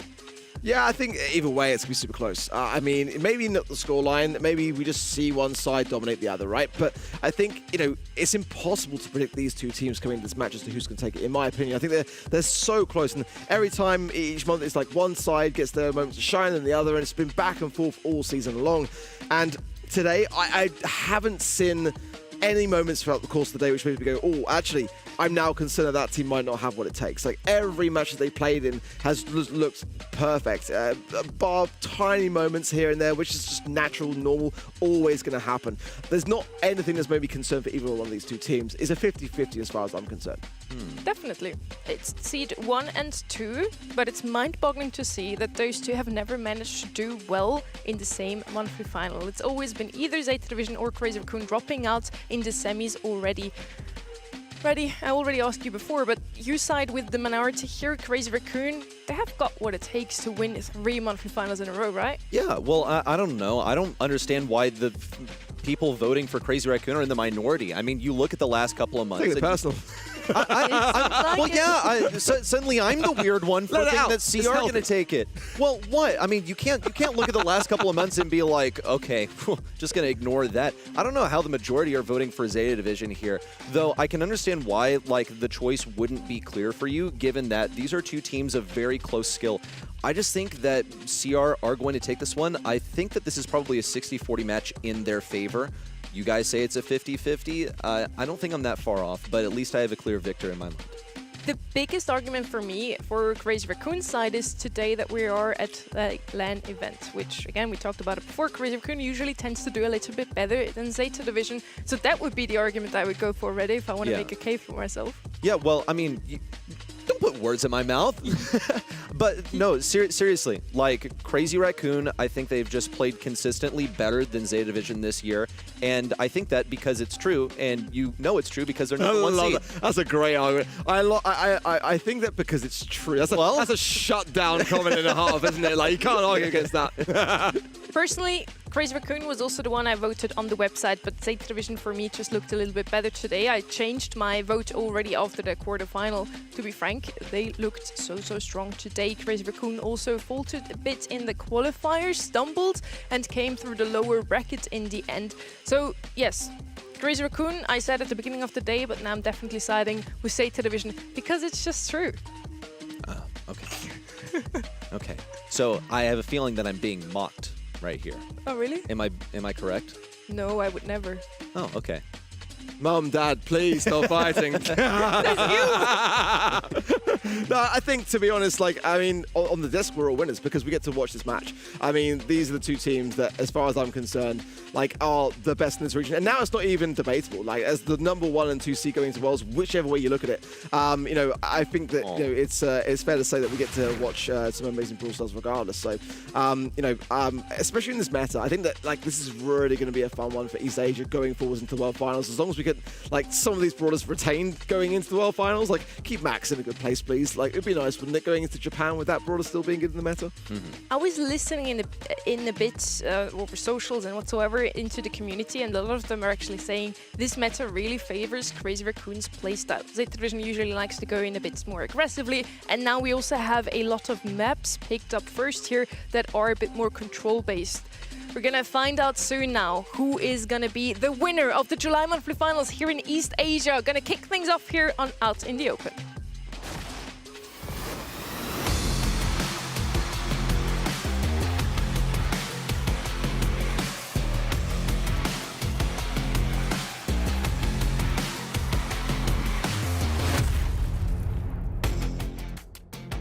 As mentioned already, Angelo, Pearl, Brock are the 3 brawlers that immediately come to mind if I see this map. Angelo is going to be banned out, Pearl as well, Brock left open. So let's see if he's actually going to be picked up. Starnova slid through the global bans as well as Max. We talked about those already, looking at the global bans. Starnova banned, Max left open, Max's first pick.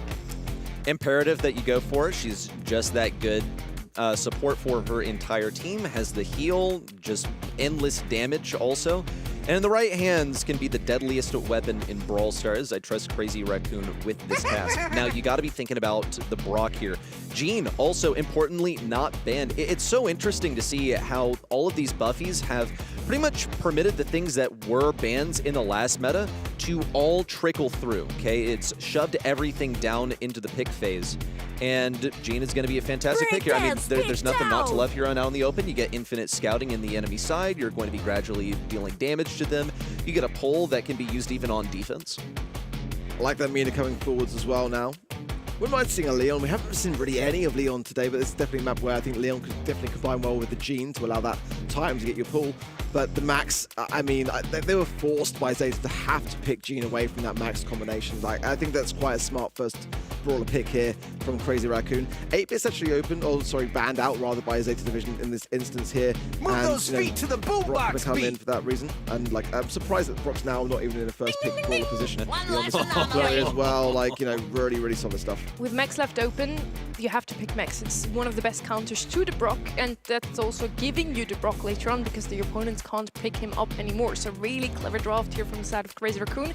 Now on the left side, I would like to see something like a Jae-Young just to speed up that Jean. Still, Jean Max has always been a great comp for that exact reason. Speed up your Jean, and he's gonna hit his pull a bit more consistently. You would have the heals that Glowy offers on the right-hand side as well. Jae-Young would round off that comp pretty nicely. Enjoy your treat. Byron is safe, it's long range, it's consistent. I think it also provides the damage necessary because when I look at Zeta's comp versus what CR had before that final pick came in, I thought, dude, they have no damage at all. Like, they will never be able to kill anything that Glowy is healing. So I look at this Glowy and Max.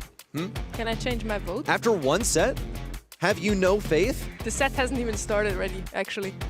Maybe that's just how chalked it is for a set 1 draft, but there will be many more like it beyond here. It is a battle of the 2 titans of this region. Zeta versus Crazy Raccoon, your number 1 and 2 seed, locked in for World Finals. Get ready for a little postseason preview. Already Batman way out of position there. And CR didn't hesitate to capitalize down on things, and realistically here, I mean, Suzuki just got to buy some time, get a pull. I mean, for Zeta now, they might just have to even just chalk this one up. I mean, Tampa might be able to get a lucky few taps here, maybe get someone to overextend enough to, you know, whittle down the poison, but realistically here, they can't go on the aggressive, which is just going to allow Milk Rhea just to land more shots and just shape the map, and they just want to buy their time. And because that kill happens so quickly, CR have got all the control now to make this more advantageous than looking forward to the next round. Yeah, it's pretty much a dead round for Zeta. All they can do is get closer to their hypers, which CR have hypers to play for too, so they don't really mind beating some things. It also gives them a bit of time to, start breaking open these bushes that Suzuku desperately needs for the next one. Shitampo's already given up. He's inside the poison. Suzuku doing exactly the same. This one happens so quickly, a pick within only a few seconds. And for Zeta, I really think that they lack the sustain to stay in mid. The healing is just so much better for Crazy Raccoon. You can see it already. They're being oppressed out of mid. Yeah, the Max as well. Like, I mean, every round, providing Tensai has super, they're in the mid first. And like, unless you've got this gene to really pop off, I mean, this is like looking like an absolute walkover, honestly. I mean, chalk this one up. This first game is definitely going to be going the way there of Crazy Raccoon, no doubt about it. And, you know, for Zeta, they've got to be much more cautious going into things, especially because this first round is the time where the Max has not got that utility to be able to bring everyone forwards to get into that advantageous spot into the mid. Like, you've got to really focus on winning these first few rounds, because if you don't, then you're going to be out of position before you even start the next one. Okay, I think this was the correct approach from Zeta. They just have to try something different because they're not able to win mid with an approach from the right side. I think it's the correct way to go, even though it's going to completely fall same flat. That it's what they needed to do because there was no way they were going to win by trying to push through the right side. CR, though, will get that initial kill onto Mina. They just have so much healing. There's not enough damage for Zeta at the moment. Really, they need to trust Shitampo to get the damage, and he'll get Moya pretty low, but the calculation is barely off. I've got to say, I feel like that's a mistake. For Zeta to go that crazy adventures from the left-hand side, and the same person, Batman, the first to fall, by going completely out of position. I mean, I just don't kind of understand where he's going to be able to advance in that regard. And it's the same problem now with the Max now, with Tensai having speed up the back of the spawn. You know that CR are going to be bang in the middle of the map before they do much. Now, Suzuku has got Magic Hand, things do change slightly. They can't be overly aggressive on the side of CR. This is a gene pull that has to hit, or this first set is done, and we've barely even started. Yeah, they got to get this pull, and then they need to be able to cycle more from it. And there's just so much that CR can do about this. Milcreo is standing really aggressive. He doesn't have the jump on. You can see he's running rocket fuel, so he will not be able to escape, but Glowy has a dash, and the same goes for Tensai. He's able to dash away, so it's two bad targets for the Gene, frankly. We'll see what Batman's able to do, though, as he pushes forward and he continues to receive this assistance from Shitampo. There is upset potential for Batman, as he does have the super. Now the Hypercharge comes out. CR are well equipped with Hypers and Supers. Batman again, so low here as well. Gonna survive on just, I mean, they're really, really just, this is still absolute steamroll. I mean, at that point in time, Zeta have wasted so much time that there is no room for error. Like, I mean, it's just simply a case of, like, you know, you might be able to get around and sort of prolong things slightly, but one wrong step and the entire set is gone. I think the approach to that first set was just very much questionable to me, and I think just going overly aggressive with Batman in the first opening instance of every fresh game, you know, they had to play the long game in those first rounds specifically. Beyond that, you're going to be able to lose that high ground control immediately off the bat, as the Max is more often than not going to hold on to that utility to be able to be getting everyone off the spawn as quickly as you can. And in a map like, you know, out in the open, where you haven't necessarily got the wall break even on your side, for Zeta to be able to open up some mid-channeling, which, you know, CR have got that option to themselves. They can choose to do it or to not do it. I think that was just very much chalk it up, and Zeta have now got to fully reset things and come back with a much better draft next time round. Draft is so important in the huge 2026 of the Brawl Stars Championship. And just to summarize that for the side of Zeta Division, you leave Max open against Tensai.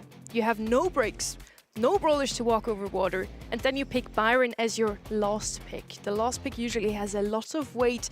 On the other side, we have that Max that makes sushi out of that Byron. It's just not feasible, and that's why after the draft stage, Reddy, you said, oh, now already, I said, can I change my vote? Because this draft is just not looking like what Zeta Division has shown us all day. They can draft, but this was a hard out draft for Crazy Raccoon. Yeah, we've seen a couple of different approaches to the draft. You know, you have the East Asian influence of we're going to play what we're comfortable with, and we are going to outskill our opponents. And then you have, you know, the other approach, which is we're going to go for those counters and go for the strong compositions.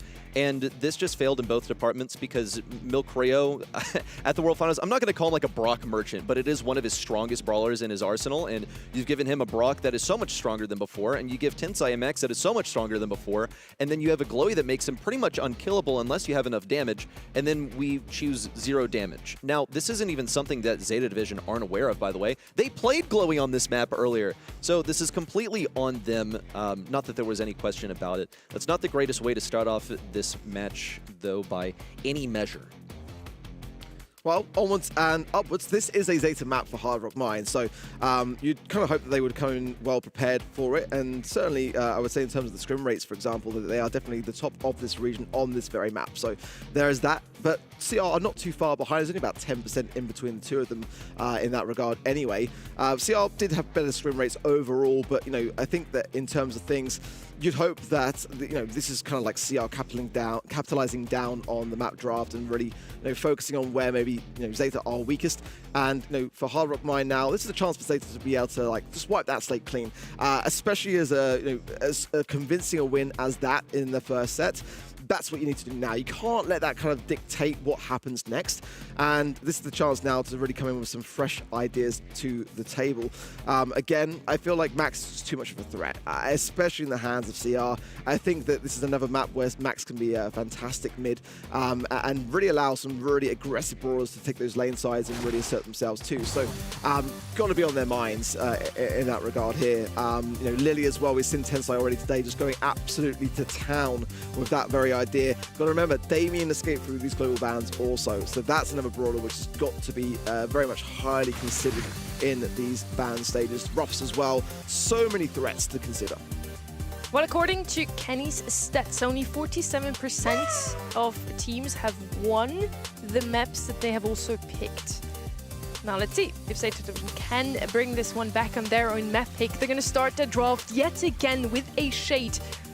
Very risky first pick, but it did work out for them in the semi-finals. There was nothing coming out of Reject to really account for it. It didn't work even when they brought in the Trunk as an answer. Now Crazy Raccoon has a second pick here. For them, Rico has been a brawler that has worked out wonderfully, but it's been already banned out in the global ban stage. Ruffs and Brawl are coming in now. 2 wall breaks. Very nice. And you can't ban it all, that's the deal. You see that Zeta have tried to get themselves a really amazing Shade first pick by banning out the best things into it. But look, we're not playing against Reject anymore. You're playing against Regional #1. They're gonna find a way to deal with this. Here you have a couple of wall breaks. It's going to be isolated as the thing to beat. Also, just like these are flex picks right here. There's a lot that Crazy Raccoon could be staging for final selection.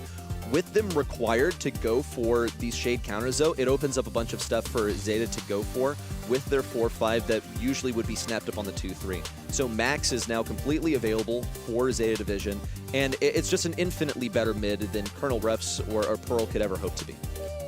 And you kind of imagine the Pearl will be playing that mid position anyway, so it's kind of like one of those things where that CR not necessarily going to be doubling down on it. Ollie going to be coming through now for Zeta. I mean, it's quite bold to really kind of be having the Shade and the Ollie, which really lack in range, and the fact that there's 2 wall breaks on the side of CR as well already leans towards the idea that this could be even more of a brawler which can really take advantage of an open map.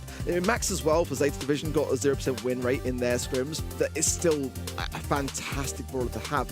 But I just feel like with the way that CR snapped up Pearl and Ruff so quickly, they weren't necessarily even thinking it for themselves. Trunk, as we know, is a very good counter to Shade also. And it's no surprise that Shade is going to be coming forwards here on a map like Hard Rock Mine for Zeta. We've seen it time and time again, so it hasn't really got that surprise element they used to have for Zeta anymore. It's kind of expected now. In the weeks leading up to this, Pearl has been the answer to Max. So we're going to find out in just a couple of seconds which mid truly works out better. This time around, it's going to be Zeta Division with Max. Let's see if it's going to give them a win just like it did for Crazy Raccoon. Okay, watching this Max with careful eyes to see if even in the hands of the best at this brawler, it can defeat the Pearl. We'll see Milcreos sit really, really far back as the most stable player on the roster. He will be the mid. Tensai, right off the bat, on the left side, is able to snag a kill. These are 3 natural enemies of Shade, and with it being picked up as a first selection for Zeta, we're going to see an interesting experiment. Can you dedicate all 3 brawlers to countering out the first pick and win as a result? Well, Tensai is able to do a bunch of things here. He also has enough HP to defeat Suzuku pretty much 100% of the time if he just gets that 1v1. But now he's going for the 1v2.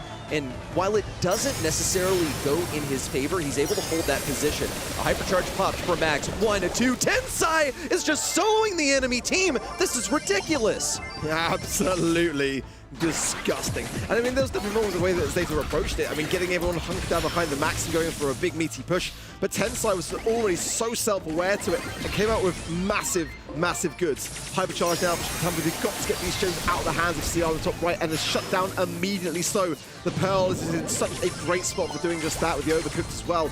Tensai going to stay stuck on his back right-hand side. The hypercharge for Suzuki now, and he's not protected now. Bit of perilous positioning here for CR. Have they got the support with the speed to get these gems out? They can't even get Milgrid taken down, let alone get the gems.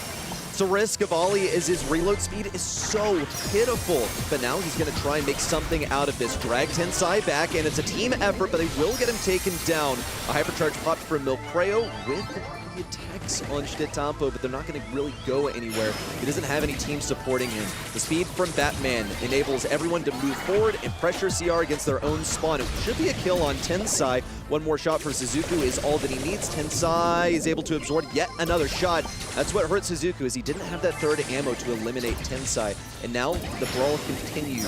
CR was able to survive that push into their spawn, but they can't really seem to get mid that effectively. They should be able to pick up this next gem to tie the countdown after a few more seconds have passed.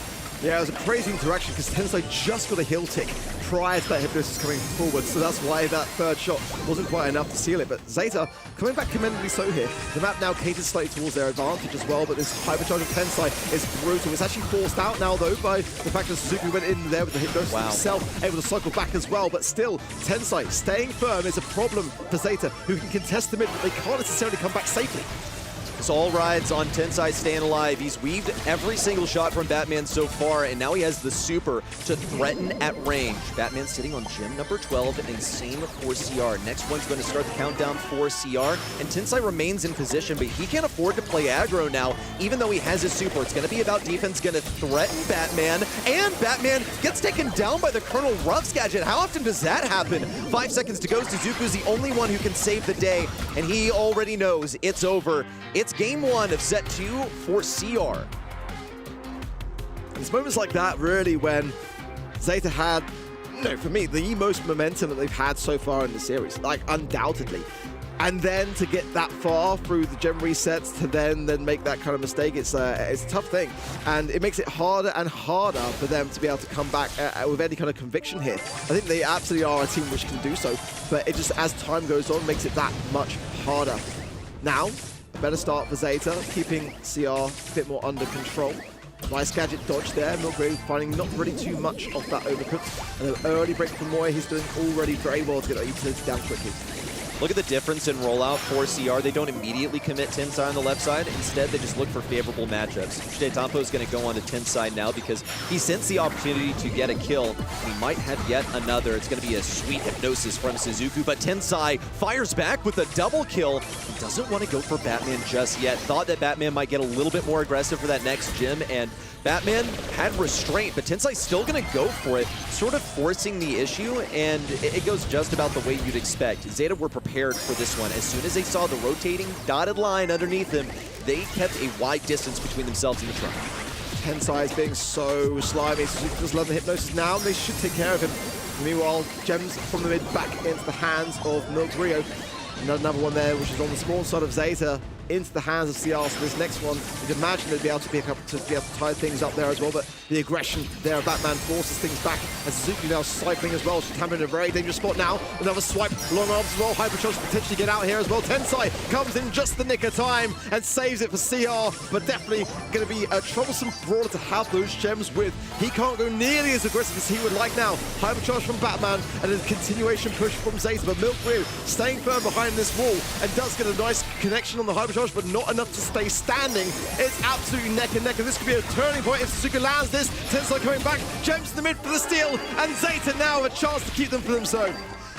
16 gems on Batman. He has all the evasive maneuvers in the world, and Shetampo is up in CR spawn with a hypercharge. Despite the best efforts from Tensai, he'll still get hypnotized, and Batman is safe and sound. What a theft there towards the end, but you cannot have all of your gems on Trunk. A lot of this rode on Tensai in game number 1. Same thing happened in game number 2, but they had to, again, practice restraint because they knew that the Trunk attacks were going to be anticipated ahead of time. And when Tensai figured, okay, I'll test the waters again, I'll go for an aggressive super, he was immediately rebuffed. He was avoided by Zeta, and it went sideways. We'll see if Tensai can possibly get aggro off the beginning of the game. He has this Shade lane. I don't think he'd really mind. He doesn't want to feed him too hard, but knows that he does win this matchup on paper. Well, that's a swift takedown of Tensai, who I absolutely agree with you on, is the thorn in the side of Zeta currently. I just have a bad feeling, you know, all this effort from Zeta to be able to bring this back against the odds. And it just could be sealed in this next game to be 2 sets ahead on the side of CR. But let's hope for the sake of it going to a 50 final that won't be the case. And it's a bit more back and forth there. But Tensai is playing so much, you know, more consistently, in my opinion, on the side of CR. And just CR generally, I think, are being more consistent. Hypercharge down for Batman at a good stage in the game, but waiting for his teammates to come back into a form of cluster. And that wasn't the cleanest. Tensai just make it look easy in a 2 versus 1. Goes down now. Suzuki just survives on, but even though those interactions are still so close. It's unreal. Playmakers for both teams keeping the enemies pinned in a 1v2 in their spawn. You see Shetampo forward with the Shade, able to accomplish that, and Tensai, of course, for CR, keeping Zeta in spawn. He's going to threaten it once again. Doesn't have the super this time, but has got to be close to it. Has it now, and has a hypercharge in hand. Going to go for the kill on Shetampo. It rings true, but again, he just doesn't commit. It's really, really interesting. He goes for the kill on Shade, and then decides that he's not going to try and pressure the other two from behind.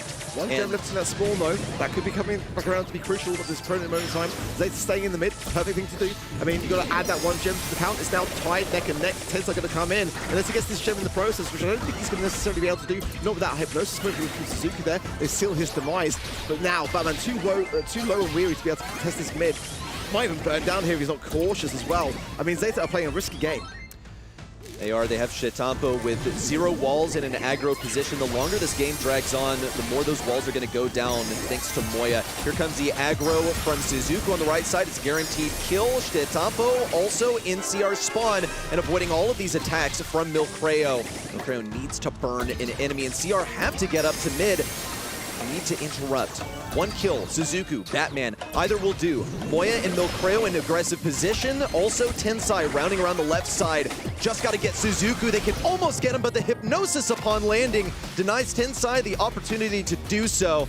And folks, we got a tied match on our hands. It looks like it almost could have been a 2-0 lead for Crazy Raccoon with that Game 1 victory, but Zeta flipped the script. Yeah, genuinely, I would have put money on that. I felt like CR, for the most part, you know, for at least 3 quarters, in my opinion, were looking like the more consistent team.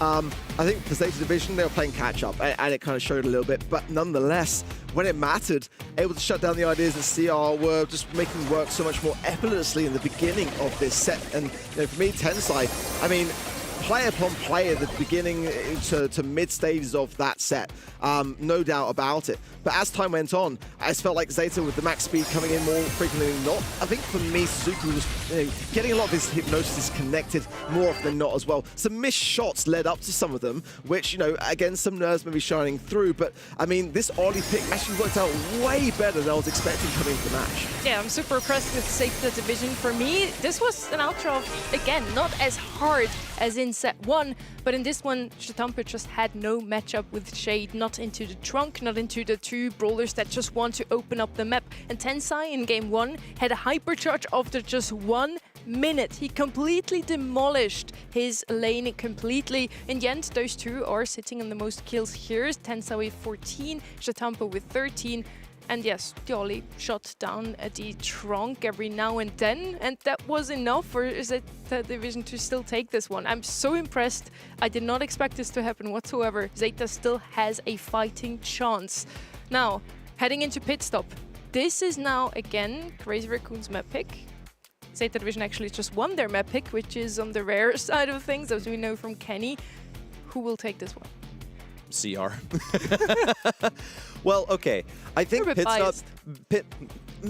Am I biased, or do I just like have a prediction that I'm riding with? I think Crazy Raccoon are the better team, even though this is a really close matchup, and I think a lot of people find it difficult to call. It's challenging to call for me, but as I said earlier, I think this one's 60-40 with Crazy Raccoon favored. Now, when it comes to pit stop, look, you guys don't need to hear my opinion. I'm not a competitor, but pit stop to me is a crazy pick because this one can absolutely go either way. I think it's one of the most 50-50 maps that we have in the competitive map pool at the moment because you can get base raced so quickly if you mess up the draft even slightly. Interestingly enough, Zeta have got a higher percentage of win rate in Heist as a game mode, but it's actually Crazy Raccoon that on this very map have got a 77% win rate. So, I mean, there's something to be said there for sure, but I'm in agreement with you there. I think that Heist is a tough one that could very much always be a 50-50. Kaze first pick is very much, you know, Crazy Raccoon all over. It says a great deal about their playstyle here. I think the Edgar ban quite pivotal, but it's going to leave Colt open. I think Colt's quite a dangerous prospect here. Crow first pick going to come in for Zeta. Buzz especially as well, definitely going to be highly up there for consideration as well.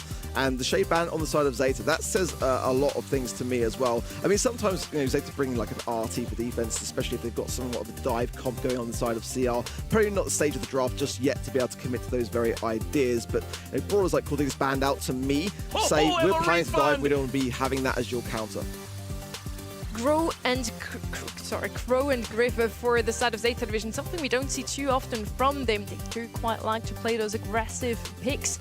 And potentially we still see a aggressive last pick here in a Buzz, or already mentioned, maybe even a BB could come out of Zeta Division today. On the right side, Crazy Raccoon's most picked brawler on this map is Kaze, and she's actually left open, so they're going to immediately pick her up, followed by Ruffs and Meeple. Overall, we have 4 control-based brawlers on this map now, and we are on pit stop. Keep in mind here, just a week ago, we saw South America and EMEA battle it out on a map like this one, and we had pure tank and assassin comps there. We had some Bull come in again, who hasn't been picked up very often in any other map, but it was just pure base race. I think when you spec in a full base race, you're rolling the dice a lot, and interestingly, we see the Meeple acquisition, who is all about rolling the dice, but you know, not in the metaphorical sense. Now Lily, as a final selection, should be able to get that aggression. I think it should be able to pretty swiftly pierce into the back lines. Tensai and Milcreo on their respective brawlers won't be able to do much about that, except hang back and wait for the verdict. So I like this Lily last selection, Lily. I think it's, you know, not like an original idea here on Pit Stop, but I think it's the right thing to go. Yeah, I was expecting it because of the, you know, Cordelis ban. There was something brewing as that third and final pick. And massive credit for Crazy Raccoon to bring in the Meeple because the Rage Quit can really be a good answer to that Lily. So preemptively going with something along those lines, you know, seeing and reading through the lines, I think does make definitely something that's worth stating here. So far, Crazy Raccoon getting a pretty decent start on this bottom right-hand side now, which CR will be bringing some S now as well. Good damage there from Batman, but I don't know whether he's going to be able to do it alone here, especially if the pressure is raised by the Meeple here, which is more doing a fantastic job so far. And oh, look at that, unbelievable Rage Quit gadget, gets the upper hand on the Griff. That's what I'm so impressed Moya today is been doing this time and time again. His survivability is unmatched. Yeah, he just has to stay consistent on this right side, and while he is buffed up, he'll be able to drop this safe down to 50%. Equalizing what Zeta have been able to do to his home safe. But is there going to be enough defense from Tensai? It doesn't really look like. It looks like he'll be taken down, in fact. He's down to his last legs and needs to see some help from Milcreo. Batman getting great dodges out here. 1-2 shots avoid him. And the Poison's gonna drop this safe down to just 452 HP. Someone could sneeze on it and it would die. Tensai is the lone defender, and Shetampo is sure to pierce through and get game number 1. I lied. Maybe Batman can do it alone. I mean, left untouched, uncontested for quite a long amount of time there. Obviously, some Lily coming in there as well, too. But, I mean, that's something that Crazy Raccoon have got to start communicating better on. I mean, like, there was a definite decision from their side to double down on the safe, and I don't really blame them for it. I think they got some good damage in, and that really could have been a problem which Satan may have had to even come back from the aggressive on to solve the situation. Still going to be the same thing again so far. Moya slowed as well, and that's going to make it harder for this defense as now Shetampo and Batman aggress this safe. Meanwhile, we're seeing a good defense from Suzuki here. Tensai can't really do the same on the other side of the field, so that's a great start from Zeta yet again. Well, Tensai is going to get a few opening taps onto the safe, dropping it to 92. No crack for either side just yet. And it looks like CR is still just trying to control around Shtetapa on the left side. But again, once he has that vanish, it's anyone's guess as to where he's going. And everyone simply has to back up. Milcreo also playing for his super at the moment. And then once he gets it, he'll be able to buff himself up even more on defense. So it's just about control, just about defense here for CR while having the ability to flex on offense. It's cool to see the differences in gameplay from game 1 to 2, where CR realized that they can't just commit with a couple of brawlers on offense and hope for the best in terms of defense. Great work there from Batman, all alone, and able to get that takedown off the Kaze. Moya now coming forward, has super as well, so he can land this and then finish the camp over that lily pick. Can't really defend through the wall himself. This is why I'm saying, like, CR now going to get so much damage in the safe, especially that Kaze as well. I mean, the safe quite actually kind of helping hand Zeta to be able to survive it and take less damage, but when that Meeple's in that position there, you can see how little of an answer Zeta really have against it. Yeah. I mean, now, especially with this damage that's coming forward from Batman, nice bounce shot there from Milcreo as well. I mean, Tambo's got to return fire and get on this safe. Oh, well, there's a hypercharge, and that's a costly one for Shtetapa because he wasn't able to get any damage off of it. So the defense coming in for CR keeps 34% on their safe. They're leading now with the tempo. It's a hypercharge treat waiting at spawn for Tensai to pop in. If he gets that super, then this safe can just wave goodbye. And CR are well aware. They have a 2v2 at mid at the moment. Shtetapa and Suzuku both standing guard at the left and right sides. Their best to defend. Really, right now, they just got to provide some time for Batman to get a super. It's their last hope. A lot of utility there was, like, not wasted, but utilized by Zeta. I mean, the hypercharge from the Crow to be able to try to go more on defense. Those are things that you've got to be landing on the aggressive. But that's how much pressure Crazy Raccoon were placing on the situation. Like, they were forcing that stuff out because Zeta knew we've got to use it now or we're going to lose the game regardless. And that's all credit to Crazy Raccoon. I think for Zeta Division, they've got to be able to get into more just advantageous positions when they've got that utility earlier, because you've got to earn it and then go on that aggressive, not be having to always be playing catch-up on that defense. Tensai avoids a gadget on the left side from Griff early on. They attempt to pin him in this corner, but it goes belly up. You will get that opening Fanstorm onto the safe, and it's going to be matched by Lily on the opposing side. It's a clear advantage for Zeta at the moment, just 3% shy of proccing that first shield, and Shtampa's ready for it versus his matchup against Tensai. Gets a kill and is ready to pretty much blow past Moya if he can afford to. He really just needs this vanish, and he had it on hand.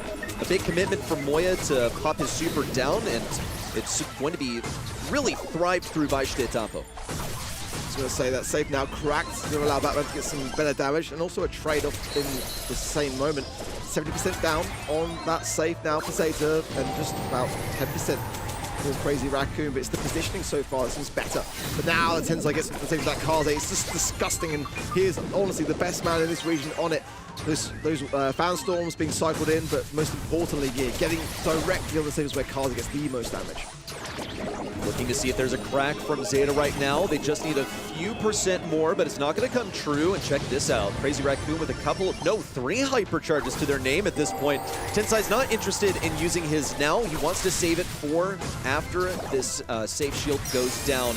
Meanwhile, it's a defense on the right side of the Lily, and Moya and Milcreo try to stand strong at mid, but Moya gets pinched out by Batman and Suzuku, and it opens things up for Shtetapa to clear around the right. It's only Batman defending versus Tensai, and Tensai just knows it's going to be worth it. No matter whether he dies or not, he can get this pretty close to 25%. But preserving that hypercharge is quite key, because that was a mistake that Batman made in the previous game. Now he's utilizing it, now he's got the actual jump as well, so we'll get some good damage into this safe, cracking it most importantly as well. Now, Suzuki's going to use his hypercharge. He might be able to get the whole thing done if he can just stay in position. A rage quick from Moya will shut that idea down, and there's still time for CR. Now, especially with that rough supply drop coming in, Moya with a hypercharge on the safe. The Fanstorm, most importantly, will crack the safe. But look at Zeta. Just the Tampo knows if he get into the realm and get onto the safe, you might be able to get the damage done himself. Shut down so quick, but I don't know whether CR have got the HP to be able to aggress the other side of the field. Well, Tensai knows that he has to dash forward. 5 seconds to go, and a long way to go in terms of percentage. This one's going to Zeta. It's a couple sets in a row, and CR got a game victory in both of them. Oh, you know this is going to be a close race. The only question now is whether we go all the way to set 5. If nothing else, we're guaranteed a set 4. And this marks a lost map pick for Crazy Raccoon. They picked Pit Stop only to be bested here. Yeah, tough spot. I think from how well CL have been playing there all day, they can absolutely turn this around. But I was saying this earlier that these are the moments that for me, Milk Rio needs to start to bring in the energy that he has when he's winning to the situation that they are now in when they are behind. And Tensai also, you know, it's very much easier to celebrate when you're always winning. But like these are the moments that actually a little joke, a little bit of a moment between your team for some chemistry, just to pick yourselves up and realize that all is not lost. If you've already accepted defeat in these moments, then you will go to inevitably lose. But it's a fresh draft, and we know how much one single draft can absolutely change the tide here. So despite Zeta being ahead, I would very much like to see this go to the final set. I would hope so. It would be the first 3-2 of the day, and how worthy of a grand final is it if we truly have a 3-2 now finally on our hands? Absolute thriller what we just seen here. It came down to a couple of percentages, and just like in set 2 already, the losing team still manages to win a game. It's so close between those two teams. Now I want to talk percentages here. We look over here to Betterman. Crow still as strong as always in the meta simply because of his hypercharge super. You need to make sure that Crow never makes his way to save when he has that super available. Yeah, and it was not entirely done successfully. I mean, what else can you really say? Now, when we look at what Crazy Raccoon were able to muster here, I think one of the most difficult things was just like getting Tensai on top of that save. He was defended really well by Suzuku and Batman together. And Stetampo also just forced everyone back so much because it's the threat of the unknown, basically. Once Lily can vanish and push forward, everyone pretty much has to fall back, right? Because you don't know exactly where she's going to pop out. You can use intuition to guess where she's going to appear, but you can't know for sure. So I think the Lily just provided so much more value than the Kaze could have hoped to here, even though she's not able to fire over walls in the way that Kaze is able to, like with the Fan Storm, get a bunch of damage on the safe that way. It is from a team perspective that she was able to win a 1v2 essentially by means of pushing everyone back for her teammates to have an easier time. Tensai on that Kaze overall still had the most damage dealt to save, so he did manage to get onto save time and time again, thanks to the Fan Storm as well. That damage was super high, but his two teammates either needed to completely focus on defense in that last game specifically, because whole of Zeta Division just did a better job at making their way through to save, not just the Crow. But Crazy Raccoon again, they did take a game. This was a very close matchup, good drafts on both sides. Heading into Pinball Dreams now. Brawl Ball, a mode that we don't see too often in East Asia today. We mentioned it before, seems to be not a favorite of this region. But it is a favorite for Zeta Division, who have got a 71% win rate on Brawl Ball, a 74% win rate on this very map, the most of all the teams in this competition. So not that says the whole story, and of course it comes down to a good draft no matter what. But that is an interesting prospect here, as Crazy Raccoon's map was pit stop, they lost. This is now a Zeta Division map, and the first pick Brawler, which could not be more suited to that very same organization, but we've seen already some good responses from Crazy Raccoon against the Shade. Despite not winning that set, there's definitely still potential for a Trunk, especially that this is like East Asia, not North America, on that Trunk pick on Brawl Ball. We know how that goes. But look, hey, I mean, all things serious. I mean, Crazy Raccoon picking up Max, I mean, that's like, for me, one of the best brawls you could possibly have in Brawl Ball. So I'm surprised that Zeta Division are still letting that one slide. Both now kind of get their signature picks here. Shade, Zeta Division is known for him, and then Tensai, of course, on the right side here, and Crazy Raccoon wants to play this Max. Now, something to shut down Shade. Maybe Trunk isn't even the correct answer. Maybe you just want to open up the complete map with Max. You would already have a brawler who can capitalize on that pretty neatly. We have Ruffs for that still open. Pearl could come in yet again. Stu is, I think, globally banned. We're going to have a look in a second. Stu is regular banned. Ball's now coming in. I don't mind it. I like it even into Shade. I like it a bunch, just because with the plethora of walls that are available, he should be able to get a bunch of aggression. He should be able to punish anything that hides behind those walls, tries to make use of their existence. There aren't really great ways of breaking the walls now. I mean, you have Ruffs, but the fact that that wall break doesn't come for free the way it would with Griff basically makes it impossible to play into this Shade early pick, which we've seen the ability for it to snowball, okay? It just gets into an aggressive position. Everyone in this match has incredible dodging abilities. Wow, we don't even have to talk about that. So you should be able to get that super early on in the game. So it's just about countering that Shade with some different flavor. Now, I believe in the Poco to do a bunch of big things here. Also, they've taken like the biggest Poco counter that could have been selected into them. So this one's going to be tough for Crazy Raccoon to think of something for last. There's not a lot of range on the side of Zeta Division. Crow's still left open, Pearl's still left open. I think those two would still be decent options here for Crazy Raccoon. I like the Poco, but it's definitely a wild card pick. I mean, primarily picking it here for the protected tunes to be able to take away that buzz stun. You know, I think that makes some sense to me, but is it really worth putting that much faith in a Brawl, which I don't know whether we can say is meta. I mean, it's, you know, going to have obviously a ton of heals, but you know, if you're left on the defense and your entire team's down, you're left to defend as a Poco, the ball is going to get walked through more often than not. And with the Mortars coming through now, these are the aggressive ideas that have been lacking so far from Crazy Raccoon that I think, you know, it's time to dare with them. I am not 100% sold on what, you know, we're seeing from the side of Zeta yet. I want to see kind of how things start to play out. The Ems gives me a lot of comfort, to be completely honest, in a map like this with no potential wall break. There's the particular tunes again, so it is being ran from Batman. And 1 versus 3, that's going to run this one down. Shitapo looking for the super, trying to get inside the enemy spawn. How's it going to go? Well, Tensai's able to clear the ball, and Shitapo's still fishing for this kill. Moya would love to use a super, but yeah, there's not really an option there. You have a bunch of radii that can go through walls. Tensai also swipes over the right side to intercept, but there's nothing to intercept. And the momentum is kicking off for Zeta. They have that hypercharged super in hand. Shitapo's going to go for it, but can't really get the value that he wanted. Pandemonium all over the left side. Moya's able to get that pass intercepted, and Crazy Raccoon can now push this ball down the opposite way. Tensai just has to walk this on through, and now it's an equal score line, only a minute in.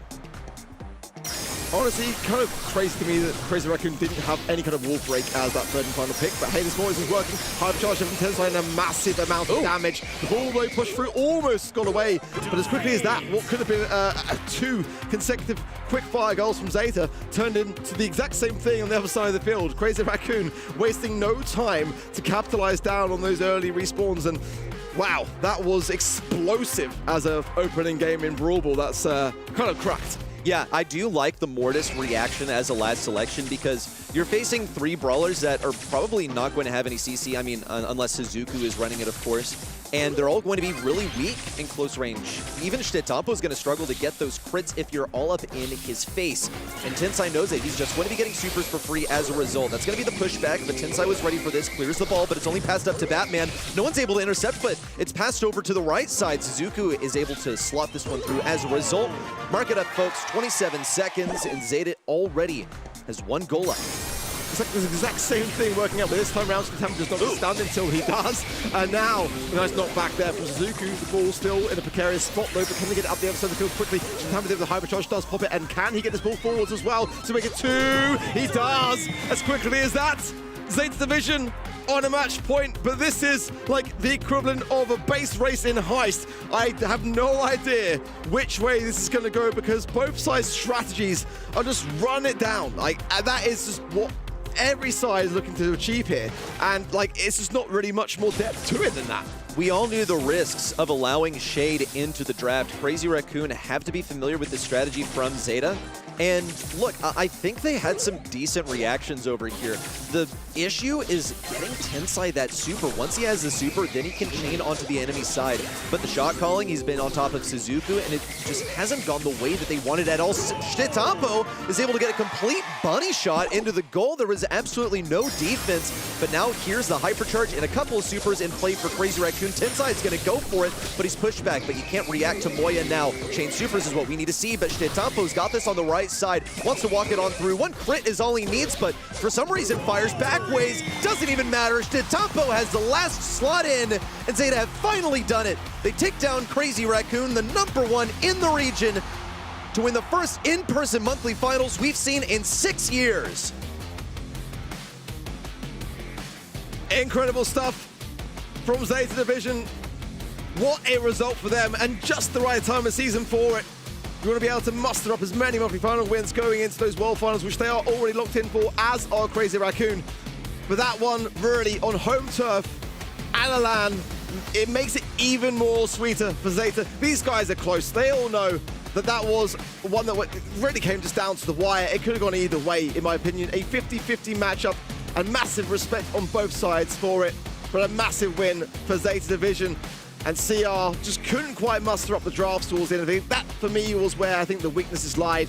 And towards the end, Zeta really pulled up their socks. I mean, they started out so, I'm just going to say it, abysmal. That first set, looking back to out in the open, how one-sided was that in favor of Crazy Raccoon? It really was. So I've got to give a lot of respect over to Zeta Division to be able to really just wipe that slate clean, to come back and, of course, over the moon, and all the fans that came to support them out there as well, definitely going to be backing them going into next month.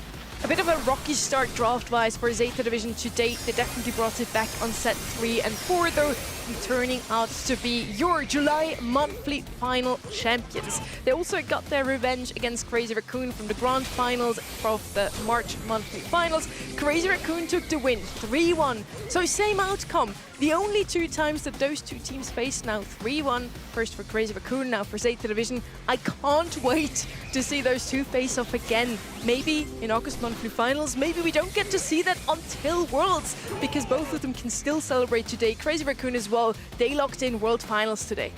Yeah, that's a huge achievement, and there's still a month left of competition. Goes to show just how reliable they were over the last several months in placing high in the monthly finals to earn it to this stage. Now, it does enforce an interesting race for those LCQ spots. We're going to get to that in not too long.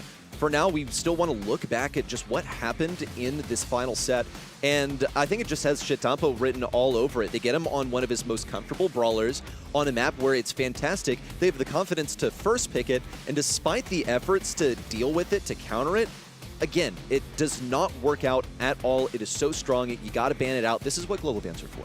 Yeah, and that's the first pick from Zeta, and, I mean, that, to me, does say the biggest story of that set, in all honesty. I mean, it was kind of chaotic, kind of run it down on both sides, but the Shade was just doing so much work, and, I mean, Tammy was the goal scorer in all of those occasions, I'm pretty sure, anyway. I mean, just the 2-3-0s, which, to be fair, were 2 matches that I think could have actually gone a little bit further, in all honesty.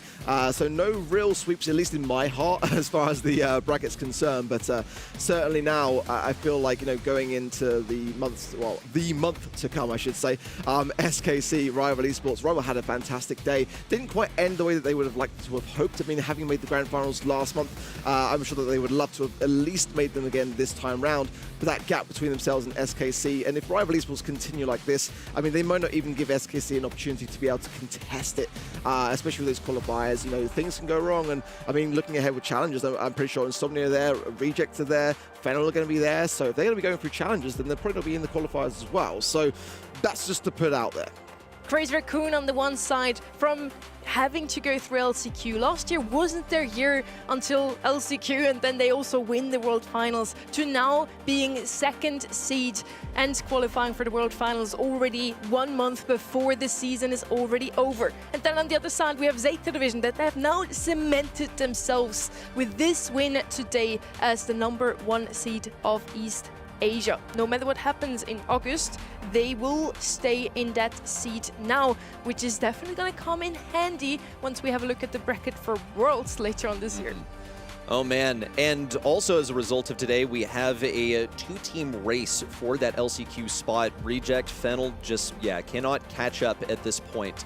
It was interesting that we saw Rival Esports lead by 1 point today. Now they're substantially more ahead, but again, a single placement is really all it takes to turn this one inside out. So they are also going to have to still compete against the best in the region to earn that spot, so it's not going to be an easy journey there next month. Which could very likely be the case. I mean, when you consider that we might see a couple of kind of like, up-and-coming rookies in this bracket this time next month, imagine that you find yourselves in a position where you're actually kind of facing off immediately against like a Crazy Raccoon or a Zeta, and on the other side of the bracket, there could be a slightly easier road towards those grand finals. You just don't know necessarily how it's going to play itself out, but definitely a consideration to come. Challenge, I think, might have a bigger impact on things than we actually expect.